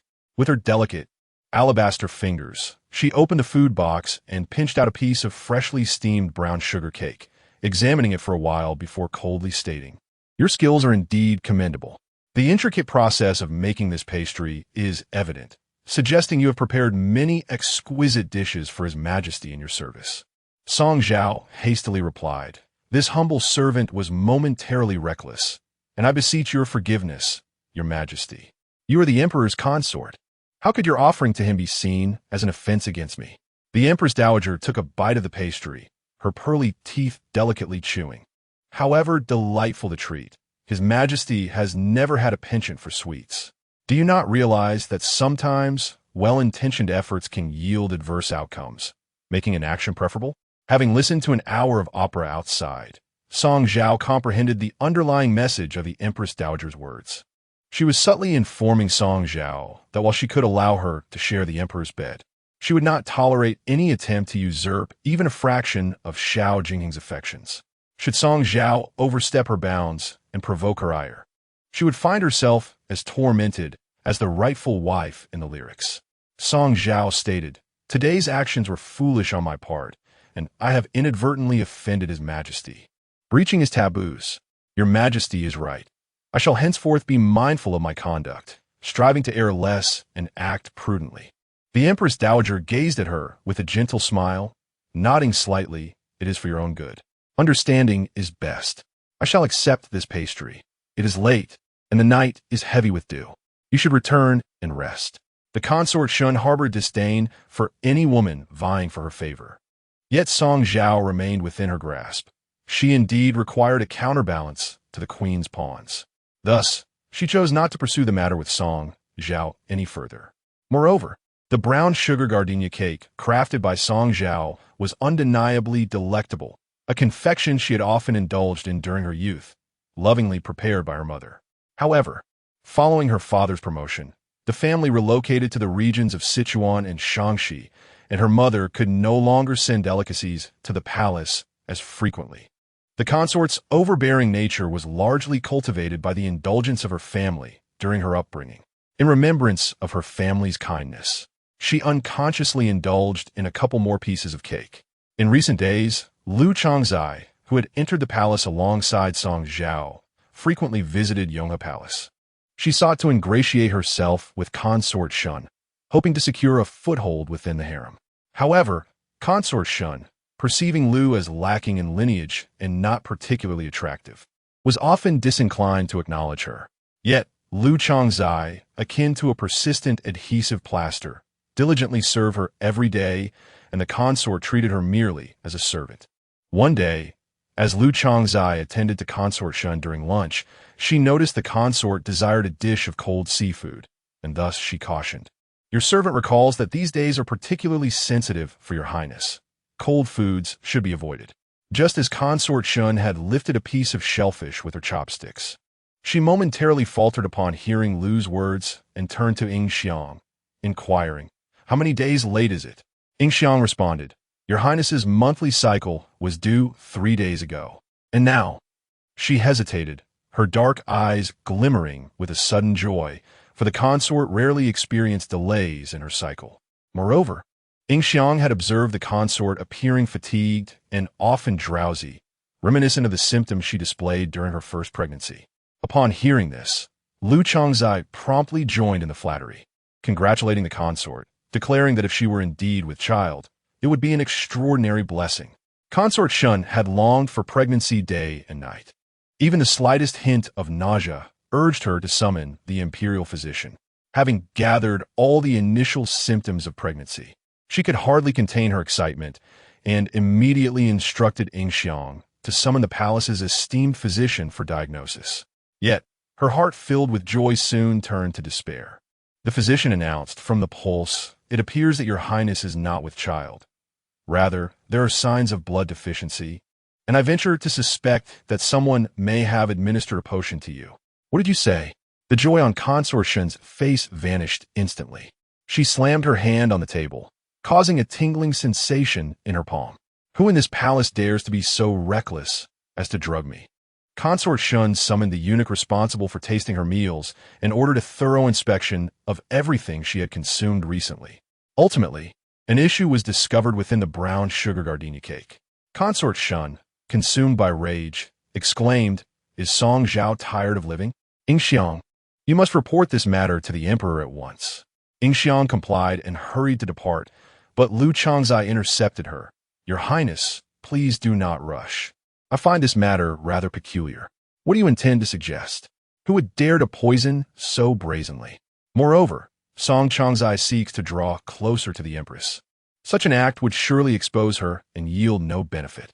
After a brief contemplation, Chun Fei addressed the inner court eunuch who had tasted the food. "Please elucidate the issue with the confection." "Your Highness, the red sugar gardenia cake contained 2 additional ingredients. namely Jianghua honey and toad licorice, and the problem lies with the toad licorice. Chen Fei was unfamiliar with the nature of toad licorice, but she knew that Jianghua honey was exclusive to Yun Fei in the entire palace. It was rumored that she had gifted some to Song Zhao a few days ago. With a quiet mind, she quickly pieced together the implications. Could it be that Yun Fei intended to frame Song Zhao, accusing her of feigning pregnancy to win favor? Believing Jianghua honey to be a beneficial ingredient, Song Zhao had unwittingly included it while making the red sugar gardenia cake, leading to this unfortunate mishap. Furrowing her brow, Chen Fei, after a moment of silence, cautioned Lu Changzai, "For today's matter, you must act as though you know nothing. Should a word of this escape your lips, be wary of your tongue." Lu Changzai promptly acquiesced, and after dismissing him, Chen Fei's expression darkened as she instructed Xiang, "Go to Changchun Palace and summon that foolish Yun Fei to me." Chapter 53. Collective Poisoning. When Yun Fei arrived at Yonghe Palace, it was nearly midnight. She was dressed modestly, lacking the ostentation she typically displayed in her lavish attire. Upon entering, she quietly murmured to Chen Fei, "Didn't we agree to meet less in private? Are you not afraid of being seen by others?" Before she could finish her sentence, a sharp slap rang out as Chen Fei struck her across the face. Yun Fei clasped her reddened cheek, her eyes wide with disbelief. "How dare you hit me when we both hold the title of consort? I am merely being lenient," Chen Fei retorted, sending a food box crashing to the ground, scattering red sugar osmanthus cakes everywhere. If these delicacies were presented to the emperor, it would be he who would strike you for this affront. Yun Fei stared at the fallen cakes, momentarily bewildered. "What are these?" "These are red sugar osmanthus cakes, infused with the osmanthus honey you sent to the palace." Chen Fei's piercing gaze bore into Yun Fei. "Do you now comprehend their significance?" At her words, a cacophony echoed in Yun Fei's mind, leaving her frozen, unsure of how to respond. She could not fathom how the very item she had intended to use against Song Zhao had ended up in Chen Fei's palace. "If it were not for Song Zhao's attempts to curry favor with me by adding your honey to the cake she made, your schemes would remain unknown to me," Chen Fei declared. "The emperor despises schemes among the consorts. What threat does she pose to you? Are you so idle that you engage in such despicable acts?" Yun Fei timidly replied, "But she has no evidence. What nonsense fills your head?" Chen Fei pressed her finger forcefully against Yun Fei's temple. "Who in the palace is unaware that Li Shi poisoned Song Zhao, leading the physician to prescribe her red sugar to nourish her blood? Furthermore, you instructed Jilan to give toad licorice to Song Zhao when the consorts were greeting the Empress. When the truth comes to light and the matter is investigated, it will only reveal Song Zhao's deteriorating health. Do you believe no one can see through your intentions?" Yun Fei had thought her plots were foolproof, but Chen Fei's words sent a chill down her spine, filling her with dread. Observing her pale countenance, Chen Fei softened her tone. "I shall keep this matter hidden for you, but you must withdraw your hand completely and cease your self-destructive actions." Yun Fei placed a hand over her heart, still trembling with fear. "I am grateful for your assistance in this matter." Chen Fei's fingers brushed against Yun Fei's still flushed cheek, her voice gentle. "Do not take my actions to heart. Consider how my father has concealed your father's dealings in Qizhou for so long. It is because I regard you as a sister and wish to see your family thrive." Yun Fei bit her lip, nodding tremulously. "I understand." Chen Fei smiled. "Very well. Let us consider this matter settled. By the way, you must have finished the fragrant powder I gave you. Haven't you? Xiang, go fetch some more fragrant powder for Lady Yin." As she spoke, she took Yun Fei's hand and gently patted the back of it twice, a gesture of affection. "The Empress has been growing increasingly close to you of late. Although Ying Fei may flatter her way into the position of overseeing the 6 palaces over this past year, you and I have become like fire and water, which has earned me some measure of the Empress's trust." She leaned closer to Yun Fei and whispered softly, "As the mistress of the Central Palace, you ought to spend more time by her side." In the midst of their conversation, Xiang had already brought forth the fragrant powder for Yun Fei. Instead of responding to Chen Fei's words, Yun Fei tightened her grip on the brocade box containing the powder, nodding helplessly. After her departure, Xiang remarked to Chen Fei, "Yun Fei is quite obedient to the Empress. She uses that fragrant powder daily and often remains by the Empress's side. The good stuff in that powder exacerbates the Empress's heart ailment, preventing her from fully recovering. Yet it is not severe enough to be detected by the imperial physicians. Chun-Fei lightly brushed her temple and scoffed. Her father lacks wisdom, and she is no paragon of intelligence either. Were it not for her advantageous position in being close to the Empress, I would be loath to bear the burden of her family's misdeeds. In truth, the apparent discord between Chun-Fei and Yun-Fei had always been a performance for the Empress's benefit. Chun-Fei's intentions were straightforward. She had included a particular herb in the fragrant powder that would subtly accelerate the blood flow of anyone who inhaled it. For an ordinary person, the effect would be harmless. But for the Empress, who suffered from a heart condition, the scent would ensure her ailment lingered indefinitely. A person with such a condition, even if pregnant, would be unable to give birth, as the worsening of their heart ailment during labor could lead to a tragic outcome of both mother and child perishing. Chun-Fei was determined to deliver her child before anyone else, ensuring the Empress would remain barren for life, thereby increasing the likelihood of her own offspring ascending to the throne. This night, Yun-Fei had come to Chun-Fei's palace in utmost secrecy, believing no one would discover them. Little did they know that for the past few days, Xiao Fuzi had been covertly observing the movements of Yonga Palace. He returned to Yaohua Palace and informed Song Zhao, "You were right. The Yun-Fei did indeed go to Yonga Palace." However, she emerged unscathed. At this, Song Zhao understood that Chun-Fei must have already discerned the secret behind the brown sugar gardenia cake and chose to keep it hidden for Yun-Fei. This solidified the alliance between Yun-Fei and Chun-Fei. Yet, could Chun-Fei truly conceal this matter as she wished? The stability of the harem had always been dictated by Song Zhao. With a composed smile, Song Zhao set aside the pipa she had been practicing and, shrouded in the night, entered the small kitchen, engaged in some unknown task. The following morning, when the 6 palaces went to pay their respects to the Empress, Song Zhao was the last to arrive. Upon entering, she overheard Ying-Fei grumbling. Song Changzai has been arriving increasingly late to pay her respects to the Empress. You have always understood the rules. How could you have forgotten them so soon after entering the palace? Song Zhao did not attempt to defend herself. She first bowed to the Empress and then, with a sincere demeanor, admitted her fault, saying, "It is my error for arriving late to pay my respects to the Empress. I willingly accept any punishment." The queen did not reproach her. Instead, upon noticing that she had brought 2 maidservants with her today, each carrying a food box, she inquired, "What do your palace maids bear in their hands?" Song Zhao replied, "It is but a modest assortment of pastries that I prepared, which caused a delay in my morning greeting." She exchanged a knowing glance with Yunshan and Jihua, prompting them to present the food boxes. With a smile, Song Zhao remarked, "After tasting these pastries, His Majesty and Consort Chen found them quite delightful, so I made a larger batch, hoping that all the esteemed ladies might also indulge." As the box was opened, the ever-greedy Hui Pin was the first to lean forward for a glimpse, exclaiming, "Ah, it is brown sugar gardenia cake." Without a thought for decorum, she seized one and began to eat with a smile.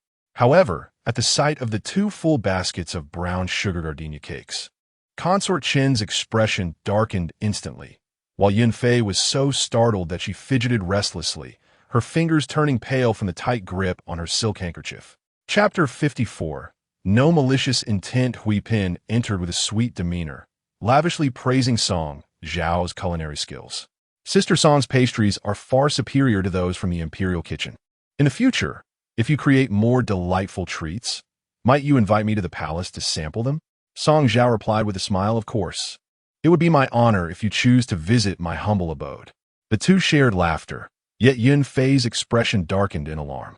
She persistently signaled to Chun-Fei, her eyelids heavy with fatigue from her efforts. After a moment of contemplation, Chun-Fei devised a plan and declared, "I have tasted these pastries. They are sweet without being cloying, indeed, quite remarkable." With a raised eyebrow directed at Yingxiang, she instructed, "Go assist Song Chang in distributing the pastries so that the sisters may relish her craftsmanship." Yingxiang promptly complied, swiftly snatching the food boxes from Yunshan and Jihua, each hand grasping a box as she made her way towards the Empress. Yet after just a few steps, She stumbled as if haunted by a ghost, her left foot tangling with her right, causing her to fall to the ground. The boxes toppled, scattering pastries across the floor.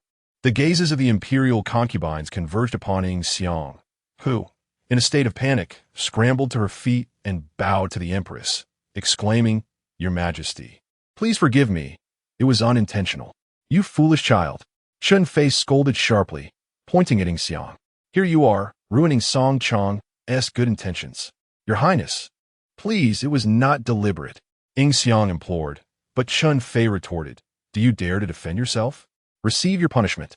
In an instant, the sound of crisp slaps echoed throughout the hall. As Ing Xiang cried, she relentlessly struck her own cheeks, causing blood to trickle from her lips. Yet she did not dare to cease. This scene frightened Hui Pin, who shrank back in her seat, trembling as she softly urged, "Sister Chun, please forgive her." It was not her intention upon hearing this. Chun Fei gently touched her temple, her words laden with implication. "If today, the Empress and Song Chang do not choose to forgive you, I shall send you to the labor quarters, and you shall no longer serve beside me." Song Zhao chimed in. "My intention in preparing the pastries was to honor all the sisters. If this incident disrupts our harmony, the fault lies with me. Ing Xiang simply made an unintentional mistake. Please do not hold it against her." Ing Xiang expressed her gratitude to Song Zhao for her leniency, then turned back to the Empress, bowing repeatedly in apology.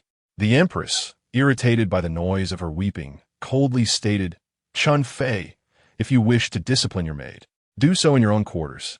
Do not create chaos in my Fenghuan palace." Chun Fei shot a glare at Ing Xiang, muttering, "You inept girl. Upon returning to the palace, I shall teach you proper conduct."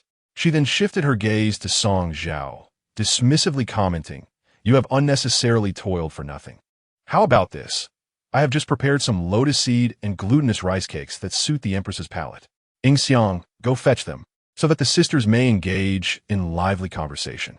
Among the concubines present, apart from Song Zhao, Chun Fei, and Yun Fei, only Lu Changzai was privy to the secrets concealed within the brown sugar gardenia cake.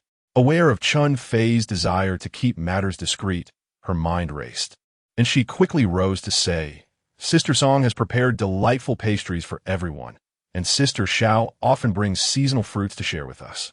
I seem to be the least courteous of all. Allow me to serve tea to everyone, so it may be said I am not idle."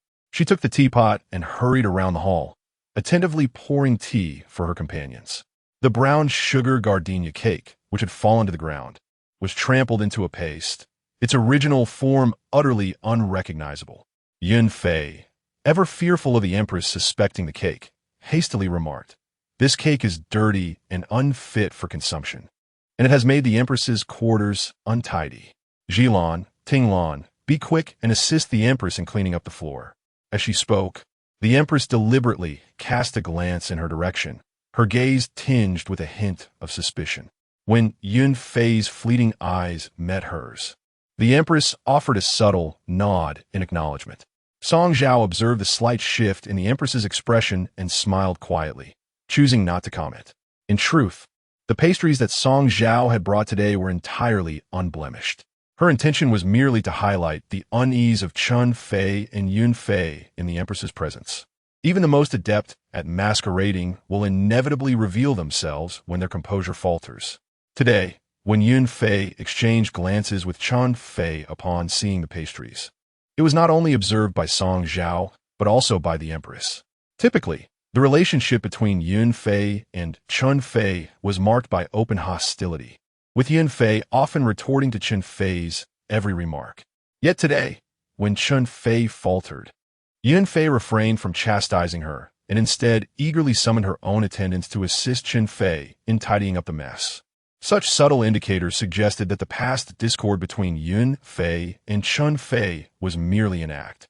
That night, as Yun Shan attended to Song Zhao during her bath, she inquired, "Do you think the Empress perceived today's events?" Song Zhao closed her lovely eyes, steam rising from the water, enveloping her porcelain-like skin, enhancing her enchanting beauty. If the Empress does discern the truth, it will be Yun Fei who suffers. Should she remain oblivious, it shall be I who bears the consequences. Regardless of who encounters misfortune, Their rivalry ultimately serves my interests. Yun Shan smiled. The more intense their conflict, the less they will fixate on you, my lady. Your strategy is truly brilliant. Song Zhao playfully splashed water upon her collarbone, smiling. I simply enjoy the spectacle. I harbor no ill intentions. Yun Shan fetched a towel. My lady, it is time for you to emerge from the bath. Allow me to assist you. Not yet, Song Zhao replied, remaining in the tub a moment longer. As Yin Shan pondered what Song Zhao awaited, they suddenly heard 3 awkward calls of a cuckoo from outside the door. Song Zhao then said, "The water has grown a bit cool. Please step out and fetch some hot water for me." As the spruce retreated, Song Zhao began to play with the flower petals floating on the water's surface. She gathered the petals close to her chest, scooping up a handful of water and tossing into the air, allowing the droplets to cascade down upon her. Like an innocent child, she reveled in the moment, delighting in her playful antics. While she was immersed in this watery frolic, she suddenly felt warm water being gently poured in from behind. Closing her eyes, she leaned comfortably against the side of the tub and softly inquired, "Yin Shan, do you see if the wound on my back has healed completely? I was thinking, if it hasn't, during our next intimate encounter, could you use some powder to conceal it for me?" Her tone shifted, tinged with melancholy. "If the Emperor sees it, he will inevitably recall how I once protected him. I wish for him not to dwell on that matter. Nor do I want his affection for me to stem from it. Yin Shan, are you listening?" The silence lingered, with no response from behind. Instead, a broad hand rested on her back, startling Song Zhao and causing her to splash water around her. She abruptly turned, and upon recognizing the figure standing behind her, her pupils dilated in shock. "Your Majesty?" Chapter 55. A shared bath. Song Zhao's beautiful eyes widened in disbelief, shimmering with incredulity as she stared at Xiao Jingheng. It must be said that his features were exceptionally striking, particularly his nose, straight and proud, exuding a sense of gallantry. In the dim candlelight of the hall, the flickering shadows danced across his face, accentuating the depth and firmness of his features. The remarkable visage of Xiao Jingheng was entirely attributed to his birth mother, the esteemed concubine Yu. It is said that concubine Yu was a woman of extraordinary beauty, possessing an enchanting grace that made her the most stunning lady in the late emperor's harem. Remarkably, she ascended from a mere concubine to the rank of noble consort in less than a decade. Though 10 years may seem considerable, many consorts languish in the palace from birth until death without ever rising in status. However, concubine Yu's beauty was tragically fleeting. She succumbed to illness when Xiao Jingheng was only 14, leaving this world too soon.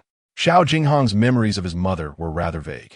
According to palace customs, only the consorts of higher rank were permitted to raise their children beside them, while the offspring of other concubines were often entrusted to the care of more elevated consorts. At the time concubine Yu gave birth to Xiao Jingheng, she was still merely a noble, and the young Xiao was primarily raised within the care of the current Empress Dowager, then known as the Consort Shuni. By the time concubine Yu attained her rank, Xiao Jingheng was already 8 years old, having moved from the Consort Shuni's chambers to the residence of the princes. Consequently, the bond between Xiao Jingheng and concubine Yu was rather tenuous, while his filial piety towards the current Empress Dowager was profound.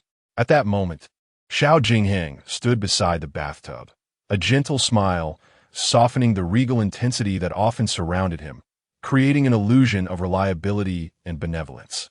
He stroked Song Zhao's damp forehead tenderly, speaking with a soothing tone. "You fear that my kindness stems from the events of that day, and your concern is not unfounded." As he spoke, his hand glided from her wet hair down to her porcelain-like cheek. "But that is the authentic you. Why would you wish for me not to cherish it? Your treatment towards me differs from that of the other consorts, and thus my regard for you is likewise distinct." His gaze remained fixed on Song Zhao in the water, causing her to feel a touch of shyness. Her cheeks flushed as she instinctively covered her chest and lowered her eyes, whispering, "This concubine understands. It was merely my overthinking." "Fear not." Xiao Jingheng gently pinched her cheek. "Your thoughts of me lead to your worries. How could I possibly blame you?" Song Zhao smiled shyly, finally gathering the courage to meet Zhao Jinghang's intense gaze. "Your Majesty, what brings you here at this hour?" Zhao Jinghang replied, "My beloved consort has been wronged. You have been on my mind. Did concubine Chun trouble you again when you paid your respects to the Empress today?" As Song Zhao turned her gaze, a thought crossed her mind. "Have you heard? This matter must have reached him through the whispers of others. Surely, it was the Empress who believed that today's incident was a deliberate attempt by concubine Chun to cause her distress, which she had then relayed to Zhao Jinghang. The Empress, aware that Song Zhao was now Zhao Jinghang's favorite consort, preferred to have him shower her with affection rather than remain silent about concubine Chun's misdeeds in his presence. Witnessing the two engage in a fierce contest, it was indeed an opportune moment for Song Zhao to reap the benefits as a bystander. She smiled gently, her face adorned with an expression of nonchalance, shaking her head lightly. Today's incident was merely a result of Yingxiang's carelessness. The esteemed Empress Chun had always been magnanimous. So how could there be any notion of troubling a concubine? Zhao Jinghang appeared quite satisfied with her response, nodding in agreement. "The Empress Chun is generous, and you, my dear, possess an unwavering sincerity. It is this purity and authenticity within you that I hold in the highest regard." Song Zhao blushed shyly, yet inwardly scoffed. Look at him, speaking nonsense with his eyes wide open again.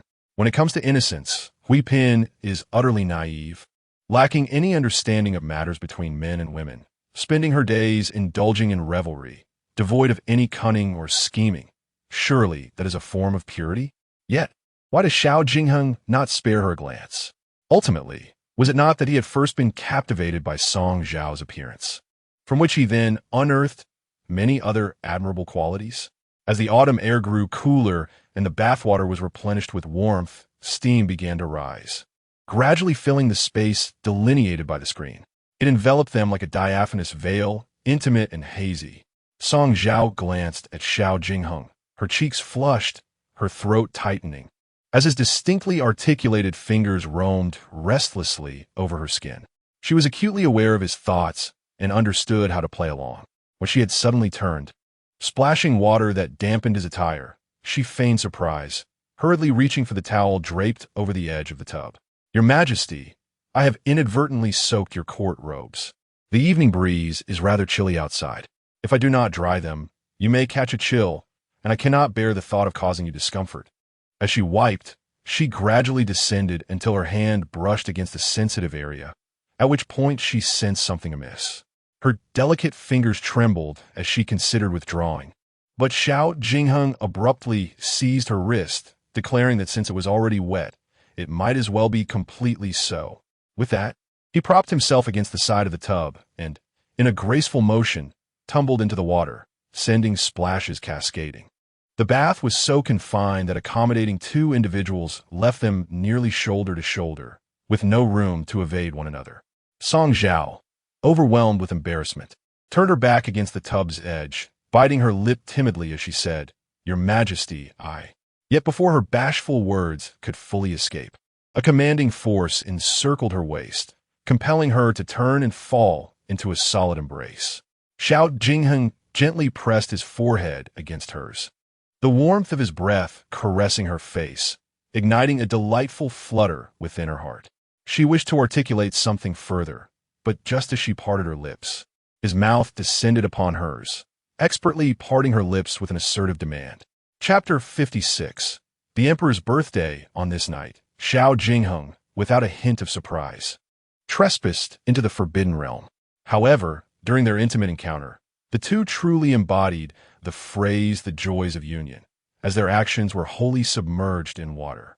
Even when Zhao Jinghang believed that Song Zhao had come to the waters of Gue, his enthusiasm was in no way diminished. Initially, Song Zhao had advised him, citing the palace's belief that seeing red brings misfortune, but he stubbornly persisted. Upon hearing this, Zhao Jinghang mischievously jested, "If seeing red is indeed ill-fated, then how do we explain the decorations of crimson that adorn the festivities?" Clearly, as an emperor, he felt no need to adhere to any constraints. Thus, if one could truly become the object of his affection, all restrictions and conventions would merely be ornamental. Song Zhao, of course, aspired to be an unfettered individual, and she understood precisely how to capture Xiao Jingheng's heart.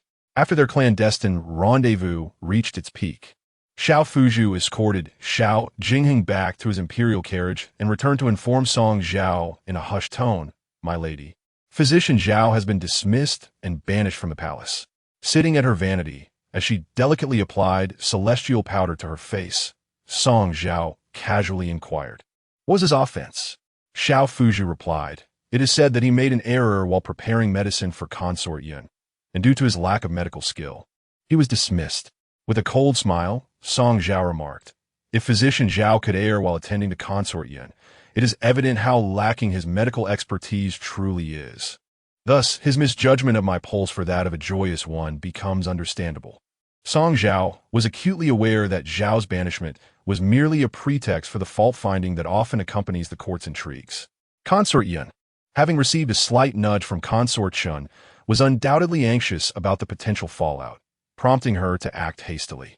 Nevertheless, this was of little consequence, for Song Zhao would never be foolish enough to reveal her pregnancy during Xiao Jingheng's birthday celebration. Originally, this scheme was orchestrated by Consort Yun to entrap Song Zhao. However, her plan backfired, exposing her own shortcomings before the Empress. And after such a convoluted endeavor, she gained nothing but the confirmation of her own folly. As Song Zhao finished her makeup, Xiao Fuzhu, while assisting her with rinsing her mouth, cheerfully remarked, "My lady, your predictions are spot on. The Emperor seldom visits our palace at night, yet he has chosen to come today." Song Zhao smiled, refraining from commenting further. Initially, she too had merely speculated whether Xiao Jingheng would arrive that evening. Considering the Empress's intent to undermine Consort Shun, it was inevitable that the events of the day would be whispered into Xiao Jingheng's ear. Song Zhao contemplated that if Xiao Jingheng truly thought she had come, she must prepare to warmly welcome him. After all, the essence of seduction lies not in rejection, but in invitation. To capture a man's heart, one must strike a balance of ease and restraint. The matter is akin to fishing. A taut line is prone to snap, while a slack line risks losing the catch. To ensnare a big fish, one must navigate the subtleties with finesse. She instructed Xiao Fuzhu to keep a lookout if Xiao Jingheng were to arrive at Yaowa Palace. He was to signal with 3 calls of cuckoo from outside. Upon hearing the bird's call, Song Zhao would promptly send Yunshan to fetch hot water, fully aware that she would likely encounter Xiao Jingheng upon her exit. Based on Song Zhao's understanding of Xiao Jingheng, he is not a rigid or unfeeling individual.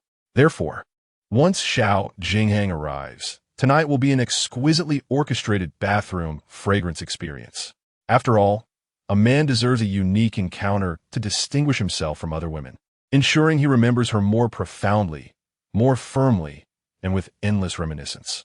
2 days later, on September 16th, the Imperial Palace, having prepared for so long, finally celebrated Xiao Jingheng's birthday.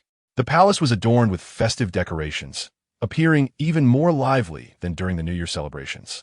On this day, Xiao Jingheng took a day off and, in the morning, accompanied the Empress to pay respects at the imperial tombs in the outskirts of the capital, before returning to the palace to greet the Empress Dowager. Since entering the palace, Song Zhao had not yet met the Empress Dowager, who had been in poor health and remained in the Xianshou Palace, rarely venturing outside. To facilitate her recovery, the daily visits from the concubines were also curtailed. However, the elders in the palace spoke of the Empress Dowager's amiable and tolerant nature, indicating she was a ruler easy to approach. By afternoon, the concubines, all splendidly adorned, made their way to the Tunghua platform for the birthday banquet. Song Zhao was accompanied by Yao Pin, who was always cautious in her actions. Today, she insisted they take their seats half an hour early, fearing any mishap might delay the proceedings. As the concubines gradually entered the banquet hall, it was unexpected to see Xu Fei, who had been grieving for some time due to her miscarriage, in attendance. She appeared much improved, no longer wallowing in self-pity, and a smile graced her face once more. Her arrival instantly made her the center of attention, with everyone surrounding her, offering either genuine or feigned greetings. Chun Fei, having also lost a child, despite her disdain for Xu Fei, empathized with her plight, and offered her a few words of symbolic concern. Once the crowd around Xu Fei began to disperse, Song Zhao approached to pay her respects. "Greetings, Xu Fei. It is truly a delight to see you radiant today. The past cannot be changed, but you are indeed a person of great fortune. Brighter days are yet to come." Xu Fei nodded with a smile. "Thank you for your kind words. The actions of Li Shi towards my son and me are of little consequence now. I have heard that you were wronged on that day. Thankfully, His Majesty is wise and restored your honor. Otherwise, I would have been troubled by your misfortune." After exchanging pleasantries for a while, they noticed it was nearly time to take their seats for the banquet. Today, the concubines were seated according to their ranks. Naturally, Xiao Jinghong's seat was at the head, followed by the Empress, though they had yet to arrive. The four concubines, led by Chun Fei, took their places accordingly. Song Zhao found herself seated next to Xiao Changzai and Lu Changzai. After the previous incident, Xiao Changzai's voice had not fully recovered, still retaining a slight hoarseness. "I hear several princes who share a close bond with the emperor are also expected to attend today." Lu Changzai scanned the hall and remarked, "It is said so. Yet as the meal is about to commence, where are they?" Before her words could fully settle, laughter from several men resonated from outside the hall. As Song Zhao followed the direction of the voice, she observed three men entering the venue, engaged in lively conversation. Clad in dragon robes, their status was unmistakable. What drew Song Zhao's attention was the young man in the center. He appeared to be merely 17 or 18, with striking features, arched brows, bright eyes, and delicate lips that framed a charming smile. The hem of his robe was slightly lifted, casually tucked into a white jade belt at his waist. Yet he exuded a sense of ease rather than disarray. In contrast to the two impeccably dressed princes beside him, he appeared more carefree. As he conversed, his demeanor was relaxed and confident, his laughter resonant, and his every movement bore an air of audacity. In terms of appearance, he was on par with Xiao Jinghong, though lacking the latter's composed gravitas, instead embodying a unique blend of rebelliousness and roguish charm. Xiao Chong murmured, "Which prince is that in the middle? His ceremonial attire is rather disheveled." Lu Chong replied, "He resembles the sixth prince, Princeton. Since childhood, he was raised alongside the emperor under the Empress Dowager's care, and their brotherly bond is profound. He has grown accustomed to a relaxed demeanor, and the emperor indulgently overlooks such trivialities." As Song Zhao observed, Princeton inadvertently glanced her way, their eyes meeting briefly.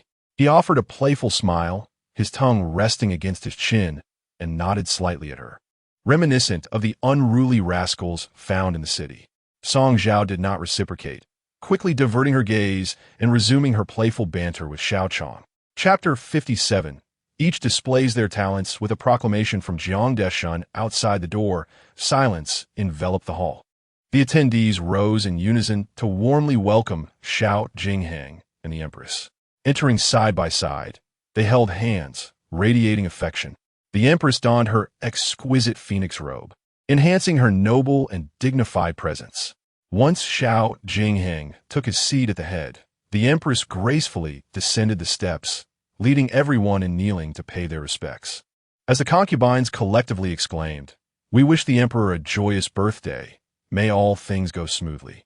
May your fortune be as vast as the eastern sea, and your lifespan match the heavens."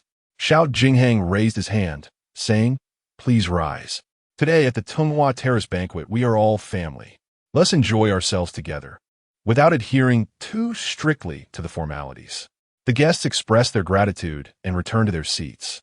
When Princeton was the first to speak, "Elder brother has always avoided drinking with us. Yet today is your birthday. We brothers must indulge and not return until we are drunk." Upon hearing this, the expressions of Prince Qi and Prince Rui darkened. While Xiao Jinghong's address of them as brothers was merely polite, their calling him brother would be seen as overstepping boundaries. Moreover, the entire court urged Xiao Jinghang to drink less for the sake of his health. Only Princeton dared to openly declare not returning until drunk. Seated closer to Princeton, Prince Rui quietly advised, "Sixth brother, the emperor is burdened with state affairs. We ought to encourage him to drink less." Princeton clapped Prince Rui on the shoulder, chuckling, "Fifth brother, your solemnity is rather tedious. It is a rare occasion to celebrate our elder brother's birthday. If we do not revel, it would be rather stifling. Xiao Jinghang laughed heartily at this. Raising his cup towards Princeton, you speak truly. Yet do not let your intoxication lead you to linger in my palace, for that would trouble me.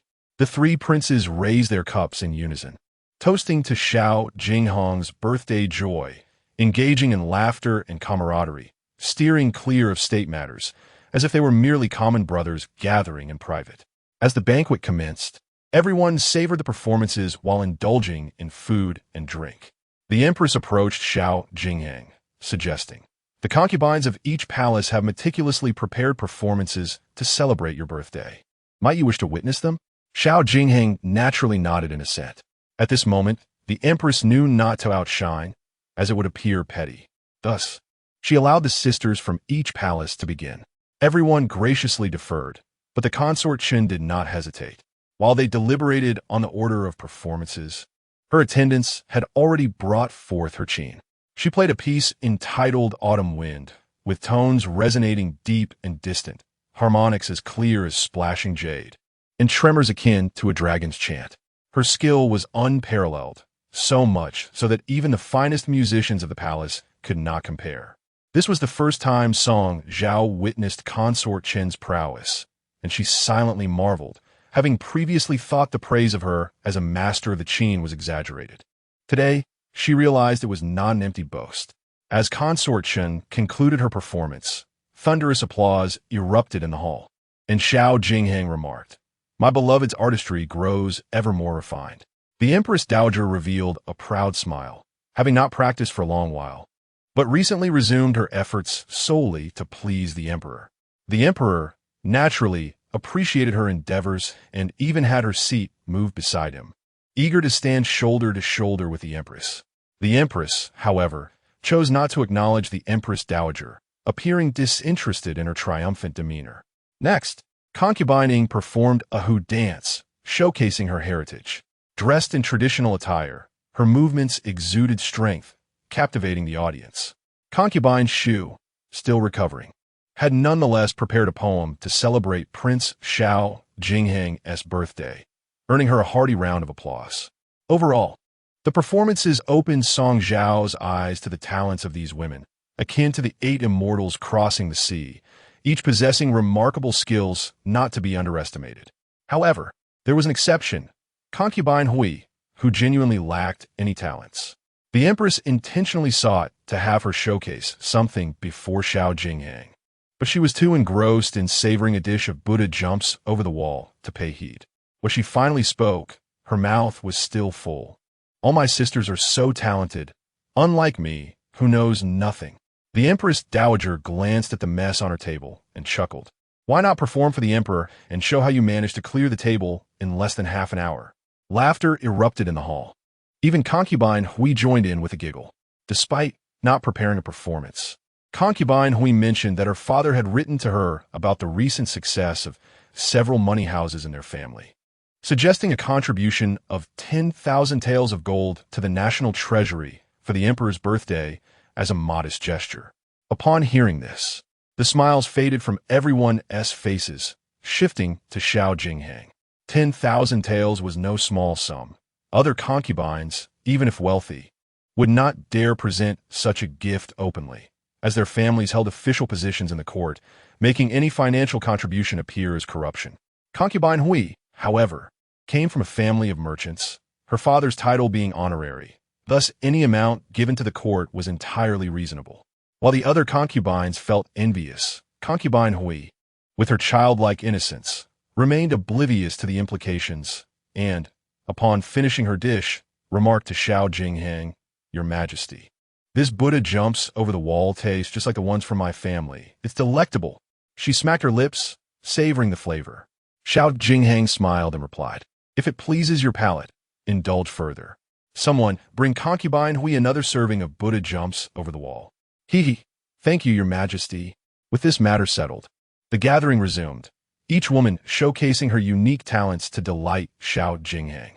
Lu Chong raised her teacup and softly addressed Song Zhao, saying, "Once the performance by Lady Yao concludes, it will be your turn to take the stage."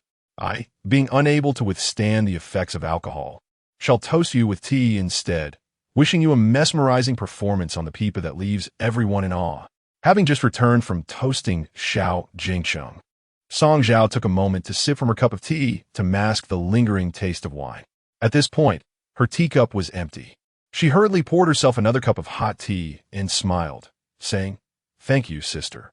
As the two clinked their cups together, an unexpected loud sound erupted, as if someone were intentionally trying to unsettle the other.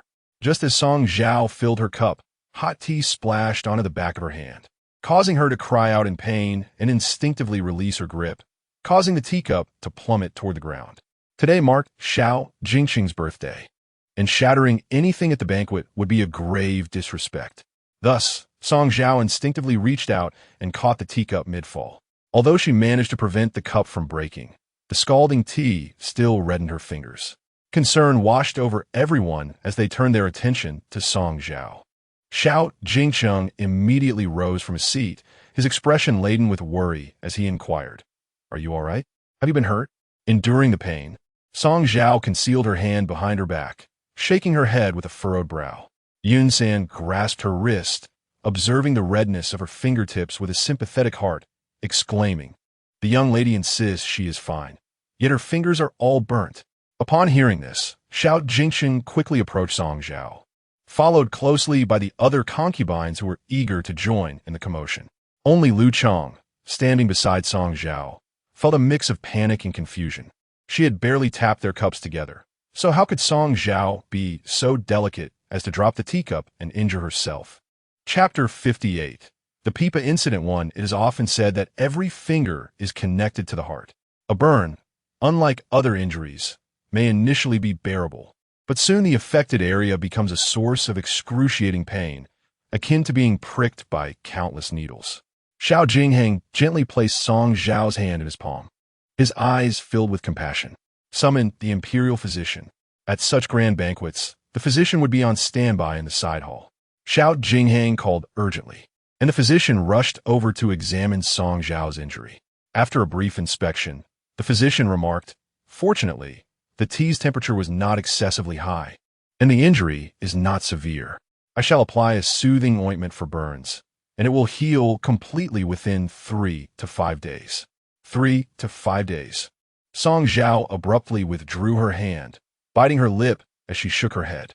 "I still wish to perform a piece on the pipa for the Emperor's birthday. Might the physician wait until I finish my performance before treating me?"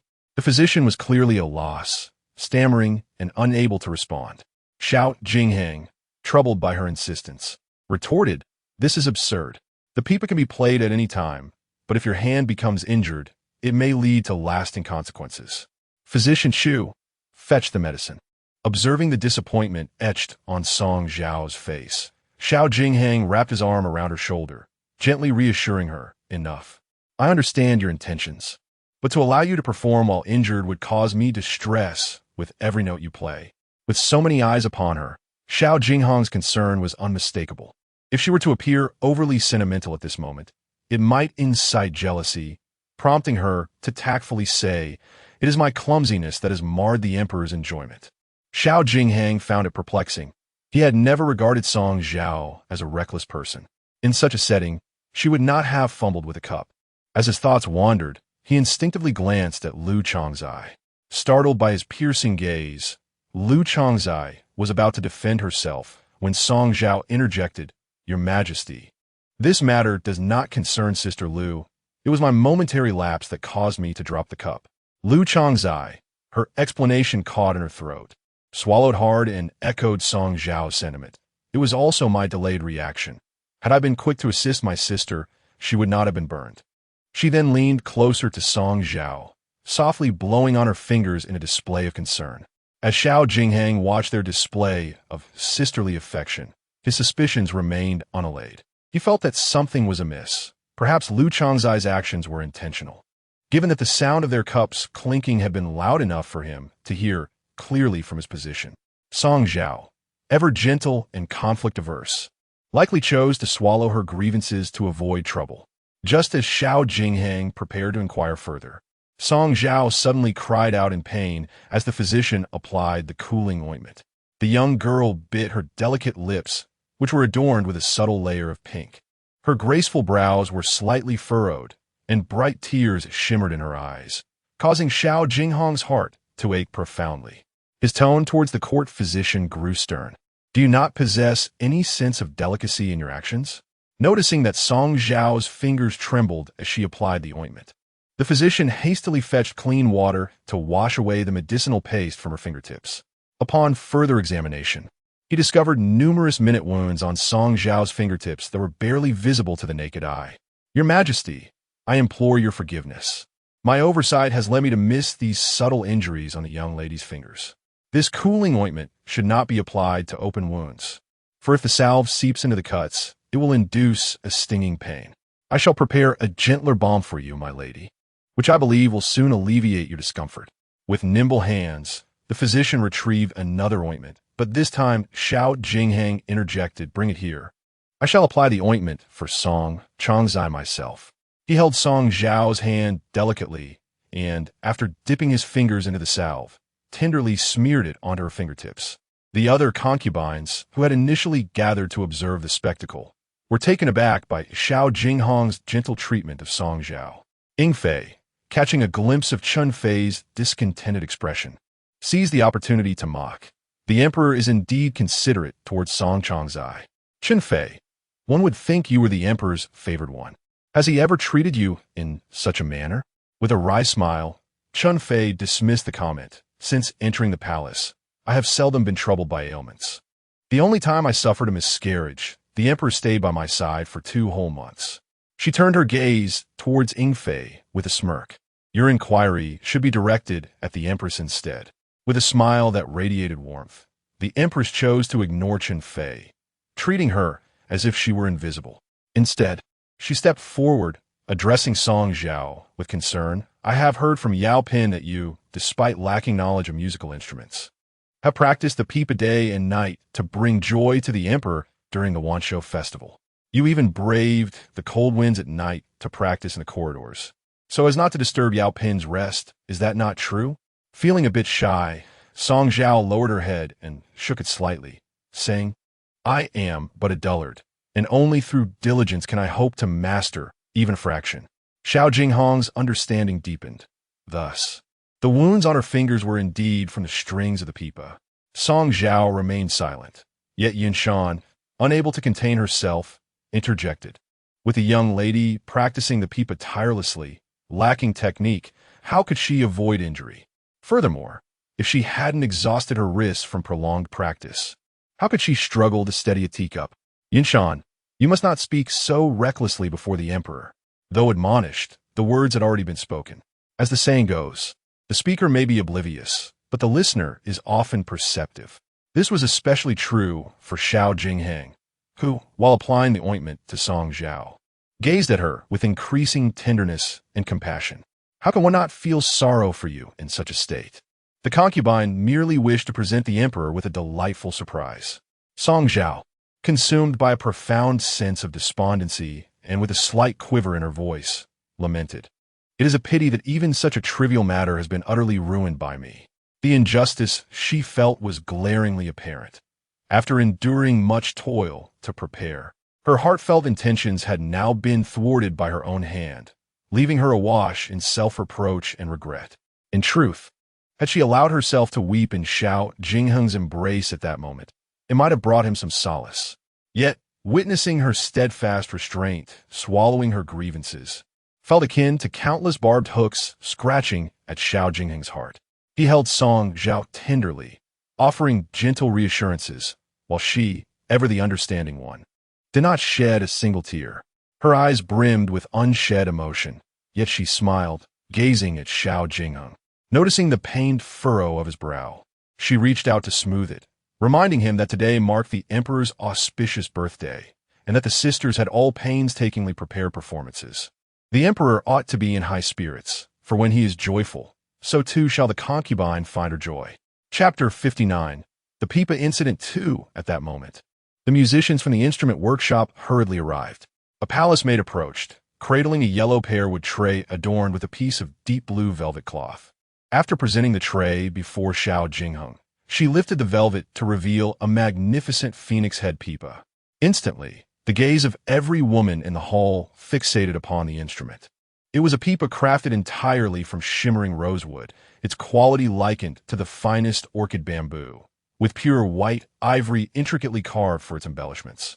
The strings, made from resilient redwood, displayed a dark reddish hue, worth more than gold by the inch. The opulence of this pipa left even the indulgent Chun Fei in awe. She whispered to the Empress, expressing her astonishment. Is this truly the phoenix head pipa bestowed by the late emperor to the holy Empress Dowager? The Empress smiled gracefully, asserting that as long as the emperor favored it, there was nothing that could not be done. Song Zhao, unaware of the pipa's illustrious history, could only discern its exquisite craftsmanship, exclaiming, "Your Majesty, this is..." Xiao Jingheng clarified, "This is the phoenix head pipa gifted by the late emperor to the holy Empress Dowager, the finest of all pipa. I thought it would complement your performance today beautifully." He observed Song Zhao's expression closely, noticing a hint of disappointment. He quickly shifted the conversation, saying, "It matters not. Once your injury has healed, you shall perform for me." With a wave of his hand, he signaled for the maid to take the pipa away. At that moment, Xiao Chongzai, who had been silent, suddenly spoke up, "Your Majesty, I had also prepared a pipa performance today." Upon hearing this, Chun Fei immediately interjected, mockingly addressing her. "Who did you think was speaking? With a voice so hoarse, I mistook you for some lord. So it's you, Xiao Chongzai?" She scoffed, casting a disdainful glance at Xiao Chongzai.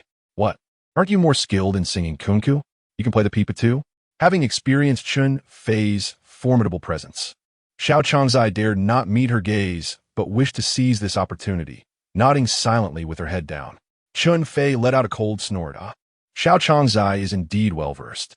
Observing the jealousy radiating from Chun Fei, and realizing Xiao Chongzai was caught in an awkward predicament, the Empress interjected.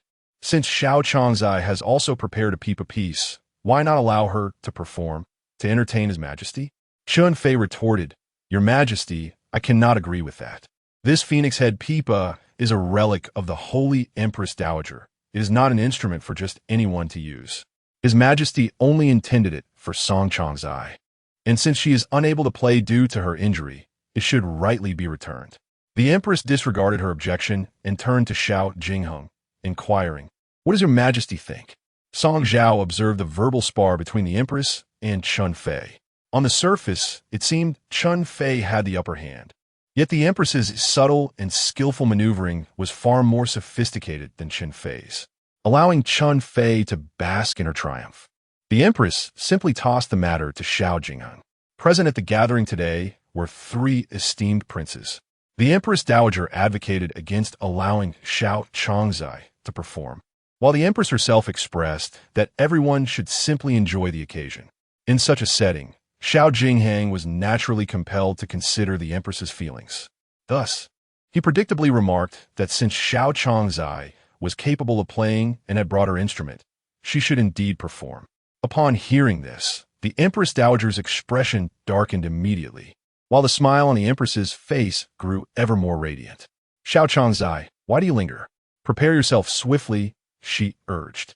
Xiao Chongzai hastily expressed her gratitude and, clutching her pipa, began her preparations. In truth, Xiao Chongzai possessed a cunning disposition. Previously, when she had suffered from a sore throat, she had contemplated showcasing a different talent at Xiao Jingheng's birthday celebration, hoping to catch his eye. However, the selection of instruments suitable for female performers was limited, and the other ladies of the court had nearly monopolized them. Should she choose to perform a piece already presented by others, she risked offending them if she excelled, or becoming a subject of ridicule if she faltered, a predicament fraught with difficulty. Later, upon discovering that Song Zhao intended to perform on the pipa and was a novice at it, she realized her opportunity had arisen once more. She had some foundational skills on the pipa herself, and, as both she and Song Zhao were of the same rank, she felt no trepidation about offending her. Thus, when they performed together, she could outshine Song Zhao while avoiding the ire of the other ladies, a win-win situation. Once her preparations were complete, A chair was brought to a position slightly to the right at the center of the hall. Xiao Changzai sat upright, her posture elegant, as she cradled the pipa and rolled up her sleeves, revealing a delicate, fair wrist. With a bashful demeanor, she proclaimed, at the beginning of this year, our dynasty triumphed over the Western barbarians, entirely owing to His Majesty's wisdom and strategic prowess. Today, this humble servant offers a peace, 10 directions ambushed, in celebration of our glorious victory. With that, she adopted the proper stance and began to play with a gentle yet deliberate touch. Xiao Changzai's skill on the instrument was remarkable, her melodies flowing like pearls, with clarity and a distinct sense of rhythm. She alternated techniques, strumming, plucking, and tapping, simulating the sounds of thousands of galloping horses and clashing weapons, gradually leading the piece toward its crescendo with techniques such as double string plucking and pulling. At the peak of the performance, her fingers moved at astonishing speed, creating the illusion of shadows dancing across the strings, rendering the piece not only melodious but visually captivating as well. Initially, Xiao Jinghang listened casually, not expecting Xiao Changzai to produce anything noteworthy. Yet, as the music surged with fervor, he found himself increasingly appreciating her talent. Among the harem, the Empress Dowager was known for her mastery of various instruments, particularly excelling in the pipa and guqin. The Empress cast a sidelong glance at her, her brow furrowed in impatience, turning her face away as though she wished to block out the sound entirely. With a smile, she remarked, Xiao Changzai's artistry could rival that of my sister. It seems that if His Majesty desires to hear the pipa again, he need not only visit my sister's palace. The Empress Dowager narrowed her eyes, scrutinizing the Empress before coolly retorting, Indeed, when His Majesty wishes to hear the pipa, he may think of me. However, when he seeks nourishment, he will naturally think only of you, my dear Empress. After all, in this harem, aside from your Fenghuan palace, there is hardly any place that exudes the scent of medicine day in and day out. The melody was played with exquisite precision, as if it were the accompaniment to the verbal duel between the queen and the consort. Just as the queen was about to retort, a shrill sound erupted from the people below, followed swiftly by a cry of alarm from Xiao Changzai, who let the instrument slip from her grasp and crash to the ground. The onlookers turned their gaze to the source of the commotion, discovering Xiao Changzai clutching her cheek with her left hand, crimson blood seeping through her fingers. Upon closer inspection, they noticed that 2 strings of the pipa lay severed on the floor, having struck Xiao Changzai's left cheek, leaving a long, gaping wound on her smooth, delicate skin. A sight so shocking it sent chills down one's spine. Chapter 60, The Pipa Catastrophe. 3. The unexpected calamity struck swiftly, leaving Xiao Changzai utterly unprepared to comprehend the unfolding events. She observed the assembly casting upon her gazes filled with either terror or astonishment, and upon noticing the phoenix head pipa she had carelessly dropped, its exquisite form shattered upon the ground, she realized the gravity of the disaster she had wrought.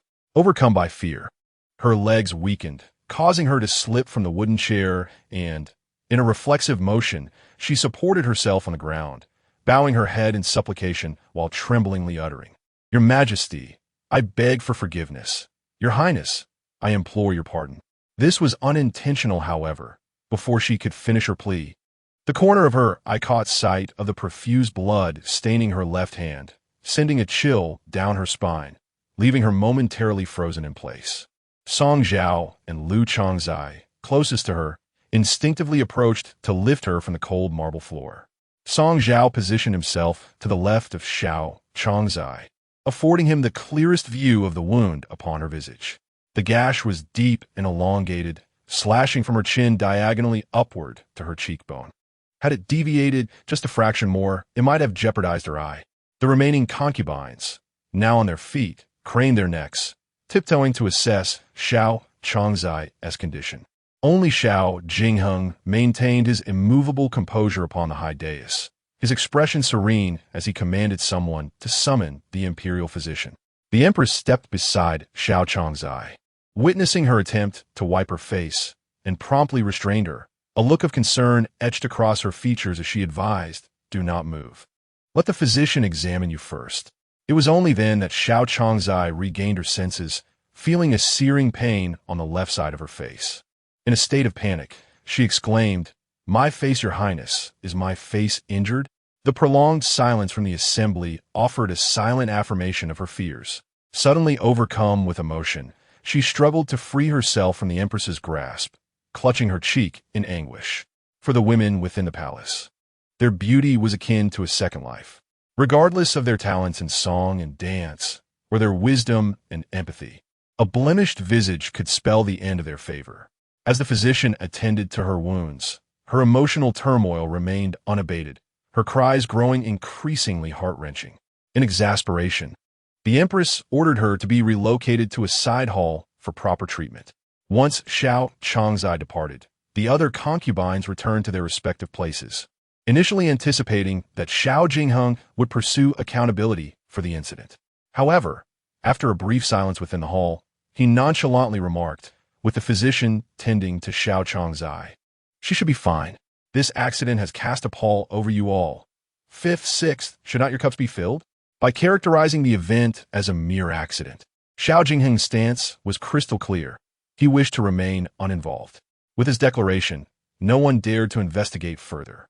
The festivities resumed, and amidst the clinking of cups, Lu Chongzai whispered to Song Zhao, "It was merely a pipa performance. How could it escalate into such a perilous affair? The wound on Zhao Chongzai's face looks severe. It is likely to leave a scar." Song Zhao, lost in his thoughts, momentarily failed to respond to her query. Lu Chongzai took a sip of tea to compose herself before continuing, "Sister, do you truly believe that the pipa string broke spontaneously? That pipa, adorned with a phoenix head, is one of the few relics left by the Empress Dowager, meticulously cared for by dedicated attendants. How could a string snap before a single melody was completed?" She leaned closer to Song Zhao, lowering her voice to add, "I see no indication that the Emperor intends to address this matter. He merely pities Zhao Chongzai. Do you think this incident could have been orchestrated?" Song Zhao sighed and shook her head. "Zhao Chongzai is indeed down on her luck. But such remarks should not be made lightly, sister. If the Emperor himself is not pursuing this matter, your words might lead others to accuse you of spreading rumors, which would be unfavorable." Lu Chongzai nodded silently, choosing not to pursue the topic further. Song Zhao maintained her composure while savoring the exquisite delicacies before her, occasionally casting a sidelong glance at Zhao Jingheng seated at the high table. He was engaged in lively conversation with Prince and others, showing no signs of distress. However, Song Zhao was acutely aware that Zhao Jingheng's demeanor was a mere fade. He must be contemplating this incident, though he could not afford to address it publicly at that moment. He could not risk losing face in front of his kin, allowing outsiders to glimpse the turmoil within his harem. Moreover, Song Zhao felt a lingering unease regarding the recent events. If this incident were merely an accident, it could be explained away. But if it were not, then the true target of the perpetrator was not Zhao Chongzai, but her. After all, while Zhao Chongzai had kept her intention to play the pipa for Zhao Jingheng's birthday a closely guarded secret, Song Zhao's desire to perform was known to all. From the very beginning, when Song Zhao informed the other concubines of her intention to play the pipa as a tribute to Zhao Jingheng, the entire affair had been a ruse. Living under the roof of the Duke of Gua, she endured a life fraught with hardship, with Jiang Shi treating her more like a servant than kin. How could she have been permitted to study an instrument? Even her ability to read and write was a secret she had cultivated while covertly learning from her elder sister, Songyu. Given her utter lack of skill with musical instruments, a crash course in playing would yield nothing but embarrassment before Zhao Jingheng. It would be better to refrain altogether. Furthermore, her purpose in entering the palace was to ascend in status, not to serve others. Why should she demean herself before Zhao Jingheng, akin to a mere performer vying for favor with trivial means? Song Zhao was acutely aware that the performance itself was inconsequential, regardless of how well she played. She could never transport the pipa to Zhao Jingheng's dragon bed. All that mattered was that this man felt compassion for her and recognized her efforts. Thus, during her toast with Lu Chongzai, she intentionally spilled her tea, scalding her hand. The small wound on her fingertip had been inflicted by her own hand the night prior with a pipa string. Her objective was achieved. Zhao Jingheng was left stunned, both pained and moved by her plight. Yet, even with her intelligence, she could not fathom who had tampered with the phoenix-headed pipa. Had she not initially harbored intentions of retreating to advance, the one disfigured today would have undoubtedly been her. Song Zhao's gaze slowly traversed the assembly of enchanting ladies present, each adorned in the most opulent garments, their faces embellished with exquisite makeup. Though they appeared resplendent on the surface, their insidious thoughts lurked beneath, rendering one defenseless against their treachery. As Song Zhao contemplated this matter further, an increasing chill enveloped her, despite her utmost vigilance. She had nearly fallen victim to the schemes of others. It seemed the hearts of those within the palace were far more intricate and elusive than she had anticipated, not easily deciphered or manipulated. Chapter 61, The Pipa Incident 4. It must be said that although Song Zhao had only recently entered the palace, she possessed a certain degree of insight into the emperor's intentions. After several rounds of wine had been consumed, Prince Rue and Prince Qi departed the palace in each other's company. Once they vacated their seats, the expression on Zhao Jingheng's face darkened ominously. He toyed with a string of 8 treasure honey wax prayer beads before abruptly raising his hand and forcefully smashing them onto the table.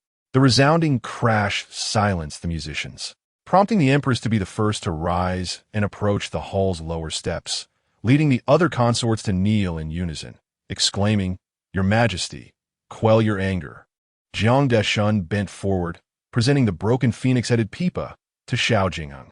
"Your Majesty, the palace musicians have examined the point where the strings have snapped. They assert that the breakage was due to the dampness of the string wood, compounded by the fact that Xiao Changzai was playing the spirited peace ambush from 10 sides just before this incident." Zhao Jingheng shot him a sidelong glance, his tone icy. "Are you implying that this matter was purely accidental?"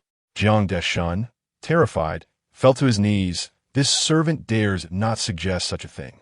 Zhao Jingheng commanded. "The phoenix-headed pipa has always been under the care of a designated individual. Summon that person immediately."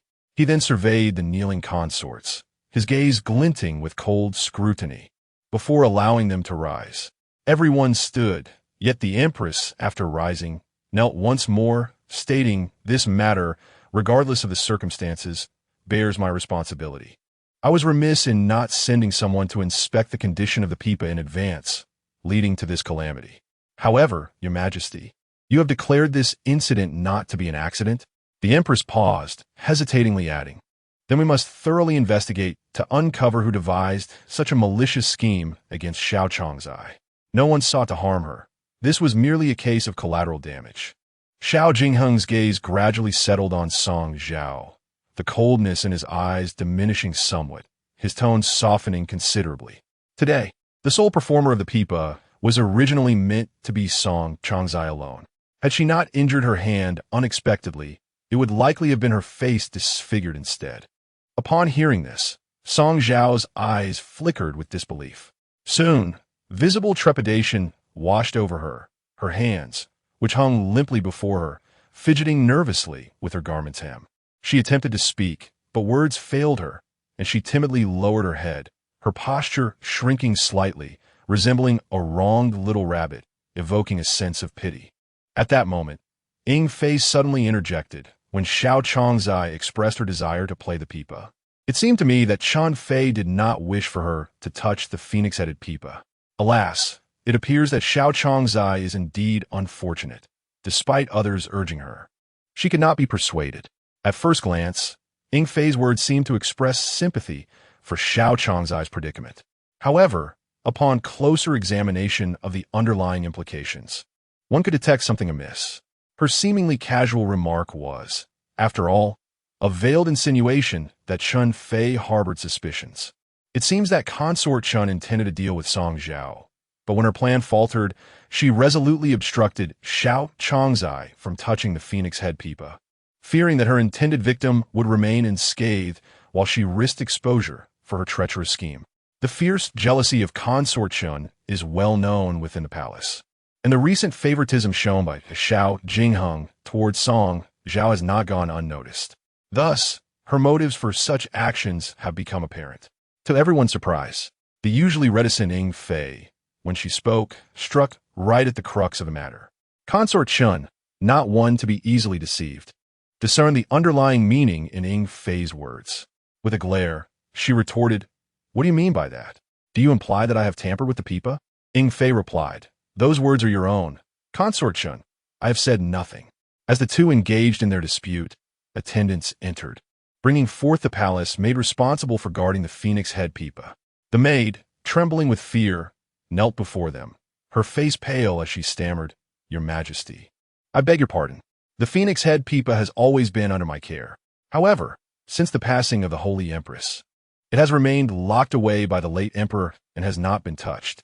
I neglected to apply oil to the people last month, resulting in the strings becoming too taut and breaking. It was an unintentional mistake. I implore your Majesty to forgive me and grant me a chance for redemption." The maid, quick to plead her case, bowed repeatedly towards Zhao Jingheng. He, fingering the jade ring on his thumb, wore an expression of skepticism. After a prolonged silence, he finally stated, "Such negligence in duty cannot be tolerated. Take her away and punish her severely." The maid was swiftly silenced and dragged away by the guards before she could offer further defense. Having consumed a considerable amount of wine that day, Zhao Jingheng leaned his elbow on the table, supporting his forehead with his palm, appearing somewhat dazed. The Empress, seizing the opportunity, offered her assistance, saying, "Your Majesty, I have prepared a hangover remedy in the palace. It will surely bring you some comfort." Zhao Jingheng did not refuse, and the Empress helped him to depart. With the principal figures having exited, the concubines began to disperse. As the gathering concluded, Consort Shin called out to Ying Fei, her demeanor menacing, seemingly seeking to confront her. Sensing the brewing conflict, Song Zhao hastily took her leave, accompanied by Yunshan. As they passed the side hall, she deliberately glanced towards the window, overhearing Xiao Chongzai inquiring of the physician, "Tell me the truth, can my face ever return to its former state?" The physician replied, "I dare not deceive you, my lady. The scars on your face are quite severe. A complete recovery is unlikely. However, in the future, you may use powder to conceal the scars, and if not examined closely, they may go unnoticed." After that, the sounds of conversation within the hall ceased, leaving only the heart-wrenching cries of Xiao Chongzai. Yunshan gently supported Song Zhao and whispered, "It is late. You should return to the palace and rest." Upon returning to the palace, Yunshan remarked to Song Zhao while assisting her with her ablutions, "It seems the Emperor is feigning intoxication today." "Oh." Song Zhao raised her brow and inquired, "What leads you to that conclusion?" Yunshan replied, "There are few fools among the servants in the palace. Even when they err, they seldom admit to it directly. Rather, they often concoct excuses in hopes of preserving their lives." However, the eunuch guarding the pipa readily confessed, as if he feared he might escape punishment. "I sense he is deliberately positioning himself as a scapegoat." Song Zhao scrutinized Yunshan for a moment, feeling a twinge of pride as she said, "After following me for so long, you have finally shown some growth. Do you believe it could be Consort Shin?" "I cannot say." Song Zhao shook her head. "Regardless of whether it is her or not, I must remain vigilant. Observing today's events, despite my efforts to conceal my brilliance, I have still attracted attention." Recalling the tragic fate of Xiao Chongzai, Yunshan shivered, relieved that it was not the young master embroiled in this matter. Otherwise, the Emperor would surely be distraught. Song Zhao let out a cold laugh upon hearing this, reflecting, "Just when I commend you for your progress, you seem to have lost your clarity again. What is there for him to be distressed about? You should be grateful my face remains unscathed. Otherwise, do you think the Emperor would punish Consort Shin on my behalf? Absolutely not. At most, he would feign concern for a moment, but once his passion wanes, I would no longer merit a glance from him." Suddenly, a series of urgent knocks interrupted Song Zhao's musings. She called out, "What is it?" Xiao Fuji responded from outside, "My lady, the Emperor has arrived." P.S. The introduction indicates that this story involves high-intellect palace intrigue. Thus, aside from the protagonist, the antagonists are also shrewd. The palace conflict will not merely consist of a harming bee, followed by B's simplistic retaliation. The schemes are intricately woven, as exemplified by the previous incident with Consort Shu's miscarriage and the current Pipa affair. The truth is certainly more complex than it appears. Nevertheless, I will strive to keep the narrative accessible and enjoyable for all. Wishing everyone a delightful weekend. Chapter 62. Intentional maintenance, calm and unhurried. Song Zhao smoothed the wrinkles of her nightgown before rising to greet him. Just as she reached the entrance of the palace, the door swung open from the outside, and she hurriedly knelt to pay her respects to Zhao Jinghang. However, he gently grasped her wrist, saying, "When we are in private, there is no need for such formalities." With that, he naturally took her hand, being mindful of her injury, his grip tender and light. He walked ahead, eyes straight ahead, while Song Zhao stole a glance at him. Noticing the fine beads of sweat at his temples, she understood that he had come in haste. They settled side by side on the warm seat, and Zhao Jinghang wrapped his arm around Song Zhao's shoulders, pulling her close. This time, his grip was firmer, his fingers lightly caressing her shoulder blade. Leaning against him, Song Zhao caught a faint scent of alcohol about him, and his demeanor appeared considerably more sober. Didn't the emperor retire to the Empress's palace? She wondered aloud. Why have you come to see your concubine at this hour? I was worried about you. Zhao Jinghang confessed without reservation, lifting her hand and blowing gently on the reddened area where she had been burned. Does it still hurt? Song Zhao lightly shook her head, sidestepping his question to express her own concern. Your Majesty has been drinking. Coming here late at night and exposed to the wind may result in a headache tomorrow. Wouldn't that cause your concubine even more distress? Zhao Jinghang gazed at her, his eyes filled with ardent affection. Today you injured your hand, which could be seen as a blessing in disguise. Otherwise, it could have been your face that suffered the wound from a string. He gently caressed her cheek as if it were a rare gem, his gaze brightening. Thank goodness you are unharmed. The phrase unharmed naturally referred to Song Zhao as exquisite beauty, which outshone all in the harem. Yet, she was not so easily swayed by his sweet words. She wanted Zhao Jinghang to understand that she possessed not only beauty, but also a compassionate heart. Thus, she feigned a sorrowful expression and sighed. What sort of blessing in disguise is this? Although I am unscathed, Sister Zhao has suffered greatly. She raised her eyes to meet his, her gaze clear and innocent. Women value their appearance, and she hoped the emperor would visit Sister Zhao more often in the coming days, so as not to let her feel neglected and lost in thought, making her days even harder. Zhao Jinghang replied nonchalantly, My beloved, you are truly kind-hearted, thinking of others. Zhao Chongzai is, after all, my cousin. I would not treat her poorly. The phrase would not treat her poorly already indicated that Zhao Chongzai was destined to be without favor in the future. Hearing this, Song Zhao ceased her persuasion.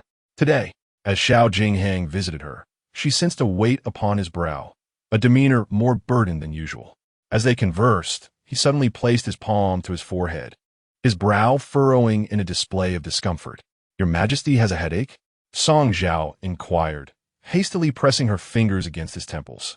Zhao Jinghang, with a sense of helplessness, remarked, Indulgence in wine leads to grave mistakes. This time, I too have delayed matters. In a fit of anger, intoxicated, I executed the palace servant who guarded the phoenix-shaped pipa. After having a sobering soup from the Empress, I felt even more regretful about my rash actions. He placed his hand gently upon Song Zhao's, who was massaging his temples, and patted it softly. This matter strikes me as peculiar. I should have ordered the officials of the Ministry of Punishments to interrogate him rigorously to uncover any hidden truths for your peace of mind. His words were earnest, each syllable betraying his profound concern for Song Zhao. However, Song Zhao held a different perspective. On the surface, the individual most likely to have orchestrated this was the jealous and scheming Consort Chun. Zhao Jingheng's decision to suppress the issue stemmed from his own suspicions regarding Consort Chun, leading him to hastily seek understanding.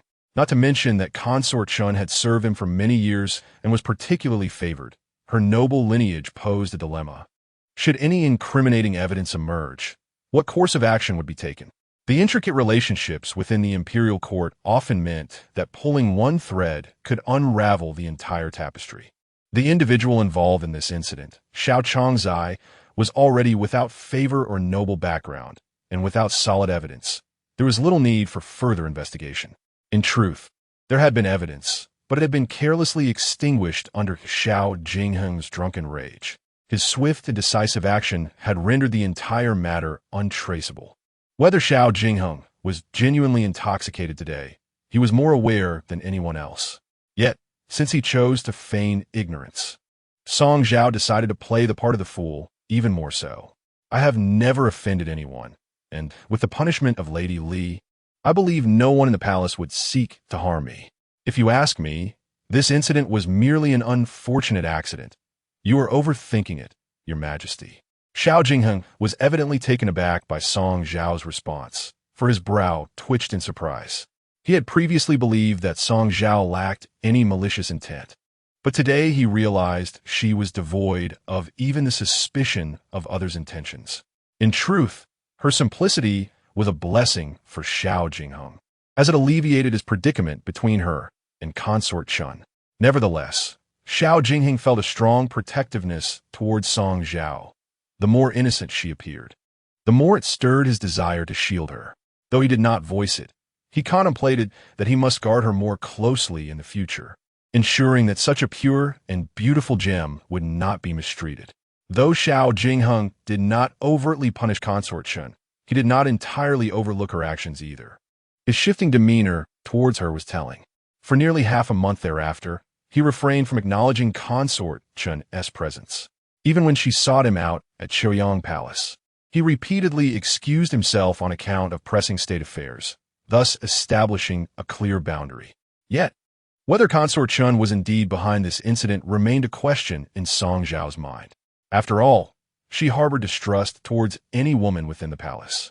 Nevertheless, this did not hinder her from initially presuming that Consort Chun was the culprit, for with Xiao Changzai's fate at stake, an explanation was desperately needed.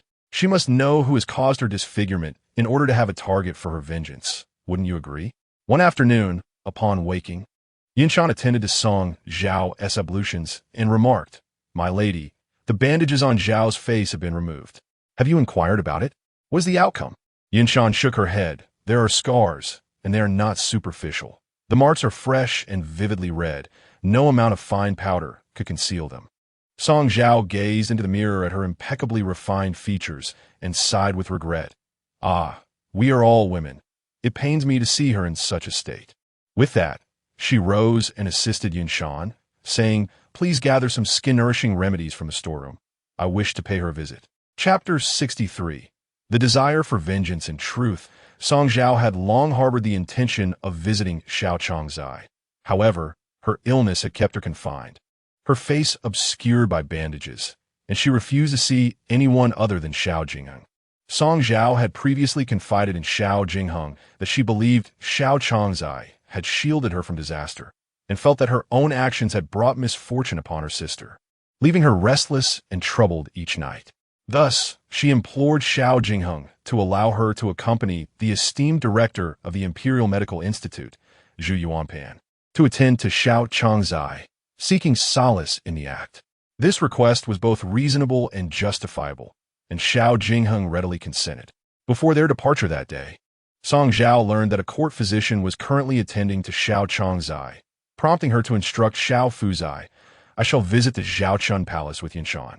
Go to the Imperial Medical Institute and fetch Director Zhu, under the pretense of the Emperor's command." From the storeroom, Song Zhao procured the royal jelly previously bestowed upon her by Zhao Jingheng, renowned for its efficacy in treating scars. Upon arriving at the Zhaochun Palace, they overheard Xiao Changzai, who was residing in the western side hall, expressing her displeasure to the physician. "I do not care about the cost. My face must be healed, no matter what. If my monthly stipend is insufficient, my family will provide the necessary funds. Your Highness, it is not merely a matter of medicine. Your face. Is my sister feeling any better?" Song Zhao gracefully interrupted, stepping inside. Perhaps feeling ashamed of her disfigured visage, Xiao Changzai turned away, presenting only her right side to Song Zhao. "What do you want?" "I do not wish to see anyone leave." With a gentle tone, Song Zhao replied, "I happen to have some royal jelly and thought it might be beneficial for you." She handed the substance to the physician, urging him to assess its potential effects on Xiao Changzai's scars. In the palace, One must exercise caution when offering gifts, for what is given can swiftly turn into a weapon against oneself. Song Zhao insisted that the physician examined the royal jelly in Xiao Chongzai's presence, ensuring that even if Xiao Chongzai were to lose her sanity, she could not use the substance against her. After inspection, the physician remarked, "This is an exceptionally high-quality royal jelly. Applying it to the scars will indeed help to diminish their appearance." "Thank you, physician," Song Zhao expressed, placing the royal jelly on the small table beside Xiao Chongzai's bed. She then addressed the physician. "I have matters to discuss with Xiao Chongzai. Once you have completed your examination, you may take your leave." Once the physician departed, Song Zhao also dismissed Yunfei and took a seat beside Xiao Chongzai's bed, her tone filled with concern. "Given the circumstances, sister, do not dwell in sorrow. Excessive worry harms your health and does you no good." "How easy it is for you to say," Xiao Chongzai retorted, covering her face and shifting further into the bed. "You are not the one whose beauty has been marred. Naturally, you can say whatever you please. It should have been you playing the pipa that day. The misfortune should have befallen you. Instead, I bore the brunt of it. And now you stand before me feigning concern." Upon hearing these words, tears immediately brimmed in Song Zhao's eyes. "I, too, have harbored such thoughts. Ultimately, I owe you an apology, sister. That is why I sought the Emperor's aid in bringing Dr. Zhu to treat you. Dr. Chu possesses remarkable medical skills. Perhaps there is still hope for the scars on my sister's face. As the chief physician of the Imperial Medical Bureau, he serves only Prince Xiao Jingheng, the Empress, and the Dowager Empress, and even the concubine Chun cannot summon him at will." Upon hearing that there might be a chance for her face to heal, Xiao Chongzai's attitude towards Song Zhao softened somewhat. "Why are you crying? It is I who should be lamenting," she said. Song Zhao pressed her lips together and nodded. "I cannot compare to my sister's strength. This incident was purely accidental. My sister must look forward." "Accidental?" Xiao Chongzai frowned and shook her head. "Do you truly believe it was an accident? This incident was aimed at you. Your favored status inevitably attracts schemers." Song Zhao was momentarily at a loss for words, her expression somewhat awkward. After a brief silence, she deliberately shifted the topic. "In these past few days, my sister has refused to see anyone. Yet I have heard that the Emperor has visited her twice, which indicates he still cares for her. He's merely passing by, as if fulfilling a duty. Unwilling to linger even for a moment, Xiao Chongzai said, stroking the scar on her cheek, lost in her sorrow. "I know in my heart that, with my appearance, the Emperor must find me repugnant." Song Zhao replied, "Recently, the Emperor has been preoccupied with state affairs. His visits to my sister are already a rare respite. There is no question of him harboring disdain for her. You must understand that since the Emperor's birthday banquet, even concubine Chun has yet to see him once. By comparison, it is evident how much the Emperor cares for you." Xiao Chongzai paused, taken aback. Has he not seen concubine Chun? When Prince Xiao Jingheng visited her, they exchanged pleasantries. She had distinctly heard him express that the country was peaceful and he often had leisure time. Yet, if he had the time, why did he not visit concubine Chun? Xiao Chongzai pondered silently. Could it be that concubine Chun had a hand in this matter? Perhaps due to her family's considerable influence. Prince Xiao Jingheng was reluctant to pursue the matter further, thus hastily brushing it aside, and subsequently neglecting concubine Chun was meant as a lesson for her.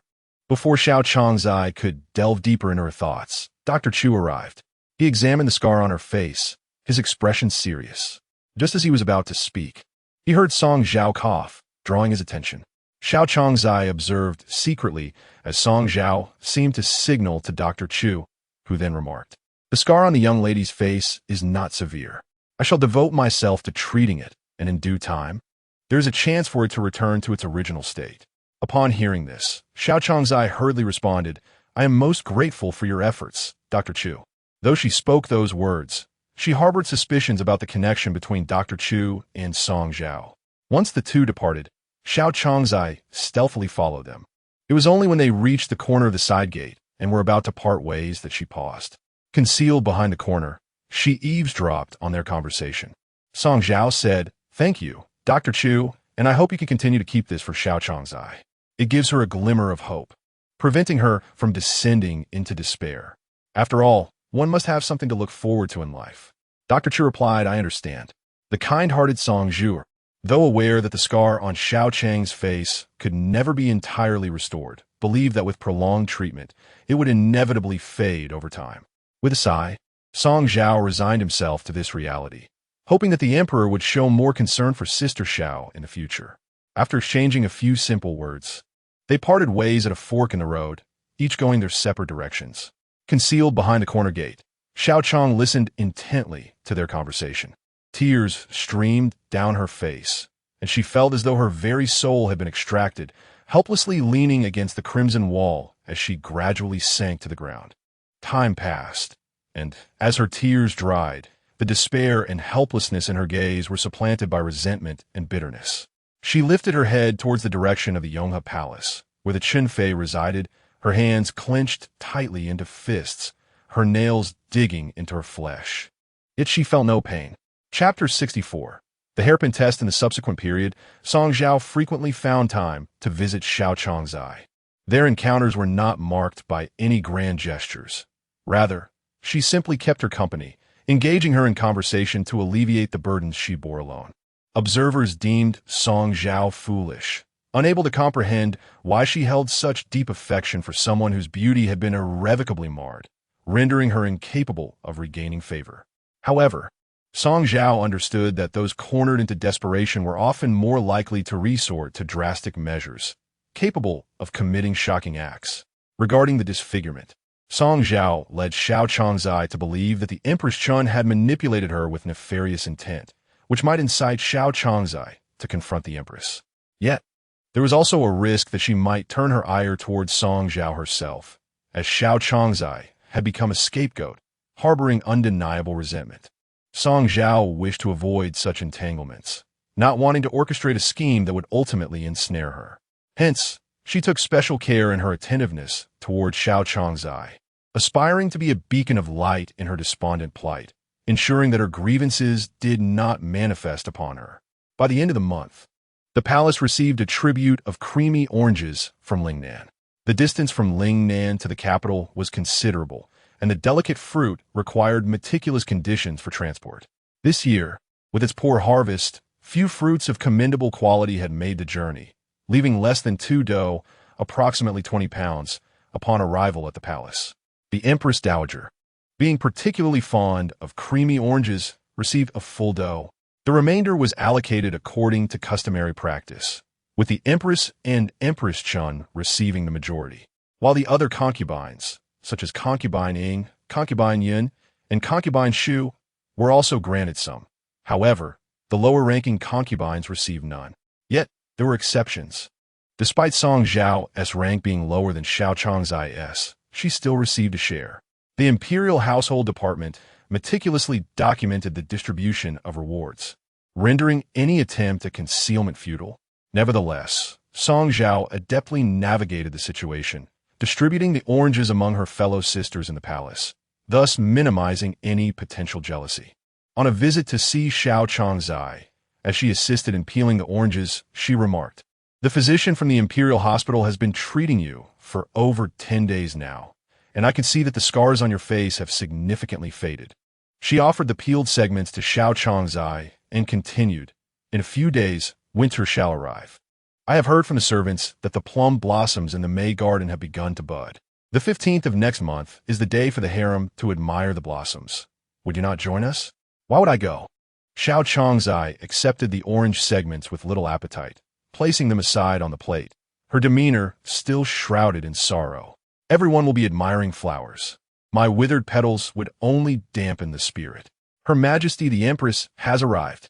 The announcement from the palace maid echoed, and soon after, the Empress entered the chamber. Both Song Zhao and Xiao Changzai hastily rose to pay their respects.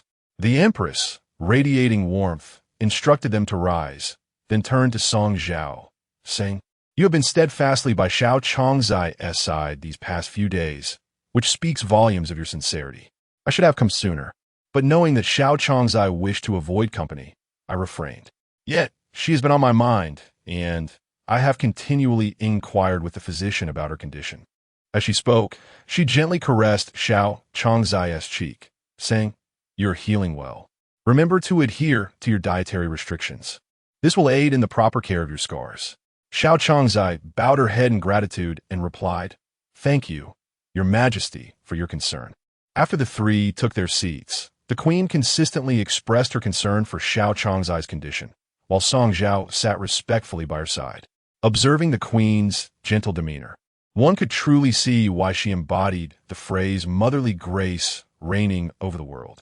Regardless of who faced misfortune in the palace, she always showed great care, treating everyone as if they were her own sisters. Yet, whether this was her true nature or merely a fade, Song Zhao could not discern. For instance, the queen's earlier words seemed innocuous at first glance, but upon deeper reflection, she praised Song Zhao for her sincere companionship with Xiao Changzai, while also noting that Xiao Changzai, disfigured, was reluctant to meet anyone, implying that Song Zhao's concern was somewhat forced. Fortunately, Xiao Changzai was not particularly astute otherwise. A moment's contemplation of the queen's remarks might have turned Song Zhao's devoted companionship into a burden in her eyes. The queen took Xiao Changzai's hand and gently urged, "I understand that you bear a wound upon your face, which must surely weigh upon your heart. However, now that you are in the palace, the emperor and many of your sisters are your family, who would disdain their own kin. Confined within your chamber, ruminating excessively will only harm you. If your heart feels truly unsettled, you may join me in offering prayers and seeking enlightenment through Buddhist teachings. In doing so, you may find tranquility." With the queen having spoken, what more could Xiao Changzai say? It had already been over half a month since she last paid her respects to the queen, a lapse for which she felt remorse. To further disregard the queen's goodwill would render her position in the palace even more precarious. Thus, in the days that followed, although she still refrained from formally visiting the queen, she made it a point to seek her out daily after the other concubines had paid their respects, accompanying the queen in reciting scriptures and engaging in prayer. Recently, with Chun Fei having grown quiet, the most favored in the palace once again became Song Zhao. Xiao Jinghong's fascination with her had not yet waned. He continued to cherish her as one would a rare treasure. Indeed, just after midday today, news came from the Jing Shifang that Xiao Jingheng had once again summoned Song Zhao. However, unlike before, when the Luan Mingcheng Inn sedan arrived at the entrance of Yaohua Palace, it was led by Zhang Jiugui, the chief eunuch of the Jing Shifang. Ordinarily, he would only attend to the consort's first night with the emperor or upon special orders from Xiao Jingheng. Thus, Song Zhao inquired, "Why has the eunuch come today?" Zhang Jiugui, with a sly smile, replied, "Today, I happen to have some free time and thought to personally escort the esteemed lady." He then produced a hairpin from his robe and presented it to Song Zhao, stating, "This hairpin has been bestowed upon you by Her Highness Chun Fei. The exquisite magnolia blossoms adorning it are lifelike, and with your fair complexion, it will undoubtedly enhance your beauty." As Song Zhao accepted the hairpin, she understood the implications. Zhang Jiugui was aligned with Chun Fei, and his words were as if they were spoken by her. Regarding the magnolia, Song Zhao had long been aware of the consort's preferences. She knew that magnolias were the consort's most cherished flowers. It was said that years ago, during the blooming of the magnolias, the consort had danced beneath their branches, capturing the sunset and, in turn, winning Xiao Jinghong's heart. In the present moment, the consort has instructed Song Zhao to adorn herself with a magnolia hairpin for the purpose of attending to the emperor, hoping that Xiao Jingheng would notice the ornament and reminisce about their cherished past. Ever since the incident that transpired last time, Xiao Jingheng has not seen the consort for nearly a month. Song Zhao pondered that the consort's gesture of presenting the hairpin bore dual significance, the first being a desire to regain the emperor's affections, and the second, a subtle test directed at her. If Xiao Jingheng acknowledges the hairpin today, yet remains indifferent to the consort's intentions, it would indicate that Song Zhao has secured a certain standing in his heart. Consequently, the consort would likely become wary of her and perhaps even devise schemes against her. In a fleeting moment, Song Zhao traversed these thoughts in her mind and then feigned ignorance, smiling as she affixed the hairpin to her coiffure. She turned to Zhang Jiugui and said, "Would you be so kind as to convey to Her Highness the consort that I truly admire this hairpin?" I shall personally express my gratitude to Her Highness in her palace on the morrow. Chapter 65. Yielding gracefully upon arriving at the Morning Sun Palace. After freshening up and donning her adornments, the palace attendants led Song Zhao to the inner chamber. As she entered, her steps were tentative, and upon witnessing Xiao Jingheng kneel in reverence, her brow furrowed slightly. Noticing her discomfort, Xiao Jingheng promptly assisted her in settling onto the warm seat. "My beloved, what troubles you? Is there something amiss?" he inquired. Song Zhao's cheeks flushed crimson as she playfully tapped his chest, then glanced at the dragon table nearby. "It is all your fault for last night. Not only did you make my back ache, but my waist has been sore for quite some time." The previous night, when Song Zhao had come to serve, they had exchanged the battlefield, simply placing a cushion on the dragon table to embark on their most primitive explorations. Both had found immense pleasure that night. Xiao Jingheng relished watching Song Zhao's exquisite visage illuminated by candlelight, particularly her alluring expressions during their intimate moments. Hearing Song Zhao's playful complaints, he tenderly placed his hand on her waist and gently kneaded it, lowering his voice to chuckle. "Is it all my fault? I wonder who held me so tightly that your grasp left marks on my back." With a soft pout, Song Zhao nestled deeper into his embrace. "Your Majesty often speaks this way, leaving me quite flustered." Xiao Jingheng laughed heartily, his affection evident as he caressed her forehead. He adored Song Zhao's duality. The woman in the chamber and the one in his arms seemed like two distinct beings. Her delicate charm and shyness only deepened his fascination. He intended to tease her further with some light-hearted banter, but upon brushing against her hairpin, his motion suddenly stilled. His gaze fell upon the magnolia blossom adorning the pin, and he instinctively thought of another person. Noticing his sudden silence, Song Zhao inquired, "What occupies your thoughts, Your Majesty? Do you admire the magnolia?" "Indeed," she replied obediently, nodding. "The magnolia blooms only after its leaves have fallen, and it bears fruit only after the flowers have withered. My father once told me that this flower is unique in its dedication. I admire its character." Xiao Jingheng recalled having posed the same question to the consort Chen. However, her response lacked the depth of Song Zhao's. She merely expressed her fondness for the magnolia's vibrant beauty and fragrance, adding that because she had forged a bond with him beneath the magnolia tree, the flower held special significance for her. As he reminisced about past events, he felt Song Zhao shift slightly in his arms and asked, "Are you in great discomfort?" Song Zhao replied, "This morning I felt a bit unwell, but I thought it was nothing serious and did not summon the physician. However, it has worsened as the night has progressed." Seeing her shiver slightly in his embrace, Xiao Jingheng could no longer bear to torment her. He declared, "It is my fault for losing my senses. I shall personally escort you back and have the attending physician examine you." As they made their way back to the palace, Xiao Jingheng shared a sedan chair with Song Zhao to attend to her needs. Typically, she would refuse such arrangements, but perhaps their relationship had grown closer, for today, she refrained from voicing any disheartening objections.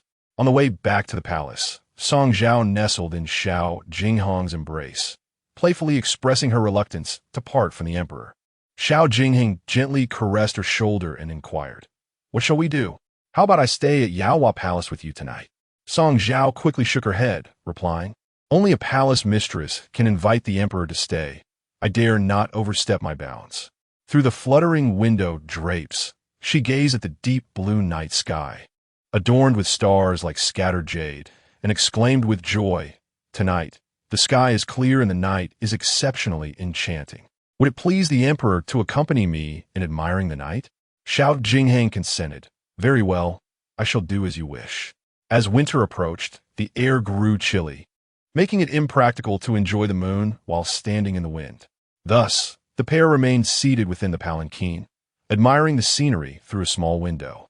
The route from Chaoyang Palace to Yaohua Palace was predominantly a long street, with its towering red walls, which hindered the appreciation of the surroundings. Aware of his master's desire to observe the stars and the moon, Jiang Deshun instructed the bearers to take a slightly longer but more scenic route. Although the distance was greater, the open view allowed for a more fulfilling experience. Initially, as Xiao Jingheng held Song Zhao in his arms and shared laughter while admiring the moon, his demeanor shifted to one of silence as they passed Guangyang Gate.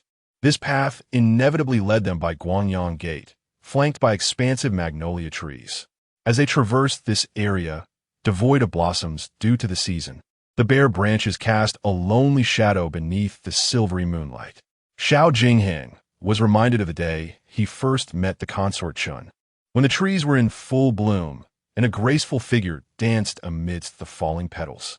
At that time, Consort Chun was of similar age to Song Zhao now, innocent and spirited, prone to petty jealousy, yet devoid of malicious intent. The scene was familiar, the individuals unchanged. Yet everything felt profoundly different. Upon reaching Yaohua Palace, Zhao Jingheng assisted Song Zhao down from the palanquin, advising her, "The physician will come to examine you shortly. Take your medicine and rest early. If you still feel unwell upon waking tomorrow, inform the Empress and take a couple of days to recuperate. Thank you for your concern." "Your Majesty," Song Zhao said, wrapping her arms around Zhao Jingheng's neck and standing on tiptoe to plant a gentle kiss on his cheek. "It's late, and you should return to the palace soon." With a tender smile, Zhao Jingheng brushed his fingers against her delicate nose, assuring her, "I shall visit you again tomorrow." After watching Song Zhao return to the palace, as he turned to re-enter the palanquin, Jiang Deshun waved his whisk and announced, "Your Majesty, it is time to return to the palace." Yet, after taking just a few steps, Zhao Jingheng's voice came from within the palanquin, "I shall go to see Consort Chun." Jiang Deshun momentarily froze, but quickly composed himself and replied respectfully, "Proceed to Yonghe Palace." Chapter 66. The return of the consort to favor at Yonghe Palace. A sudden chill swept through the courtyard, stirring the withered leaves of the maple trees, which twirled and fell at the feet of the consort leaning against the doorframe of her chamber. She held her head high, gazing at the moon in solitude, allowing the cool breeze to tousle her hair. Yingxiang draped a cloak over her shoulders, expressing concern. "Your Highness has been standing at the palace gate for an hour. Since your frail constitution after childbirth has been a concern, the physician advised against exposure to the wind. Perhaps you should return and rest?" The consort remained resolute, her gaze unwavering as she asked Yingxiang, "The emperor will come to see me, will he not?" Taken aback, Yingxiang fell silent. As the hour approached midnight, Zhang Zhugui had previously reported seeing Song Zhao adorn herself with a magnolia hairpin, and if Zhao Jingxing truly wished to visit, he would have done so by now. After a brief silence, Yingxiang hesitated and gently suggested, "If you wish to wait, it would be better to do so in the palace. Should your health suffer because of this matter, the emperor would certainly be distressed." The consort remained unmoved, her eyes lost in the brilliance of the moon. Strangely, she and Zhao Jingcheng had shared countless moonlit nights together in the past, reveling in the beauty of the round moon, perceiving their union as a perfect harmony. Yet tonight, though the moon hung full and bright, she could only see it as a solitary orb in the sky, evoking an overwhelming sense of melancholy. With a sigh, she murmured, "Yingxiang, do you think the emperor no longer holds affection for me?" Yingxiang quickly reassured her, "Your Highness, you think too much. The emperor's regard for you is such that even the empress cannot help but feel envy. How could there be any notion of disfavor? But if he truly cared for me, he would trust me, while I do not relish his affection for other women. The phoenix-headed Pipa is a relic from the Holy Mother Empress. How could I bear to destroy it and cause the emperor grief?" The consort understood well the reason for Zhao Jingxing's neglect. He had placed the blame of the broken Pipa strings upon her. Thus, an unjust burden weighed heavily upon her heart, leaving her bewildered as to when she had transformed in his eyes into such an unworthy woman. In the past, even when she erred, Zhao Jingcheng stood unwaveringly by her side. As these thoughts consumed her, a bittersweet ache blossomed within, and her vision began to blur. Warm tears cascaded from her eyes, and she raised her palm to wipe them away, bitterly smiling as she shook her head and sighed, "Enough, enough." As the consort leaned on Yingxiang for support, preparing to turn back to the palace, a familiar male voice suddenly reached her ears. "It is cold. Why stand alone in the corridor?" The voice penetrated her heart, warming her chilled spirit in an instant. With joy, she turned to see Zhao Jingcheng striding toward her. The silvery moonlight bathed his bright yellow dragon robe, the golden embroidery shimmering softly in the light, appearing radiant to the consort's eyes. She disregarded the demeanor of the concubines and hurried towards Zhao Jingheng, tightly wrapping her arms around his slender waist, burying her head in his chest, and could not help but speak with a sobbing tone. I feared the emperor would never come to see me again. Zhao Jingheng embraced her, his broad palm pressed gently against her back, soothingly patting her as he said, "In these past few days, I have been preoccupied with state affairs and have neglected you. Do not take it to heart, whether the state affairs were indeed demanding or whether he had inadvertently overlooked her. The concubine Shun was acutely aware. Yet, she could not afford to dwell on it. Nor could she explain to Zhao Jingheng that the matter of the broken string of the phoenix lute had nothing to do with her. After all, Zhao Jingheng had never explicitly mentioned this incident. Should she bring it up now, it would only serve to reveal her own insecurities. As long as the emperor held her in his thoughts, she feared only that he might forget his old affection in favor of new love. Such audacious words were only something concubine Chen would dare to utter in moments of whimsy. Zhao Jingheng, far from reproaching her, tenderly wiped away her tears and smiled brightly, saying, "Look at you. Even the tip of your nose has turned red from the cold." He sheltered concubine Shun on his right side, shielding her from the wind while holding her hand as they made their way to the inner palace, remarking, "The sweet dew in your palace is the finest. I find myself a bit hungry now, have you? If the emperor desires it, I ensure it is prepared daily." She interjected before Zhao Jingheng could finish his thought, already calling for the fragrant attendants to prepare it. That evening, Zhao Jingheng stayed overnight in concubine Shen's palace. The whispers in Yonghe Palace were always the most discreet. Thus, this incident did not reach the ears of the other concubines. The next day, when Song Zhao came to pay respects to the Empress, she was taken aback to see the long-absent Xiao Changzai had unexpectedly appeared. The concubines, having not seen her for quite some time, could not help but inquire after her well-being, even if their concern was feigned. Concubine Shu remarked, "It is good that you have come out to mingle. Though sorrow may strike at times, life must continue, mustn't it? I too have experienced the pain of losing a child and can empathize with you." Concubine Ying added, "We have missed you during your absence. You have been in our thoughts." Concubine Yin chimed in, "The scar on your face does not seem severe. One must look closely to even notice it." In response to the collective concern, after graciously thanking them all, Xiao Changzai replied, "I owe my gratitude to Her Majesty the Empress for not shunning me. She has diligently guided me in Buddhist practices during these days. Through contemplating the teachings of Buddhism, many matters have become clearer to me." The Empress smiled serenely, saying, "It seems you have a connection with the Buddha, Xiao Changzai. Others might find the incense too overwhelming and could hardly remain here." The others the Empress referred to were naturally concubine Shun. Today, she was once again late, prompting concubine Ying to continue the Empress's sentiment. Why is concubine Chun late again today? In her days of favor, it was acceptable for her to attend to the emperor a little later. Now that the emperor hardly pays her any mind, who is she trying to impress?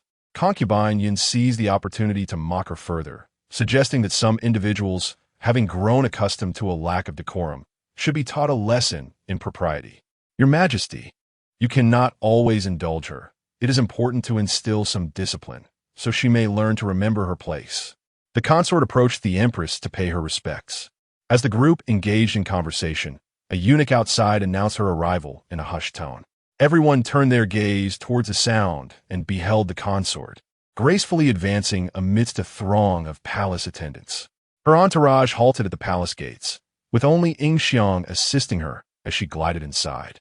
Today, she donned a scarlet cloak adorned with a design of myriad birds welcoming the phoenix, and around her neck hung a floating cloud pearl reminiscent of the rare East Pearl, radiating an opulent brilliance that was strikingly resplendent. The myriad birds welcoming the phoenix motif was inspired by the 100 birds paying homage to the phoenix, while the floating cloud pearl mirrored the East Pearl. Both were trinkets exclusively reserved for the Empress. Although the other consorts had long grown accustomed to the consort's brazen demeanor, her ostentatious attire today unmistakably signaled her intent to intimidate the Empress, causing the other consorts to exchange uneasy glances.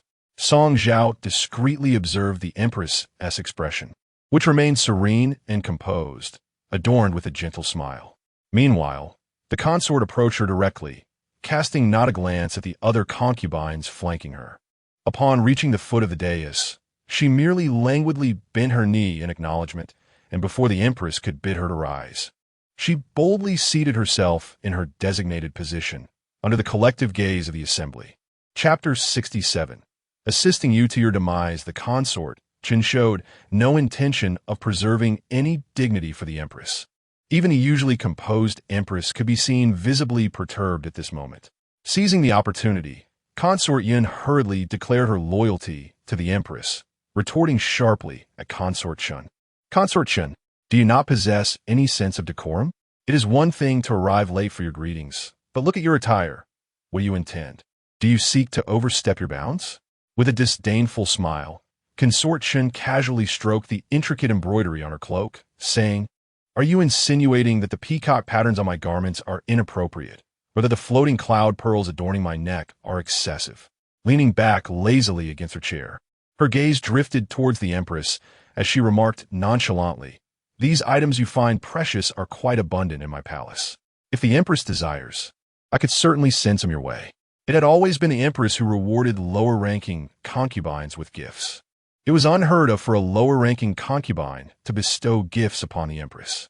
Yet the Empress did not dwell on this misstep, maintaining her smile as she replied, "How could I accept such gifts from you, dear sister?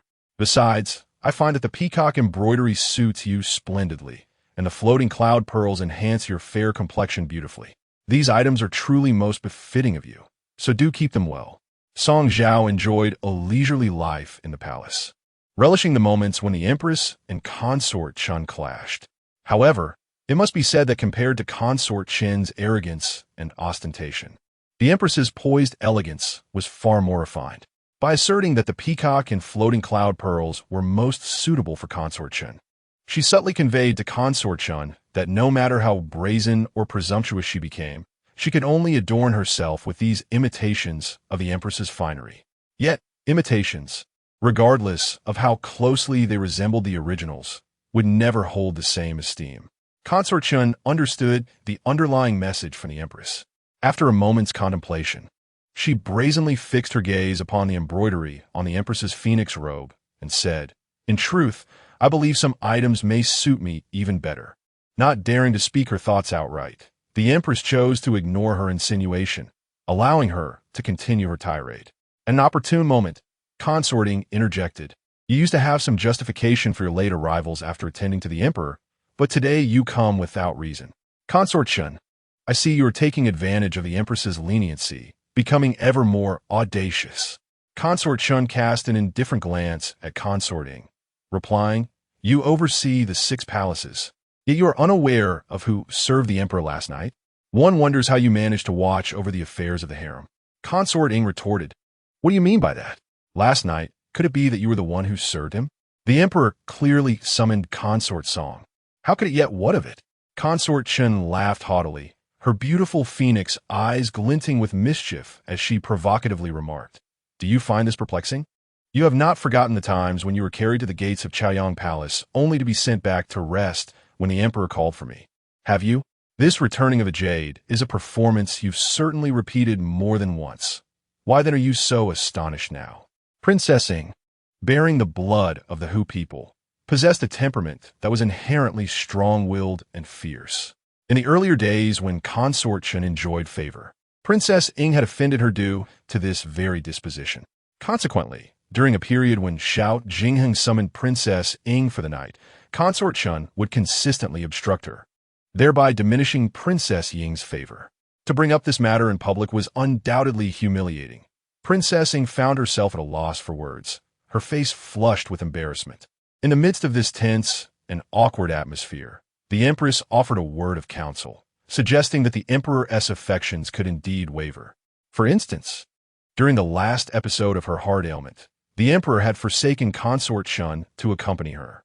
With that, she turned to Song Zhao and Song Changzai, adding that they should not take it to heart. Song Zhao immediately replied, "I dare not. The esteemed Consort Chen has served the Emperor for a considerable time and naturally brings him greater comfort than I." Upon hearing this, Consort Chen cast a smiling glance at Song Zhao, but chose to remain silent. Afterward, the group fell into a contemplative silence. Suddenly, Zhao Chongzai rose, bowing to the assembly of ladies, and declared, "I have specially crafted protective incense pouches for you all during my devotional rituals with the Empress." Her maid, Yingji, produced a bamboo basket filled with pouches of various colors, each inscribed with scriptures. As Zhao Chongzai distributed the pouches, she elaborated, "These pouches are all handmade by me and have been blessed with incense. I hope they bring peace and prosperity to each of you." The ladies expressed their gratitude upon receiving the pouches. When Zhao Chongzai presented one to Consort, the latter scrutinized her from head to toe before signaling to Yingxiang to accept the pouch, then coldly remarked, "You are thoughtful."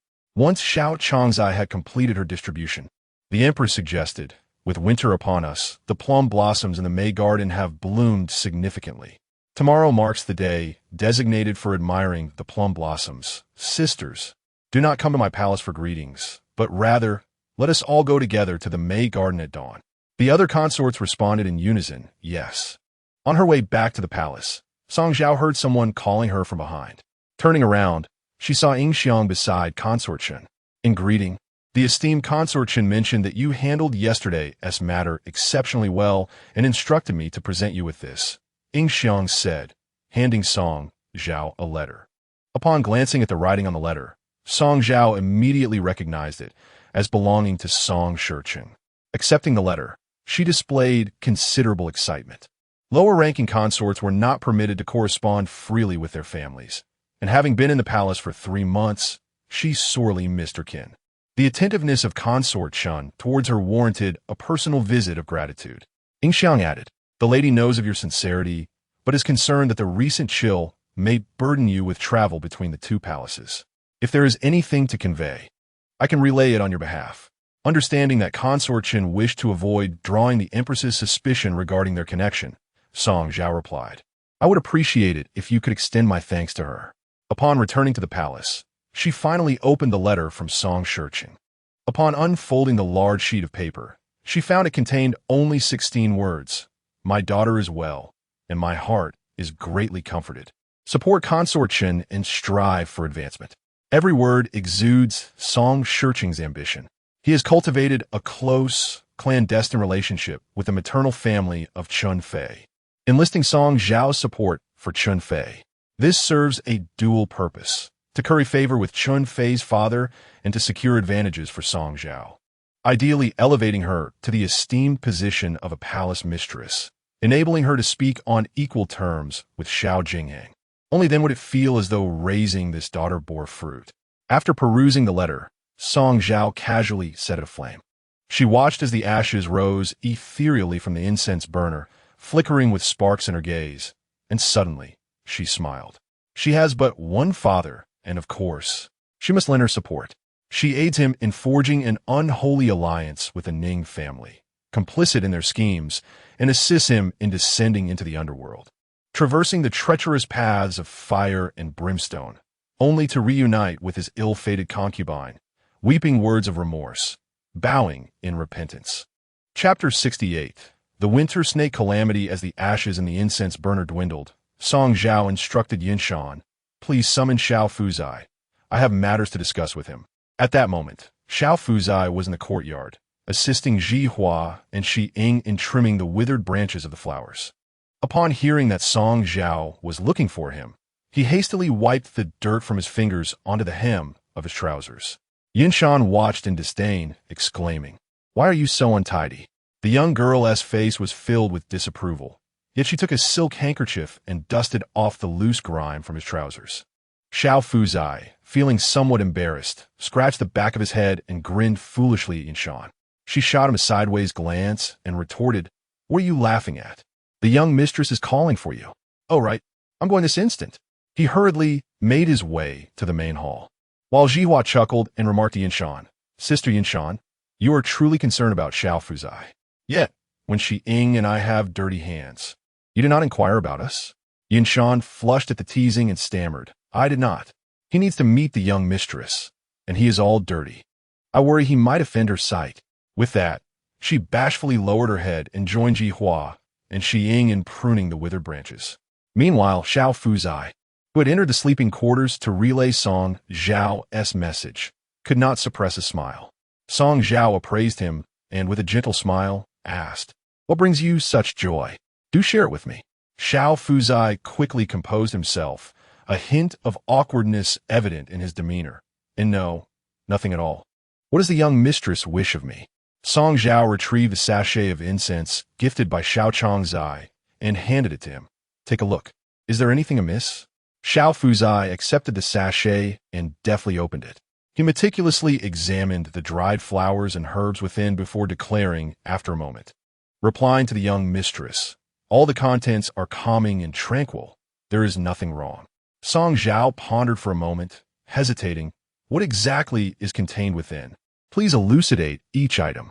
Xiao Fuzai replied, "There are mint, fluff tea, magnolia, hawa skin, snake vine, and yejiao vine."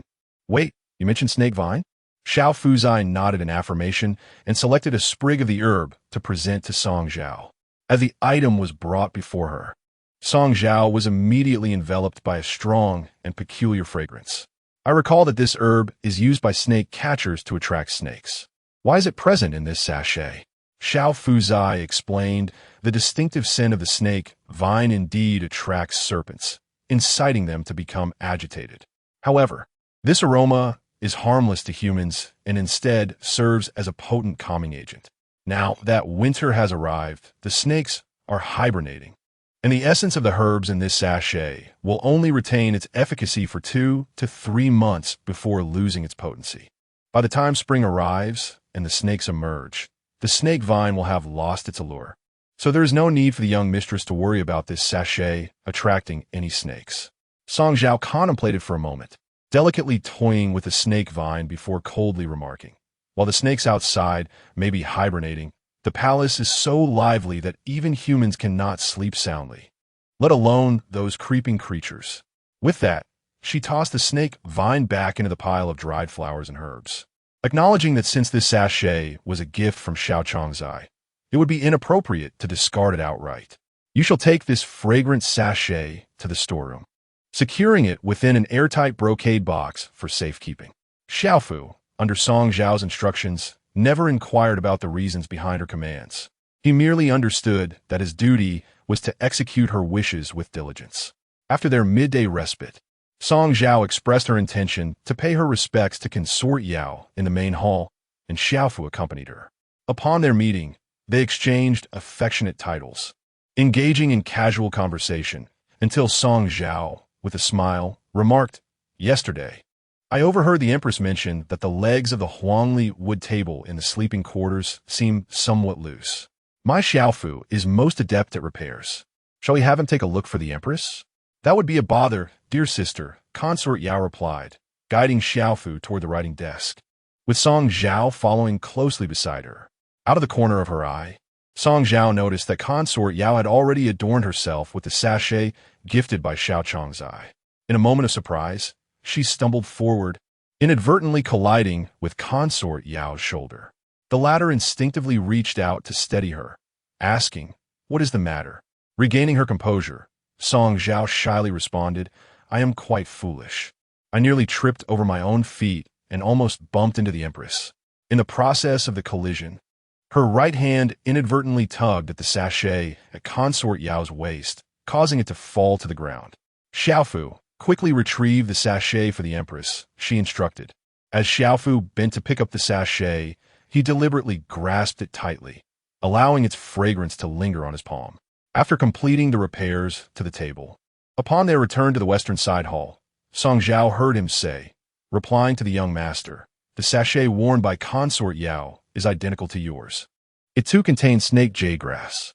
This revelation left Song Zhao somewhat perplexed. She had initially assumed that Xiao Chongzai regarded her as an adversary, concocting some malicious scheme to harm her. Yet, Consort Yao had no enmity with Xiao Chongzai. Why then would the sachet given to her also contain snake jade grass? Or perhaps, it was not just Consort Yao. All the sachets gifted by Xiao Chongzai were treated uniformly? The intricacies of the women in this palace were becoming increasingly opaque to Song Zhao. Nevertheless, harboring such doubts would serve as a precautionary measure. With snow forecasted to fall in a couple of days, the Empress would likely cease her formal audiences, resulting in diminished movement among the concubines within the palace. Thus, regardless of Xiao Changzai's intentions, the upcoming outing to the Meiyuan to admire the plum blossoms would present the perfect opportunity. Xiaofu seemed to sense Song Zhao's concerns and inquired, "Will the young master still attend the plum blossom viewing tomorrow?"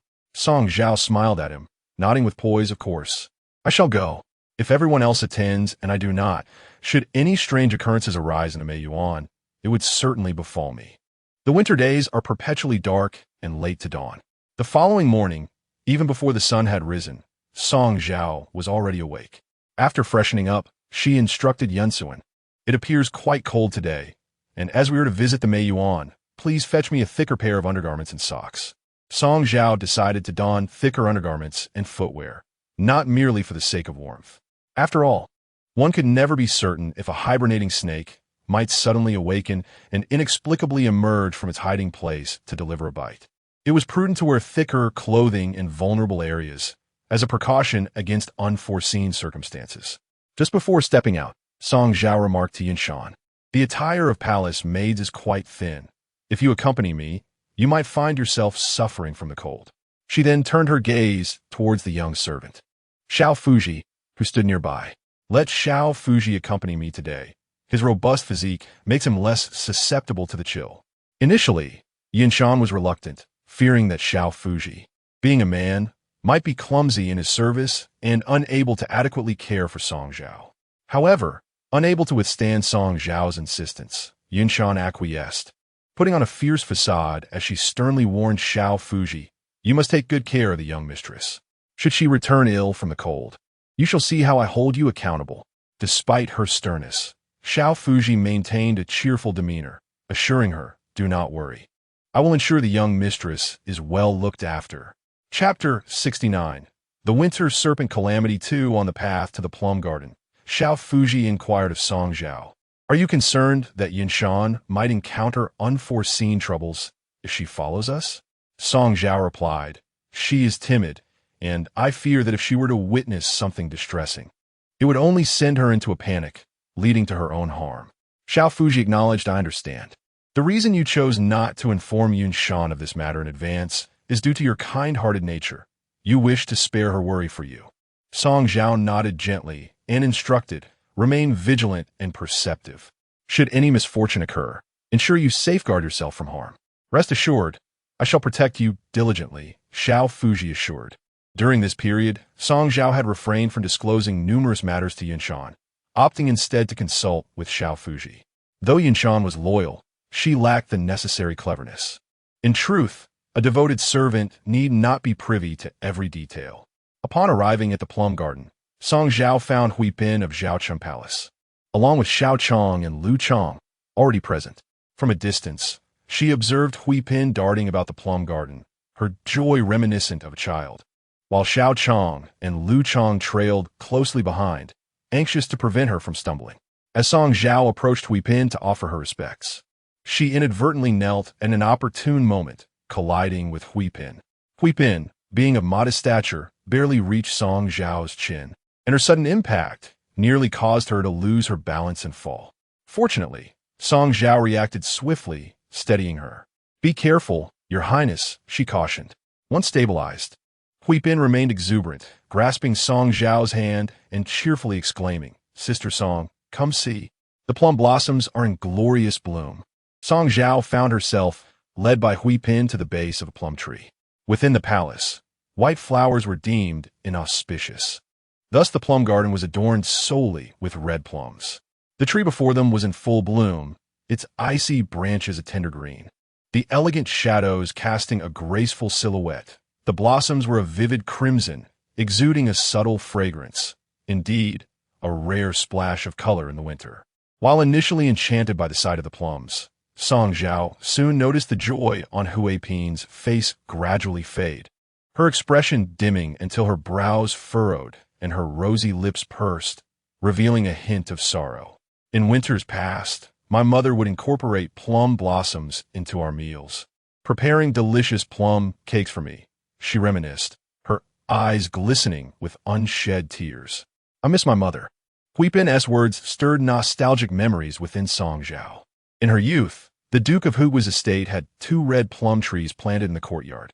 Each winter, as snowflakes fell and the plum blossoms burst forth, her mother would gather the flowers to craft numerous plum cakes for her. The sweet, glutinous taste filled her childhood with cherished winter memories. Regrettably, that flavor had eluded her ever since. Observing Huipin's wistful expression, Song Zhao couldn't help but reflect on her own past. However, in comparison, Huipin was indeed fortunate. Despite having not seen her family for 4 years since entering the palace at the tender age of 10, the loved one she longed for still lived. As long as one remains alive, there is always hope for reunion. The fleeting thoughts were swiftly tugged back to reality. Song Zhao displayed no trace of sorrow on her face. Instead, she smiled at Huipin and said, "In the past, my aunt would prepare plum blossom cakes for me.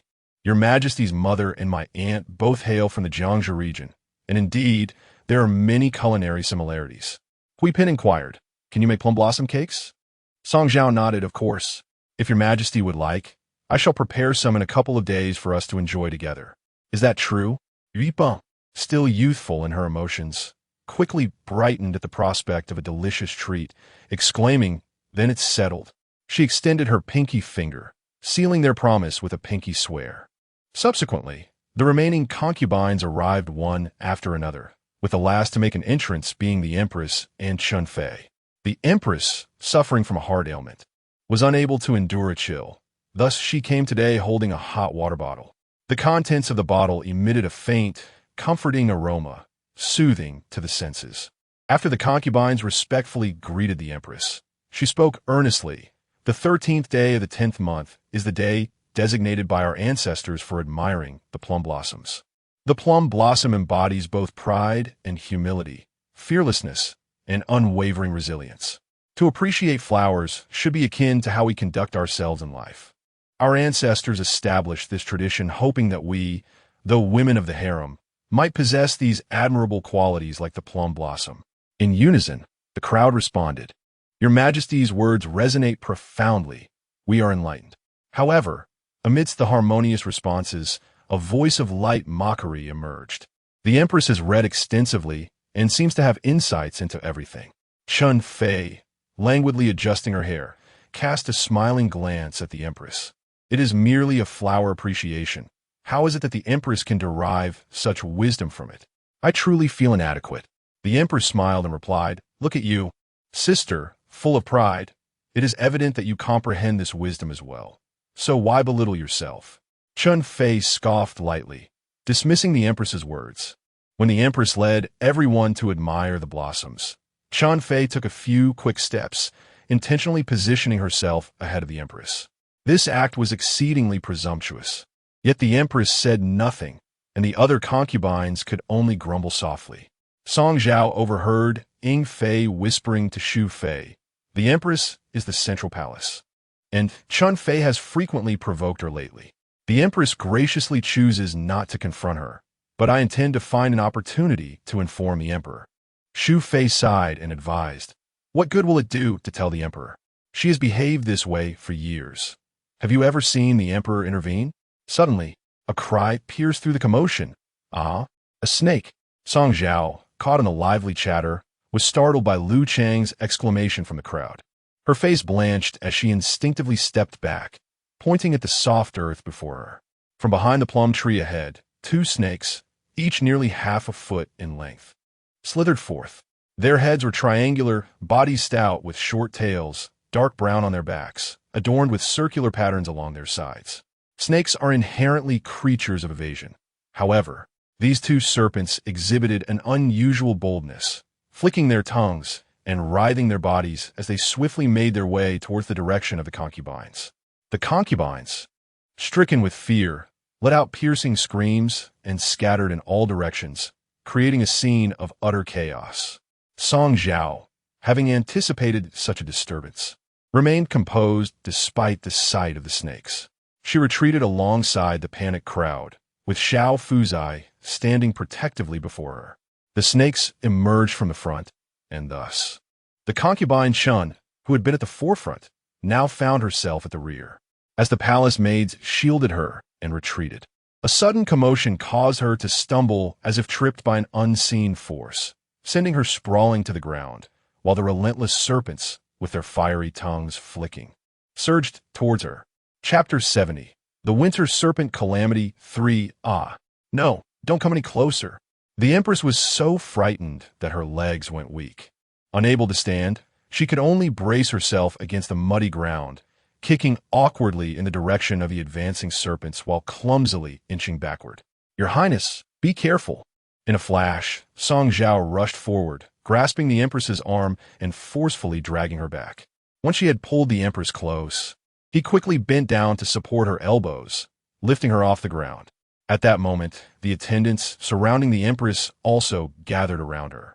The two snakes had now slithered to the feet of the crowd, raising the front halves of their bodies, hissing and flicking their tongues, leaving no time for a response as they prepared to strike. As Song Zhao supported the Empress, the direction of the snake's attack was towards them, making it impossible to discern who would be bitten first. Xiao Fuji was not far from Song Zhao, but the speed of the snake's assault was swift. He had no time to shield Song Zhao. At that moment, a maid who appeared to be frightened of the serpents stood directly in front of him. Recognizing her as Bao Xia from the Empress's court, he recalled hearing about her from the punished attendants of Yonghe Palace during his time at the Xinjia Bureau, where she was described as a petty person who delighted in sowing discord before her mistress. Knowing she was not of good character, Xiao Fuji steeled himself, and, taking advantage of the crowd's focus on the Empress, pushed Bao Xia forcefully from behind. Bao Xia lost her balance and fell backward towards the serpents. The snakes, startled yet agile, opened their jaws wide and struck at her arms and legs with ferocity, biting down with such savagery that, despite Bao Xia's desperate struggles, they would not release their grip. The Empress and Song Zhao had already been escorted to a safe distance by the attendants, standing with the other consorts. Watching helplessly as Bao Xia cried out in agony from the serpent's attack, with the crowd only able to shout for help, utterly at a loss. As the commotion escalated, the guards patrolling the Meiyuan rushed to the scene. Upon witnessing the horrifying spectacle, they drew their swords and swung down towards the heads of the serpents. With a swift motion, the snakes were severed in two. Yet, chillingly, the head remained clamped onto Bao Xia, sending shivers down the spines of onlookers. Normally timid, Bao Xia had distanced herself a bit when the others were protecting the Empress. Now, as she suffered such a vicious bite, she was so terrified that she could scarcely utter a coherent word. Out of the corner of her eye, Song Zhao noticed Xiao Fuji's face had turned pale. Remembering that he had been standing behind Bao Xia moments ago, she suspected that he had pushed her forward to protect the Empress. If that were indeed the case, and Bao Xia were to reveal the truth, Xiao Fuji would also be implicated. Thus, she immediately spoke up, "Your Highness. This maid only acted to protect you when she leaped out and was bitten by the snake. We must summon the imperial physician to attend to her at once." The Empress had yet to recover from her panic, beads of sweat trickling down her forehead, smearing her makeup. Upon hearing Song Zhao's words, she felt a lingering fear and exclaimed, "Quickly, summon the imperial physician." As the situation was brought under control, the Empress remarked, "This place is unsafe. Let the guards clear the way and escort us out." The day's peril was linked to Consort Chun, and Esme Garden was in closest proximity to her Yonghe Palace. The Empress led everyone to Yonghe Palace. Consort Chun had arranged for Physician Qi to attend to the injured Bao Xia. The imperial concubines sat in the main hall, each reflecting on the earlier events with trepidation. Yun Fei commented, "In the depths of winter, how could there be snakes?" Xu Fei replied, "May Garden is not like the imperial flower garden, where palace attendants conduct daily inspections. Perhaps this negligence allowed those vile creatures to infiltrate." Just then, a sound of weeping arose from the crowd. Hui Pin curled up in her chair, sobbing uncontrollably, "I am terrified of snakes." Those two snakes were frightful, as if they bore a grudge against us, charging right at us.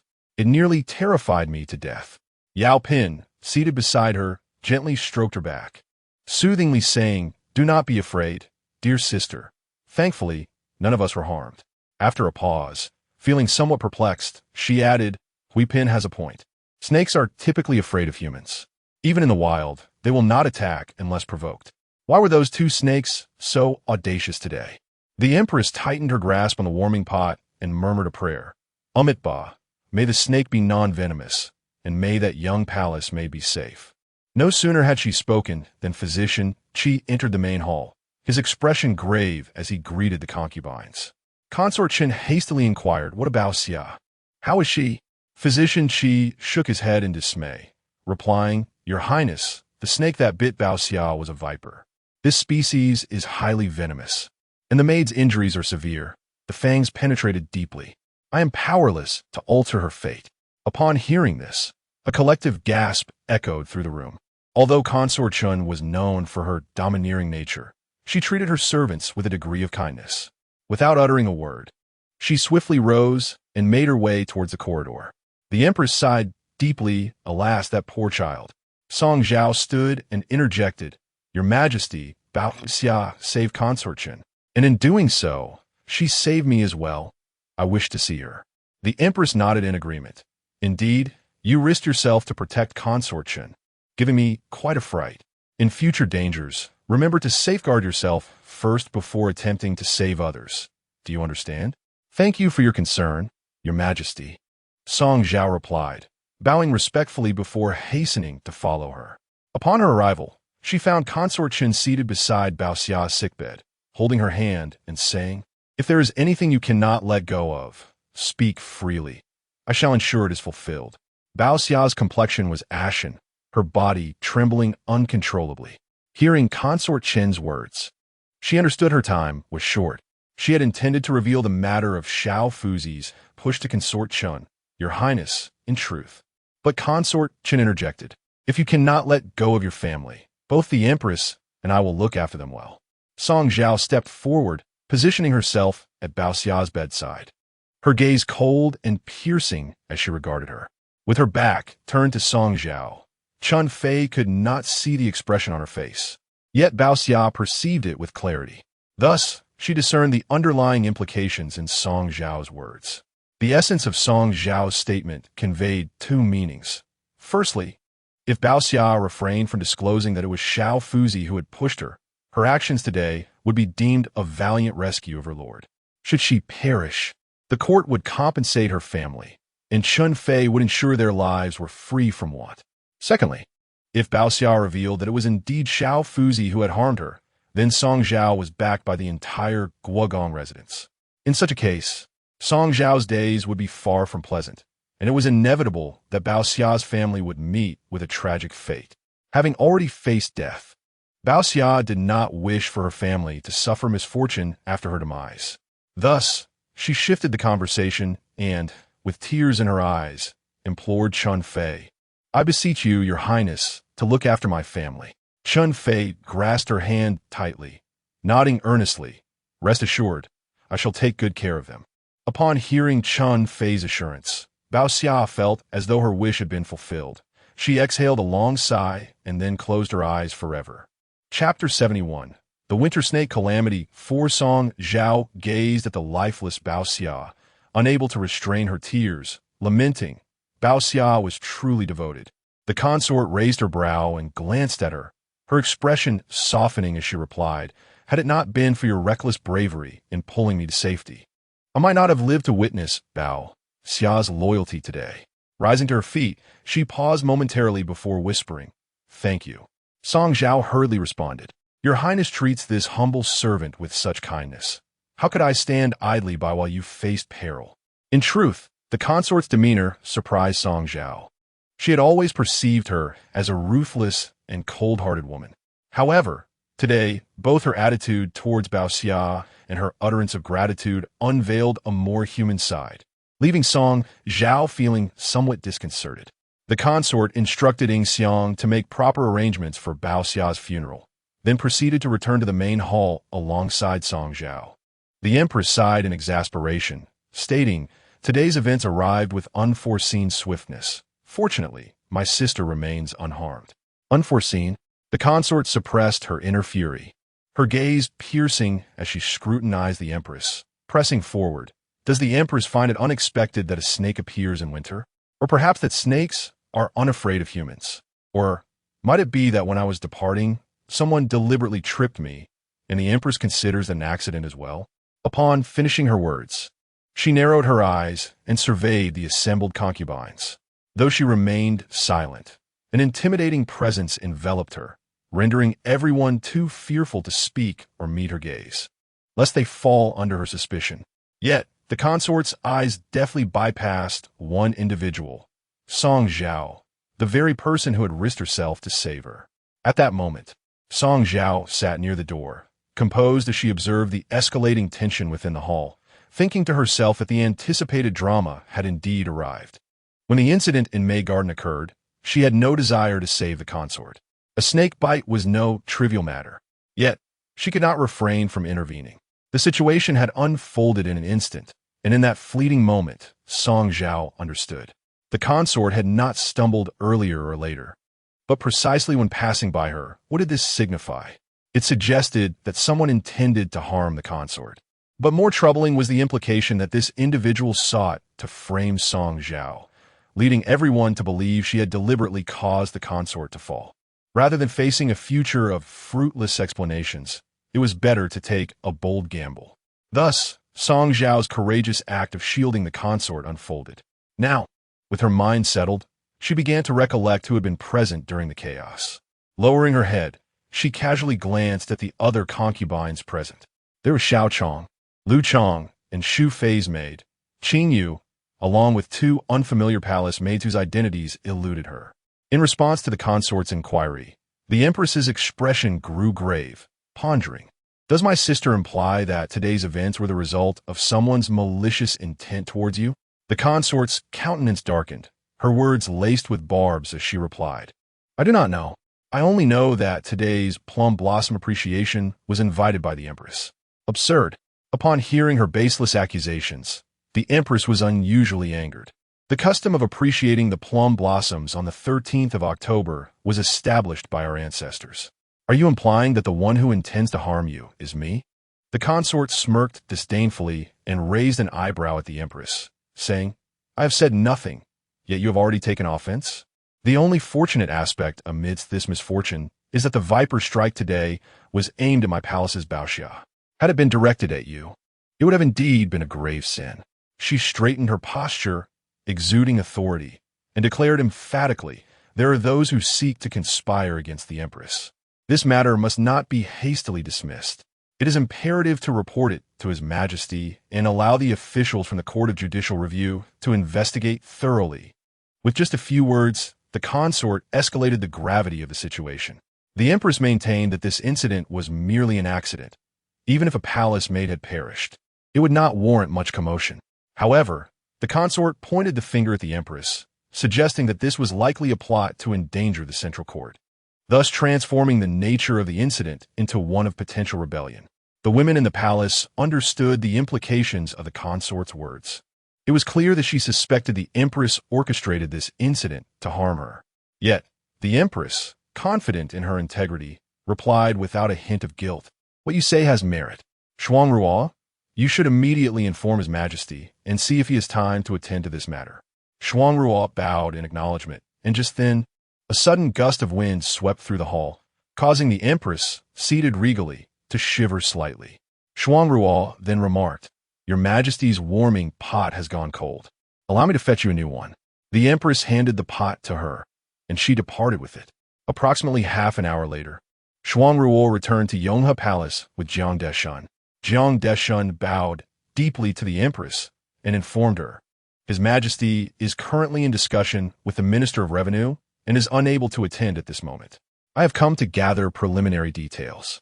He waved his whisk to summon a palace maid waiting outside, introducing her to the Empress. This is Xiao Sui from the Flower and Bird Bureau, well-versed in venomous creatures. After Xiao Sui greeted the Empress, she reported, Your Majesty, this time of year should be the hibernation period for the viper. Its sudden emergence and aggression could be due to its detection of an unusual scent. Whether it failed to hibernate on its own or was deliberately placed in the plum garden remains indeterminate. I am aware that vipers exist in the capital, yet I have never encountered one within the palace. An unusual scent? The consort noted that most of the concubines were wearing the protective sachets gifted by Xiao Chong last evening. although she herself was not adorned with one. The consorting beside her was. Thus, she boldly reached out and seized the sachet from Yingfei's waist. Yingfei, incensed, retorted, "What are you doing?" The consort ignored her entirely and handed the sachet to Xiao Sui, stating, "Examine this item for any issues." Observing intently, Song Zhao noted that the moment the consort presented the sachet to Xiao Sui, the expression on Xiao Chang's face shifted to one of discomfort. Xiao Suizi carefully opened the sachet and soon discovered the presence of viper-esque grass within. She promptly exclaimed, "Your Majesty, the Empress, this sachet contains viper-esque grass, which is specifically used by snake catchers to attract serpents." Upon hearing her words, a wave of astonishment swept through the assembly. The concubines adorned with sachets hastily removed them and cast them aside. Xiao Suizi meticulously examined each one, confirming that all contained viper-esque grass. She further stated, if the quantities of viper-esque grass were to be combined, it could potentially incite the vipers, rendering them exceedingly aggressive. As her words echoed in the chamber, the concubines cast incredulous glances toward Xiao Changzai, who, pale with fear, hastily rose from her seat and hurried to kneel in the center of the hall, desperately pleading, "Your Majesty, the Empress, please see with clear eyes. This matter does not concern me." Chapter 72. The Winter Serpent Calamity 5. The chamber was enveloped in an unsettling silence, so profound that the sharp intake of breath from Xiao Changzai, driven by anxiety, seemed particularly jarring. Song Zhao observed her countenance, marked by a palpable fear, with a composed demeanor, as if she were an unsuspecting bystander. Yet, within the palace, everyone was merely acting. The irrefutable evidence laid bare before them could not salvage her from the impending tragedy, akin to a tragic play of Do's injustice. However, the scheme orchestrated by Xiao Changzai was undeniably haphazard, riddled with flaws. Having initiated such a plot, one would expect her to be prepared for the inevitable exposure, at the very least devising a few counterarguments. It was hardly reasonable to remain mute, lamenting her innocence when faced with accusations. In this palace, whether it be concubines or servants, the first utterance from those who transgressed was invariably a cry of injustice. Yet, who would heed such protests? The lords present had already firmly established their verdict against Xiao Changzai in their minds. Concubine Ying retorted sharply, "How could you be so malicious? Did you place snake grass in everyone's sachets? Do you wish for us all to be bitten by snakes before you find satisfaction?" Concubine Yin added, "I said it before, how could two snakes appear out of nowhere in the dead of winter? It seems you had this planned all along. Perhaps the snakes were even arranged by you in advance. Has your beauty been marred, and your heart turned as dark?" Concubine Yao could not restrain herself from voicing her reproach. "Though you have been disfigured, none of us have mocked you. We have all spoken kind words to you. Who would have thought you capable of such madness?" Voices of skepticism and condemnation surged from all directions toward Xiao Changzai. She wept, pleading, "I do not know where the snakes came from. I did not do anything truly.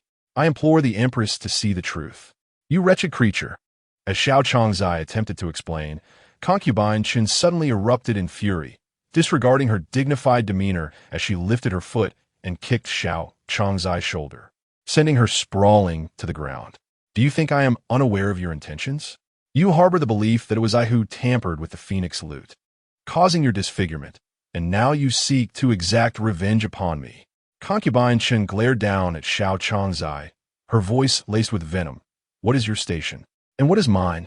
Do you truly believe you are worthy of plotting against me using the relics of the Holy Empress? Bah, you shameless wretch." After her tirade, she prepared to strike Xiao Changzai again, but Xiangxiang stepped forward to intervene, advising, "Your Highness, do not lower yourself to her level. It could harm your health. I recall that during our escape from the Viper in the May Garden, it seemed Xiao Changzai was near you when you stumbled. Perhaps she intentionally caused your fall." Realizing that her suspicion had deepened, and that her motives were now being scrutinized, Xiao Changzai was drenched in cold sweat. Rising swiftly from the ground, she prostrated before Concubine Chen, knocking her head as if pounding garlic. "I did not do it." At that moment, she suddenly lifted her head, her finger sweeping across a few individuals. Those present beside me included Lu Changzai, Song Changzai, and perhaps even Aunt Qingwei. At that moment, everyone was in a state of panic, speculating that perhaps one of them had inadvertently stumbled and caused the Empress to fall. Xiao Changzai could not speak carelessly. As soon as Xiao Changzai's words left her lips, Lu Changzai hurriedly interjected, "When one is fleeing for their life, who is not focused on the path beneath their feet? Who, in their right mind, would extend their foot towards the Empress's feet without reason?" In response, Song Zhao remained silent, while Xiao Fuzi offered an explanation, asserting, "It cannot possibly be our young master. If our young master harbored such malicious intent, why would she risk her own life to rush out and save the Empress?" Xu Fei then turned to Qingwei, asking, "Did you trip the Empress?" Qingwei, feeling somewhat embarrassed, replied, "I should have been by your side attending to you. But due to a certain ailment, I was unable to keep up." The Empress shot her a disapproving glance. "Is it that your feet have developed calluses? You do not protect your own master and instead stumble before me." With a sense of helplessness, Qingwei lifted the hem of her trousers to reveal her palace shoes, which were quite small and clearly inadequate for a fully grown woman's feet. "I am a woman, and our customs involve foot binding. Although I had my bindings removed at the age of 8 when I came to serve Lady Xu, my feet remained deformed, leaving them particularly small. How could I possibly trip the Empress?" Xu Fei interjected, "When Qingwei was with me in my maternal home, she could not walk quickly. This matter is not her fault." Now, it seemed that when the Empress had fallen, everyone had evidence to prove their innocence. Although Lu Changzai's evidence was tenuous, her earlier attempts to befriend the Empress, along with her discreet assistance on numerous occasions, ensured that the Empress would not suspect her. This only served to heighten the suspicion surrounding Xiao Changzai. The Empress let out a subdued grunt and commanded, "Bring this wretched girl to the Ministry of Justice for harsh interrogation, and let us see how long she can maintain her stubbornness." "Wait," the Empress Dowager interjected firmly. "The situation is not yet conclusive. Xiao Changzai is still the Emperor's cousin. We cannot act recklessly. If she were to be sent to the Ministry of Justice and tortured to the brink of death before proving her innocence, would that not chill the hearts of all?" The Empress scoffed coldly with a sarcastic tone. "The Empress Dowager certainly knows how to navigate these matters. So what do you propose? Should we indulge her, hoping that this time she does not harm me, and perhaps she will try again next time?" "Empress, do not be so immoderate," the Empress Dowager admonished, disregarding the Empress's sulking demeanor. She turned her attention to Xiao Changzai, calmly inquiring, "The greatest point of suspicion lies in the sachets you distributed. Why did you feel the need to give everyone these sachets?" Xiao Changzai replied, "These sachets were made at the behest of Lady Xu. She said it was a sin for me not to pay my respects to the Empress Dowager in such a long time. Thus, I was compelled to prepare scented sachets for everyone, both as a means of invoking blessings for safety and to prevent any grievances against me." The serene Xu Fei remarked, "I instructed you to create sachets, not to include any snake grass within. If that is the case, why did you, Xiao Changzai, choose to incorporate snake grass?" The Empress gently caressed the hot water bottle, recently delivered by Xuanruo, and added, "Although snake grass is known for its calming properties, it is certainly not a substance one would typically include in an ordinary sachet." Xiao Changzai explained, "I possess no knowledge of pharmacology. I merely instructed the Imperial Pharmacy to provide some dried herbs that could soothe the spirit." Upon hearing this, the Empress glanced at Jiang Deshan, who promptly dispatched someone to summon the personnel from the Imperial Pharmacy. When the pharmacy attendant arrived, he further implicated Xiao Changzai's misdeeds, stating, "Your Majesty, it was indeed my responsibility to prepare the medicine for Xiao Changzai that day. However, the snake grass was requested specifically by—" He directed his gaze towards the kneeling Yinji, adding, "It was requested by Yinji, who serves by Xiao Changzai's side." Xiao Changzai turned her gaze sharply towards Yinji, her pupils trembling in shock beyond measure. Yinji, on the other hand, readily admitted to the matter, her voice quivering as she stated, "I only knew that it was a beneficial substance for calming the mind. I had no knowledge that it would attract snakes or insects." At this moment, Yinji's explanation appeared exceedingly feeble. An overwhelming sense of despair filled the air, like surging waves threatening to engulf and crush Xiao Changzai. Perhaps due to the intense anxiety and fear, Xiao Chongzai, who intended to explain, found herself unable to suppress her rising nausea and began to retch uncontrollably. Observing her in such a state, the Empress surmised that further inquiries would yield no fruitful responses and declared, in light of this, "I must regrettably place you under detention until His Majesty resolve the affairs of the state and can make a decision." She commanded, "Take Xiao Chongzai to the dark prison and ensure she is closely guarded." Chapter 73. The Winter Serpent Calamity 6. Thus, the farce of the day drew to a close. Throughout the commotion, Song Zhao paid little heed to the tumult created by the women. After all, regardless of who sought to harm whom, it was merely a case of dogs biting dogs, and she was content to let them quarrel amongst themselves. However, a lingering doubt stirred within her. Serpents are not human, and particularly when driven to madness, they become uncontrollable. With so many concubines present during the plum viewing at May Garden, did Xiao Chong not consider the possibility of inadvertently becoming the serpent's target? A bite from a viper could very well cost one their life. Was Xiao Chong truly so dull-witted, or was the matter more intricate than Song Zhao perceived? This puzzle eluded her comprehension. Thus, on her way back to the palace, she remained silent and brooding, her mind occupied with these thoughts. Xiao Fuji, ever watchful, noticed her somber expression. As they approached a somewhat secluded spot, he unexpectedly knelt, addressing Song Zhao with a plea for forgiveness. Taken aback, Song Zhao quickly grasped the meaning behind his sudden request for atonement and replied coolly, "Rise." Xiao Fuji remained kneeling, straight as a rod, stating, "This servant dares not. I acted rashly. In my haste to protect you, I foolishly pushed Bao Xia out. Thankfully you, my esteemed master, were quick-witted enough to silence her, preventing her from revealing my actions. Otherwise, my worthless life would be of little consequence. But if I were to implicate you, that would indeed be my grave sin." Song Zhao bent down, aiding him to his feet.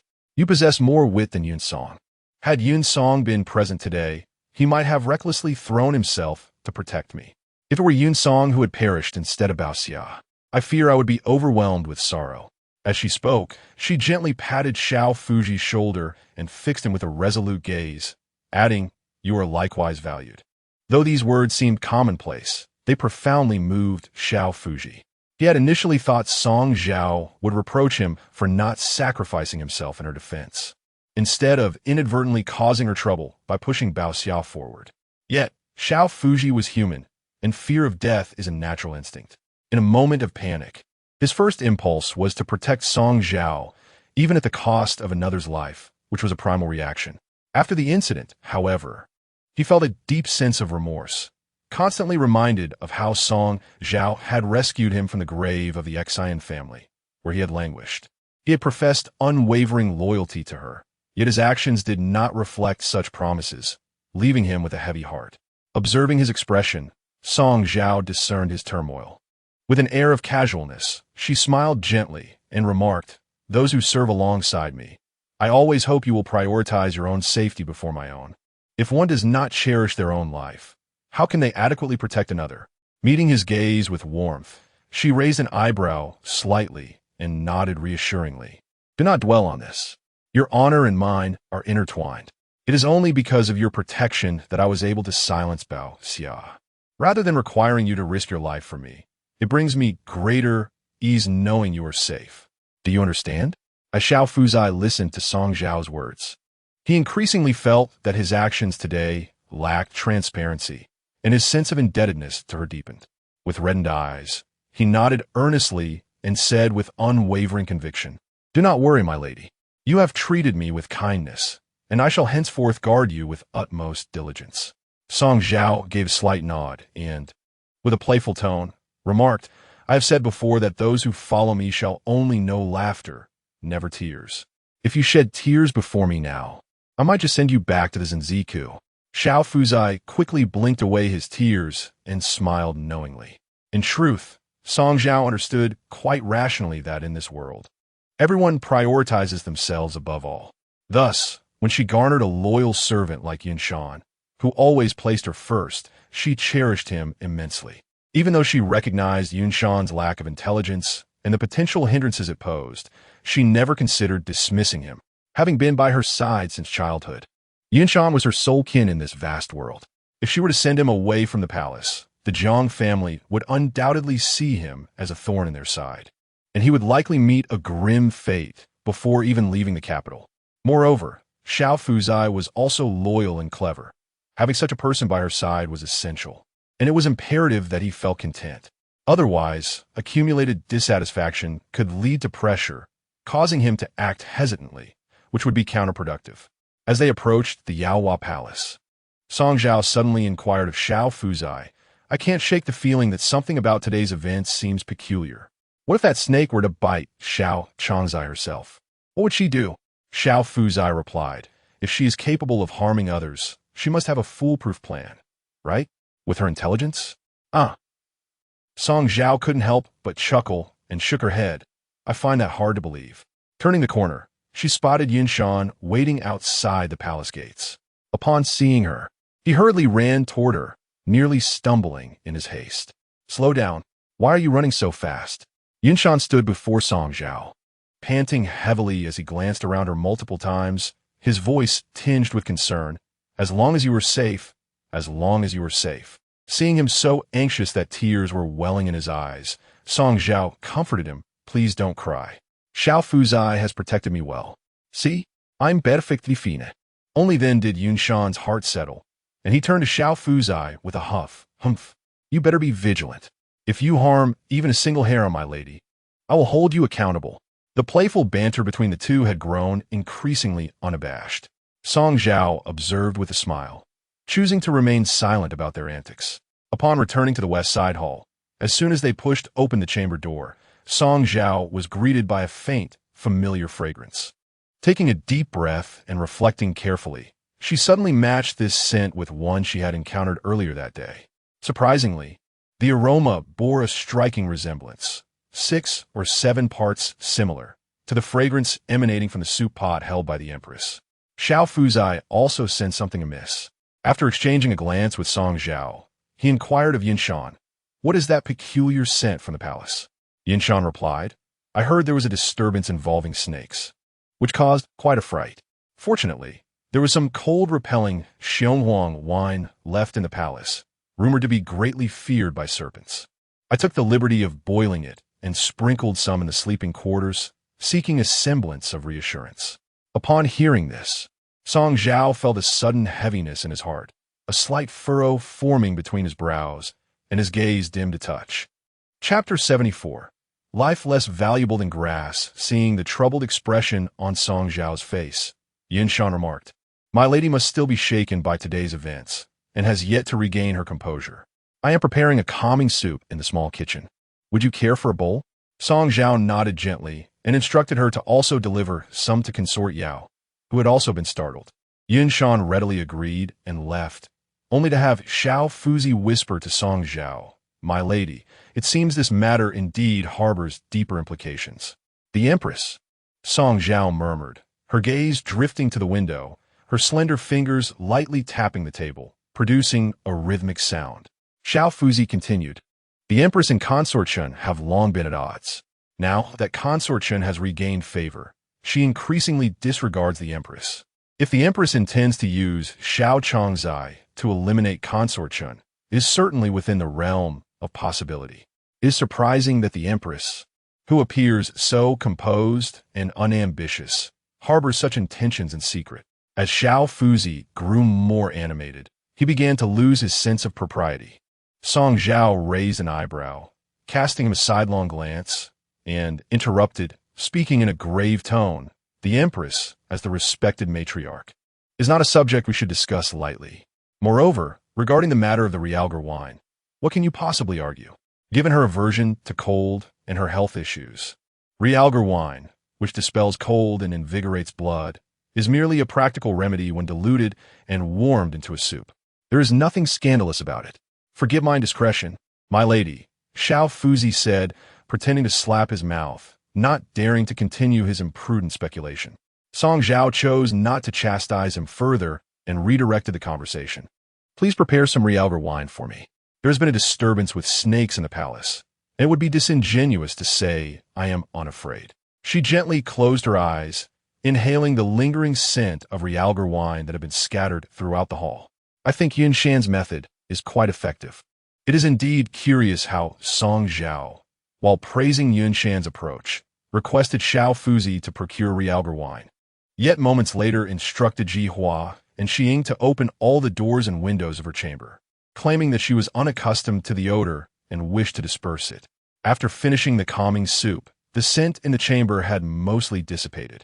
Just as she contemplated resting for a while, a palace attendant announced the arrival of Xiao Jingheng. Before Song Zhao could rise to greet him outside, Xiao Jingheng had already entered the western side hall. Encountering him at the entrance, Song Zhao quickly knelt and performed a respectful greeting. May your majesty be well. As usual, Xiao Jingheng took her hand to assist her up, saying, Did I not mention that when we are alone, you need not adhere so strictly to the formalities? Song Zhao naturally interlaced her fingers with his, her eyes sparkling with joy as she inquired, What brings your majesty here at this hour? Were you frightened today? Xiao Jingheng tightened his grip on Song Zhao's hand, his gaze warm and tender. Song Zhao pressed her lips together, nodding slightly in fear, recalling the ferocity of the venomous snake and the unfortunate demise of Bao Xia. Xiao Jingheng reassured her, The most important thing is that you are unharmed. In truth, Song Zhao had anticipated that Xiao Jingheng would visit her today, which is why she had taken measures to dissipate the scent of realgar wine from the inner chamber beforehand. The scent emanating from the warming pot cradled in the queen's arms was certainly not perceived solely by Song Zhao. Should any indiscreet concubine dare to suspect and recklessly disclose this matter to Xiao Jingheng, he would inevitably recall that he had also encountered this scent within the chambers of Song Zhao. The emperor's thoughts are notoriously capricious. Who could predict whether he might misconstrue Song Zhao's actions as a subtle hint regarding the queen's integrity? Song Zhao was keen to preserve the innocent and naive image she had meticulously cultivated before Xiao Jingheng, unwilling to see her efforts squandered. Nevertheless, the fact that the queen's warming pot contained realgar wine was information that Song Zhao felt compelled to disseminate, albeit not to Xiao Jingheng. At that moment, both were seated on the warm couch, listening as Xiao Jingheng explained. When Jiang Deshun brought this matter to my attention, his account was rather muddled. He merely mentioned that a snake had been discovered in the plum garden, which resulted in the death of a palace maid. I initially suspected negligence on the part of the Floral and Fauna Bureau, and with ministers pressing me on other matters, I sent him away to address the issue. Little did I know that both you and the Consort were entangled in this affair. As Xiao Jingheng spoke, Song Zhao pondered. Who exactly is Jiang Deshun? He serves as the chief eunuch by Xiao Jingheng's side, the most seasoned servant within the entire imperial palace. Given Song Zhao's favored status and Consort Qin's unwavering prominence among the 6 palaces, how could he remain silent if he were aware that these 2 cherished individuals of Xiao Jingheng had almost faced peril? The only plausible explanation for his silence was that he, too, was unaware of the true circumstances. Most likely, it was Shuang Ruo, a confidant of the queen, when reporting to the emperor, had downplayed the severity of the situation, merely stating that a palace maid had perished without elaborating further. The queen's actions were certainly justified. At the time, Consort Chun had only seen Jiang Deshun and not Xiao Jingheng, her expression betraying her unmistakable disappointment. This was precisely the queen's intent, to instill in Consort Qin the notion that Xiao Jingheng no longer regarded her with the same fervor, stirring her insecurities anew. Although Song Zhao perceived the underlying motives clearly, she still felt compelled to feign ignorance in Xiao Jingheng's presence. She inquired, Has your majesty visited Consort Qin? Xiao Jingheng did not respond directly, merely nodding dismissively before swiftly shifting the topic. The actions of the Xiao family this time were exceedingly malicious. In light of her disfigurement, I have already offered her numerous reassurances, yet she has still committed such a foolish act. Song Zhao then asked, How does your majesty intend to handle her? Xiao Jingheng replied, Originally, I had intended for her fate to mirror that of Li's, yet considering her father, Xiao Bin, is also of royal lineage and has consistently acted with diligence, alongside the queen's intercession on her behalf, I have decided to show leniency. Given her distress and momentary lapse in judgment, I shall spare her life, relegating her to the cold palace as a lesson. Implicit in his words was the understanding that Xiao Jingheng had indeed visited both Consort Shun and the queen. In the hierarchy of his affections, Song Zhao's standing barely reached the third position. However, she felt a sense of contentment, for she had only entered the palace a little over 3 months ago, in contrast to the Empress and Consort Shun, who had been in the palace for nearly 4 years. She did not perceive herself as inferior to them in any regard. Yet, beyond the trivial matters of rank, Song Zhao had come to a profound realization regarding Xiao Jingheng. Within the confines of the palace, committing a mistake could be mitigated, provided one earned his affection, akin to possessing a talisman against death. Xiao Jingheng believed that the broken strings of the pipa were the doing of Consort Shun, an act that not only marred the beauty of Consort Xiao, but also desecrated the relics of the revered Empress Dowager, constituting a grave offense. Nevertheless, due to her status, Consort Shun was merely neglected for a month, without even a semblance of punishment. In stark contrast, when Consort Xiao aired, Xiao Jingheng could so casually cast her into the cold palace. Reflecting on the past, when Consort Xiao had won the emperor's heart through her kunku performance, she had been favored by Xiao Jingheng as well. Now, stripped of her voice and beauty, even a once favored beauty could swiftly be discarded, truly rendering her existence more wretched than that of mere weeds. Chapter 75. The misfortune diverted Yi Song Zhao nestled against Xiao Jingheng, pressing closely to his solid chest. His heartbeat was vigorous and warm, yet it offered her no semblance of security. Even though she currently enjoyed his favor, what did it truly matter? 20 years would pass in the blink of an eye, and when her beauty faded, who could guarantee that Xiao Jingheng would not cast her aside with the same resolve he had shown towards Xiao Changzai? Song Zhao had always understood that maintaining unwavering fidelity from either men or women was inherently contrary to nature. Thus, upon recognizing this truth, she never harbored illusions that Xiao Jingheng would treat her differently. Rather than yearning for miracles, she resolved to transform herself into a legend. Her hand naturally fell upon Xiao Jingheng's thigh, gently caressing the intricately woven golden threads of his dragon robe. As she gazed at the vividly depicted golden dragon, she suddenly felt that this garment, symbolizing supreme authority, held greater allure than the man who enveloped her in his embrace. After all, it was only with true power in one's grasp that a woman could avoid being regarded as a mere plaything by men. "What are you thinking?"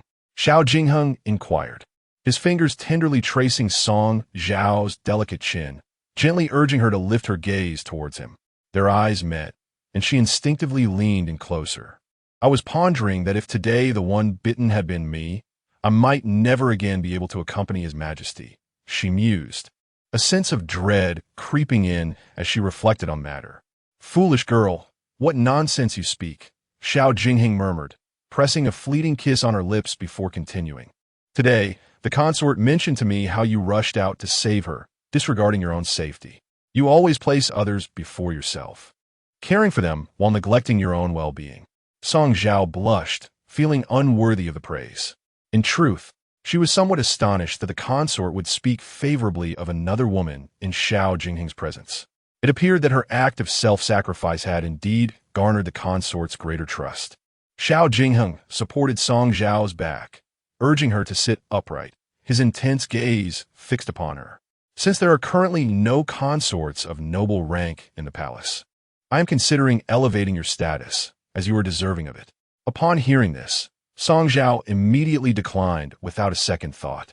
"I have only just entered the palace for barely 3 months. My qualifications are still insufficient, and I have contributed nothing to the heir. I dare not assume a lofty position. Matters must be rightly ordered for words to carry weight. I implore you to retract your command." Song Zhao was acutely aware that the hierarchy within the harem was merely a superficial facade. If she were not the one who held Xiao Jingheng's heart, what significance would it hold for her to be named a noble consort? Had not Lady Li also once held such a title? Now the bones must be cold. Just prior to this, Song Zhao had only been promoted once, and now, merely 2 months later, she has ascended 2 levels in rank. Has she not thus become a thorn in the side of the Empress? Consequently, she persistently declined the offer. Eventually, Zhao Jingcheng, unable to dissuade her any longer, relented. All the while jesting, since you claim that only upon becoming with child can one be properly recognized, it appears I must exert myself even more. The Emperor, Zhao Jingcheng, laughed heartily, and, without a care for the young maiden's half-hearted struggles, swept Song Zhao into his arms, carrying her to the couch where he began to shower her with tender affection. The following day, being the Empress's day of rest, the 6 palaces were not required to pay their respects at Fenghuan Palace. Nevertheless, Song Zhao awoke early, and after her morning rituals, she remarked to Yunshan over breakfast yesterday. Consort Shun was startled. I shall visit her palace to check on her well-being. Yunshan advised, it has grown colder today, my lady. You ought to dress warmly. No sooner had she spoken than little Fuzai brought a smoke-blue cloak. If you wear this cloak, you shall not catch a chill. Yunshan detected a strong scent of Realgar wine on the cloak and praised little Fuzai, saying, clever of you to know that the Yonghe Palace of Consort Shun is closest to Meiyuan, thus sprinkling Realgar wine on the cloak to keep those vile creatures at bay. Little Fuzai chuckled innocently. I learned it all from you. Yunshan, pleased, nodded in acknowledgement. After Song Zhao finished her breakfast, she donned a cloak and set off for Yonghe Palace with Yunshan. Upon arrival, she noticed Lu Changzai was also present. It was no surprise, as she had been ingratiating herself with Consort Shun of late. Your servant pays her respects to Consort Shun. May you enjoy longevity. Rise and take your seat. Consort Shun replied. After Song Zhao settled down, a palace maid brought her a fresh cup of tea. Sitting close to Lu Changzai, she observed that while Lu was served a common bilyukan, her own cup contained an exquisite pre-rain Longjing tea. Evidently, Consort Shun was still mindful of the kindness she had shown the day before. However, just as she had taken a few sips, Consort Shun suddenly reverted to her previous disdainful demeanor, rolling her eyes and asking, what is that scent emanating from you? She waved a handkerchief beneath her nose, clearly offended by the acrid aroma. Song Zhao glanced at Yunshan with a smile and explained, this clever girl thought that Realgar wine could ward off snakes and insects. So she sprinkled some on my cloak. It is merely for peace of mind, is it not? Given how close Meiyuan is to your Yonghe Palace, you might consider sprinkling some within the palace as a precaution. Consort Chenskov Derizividi. The Zhao family is on the brink of the cold palace. If venomous snakes are to be found in the palace again, they may as well seek her out in the cold palace. Afterward, Song Zhao expressed a few more words of genuine concern, but the overpowering scent of Realgar wine clung to her, and Consort Shun, still covering her nose, began to show signs of growing impatience. Upon the departure of Song Zhao, Lu Changzai lowered his voice and addressed the Empress. Your Highness, do you not find the scent emanating from Song Chang's cloak familiar? The Empress pondered for a moment in silence before inhaling deeply and responding, had you not mentioned it, I would not have noticed. Yet your words evoke a memory of a similar aroma encountered in recent days, albeit less pungent than that which clings to her. Lu Changzai's eyes darkened. He recalled that during their visit to the May Garden to admire the plum blossoms the previous day, the Queen had held a hot water bottle that had subtly exuded this very scent. I suspect it is the essence of Realgar wine, diluted and then boiled, rendering its fragrance considerably milder, he speculated. The Empress, no fool, swiftly grasped the insinuation behind Lu Changzai's words.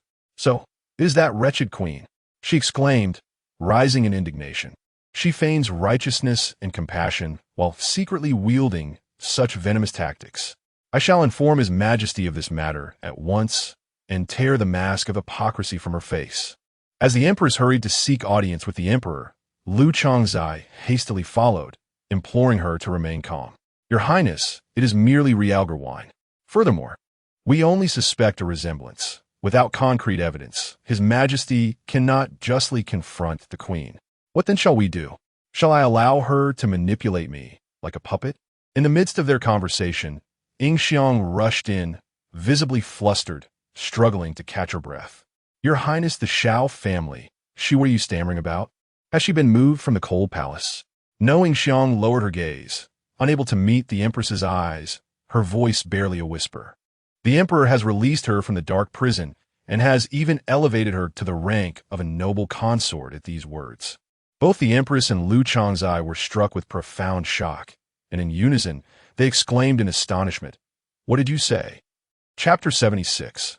Solving the dilemma upon returning to the Yaohua Palace, Song Zhao intended to proceed directly to the west wing of the palace. However, she was startled by a sound reminiscent of porcelain shattering from the main hall. She removed her cloak and handed it to Yun Shan, saying, "I shall investigate the matter." Upon entering the main hall, she observed the imperial concubine, Yao, reprimanding a young palace maid. Noticing Song Zhao's arrival, her demeanor softened slightly as she coldly commanded the maid, "Why are you still standing there? Quickly clean up the broken shards." With a smile, Song Zhao approached and bowed to the imperial concubine, inquiring, "Could it be that the servants have acted unsatisfactorily and offended your highness?" The imperial concubine chuckled helplessly. "What does it matter if they please me or not? In this palace, the paramount concern is to ensure the emperor's satisfaction." Song Zhao, pondering her words, replied with feigned ignorance, "I am but a foolish concubine and do not comprehend your highness's meaning." With a hint of mockery, the imperial concubine instructed, "It matters not if you do not understand. Select some gifts from your treasury and accompany me to the Zhaochun Palace to congratulate Consort Zhao." Perplexed, Song Zhao queried, "Consort Zhao? Ah, is she not the one imprisoned in the dark cell?" The imperial concubine sighed before elucidating the situation. Before Zhao was moved to the cold palace, the palace maids were required to verify her condition, fearing she might resort to self-harm and despair. Thus, she was forbidden from bringing anything tainted. During the examination, she became exceedingly agitated, proclaiming her innocence and demanding an audience with the emperor. In her fervor, she fainted before even entering the cold palace. As she had not yet been officially deposed, she could not be considered a discarded consort. The servants escorting her, worried for her well-being, summoned the imperial physician. The results of that examination were quite astonishing. The imperial concubine crumpled the handkerchief she held, bitterness evident in her voice. At such a moment, she has been bestowed with the blessing of pregnancy.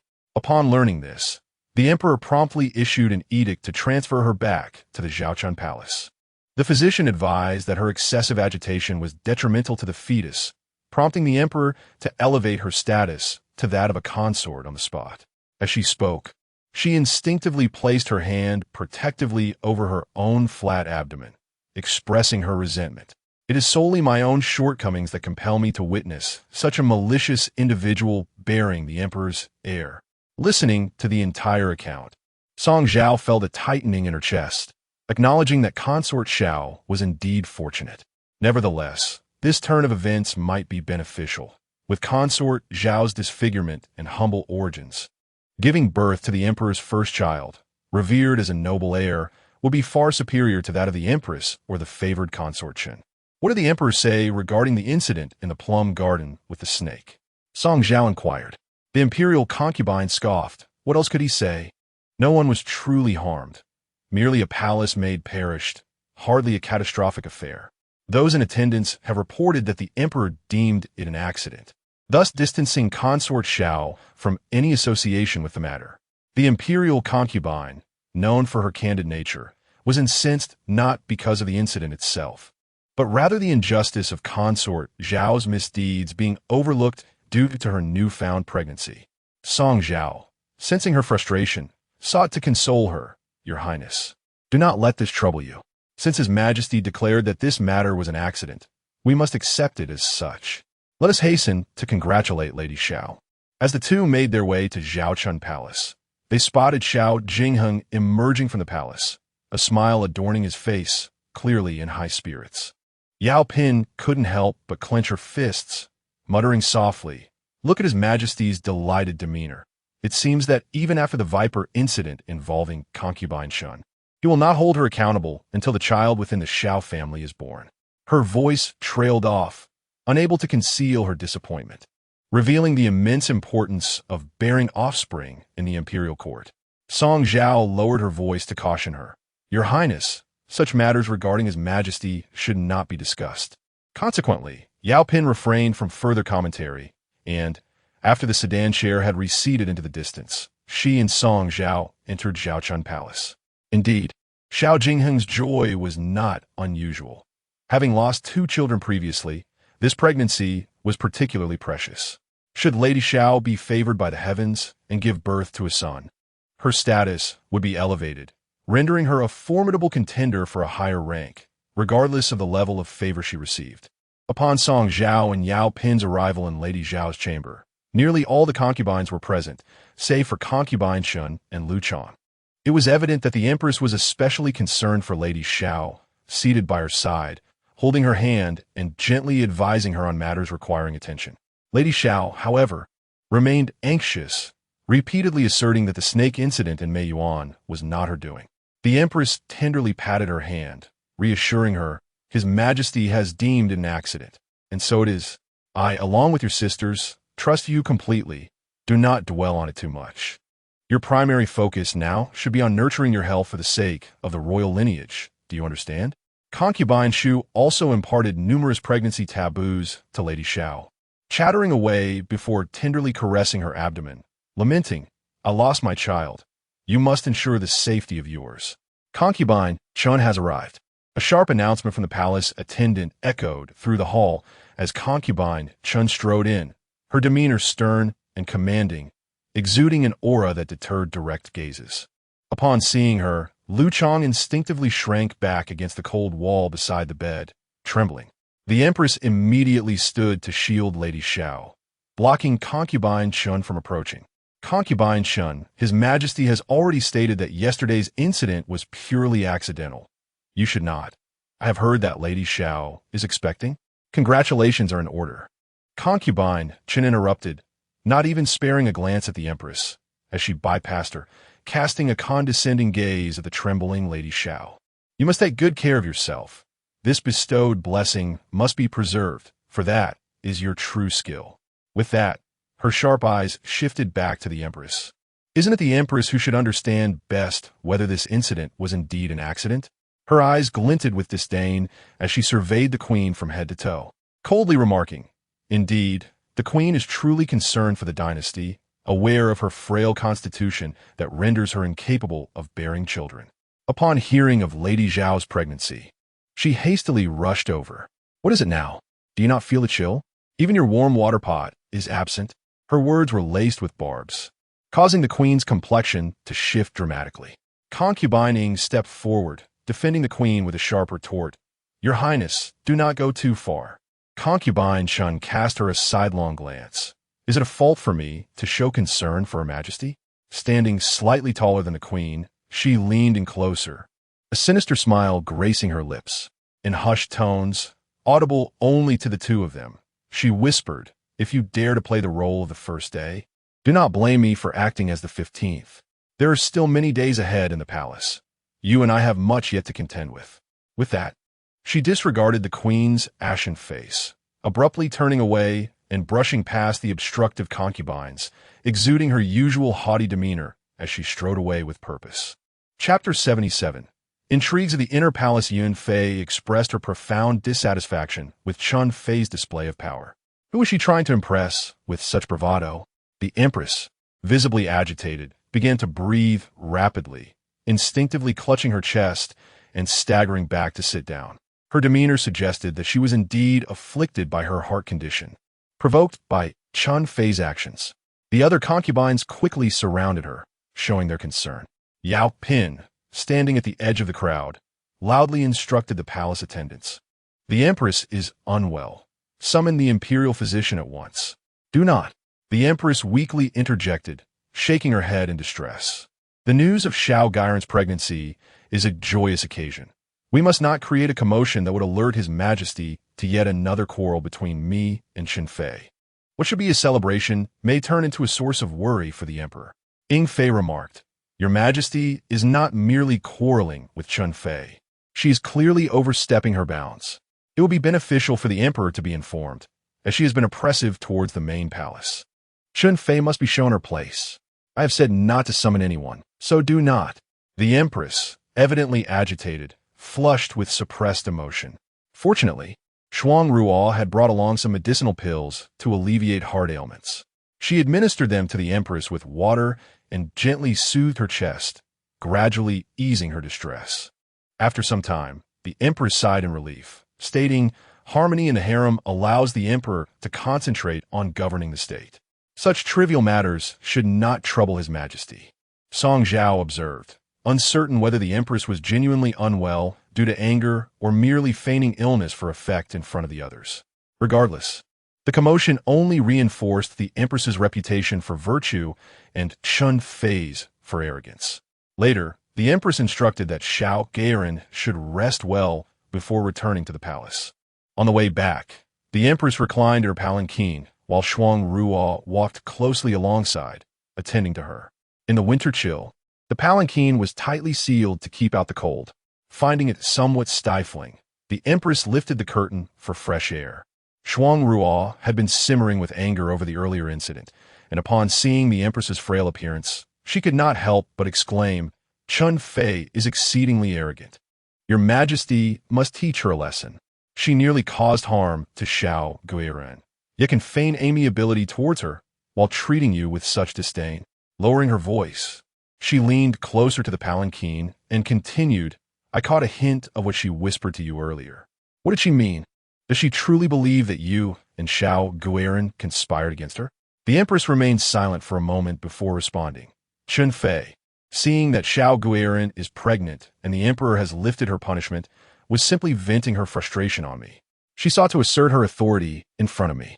Resting her elbow on the window frame, she gently massaged her aching temples and pondered, "Yet I find it peculiar. Logically, if the Emperor has pardoned Zhao Gairen, Chun Fei should have kept silent about the matter in Mei Yuan. Why does she continue to insist on her innocence before me? Perhaps it is merely a faade for others?"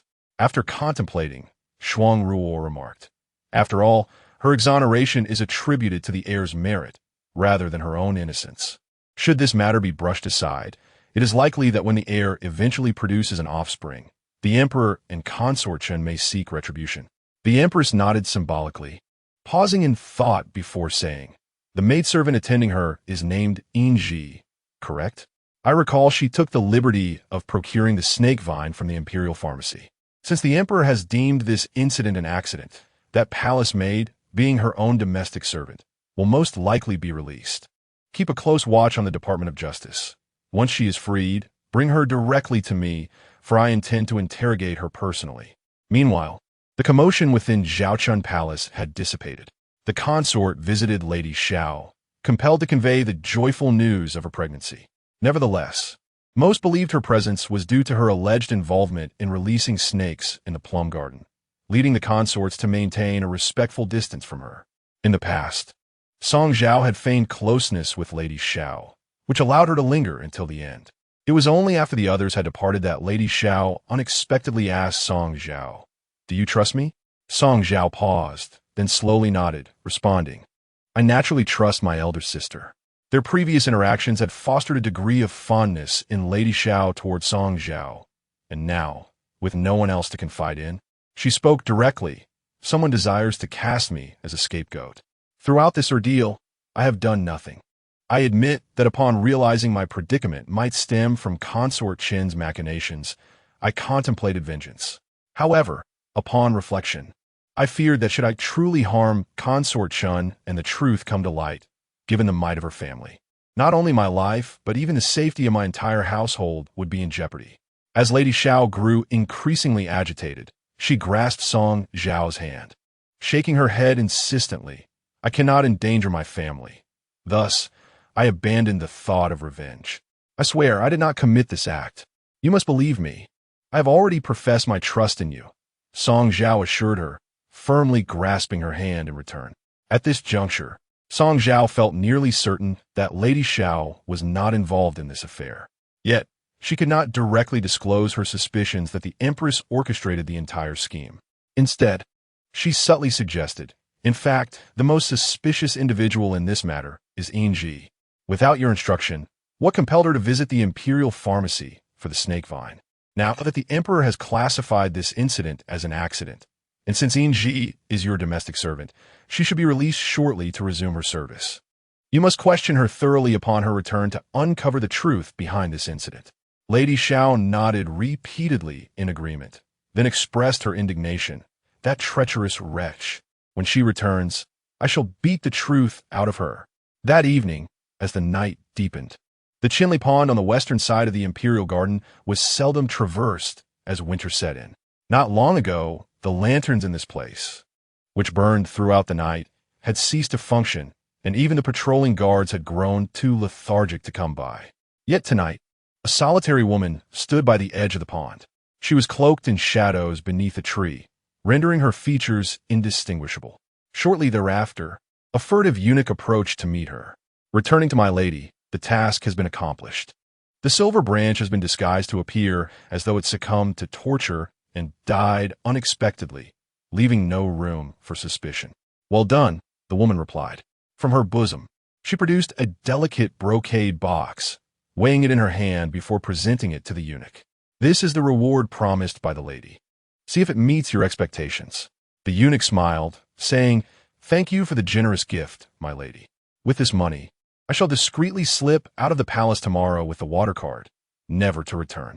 Please inform the lady, so she may rest easy.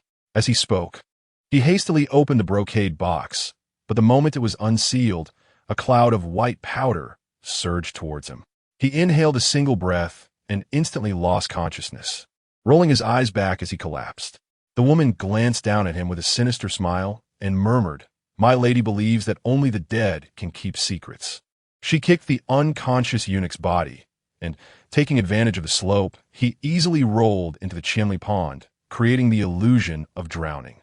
The woman watched as he sank deeper, until the surface of the water no longer rippled, and only then did she hastily depart, shrouded in the moonlight. Chapter 78. Observing the tiger from the mountains as night deepened, the He Palace lay in tranquil silence. Yet, within the western side hall of the Yaowa Palace, the flickering candlelight still danced.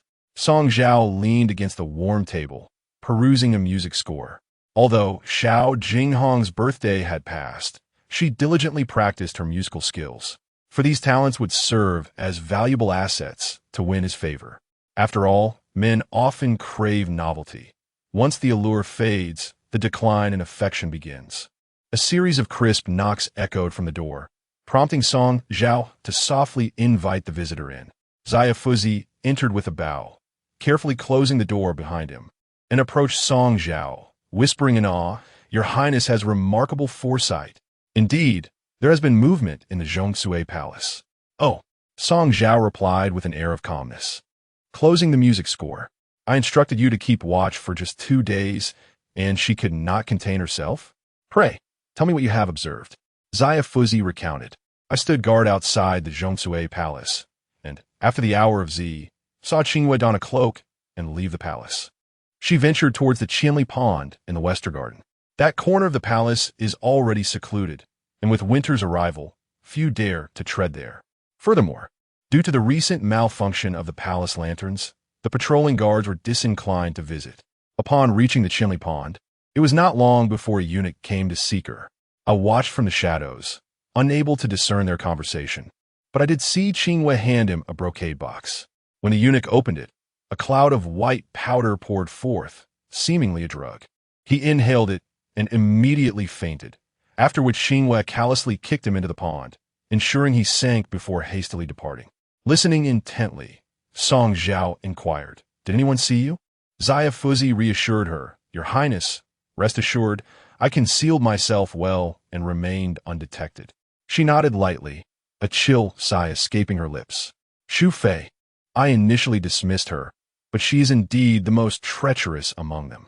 Zaya Fuzi, puzzled, asked, But why would Xu Fei go so far as to drown a mere eunuch in the Chinli Pond? Could it be that he offended her through negligence? Song Zhao scoffed, shaking her head. That eunuch is likely from the Shunqing division. Tomorrow, Yingji will emerge from that very department. Whoever instructed Yingji to retrieve the snake jade grass from the Imperial Pharmacy clearly wishes to ensure she does not survive her encounter with the Shunqing division. If I am not mistaken, Xu Fei orchestrated for someone within the Shunqing division to eliminate Yingji discreetly. Then, she would have Qingyue feign a beneficial motive for the perpetrator, conveniently tying up loose and to leave no evidence behind. Your Highness suggests that the incident involving the snake in the Meiyuan was indeed manipulated by Xu Fei? Zhao, growing increasingly confused, scratched his head and asked, but publicly, "We have always suspected the Empress. When did you discern that Xu Fei was suspicious? Many matters appear innocuous at first glance, yet unravel under careful scrutiny." Song Zhao raised her eyebrows and looked at Zhao Fuses, retorting, "Do you recall that at the time of the incident, noble consort Zhao mentioned that it was concubine Xu who instructed her to create the sachets for the ladies of the harem?" Zhao Fuses pondered for a moment and nodded repeatedly.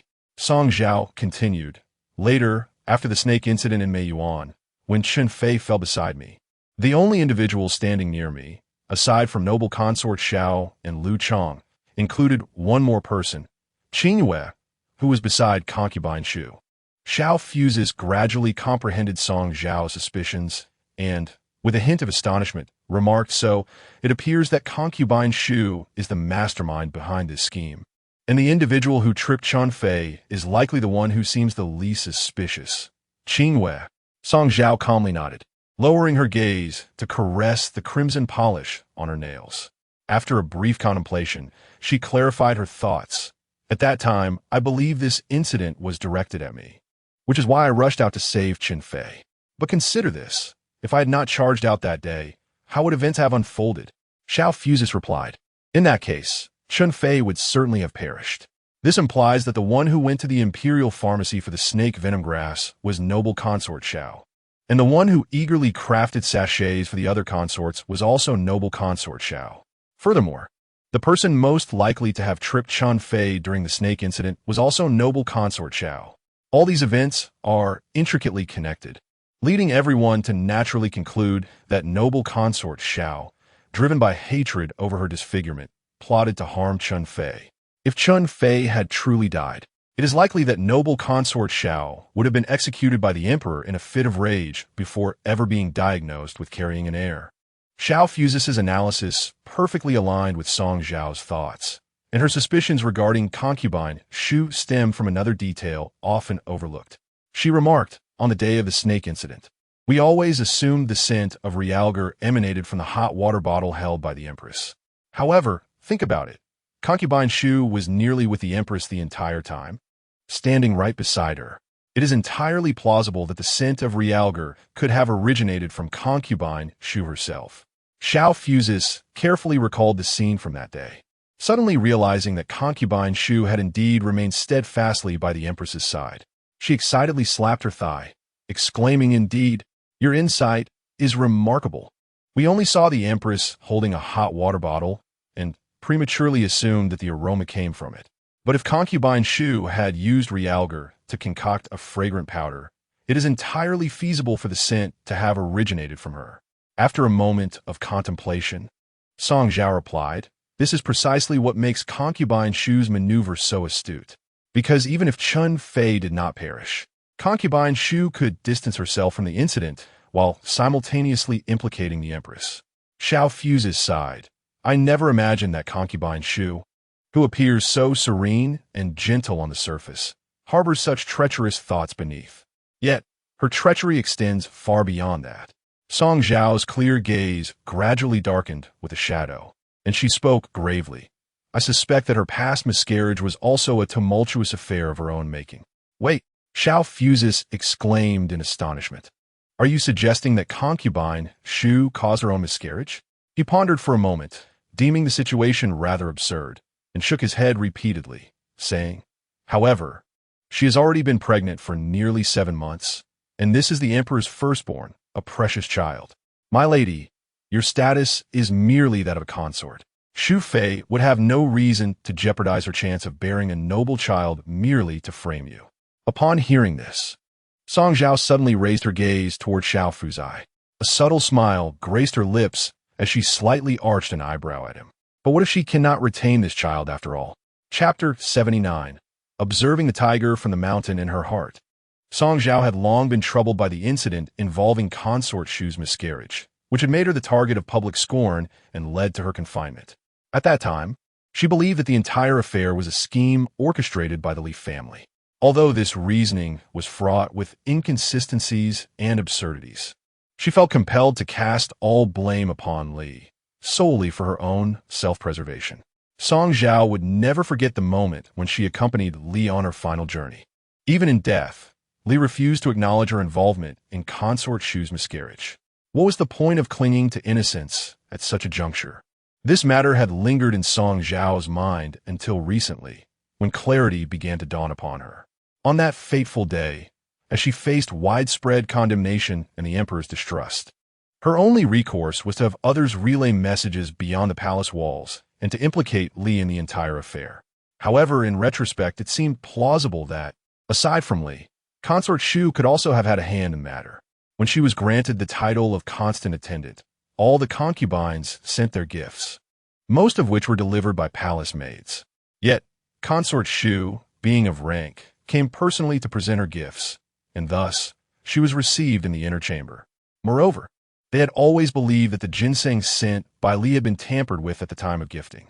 However, since the ginseng had resided in Consort Shu's palace for over a month, it would have been quite easy for her to intervene if she had so desired. Although Song Zhao presented her arguments with reason and evidence, Xiao Fuji remained unconvinced, asserting that Consort Shu had no motive to harm her. If, as you speculate, Consort Shu was destined to lose her child and harbored malicious intentions, she could have easily targeted the favored Consort Chun or even the Empress. After all, removing them would yield greater benefits for Consort Shu. If that were the case, why would she choose to harm you, who poses no threat to her? Unperturbed, Song Zhao continued her analysis. Consort Chun was known for her eccentric behavior, disdainful of all other concubines and averse to forming alliances. Only by aligning myself with her could I expect a modicum of favor. If Consort Shu wished to place harmful items in Consort Chen's palace, she would have to visit in person. Given Consort Chen's haughty demeanor, it was likely that Consort Shu would be turned away at the palace gates. As for the Empress, that was an even more improbable scenario. Firstly, the Empress would never host any concubines in her private quarters. Secondly, she was a devout Buddhist who insisted on a pristine environment, ensuring that the palace was cleaned thrice daily. If Consort Shu attempted to frame her by leaving incriminating items in the Empress's palace, it was likely that before she could even miscarry, the evidence would have been discovered by the Empress. Pausing to gather her thoughts, Song Zhao continued. However, if the items were placed in my quarters, the situation would be entirely different. As a newcomer to the palace, my position was precarious, and my voice held little weight. Few would believe me. If I lacked the means to protect myself, I would inevitably be unable to clear my name. Should the Emperor conduct a thorough investigation without results, it was feared that he might execute me, condemning me to the same fate as Li. Yet, the Emperor was inherently suspicious. He would certainly suspect that someone had orchestrated this behind the scenes. Therefore, consider this. If the Emperor were to harbor doubts, who would he suspect first? Xiao Fuzi pondered for a moment and remarked, "The news of Consort Shu's pregnancy nearly coincided with Consort Chen's miscarriage. Consort Chun has harbored this matter in her heart. Thus the Emperor is bound to harbor suspicions towards her." He paused for a moment, suddenly realizing something, and added, "And then there is the Empress. After all, if Consort Shu gives birth safely, the child she bears will be of noble lineage. A child of such esteemed status would render the Empress's future offspring somewhat inferior, placing their standings in delicate balance. Should the Emperor grow suspicious, he would inevitably cast doubt upon them." Song Zhao nodded subtly, a cold smile gracing her lips as she said, "As the saying goes, suspicion breeds dark phantoms. Once the Emperor begins to doubt, he will distance himself from them. Consider this. I am the Emperor's new favorite. Consort Chen has enjoyed his favor for many years, and the Empress holds the central palace. Consort Shu's actions could potentially undermine all three of us, while she might feign a pitiful demeanor due to her miscarriage to elicit the Emperor's sympathy. If her cunning plan succeeds, it would provide her with an excellent opportunity to monopolize the Emperor's affections and elevate her status." Upon hearing Song Zhao's words, Xiao Fuzi couldn't help but gasp, feeling a chill run down her spine. Though she prided herself on possessing a modicum of cleverness, the depth of Song Zhao's analysis left her utterly astounded. On the surface, Consort Shu appeared gentle and amiable, presenting herself as tranquil and kind-hearted. No one would suspect that such an apparently simple person could harbor such intricate and nefarious schemes. The extent of her cunning was truly astonishing. After a brief silence, Xiao Fuzai respectfully bowed to Song Zhao and said, "Your Highness possesses an astute mind, able to discern opportunities from the faintest hints. I am in awe. Today's incident at Qianli Pond involving Qingwei indirectly corroborates your suspicions. With Consort Shu being so adept in her machinations, she is certainly not an easy opponent. It may be wise to inform Consort Chen, framing it as a personal favor. With Consort Chen's influence, we could decisively thwart Consort Shu." Song Zhao, upon hearing this, displayed no visible reaction, merely shaking her head to dismiss Xiao Fuzai's suggestion. "Do you think Consort Chen would believe me?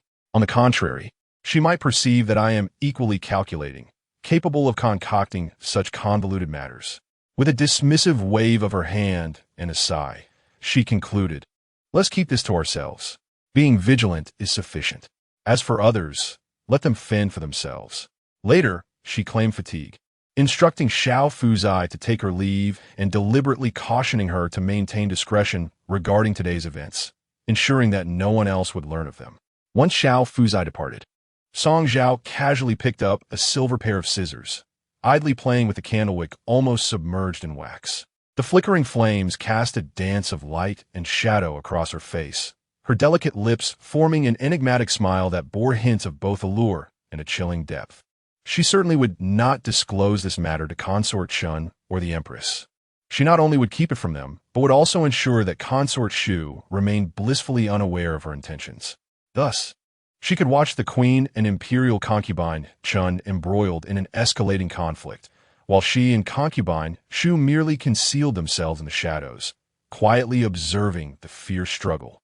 Once the two most powerful figures in the harem had exhausted each other in their rivalry, and concubine Shu believed she could seize the opportunity, Song Zhao would undoubtedly devise a way to discreetly inform Xiao Jingheng of all the good deeds that concubine Shu had committed. By then, she would need to do nothing at all, as the queen, imperial concubine Chen, and concubine Shu, akin to three formidable mountains, would be vanquished, bringing her one step closer to the throne she so desired. As she contemplated this, the smile upon her lips deepened, and she murmured softly to herself, observing that the days within the palace were growing increasingly intriguing. She mused that the spectacle of these women vying against one another was captivating enough, leaving no necessity for her own intervention. This also afforded her the opportunity to devote her efforts to captivating Xiao Jingheng. With this thought, her hand, holding the scissors, tightened suddenly, severing the wick of the candle, and the flickering shadow behind her swiftly vanished into darkness. Chapter 80. The First Snow and a Wish the Following Morning. The Ministry of Justice indeed disseminated the news that Ji, unable to endure the torture, had perished abruptly in the dead of night. The next day, the lifeless body of a judicial officer from the ministry was discovered in the Qianli Pond. The death of a mere servant was a trivial matter within the palace, and the ministry opted to keep the incident discreet, choosing not to report it to the Department of Internal Affairs, thus privately disposing of the remains. Consequently, the incident involving the snake at May Garden remained an unresolved enigma, leaving Lady Xiao unable to vindicate her innocence. However, buoyed by her precious pregnancy, she would undoubtedly enjoy a prolonged period of Xiao Jingheng's favor. In the days that followed, it was she who basked in the most opulent spotlight of the inner palace. Xiao Jingheng showered her with affection, sending the finest treasures to her quarters. The Empress, demonstrating her political acumen, noted the chill in the air as all the palaces began to light their charcoal braziers.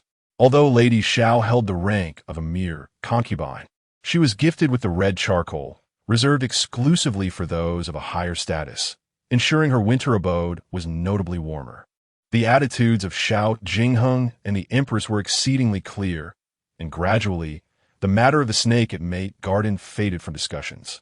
However, this incident irrevocably soured the relationship between the Empress and concubine Chen. Previously, despite her arrogance, concubine Chen had maintained a semblance of respect for the Empress's status, reluctantly visiting her for daily greetings, and, even when absent, she provided plausible excuses. Yet, recently, her reasons for absence had grown increasingly ludicrous. Just yesterday, she had sent Xiang to inform the Empress that her pet cat had died, rendering her too despondent to pay her respects. Upon hearing this excuse, the Empress's expression darkened, yet she refrained from reprimanding concubine Shun, allowing the matter to pass without confrontation. This morning, as Song Zhao went to pay her respects to the Empress, concubine Shun, for once arrived on time. However, her demeanor was one of sorrow, and she sat in silence, sighing intermittently. The Empress, perhaps sensing the tension between them was untenable, decided to break the ice with a friendly overture. I have heard of the unfortunate demise of your beloved Shuirong. It is truly a pity, knowing how much you cherished it. I had someone find a white cat resembling Shuirong to present to you. Do take a look and see if it pleases you. She raised her brows toward Shuang Ruo, who promptly fetched a snow-white cat from the inner chamber and presented it to concubine Shun. Upon seeing the white cat, concubine Shun managed a forced smile, acknowledging the Empress's goodwill as she accepted the creature from Shuang Ruo's hands, graciously expressing, "Thank you, Your Majesty." Later, during idle chatter among the concubines, the Empress remarked, "With the days growing colder, I propose we cease our morning greetings once the first snow falls, allowing everyone to remain in their respective quarters to avoid any accidents." The others expressed their gratitude for the Empress's consideration, and concubine Chen added, "Your Majesty's suggestion is indeed sensible. But do you know how my Shuirong met its end?" The Queen shook her head, while Consort Shun, gently stroking the soft, snow-white fur of the cat in her arms, sighed, "It is truly unfortunate for that little creature. It tends to nestle in one spot, disinclined to move, always appearing languid. I summoned a servant from the Department of Flowers and Birds to examine it, and they informed me that its heartbeat has always been slower than that of other cats, a congenital condition with no remedy. Now, as winter has set in, it succumbed to the cold and perished." The atmosphere in the hall had been harmonious until Consort Chen spoke these words, causing the smiles on everyone's faces to freeze instantly, as they began to sip their tea to mask their discomfort. The implication of her cat's heart ailment unable to survive the harsh winter was undeniably pointed. Aside from the gluttonous Wei Pin, who could not decipher this, it was clear to all that Consort Chun was using her deceased cat as a metaphor for the queen. The queen's countenance darkened significantly.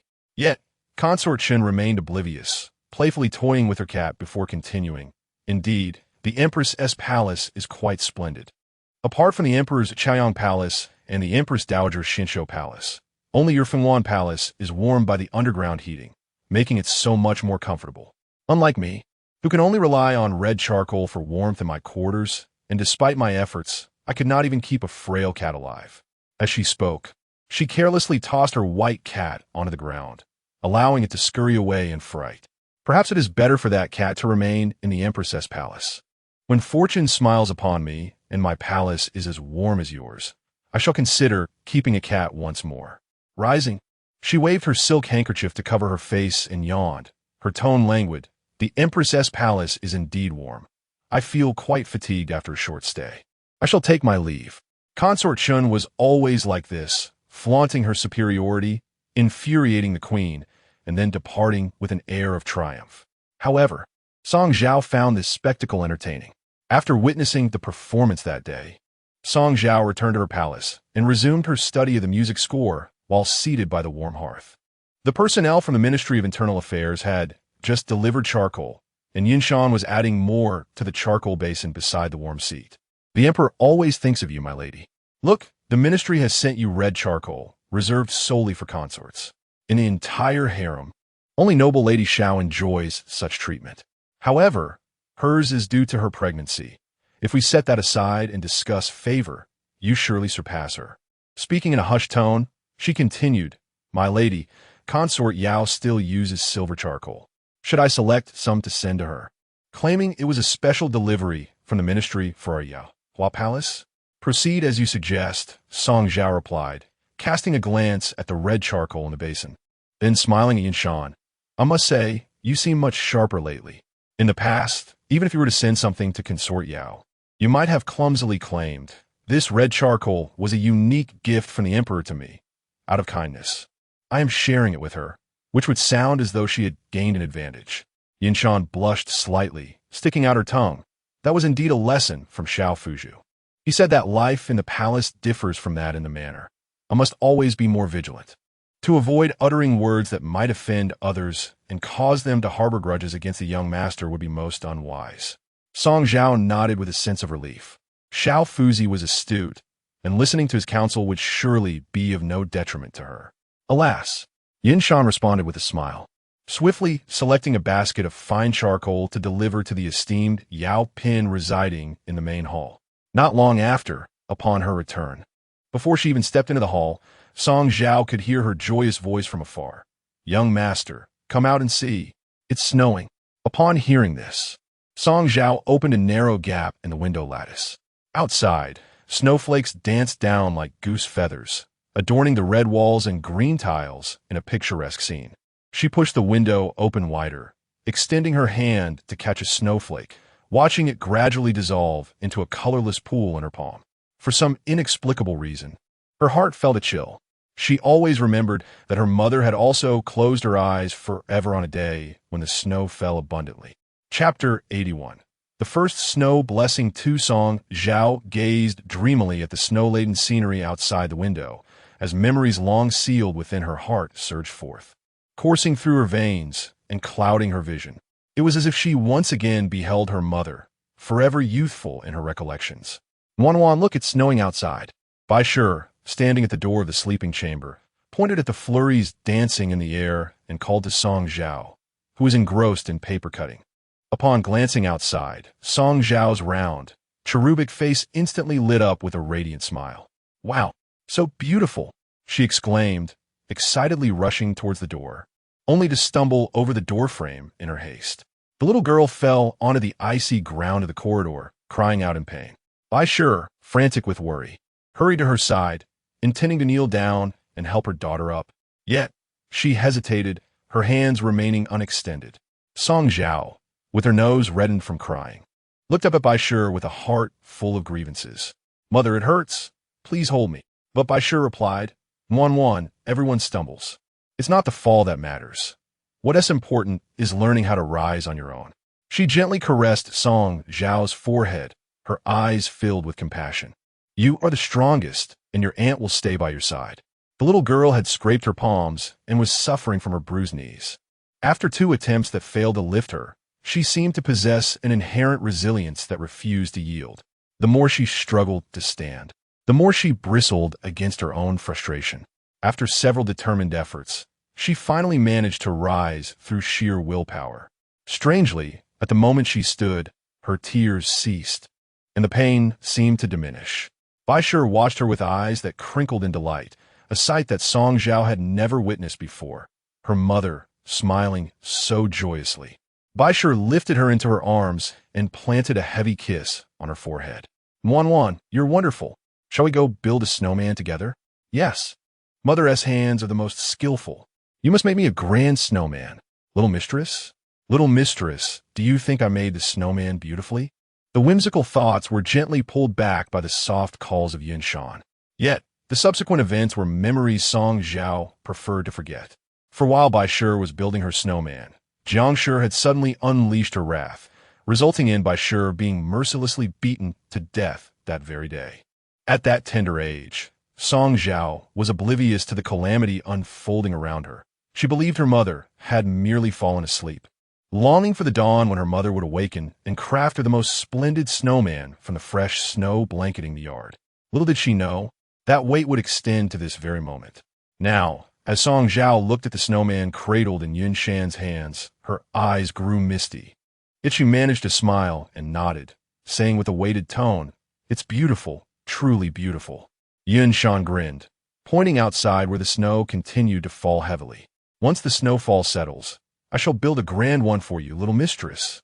I taught Song Zhao that sorrow comes and goes, as does joy, and she should never wallow in sadness, but rather learn to look forward. Hence, Song Zhao never indulged in self-pity. Her melancholic moods would swiftly dissipate. Taking a deep breath, she quickly regained her composure, accepted the snowman from Yinshan's hands, and placed it on the table. She then took Yinshan's hand and gently chided her. You're so caught up in play. Are you not concerned about getting your hands cold? As she spoke, she placed her hand over the warmth rising from the charcoal basin, allowing her to warm up. Yinshan adored snowy days. She tilted her head to gaze out the diamond-paned window, murmuring, "Today is the 15th, the first snow of the 15th. What an auspicious sign." Upon hearing this, Song Zhao suddenly recalled something and remarked, "It is indeed a good omen to pray on the day of the first snow. However, I hear that the Empress Dowager has been engaging in Buddhist rites these past few days, and the Empress must attend her. The temples in the palace do not permit concubines to enter. We must seek some auspicious place to share in this joy, since we cannot visit the temple. How about we find a place imbued with fiery red symbolism and pray tonight?" Yinshan pondered for a moment and replied, "Today is the 15th. The emperor usually stays in the empress's palace on the 15th and will not summon the concubines. It is indeed possible for us to seek a good omen. However, in this winter season, flowers have withered, and only the red plum blossoms in the plum garden are flourishing, making it a propitious location. But there was a snake incident there recently. Perhaps we should avoid it." Song Zhao countered after the incident. "The personnel from the Flower and Bird office have thoroughly searched the plum garden. If another problem were to arise, would they still keep their heads? It matters not. Let's go there." Although they were to pray, Song Zhao appeared unfazed. As night fell at the hour of the pig, 9 o'clock, Yinshan thought she would not go. Yet at that moment, Song Zhao began to prepare herself, adorning her face with new makeup, and declared, "Let us go." There are fewer people moving about the palace at this hour, making it more peaceful. The two of them walked through the snow to the plum garden. Having not visited in over 10 days, the red plums had blossomed even more abundantly. From a distance, the vibrant red and white flowers blended beautifully, a sight to behold. As Song Zhao casually undid her aquamarine cloak, just as she was about to remove it, Yinshan immediately wrapped her arm around Song Zhao's shoulder to stop her, exclaiming, "What are you doing, my lady? In this icy weather, your undergarment is too thin. What will happen if you catch a chill after shedding your cloak?" Song Zhao laughed at her. "I am not made of paper. I cannot be so easily harmed by the cold." With that, she insisted on removing the cloak and handing it to Yinshan, saying, "I have come to pray. This act requires sincerity. If I fear the biting cold and hesitate, it would be disrespectful to the heavens and the deities." As she spoke, she adjusted her garments and humbly knelt in the snow. Unable to resist her, Yinshan followed suit, deliberately kneeling to Song Zhao's left to shield her from the wind, ensuring she would not be directly exposed to the frigid air. Song Zhao appeared profoundly devout, closing her eyes, bringing her hands together, and reverently intoning, "First snow auspicious, may fortune descend upon us." Sister Zhao was overjoyed at her pregnancy, fervently hoping for divine protection to ensure a safe and smooth delivery, thus bringing fortune and blessings to the emperor. After bowing in reverence, she continued, "I humbly wish for the heavens to bless our dynasty with prosperity for generations, and may our emperor enjoy longevity and abundance." With that, she bowed 3 more times. Yunsuin gazed intently at Song Zhao, noting the snowflakes adorning her hair, feeling a pang of sympathy. "My lady, we have completed our prayers. Allow me to assist you in standing," she offered. However, Song Zhao gracefully evaded her grasp. Still with her hands clasped, she knelt upright and softly replied, "Praying is not a matter of convenience. It must be undertaken with sincerity and respect. I genuinely wish for the emperor's well-being. How could I settle for mere appearances? Even the grand gesture of 3 kneels and 9 bows would not suffice for my earnestness." Yunsuin, taken aback by her words, thought to herself, "If she were to perform the full ceremonial bows in this snow, my lady would surely fall ill tomorrow." Just as she contemplated urging her again, she felt a shadow descend behind her. Suddenly, a flash of brilliant yellow caught her eye. Upon closer inspection, she saw a pair of well-defined hands draping a dark fox fur cloak over Song Zhao's shoulders. Feeling the weight settle upon her, Song Zhao was startled and instinctively turned to look. Her gaze met the intense eyes of Xiao Jingheng, and in her moment of bewilderment, she nearly stumbled to the ground. "Why, Your Majesty?" Chapter 82. The Imperial Palace. Long live Your Majesty. Song Zhao gracefully curtsied to Xiao Jingheng, her brow furrowed with curiosity as she inquired. On this frigid night of snow, it is the 15th. Your Majesty should be in the Empress's palace, so why? Yet, it seemed that Xiao Jingheng paid no heed to her words. His gaze was fixed upon the delicate beauty kneeling in the snow, trembling with cold, and his heart ached for her. He bent down gently, wrapping his arms around Song Zhao's waist, intending to assist her from the icy ground. Instinctively, she attempted to resist, but Xiao Jinghong's grip tightened, asserting his will as he lifted her into his embrace. If the heavens demand to see you suffer in the cold before granting their protection, then the world need not utter praises of compassion for the Buddha, he mused silently. Having knelt in the snow for a prolonged period, Song Zhao's attire was now dusted with soft flakes. Her delicate hands, which had pressed against the ground in reverence, were now buried in the snow and had turned a vivid crimson from the cold. Witnessing this, Xiao Jinghong's brow furrowed in visible concern. He took it upon himself to brush away the snow from her garments and cradled her icy hands in his warm palms, tenderly rubbing them. Such chill in your hands. Are you intent on making me worry? Though his touch was gentle, it inadvertently caused her to wince, instinctively pulling her hands back. Noticing her discomfort, Xiao Jingheng examined her hands more closely, realizing that not only were they frostbitten, but the tips were also beginning to show a hint of purplish hue from prolonged exposure to the snow. You may develop frostbite. Come, return to the palace with me.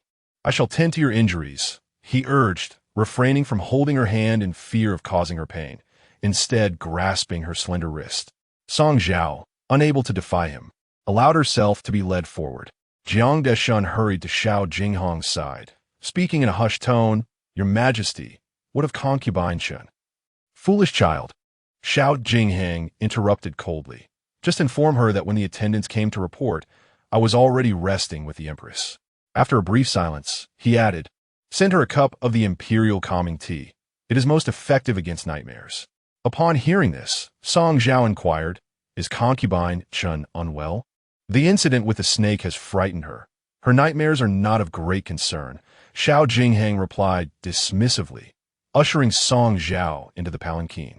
As they made their way back to the Chaoyang Palace, Song Zhao urged Xiao Jingheng to check on concubine Chen. However, having just witnessed her selfless prayers in the snow, his heart was too moved to consider anyone else. Moreover, he discerned whether concubine Chen's ailments were genuine or merely a display of temper. Given Xiao Jinghong's demeanor, it was clear he was determined to keep Song Zhao by his side this night. Thus, she ceased her attempts to spoil the mood, curling up like a contented cat against him as the palanquin continued its journey to the Chaoyang Palace. Today was the 15th, and on this day, each month, Xiao Jingheng would traditionally spend the night in the Empress's palace. The conflict between the consort Chen and the Empress had been anticipated by Song Zhao, who surmised that the former would undoubtedly employ cunning tactics to lure Xiao Jingheng away from the Empress's palace. Should Xiao Jingheng truly forsake the Empress, his journey to consort Chen's Yonghe Palace would necessitate passing through the May Garden, which is why Song Zhao insisted on praying in the snow-filled garden that night. Song Zhao was evidently determined to sever consort Chen's favor, yet she was no longer the naive Xiao Guirin, openly competing for affection in a manner that seemed utterly foolish. That evening, it was Xiao Jinghong's own decision to leave the Empress's palace and visit consort Chen. As he traversed the May Garden, he fortuitously spotted Song Zhao kneeling in the snow, prompting him to stop the palanquin and ascertain the matter. He then happened to overhear her prayers and observed her snow-covered attire and frostbitten hands, evoking a surge of compassion within him. He was resolute in taking Song Zhao back to the palace, which appeared less like a calculated move on her part to vie for affection and more like Xiao Jinghong's inability to resist her allure. Naturally, Song Zhao had strategically ensured her own retreat. When the palanquin halted outside the Chaoyang Palace, she anxiously addressed Xiao Jingheng, saying, Your Majesty, I am filled with trepidation. Tonight, you ought to have stayed in the Empress's palace. Instead, you encounter me while on your way to visit consort Chen, who is unwell. Now you wish for me to remain in Chaoyang Palace, neither returning to the Empress nor visiting consort Chen. The 15th day is a full moon. How could a woman of my lowly status presume to monopolize your favor? Xiao Jingheng, well acquainted with Song Zhao, understood that this delicate beauty had little interest in the intrigues of the harem and never sought to compete for anything. Even when graced with his affection, she remained ever humble and apprehensive. Yet, her very demeanor only deepened his fondness for her. He took her hand, his gaze warm and resolute, assuring her, "I shall remain beside my beloved. Let others dare not speak. If you fear my affection may attract unwarranted gossip, let be known that tonight's visit shall not be recorded by the attendants." As he tenderly brushed aside her wispy hair, he smiled and inquired, "What is it? Do you not wish to accompany me?" Song Zhao, bashfully lowering her gaze, replied in a soft and delicate tone that pierced Xiao Jinghong's heart, "I am willing." Without a record from the attendants, no one would know of Song Zhao's presence that night. To protect her, Xiao Jingheng would assuredly keep secrets from both the Empress and Consort Shen. The Empress would presume he had abandoned her for Consort Shen, while Consort Shen would believe he had disregarded her illness to be with the Empress. Such misunderstandings would surely prevent them from harboring further resentment towards each other. Song Zhao paid little heed to these matters. The more discord there was between them, the more Xiao Jingheng would distance himself from them. After all, how could a woman who delighted in rivalry compare to one who selflessly prayed for him? That night, it was no surprise that Song Zhao spent the night in Chaoyang Palace. She hardly slept, and by the time dawn broke, Xiao Jingheng rose quietly. Careful not to disturb her, she kept her eyes closed, pretending to still be asleep. After all, having exhausted herself 3 times with Xiao Jingheng last night, she felt both sore and fatigued, longing to linger in bed a little longer. A woman must learn to exhibit a semblance of vulnerability in the presence of men. The more she indulged in her slumber today, the more Xiao Jingheng would perceive his prowess from the previous night as exceedingly commendable. Indeed, in that matter, Xiao Jingheng was undeniably formidable. Song Zhao, with her eyes closed, listened intently to the sounds within the room, while Jiang Deshun attended to Xiao Jingheng's morning routine. He heard Xiao Jingheng instruct him, "This year heralds a frigid winter. I am contemplating taking the Empress Dowager to the hot springs for a brief respite in a few days. Please have the Empress arrange for the accompanying concubines." Jiang Deshun readily acknowledged the command, and then heard Xiao Jingheng add, "Inform the Empress to ensure that Song Chongzai accompanies us." Chapter 83. The Empress's thoughts at the Phoenix and Dragon Palace since the departure of Xiao Jingheng last night. The Empress has scarcely closed her eyes. She gazes out at the snow, which falls heavier and heavier, accumulating on the walls like the weight of sorrow in her heart, chilling her to the bone. Upon rising, when Shuangru entered to attend to the Empress's morning rituals, she found her impeccably dressed, standing at her desk, diligently copying Buddhist scriptures. Not daring to mention the events of the previous night for fear of upsetting the Empress, she simply said, "Your Majesty, the snow has ceased outside. Shall we dispense with the morning greetings from the 6 palaces today?"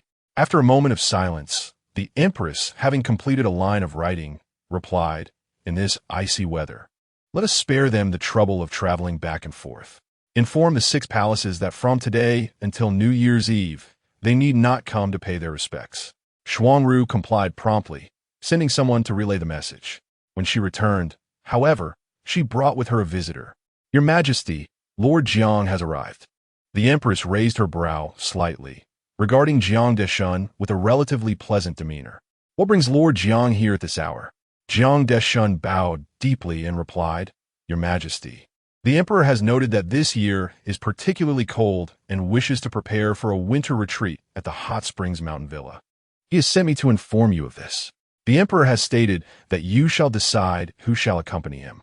He hesitated slightly, his tone becoming somewhat awkward as he added, "Just one thing, the Emperor wishes to bring along Song Chongzai as well." The Empress's pen paused, her elegant script marred by an unexpected blot of ink. Yet, her expression remained unchanged as she subtly nodded to Jiang Deshun and spoke softly, "I understand. The weather has turned chilly.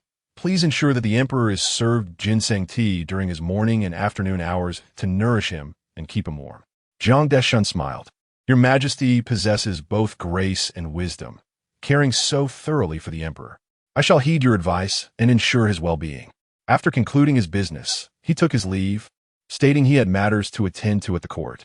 Once Jiang Deshun departed, Shuangru discreetly set aside the ruined scripture, slowly rolling it up while murmuring to herself, "I never expected the emperor to value Song Changzai so highly. The honor of accompanying him to the hot springs villa is typically reserved for those of higher rank. It seems inappropriate for one of such lowly status to join." She lowered her voice, cautioning the Empress, with the Empress Dowager likely accompanying them. She is quite particular about rules and propriety. She may have something to say about this. Your Majesty might wish to remind the Emperor.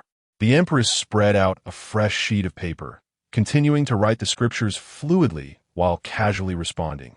"Did you not hear Jiang Deshun mention that the Emperor wishes me to draft the list of companions? Consider this.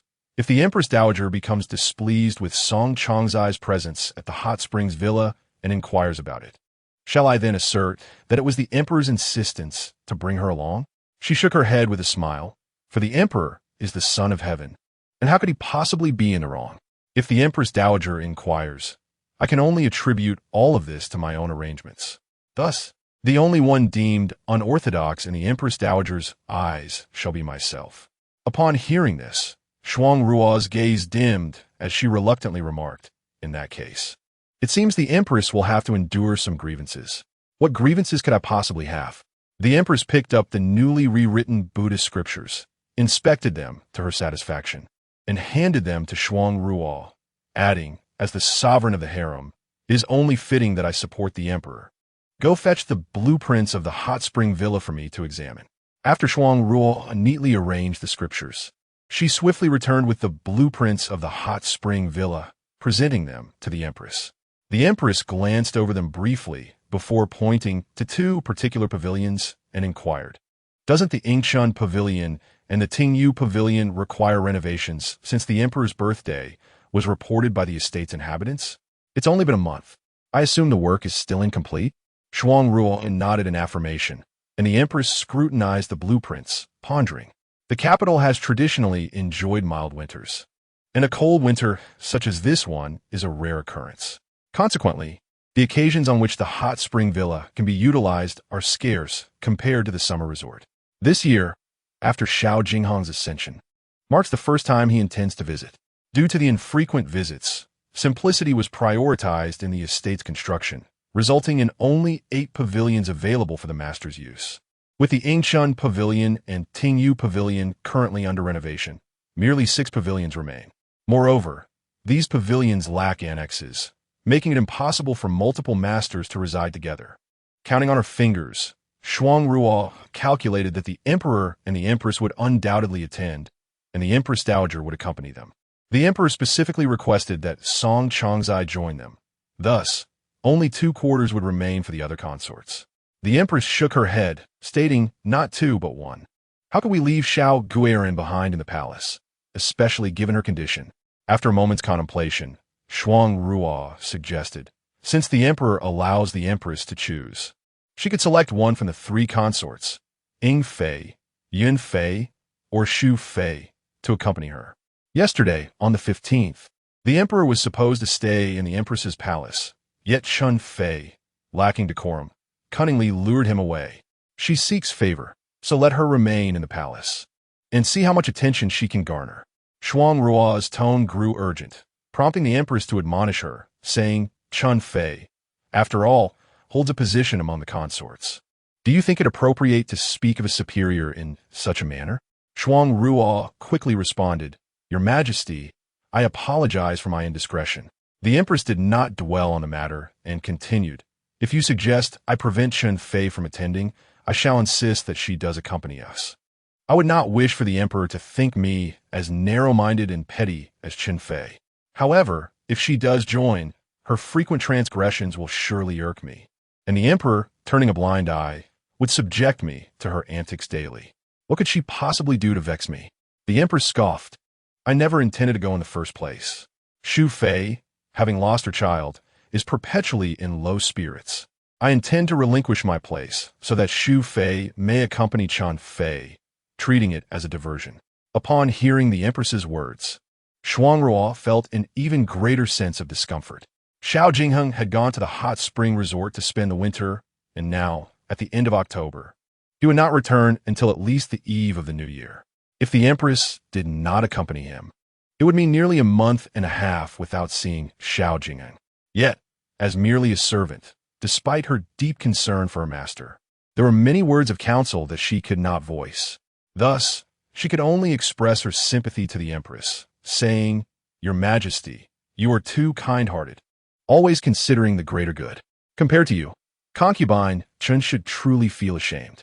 The Empress merely smiled at this, responding, "I am the Empress, the rightful wife of the Emperor. Why should I concern myself with a mere concubine?" With that, she handed the map of the hot spring resort to Shuangruo and instructed her to disseminate this news throughout the 6 palaces. Chapter 84. Encountering peril at Yuntai, Frost Ruo first went to deliver the message to concubine Shu and concubine Chen. By the time she arrived at Song Zhao's residence, it was precisely during the afternoon meal and rest period. Seeing that Yao Pin was resting, she refrained from disturbing her and directly proceeded to the western side hall to meet with Song Zhao. In succinct terms, she relayed the matter concerning the royal visit to the Hot Springs Villa to Song Zhao, revealing that the emperor intended to travel to the villa and that the empress had to select the accompanying consorts. The empress had chosen concubine Shu, concubine Chen, and the pregnant Xiao Guiran, leaving one spot for Song Zhao.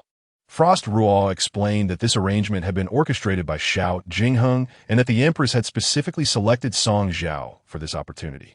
Although Song Zhao was aware that all of this was orchestrated by Xiao Jingheng, she understood that the empress was playing a role and she must play along.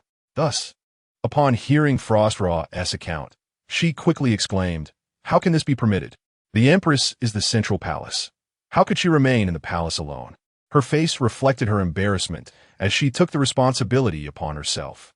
"If the empress decided to stay in the palace merely to arrange for my trip to the Hot Springs Villa, I implore you, Aunt, to persuade her to rescind the order. Otherwise, I shall be deeply troubled." Frost Ruo replied, "The empress has her own afflictions. Even if she were to go to the Hot Springs Villa, she would not be able to enjoy the hot springs. Moreover, the empress cherishes tranquility and is averse to unnecessary disturbances, which is why she chose to remain in the palace. It is truly unrelated to you." Ultimately, the matter had been settled, and Frost Ruo advised Song Zhao to prepare accordingly. With no other recourse, Song Zhao conceded, "I am grateful to the empress for her consideration. I shall personally visit the empress's palace to express my gratitude." Upon hearing this, Frost Ruo did not impede her, waiting until she had sent Song Zhao off before saying, "Why would the empress grant such a significant favor to a minor concubine? I suspect there is more to this than meets the eye." Intrigued, Song Zhao regarded her with interest. "Oh, do elaborate. Why does the empress not go herself?" After a moment of contemplation, Yun Shan analyzed, "The decision for you to go to the Hot Springs Villa is the emperor's intent." Frost Ruo mentioned this as if she thought you were unaware, attributing all the credit to the empress so that you would remember her kindness. As for why the empress does not go herself, she rested her chin in thought for a while before suddenly snapping her fingers, her eyes brightening. "I have it. The empress will certainly not attend because the Empress Dowager will accompany the trip. The Empress Dowager is the most strict regarding palace rules, and only those of consort rank or above are permitted to accompany for summer retreats or hot springs. While it is a different matter for the pregnant Xiao Guiran, your status only being that of a regular consort makes your attendance inappropriate. If the Empress Dowager were to find out, she would undoubtedly criticize the Empress for her poor arrangements. However, now that the Empress is not going and has relinquished her own spot, the situation in the eyes of the Empress Dowager shifts to one where the Empress is considerate of the Emperor's preferences, selflessly sacrificing her own interests for yours." As Yun Shan spoke, her emotions became more animated, and her expression grew increasingly troubled. Thus, the Empress Dowager will likely not hold any grievances against the Empress. Instead, she would regard the Empress as virtuous and wise, considering the greater good. But as for you, she will most likely think you have bewitched the Emperor. Upon her first encounter with the Empress Dowager, the young lady left a rather unfavorable impression. which would render it all the more challenging for her to earn the dowager's esteem in the future. After listening to Yunshan's lengthy and well-reasoned analysis, Song Zhao found herself regarding her with newfound respect. With a smile, she scrutinized Yunshan and jested, "I must take a moment to inquire what little Fuzi has imparted to you privately. After all this time by my side, you've never exhibited such perceptiveness. In truth, what could little Fuzi possibly teach Yunshan?" He merely conveyed that if she wished to remain oblivious to the deeper workings of matters and only observe the superficial, she, as Song Zhao's personal servant, would eventually find her lack of discernment jeopardizing Song Zhao herself. Yunshan valued Song Zhao's well-being above her own. How could she permit her own shortcomings to implicate Song Zhao in any way? Thus, from that moment onward, Yunshan became increasingly cautious and contemplative. While her previous analysis was not incorrect, it merely scratched the surface of a more profound implication. Song Zhao understood that the Empress's primary intention in her actions was not to provoke the dowager's discontent, but rather to distance herself from certain affairs. For instance, regarding the unborn child of Consort Zhao, that pregnancy was akin to a scalding hot potato. Whoever encountered it would bear the brunt of misfortune. The palace had already mourned the loss of 2 children from Consort Chun and Consort Shu, and many were likely keeping a watchful eye on Consort Zhao's condition in secret. The Empress's decision to send Consort Zhao to the hot spring resort while she remained in the capital allowed her to maintain a safe distance. Should anything untoward occur with the unborn heir at the resort, the Empress could evade any blame. At this juncture, Song Zhao found herself reluctant to visit the hot spring resort, yet she felt compelled to go. She had already turned down Xiao Jingheng far too many times. Refusing a man once or twice might intrigue him, but after 3 or 4 refusals, even with her unparalleled beauty, one might begin to seem ungrateful. It is essential to maintain a balance. When the time comes to offer Xiao Jingheng a taste of sweetness, Song Zhao would not hesitate. Not long after Shuang Ruo departed, Song Zhao made her way to the Empress's palace. As she approached, she caught a whiff of a potent scent of perfume, familiar as it belonged to Consort Yin.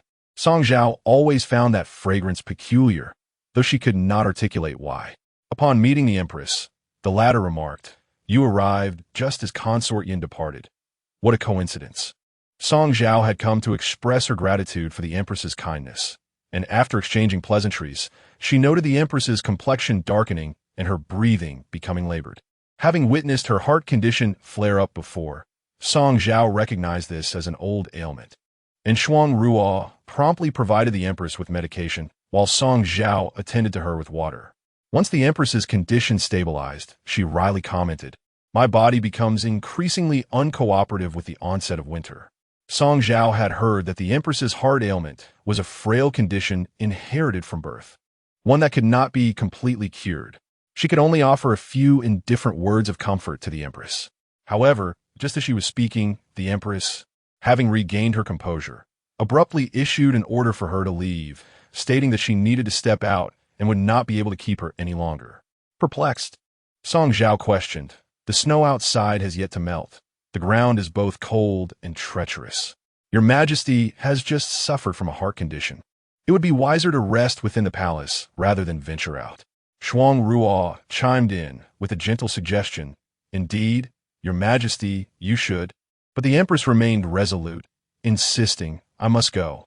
The talisman enshrined at the Cloud Terrace must be retrieved at the appointed time, or it will lose its efficacy.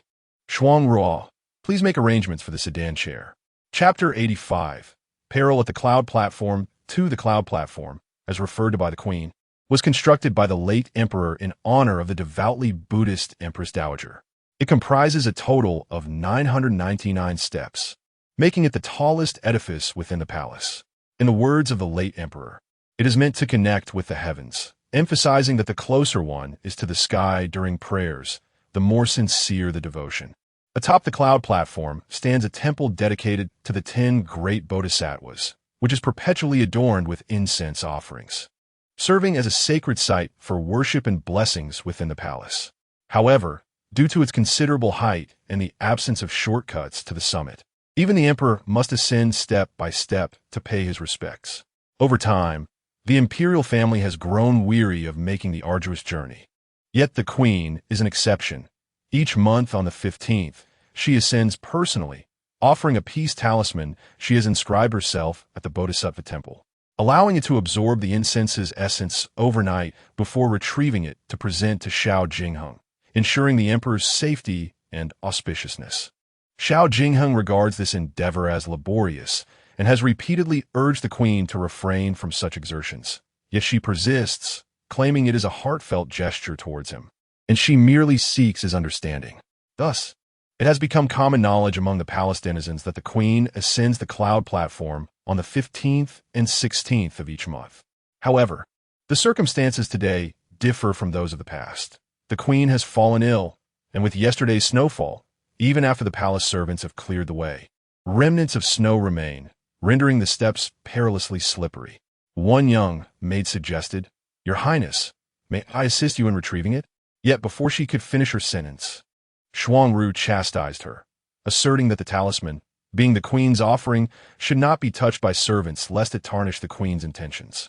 Song Zhao, standing nearby, discerned the implications of Shuangru's words. Given the queen's frail condition, she would likely be unable to make the ascent, should the queen attempt it and suffer a fall.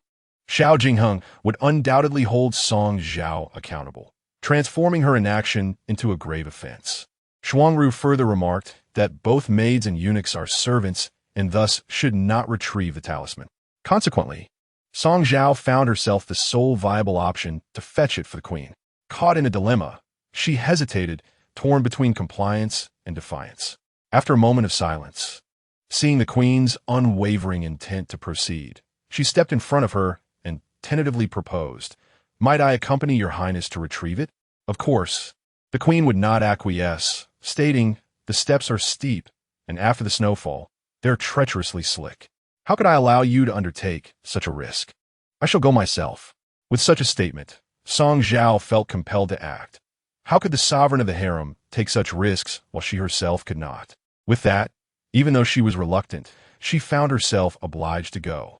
As the queen ascends the platform to offer her prayers for the emperor, she has already demonstrated her sincerity to the heavens. Now, yearning to also pray for the emperor, Song Zhao beseeched the queen for the opportunity to retrieve the talisman. The queen, after some reluctance, finally conceded, saying, "Very well, but do take care." As they departed the queen's quarters, Yu softly inquired of Song Zhao, "Do you truly wish to go? I find this matter rather peculiar. If the queen wishes to retrieve the talisman of peace, she could easily do so at dawn. Before the snow has frozen, why wait until now?" Song Zhao remarked, "Given the queen's insistence, I must go regardless. Prudence is the key." As the pair ascended the cloud platform, they happened upon a palace maid diligently sweeping the steps. The snow at the bottom had been cleared, and salt had been scattered above. Yinshan paced cautiously up the initial steps, ensuring there was no risk of slipping, before assuring Song Zhao, "My lady, the steps are safe." Song Zhao tested 2 steps herself. Although the salted stairs bore some moisture, they would not freeze or become slippery. Nevertheless, she remained vigilant. After all, the cloud platform was steep and perilous. A fall could be fatal. Standing at the base, she observed a maid carrying incense ascend the steps effortlessly, before turning to Yinshan and saying, "Let us proceed slowly." The cloud platform was flanked by a mountainside on the right and a precipice on the left. Traditionally, Song Zhao should have walked on the left side while Yinshan on the right. However, concerned for Song Zhao's safety, Yinshan disregarded convention and moved to the left, urging, "My lady, it is safer for you to walk on the inside." The two supported each other, but after only a few steps, a haughty female voice echoed from behind. "Stop there." Startled, Song Zhao turned to see the sedan chair of Consort Chun passing by. Consort Chun lifted the curtain, her sharp gaze scrutinizing Song Zhao from above. "What are you doing?" Having already climbed several steps, Song Zhao stood at a higher elevation than Consort Chun. It was inappropriate to salute the consort from such a position, so she retreated to bow respectfully before the sedan. "Your Highness, the Queen has sent me to retrieve the talisman of peace from the 10 halls of the Bodhisattva temple."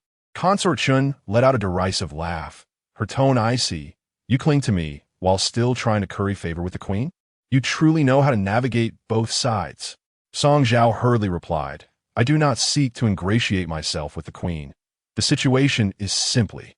She recounted the events that transpired in Fenghuan Palace, concluding with a sigh, this matter fortuitously fell into my lap, and I find myself helpless. The cloud platform is quite high, and with yesterday's snowfall, I confess I am rather afraid. Consort Qin dismissed Song Zhao's explanation entirely, nonchalantly adjusting her hair and rolling her eyes. Watch your step carefully. There is nothing to fear if you tread wisely. I see you have frostbite on your hands. The iron chains guarding the cloud platform are as cold as ice in winter. Avoid them if you can, lest you freeze your delicate hands and find yourself unable to serve the queen in the future. With a muffled grunt, she petulantly let the curtain of the sedan chair fall and commanded the attendants to carry her away. Although the temperament of the Empress Chun had always been thus, Song Zhao sensed an inexplicable oddity in her demeanor today. Perhaps it was due to a fleeting remark made by the Empress that, while ascending the steps, Song Zhao refrained from touching the iron chains flanking the cloud terrace. Though she did not make contact, her gaze remained fixed upon them. As she reached the midpoint of the ascent, she gradually slowed her pace. Yunshan glanced back at her, inquiring, What troubles you, my lady? Song Zhao paused in silence, shifting her weight toward Yunshan and casually grasped one of the iron chains, exerting a slight downward tug. To her astonishment, this simple pull caused the chain's connection to give way and fall with a clatter, startling Yunshan into a shiver. Be careful, my lady, she exclaimed, tightly supporting Song Zhao. As they observed the fallen chain, Yunshan, filled with trepidation, remarked, Fortunately, you did not lean on the chain, otherwise, had the force been applied there, the sudden break would have surely sent you plummeting. High above, the biting cold wind surged into Song Zhao's collar. Yet she found herself drenched in a cold sweat. The chain bore auspicious cloud patterns, forbidden for the attendants to touch. Only the masters were permitted to grasp it. The maid they had seen below was accustomed to serving in the Bodhisattva temple and had become so seasoned in climbing the cloud terrace that she no longer felt fatigue. However, the masters of the palace were not as accustomed to physical labor as the attendants. If any of them, weary from the climb, were to lean on the chain, it would likely result in their tumbling down, reduced to mere flesh and bone. Yunshan gasped in sudden fright, her voice trembling. The Empress seeks to harm you. Song Zhao gazed silently at the steep steps behind her, exhaling a warm mist, and replied, No, it is the Empress who wishes to save me. Chapter 86. Distinct affections. As they ascended the cloud platform once more, Song Zhao and Yunshan exercised increased caution. The master and servant leaned against the mountainside, taking each deliberate step with utmost care before proceeding further. Upon reaching the cloud platform and entering the hall of the 10 bodhisattvas, they knelt before the Buddha statues in reverence. Afterward, Song Zhao carefully retrieved the talisman of safety from the altar, wrapping it meticulously in silk before tucking it into her waist. Before departing, she instructed the palace maidservant in attendance, the iron chains guarding the cloud platform have snapped. Please arrange for them to be repaired swiftly. We must avoid any injuries. The maid responded affirmatively, though her expression bore a trace of confusion as she murmured, Those chains were just secured last month. How could they possibly have broken in such a short time? Song Zhao, upon hearing this, chose not to comment. As they descended the mountain, a remark made by the consort lingered in her mind. The protective chains on either side of the cloud platform are as cold as ice in winter. It would be best to avoid touching them lest you freeze your delicate hands, which would make it difficult to care for the Empress in the future. Had it not been for the consort's seemingly out-of-place words, Song Zhao feared she might now be facing dire consequences. Once safely back down from the cloud platform, Yunshan exhaled deeply, reflecting on the perilous path. The Empress ascended the cloud platform twice each month, and what was once thought to be merely arduous turned out to be a life-threatening endeavor. Song Zhao scoffed. Is this the only way to demonstrate her regard for the emperor? If she is willing to risk her life merely to be perceived favorably by him, I believe such affection is hardly worth having. In this regard, Yunshan appeared to possess greater clarity than the Empress. Every consort cared for Xiao Jingyang, yet the Empress's concern seemed excessive. When care loses its balance, a wife ceases to resemble a wife and instead resembles a mother. It is no wonder that Zhao Jingheng treated her with formality rather than the warmth of marital affection. Having walked a considerable distance from the cloud platform, Yinshan, still shaken, turned to gaze at the iron chains dangling perilously from the mountainside, gasping in alarm at the close call. Had the consort not inadvertently mentioned the chains while mocking the young mistress, it could have been a grave danger. It was not a mere coincidence, Song Zhao intoned solemnly. She intended for me to hear that. Intended? Are you suggesting that the consort was aware of the issues with the chains all along? Yunshan pondered silently for a moment before suddenly awakening to the realization. Could it be that the chains were?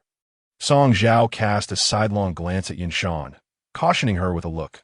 The walls of the palace have ears, and even the wind possesses the ability to eavesdrop. Understanding the implication, Yunshan quickly covered her mouth. At this juncture, the situation had become increasingly apparent. The consort believed that the incident with the snake in the plum garden was orchestrated by the Empress to harm her. Thus she was determined to seek revenge. The fact that the Empress ascended the cloud platform on the 15th and 16th of each month was well known throughout the palace, making it evident that if the consort desired to harm her, tampering with the iron chains on the cloud platform was the most direct course of action. This method is the simplest, yet the most thoughtless. If discovered, it would undoubtedly be easily traced back to the perpetrator. However, this aligns remarkably with the usual approach of Consort Chen. Furthermore, given that Consort Chen does not venerate the Buddha, how could her palanquin possibly head to the cloud terrace?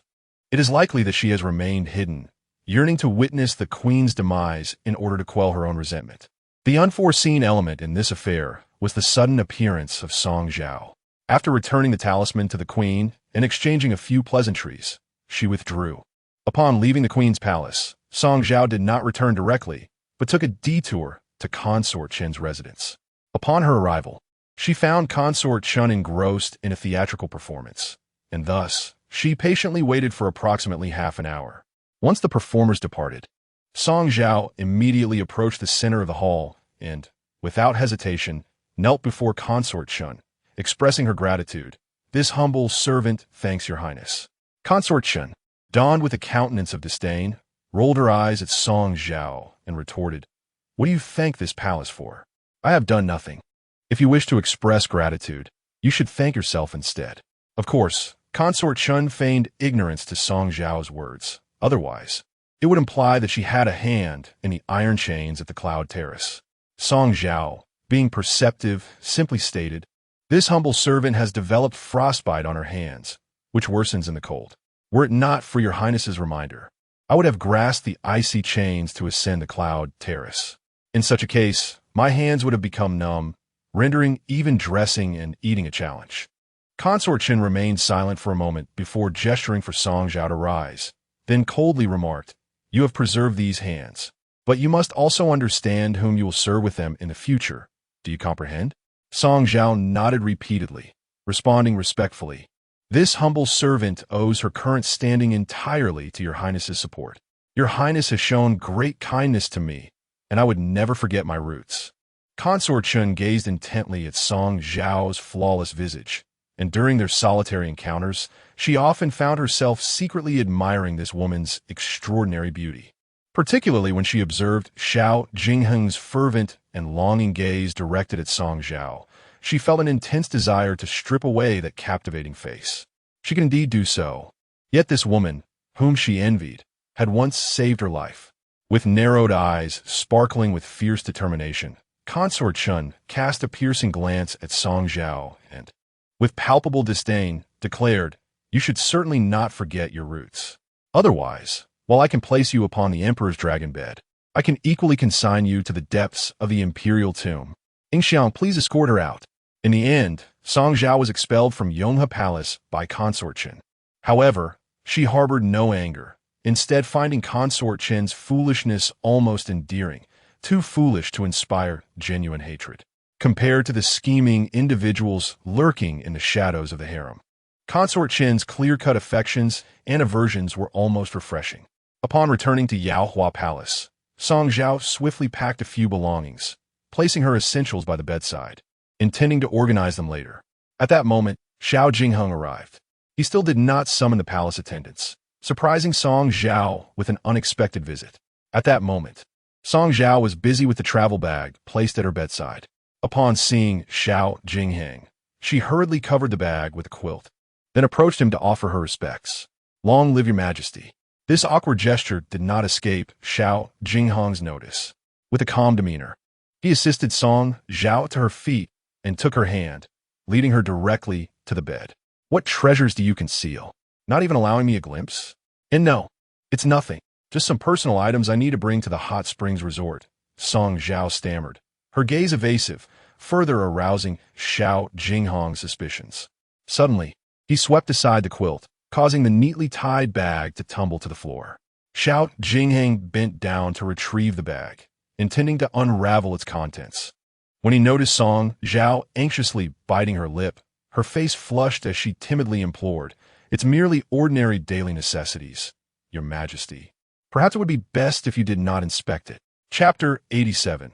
A little closer. Song Zhao's demeanor today was remarkably peculiar, starkly contrasting with her previously poised self in the presence of Xiao Jingheng.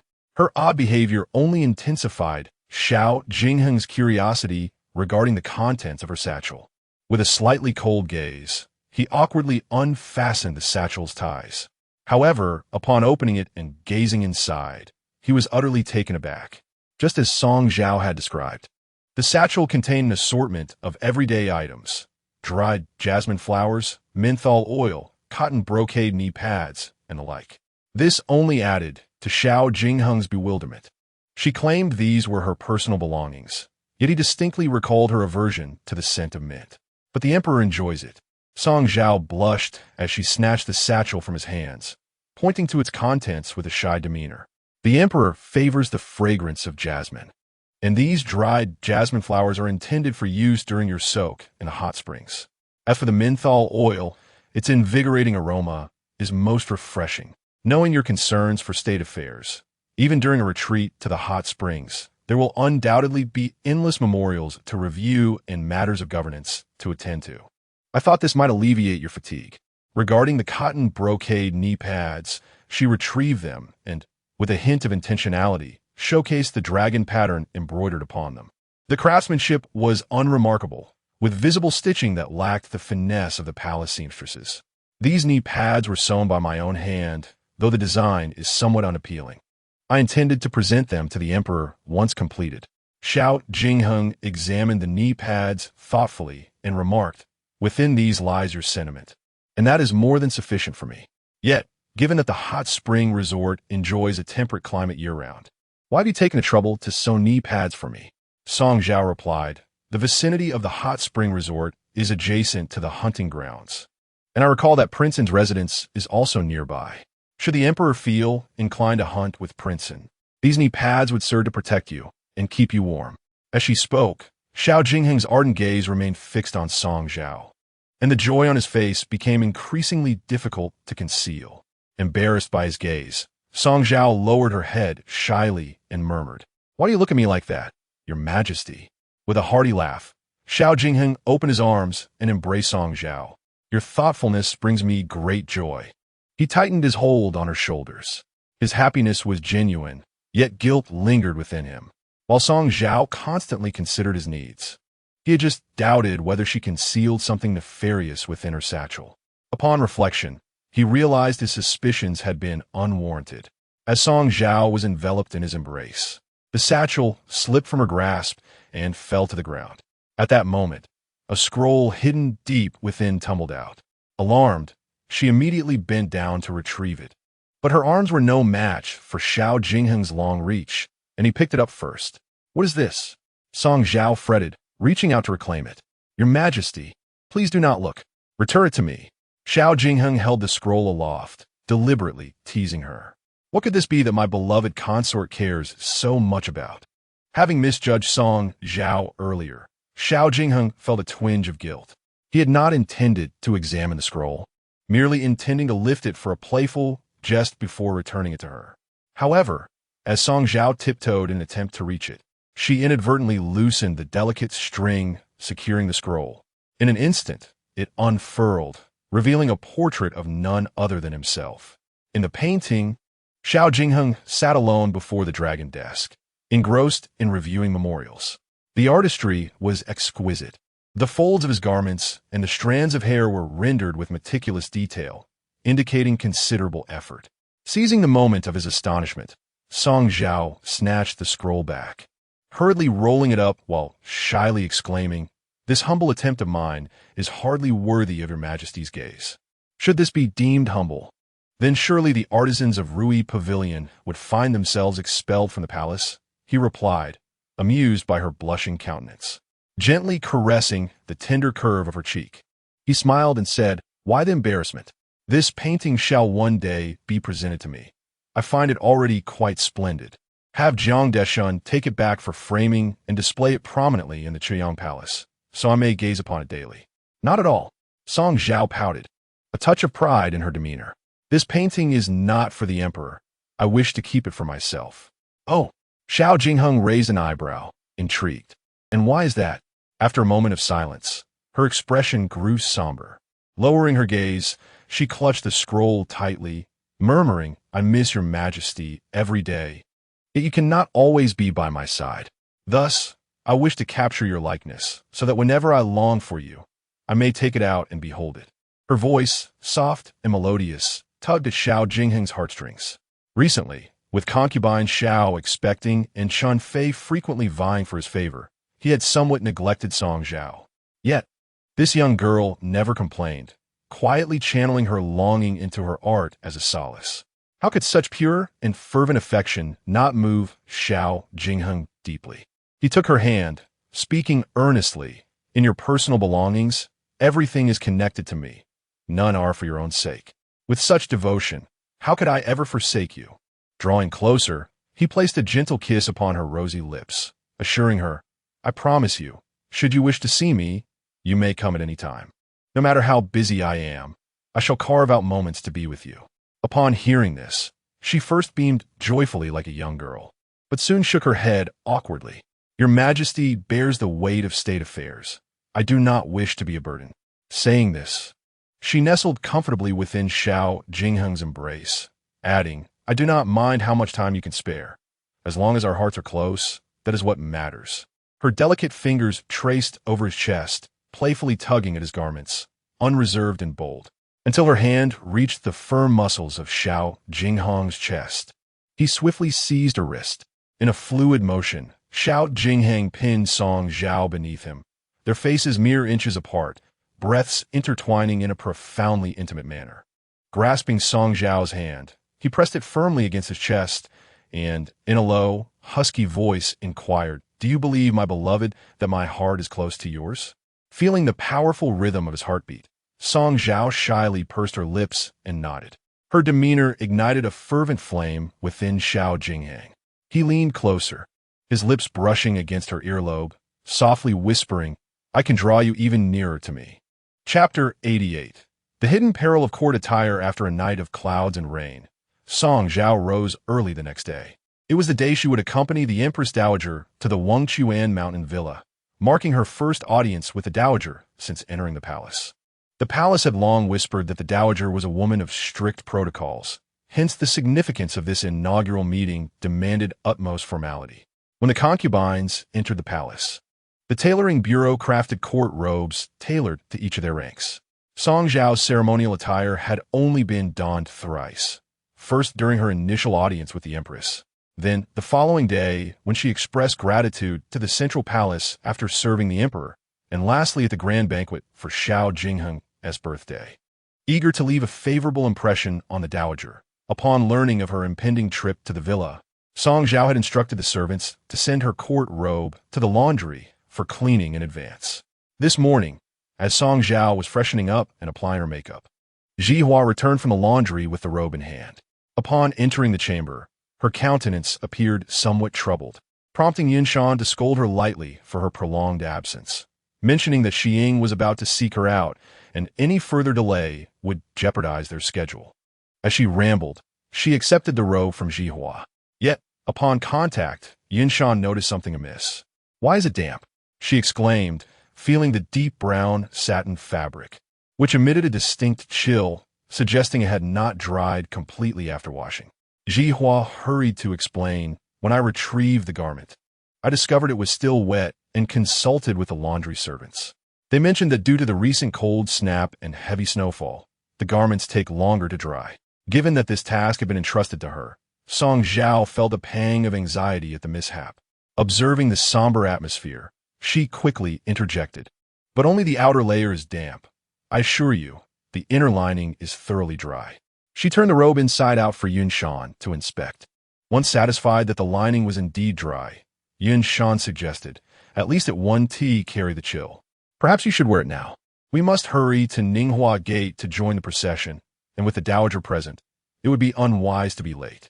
Yun Shan stepped forward, eager to assist Song Zhao in changing, but Song Zhao halted her with a wave of her hand. "There's no need to rush," she replied thoughtfully, her gaze settling on the dejected Zhihua. "Please tell me precisely what the laundry attendants conveyed to you." With trepidation, Zhihua recounted. They claim the weather has been frigid and that the recent snowfall has made drying garments challenging. They are merely making excuses. Yin Shan interjected indignantly. "Back in the estate, I personally manage these tasks for you. Although winter in the capital is cold, it is also dry, especially after snowfall. This robe, once cleaned, should have dried thoroughly even without being placed in a warm room. Merely hanging in a well-ventilated area for a day should suffice." She pouted, murmuring under her breath, "Surely, the laundry staff has neglected our palace's needs. This robe was delivered 2 days ago, and they likely only remembered to attend to it yesterday." Although the tone of Yinshan was somewhat harsh, her words bore truth. The laundry bureau was indeed responsible for laundering garments for the palace's masters, and this task was one they could not possibly misunderstand. Furthermore, while Song Zhao's rank was merely that of a common attendant, the affection that Xiao Jingcheng held for her was well known. In the palace, the servants typically endeavored to curry favor with the concubines based on the emperor's preferences. Thus, it was implausible that the laundry bureau would neglect Song Zhao's garments. Pondering this silently, Song Zhao dismissed all conceivable explanations, leading her to find the situation increasingly perplexing. She remarked that even if they had only remembered to wash the clothes yesterday, drying them overnight with a charcoal basin was hardly an insurmountable task.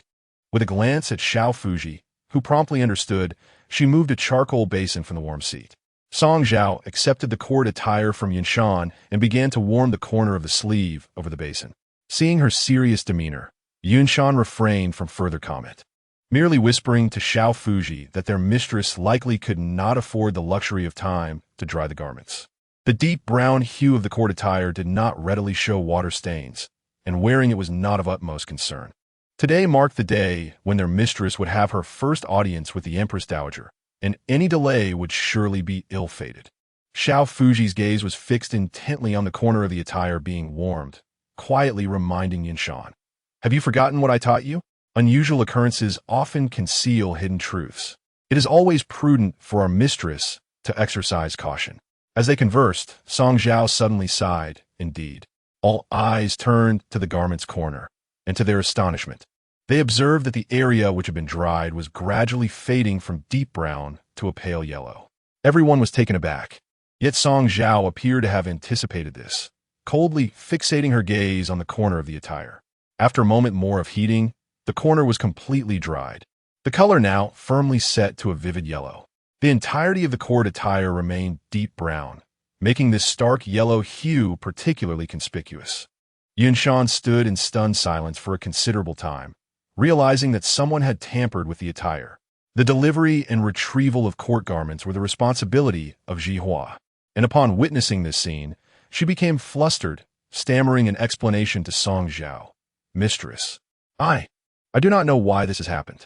Following your instructions, I delivered the attire to the laundry bureau the day before yesterday, and I specifically urged them to be meticulous. Today, before dawn, I rushed to the bureau even before it opened, hoping to retrieve it swiftly. The young girl was nearly in tears, and Song Zhao harbored no doubts about her innocence. It was clear that someone had orchestrated this action through the laundry bureau.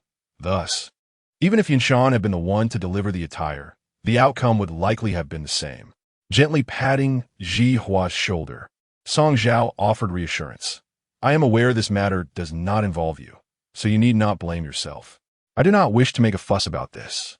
Simply consider yourself oblivious to it all and return to your duties." Ji Huan nodded earnestly, her eyes reddened, and she withdrew. Xiao Fuzai took the ceremonial robe from Song Zhao's hands and examined it closely. He observed the satin fabric, which felt somewhat sticky to the touch, and spoke in a grave tone. "It appears that someone has applied a special pigment to the satin surface, which will fade upon contact with water, revealing a different hue as it dries. Fortunately, the young mistress did not wear this garment to meet the Empress Dowager. Otherwise, the initial dampness of the robe would have concealed the issue. However, the carriage to the hot spring villa is equipped with charcoal braziers, and I fear that by the time we reach our destination, the robe will be thoroughly dried. At that point, the originally deep brown ceremonial attire would transform into the bright yellow reserved solely for the Emperor and Empress, a significant taboo." Yin Shan, equally apprehensive, added, "The young mistress's belongings are stored in the rear carriage. Should she wish to change her attire, she will have no alternative. The Empress Dowager places great importance on propriety, and if she were to see you in bright yellow upon arrival at the hot spring villa, it would surely result in severe punishment for you." Song Zhao remained silent, his gaze dark and fixed upon the ceremonial robe cradled in Xiao Fuzai's hands, a faint furrow appearing between his brows. Chapter 89. The first encounter with the Empress Dowager, Xiao Fuzai and Yunsan had already foreseen the predicament that Song Zhao would face. Yet, the challenge lay in the fact that even with her foresight, avoiding such calamity was no easy feat. She possessed but a single set of court attire, which she was obliged to wear when meeting the Empress Dowager. To appear without it would be a grievous disrespect. However, if she donned this brilliant yellow robe and alighted from the carriage at the hot spring villa, it would be akin to stepping into a grave. The hour of Chun was approaching for her to converge with the procession at Ninghua Gate, and with less than half an hour remaining, any delay would lead to further complications. In a moment of desperation, Xiao Fuzai devised a plan. Why not wear the damp court attire? As long as it remains wet, it will appear dark brown, concealing any discrepancies. You could then bring along a change of clothes, and once in the carriage, you can change discreetly. Yunsan chimed in. "Then I shall fetch a suitable outfit for you, my lady." "That will not be necessary," Song Zhao interjected, her voice steady. "My visit to the hot spring villa is already unconventional. The Empress Dowager will surely perceive me as a seductress. If I were to take the time to change attire in the carriage, it would only serve to further displease her. What shall we do then? Who could be so malicious as to plot against you?" Song Zhao had grown weary of speculating on who might be behind such machinations. In the palace, it was a constant game of harm. Few were those who could find peace. After a brief silence, a calm resolve washed over Song Zhao. Unhurriedly, she picked up the court robe, acknowledging that a change of attire was indeed necessary, but it would not be at her own behest. She instructed Yunsan to assist her in putting on the robe and asked Xiao Fuzai to prepare a hot water bottle. Once attired, she dampened the already dried hem, watching as it transformed back to its deep brown hue. Meanwhile, Xiao Fuzai warmed the hot water bottle. Yunsan, eager to take the bottle from Xiao Fuzai, found herself dodging an unwelcome splash as the latter inadvertently spilled some water. "You must be more careful. If the young lady burns herself, what will we do?" Seizing the bottle, Yunsan attempted to tighten the copper lid, only to discover that the spilled water was lukewarm rather than hot. Her frustration mounted. "How can you be so careless? The water is merely warm. How will it keep the young lady warm?" "Give it to me," Song Zhao smiled, taking the bottle into her hands. She nodded at Xiao Fuzai, commending, "Well done." Xiao Fuzai, feeling a bit bashful, scratched the back of her head. It is the young lady's wisdom that has led to such an excellent solution in such a short time. Yunsan, witnessing the playful exchange between them, finally snapped to attention, smacking her forehead in exasperation. "I am such a fool." The young lady, adorned in court attire, first paid her respects to the Empress Dowager. However, before stepping into the carriage, she inadvertently spilled water from the warming pot. The chill of winter was biting, and upon noticing the dampness of her garments, the Emperor would undoubtedly feel a pang of sympathy, prompting him to suggest she change into something dry. Thus, even if the Empress Dowager observed, she would likely remain silent. Song Zhao smiled without replying, rising to take Yunshan's hand, saying, "Let us proceed, lest we waste time." They hurried along, and upon reaching Ninghua Gate, they had not delayed their schedule. Although only Song Zhao, Chun Fei, Shu Fei, and Xiao Guiran accompanied them today. All the consorts had gathered to bid farewell to Xiao Jinghang and the Empress Dowager. Among the crowd, the pregnant Xiao Guiran became the focal point, with everyone surrounding her, feigning concern and asking trivial questions, allowing Song Zhao to quietly stand aside, unnoticed. Chun Fei, sharing her aversion to the commotion, rolled her eyes at the bustling throng and moved to the side. As she passed by Song Zhao, she murmured, among those pretending to inquire about Xiao Guiran's well-being, "How many harbor ill intentions, wishing harm upon her unborn heir." Such words could only be uttered by Chun Fei. Naturally, Song Zhao dared not respond, lowering her head in silence. Soon, Xiao Jinghang arrived, and all the consorts greeted him. The Empress led the group in offering auspicious words for his journey. After Xiao Jinghang bid them stand at ease, she stepped forward and presented him with a talisman she had personally crafted. "As you journey to the hot springs, I cannot be by your side, so I hope all goes well for you." "You are thoughtful," Xiao Jinghang replied, accepting the talisman and gently grasping the Empress's hand. "In this cold winter, one must be cautious of ailments. With the recent snowfall, you should still go to Yuntai and pray on my behalf. Rest assured, I will cherish your intentions." The Empress smiled shyly but did not claim sole credit, casting a glance at Song Zhao. "This talisman was offered by me, but was personally retrieved by Song Chong." "Oh." Xiao Jinghang turned to look at Song Zhao, his gaze filled with warmth. "Why did you not mention this yesterday?"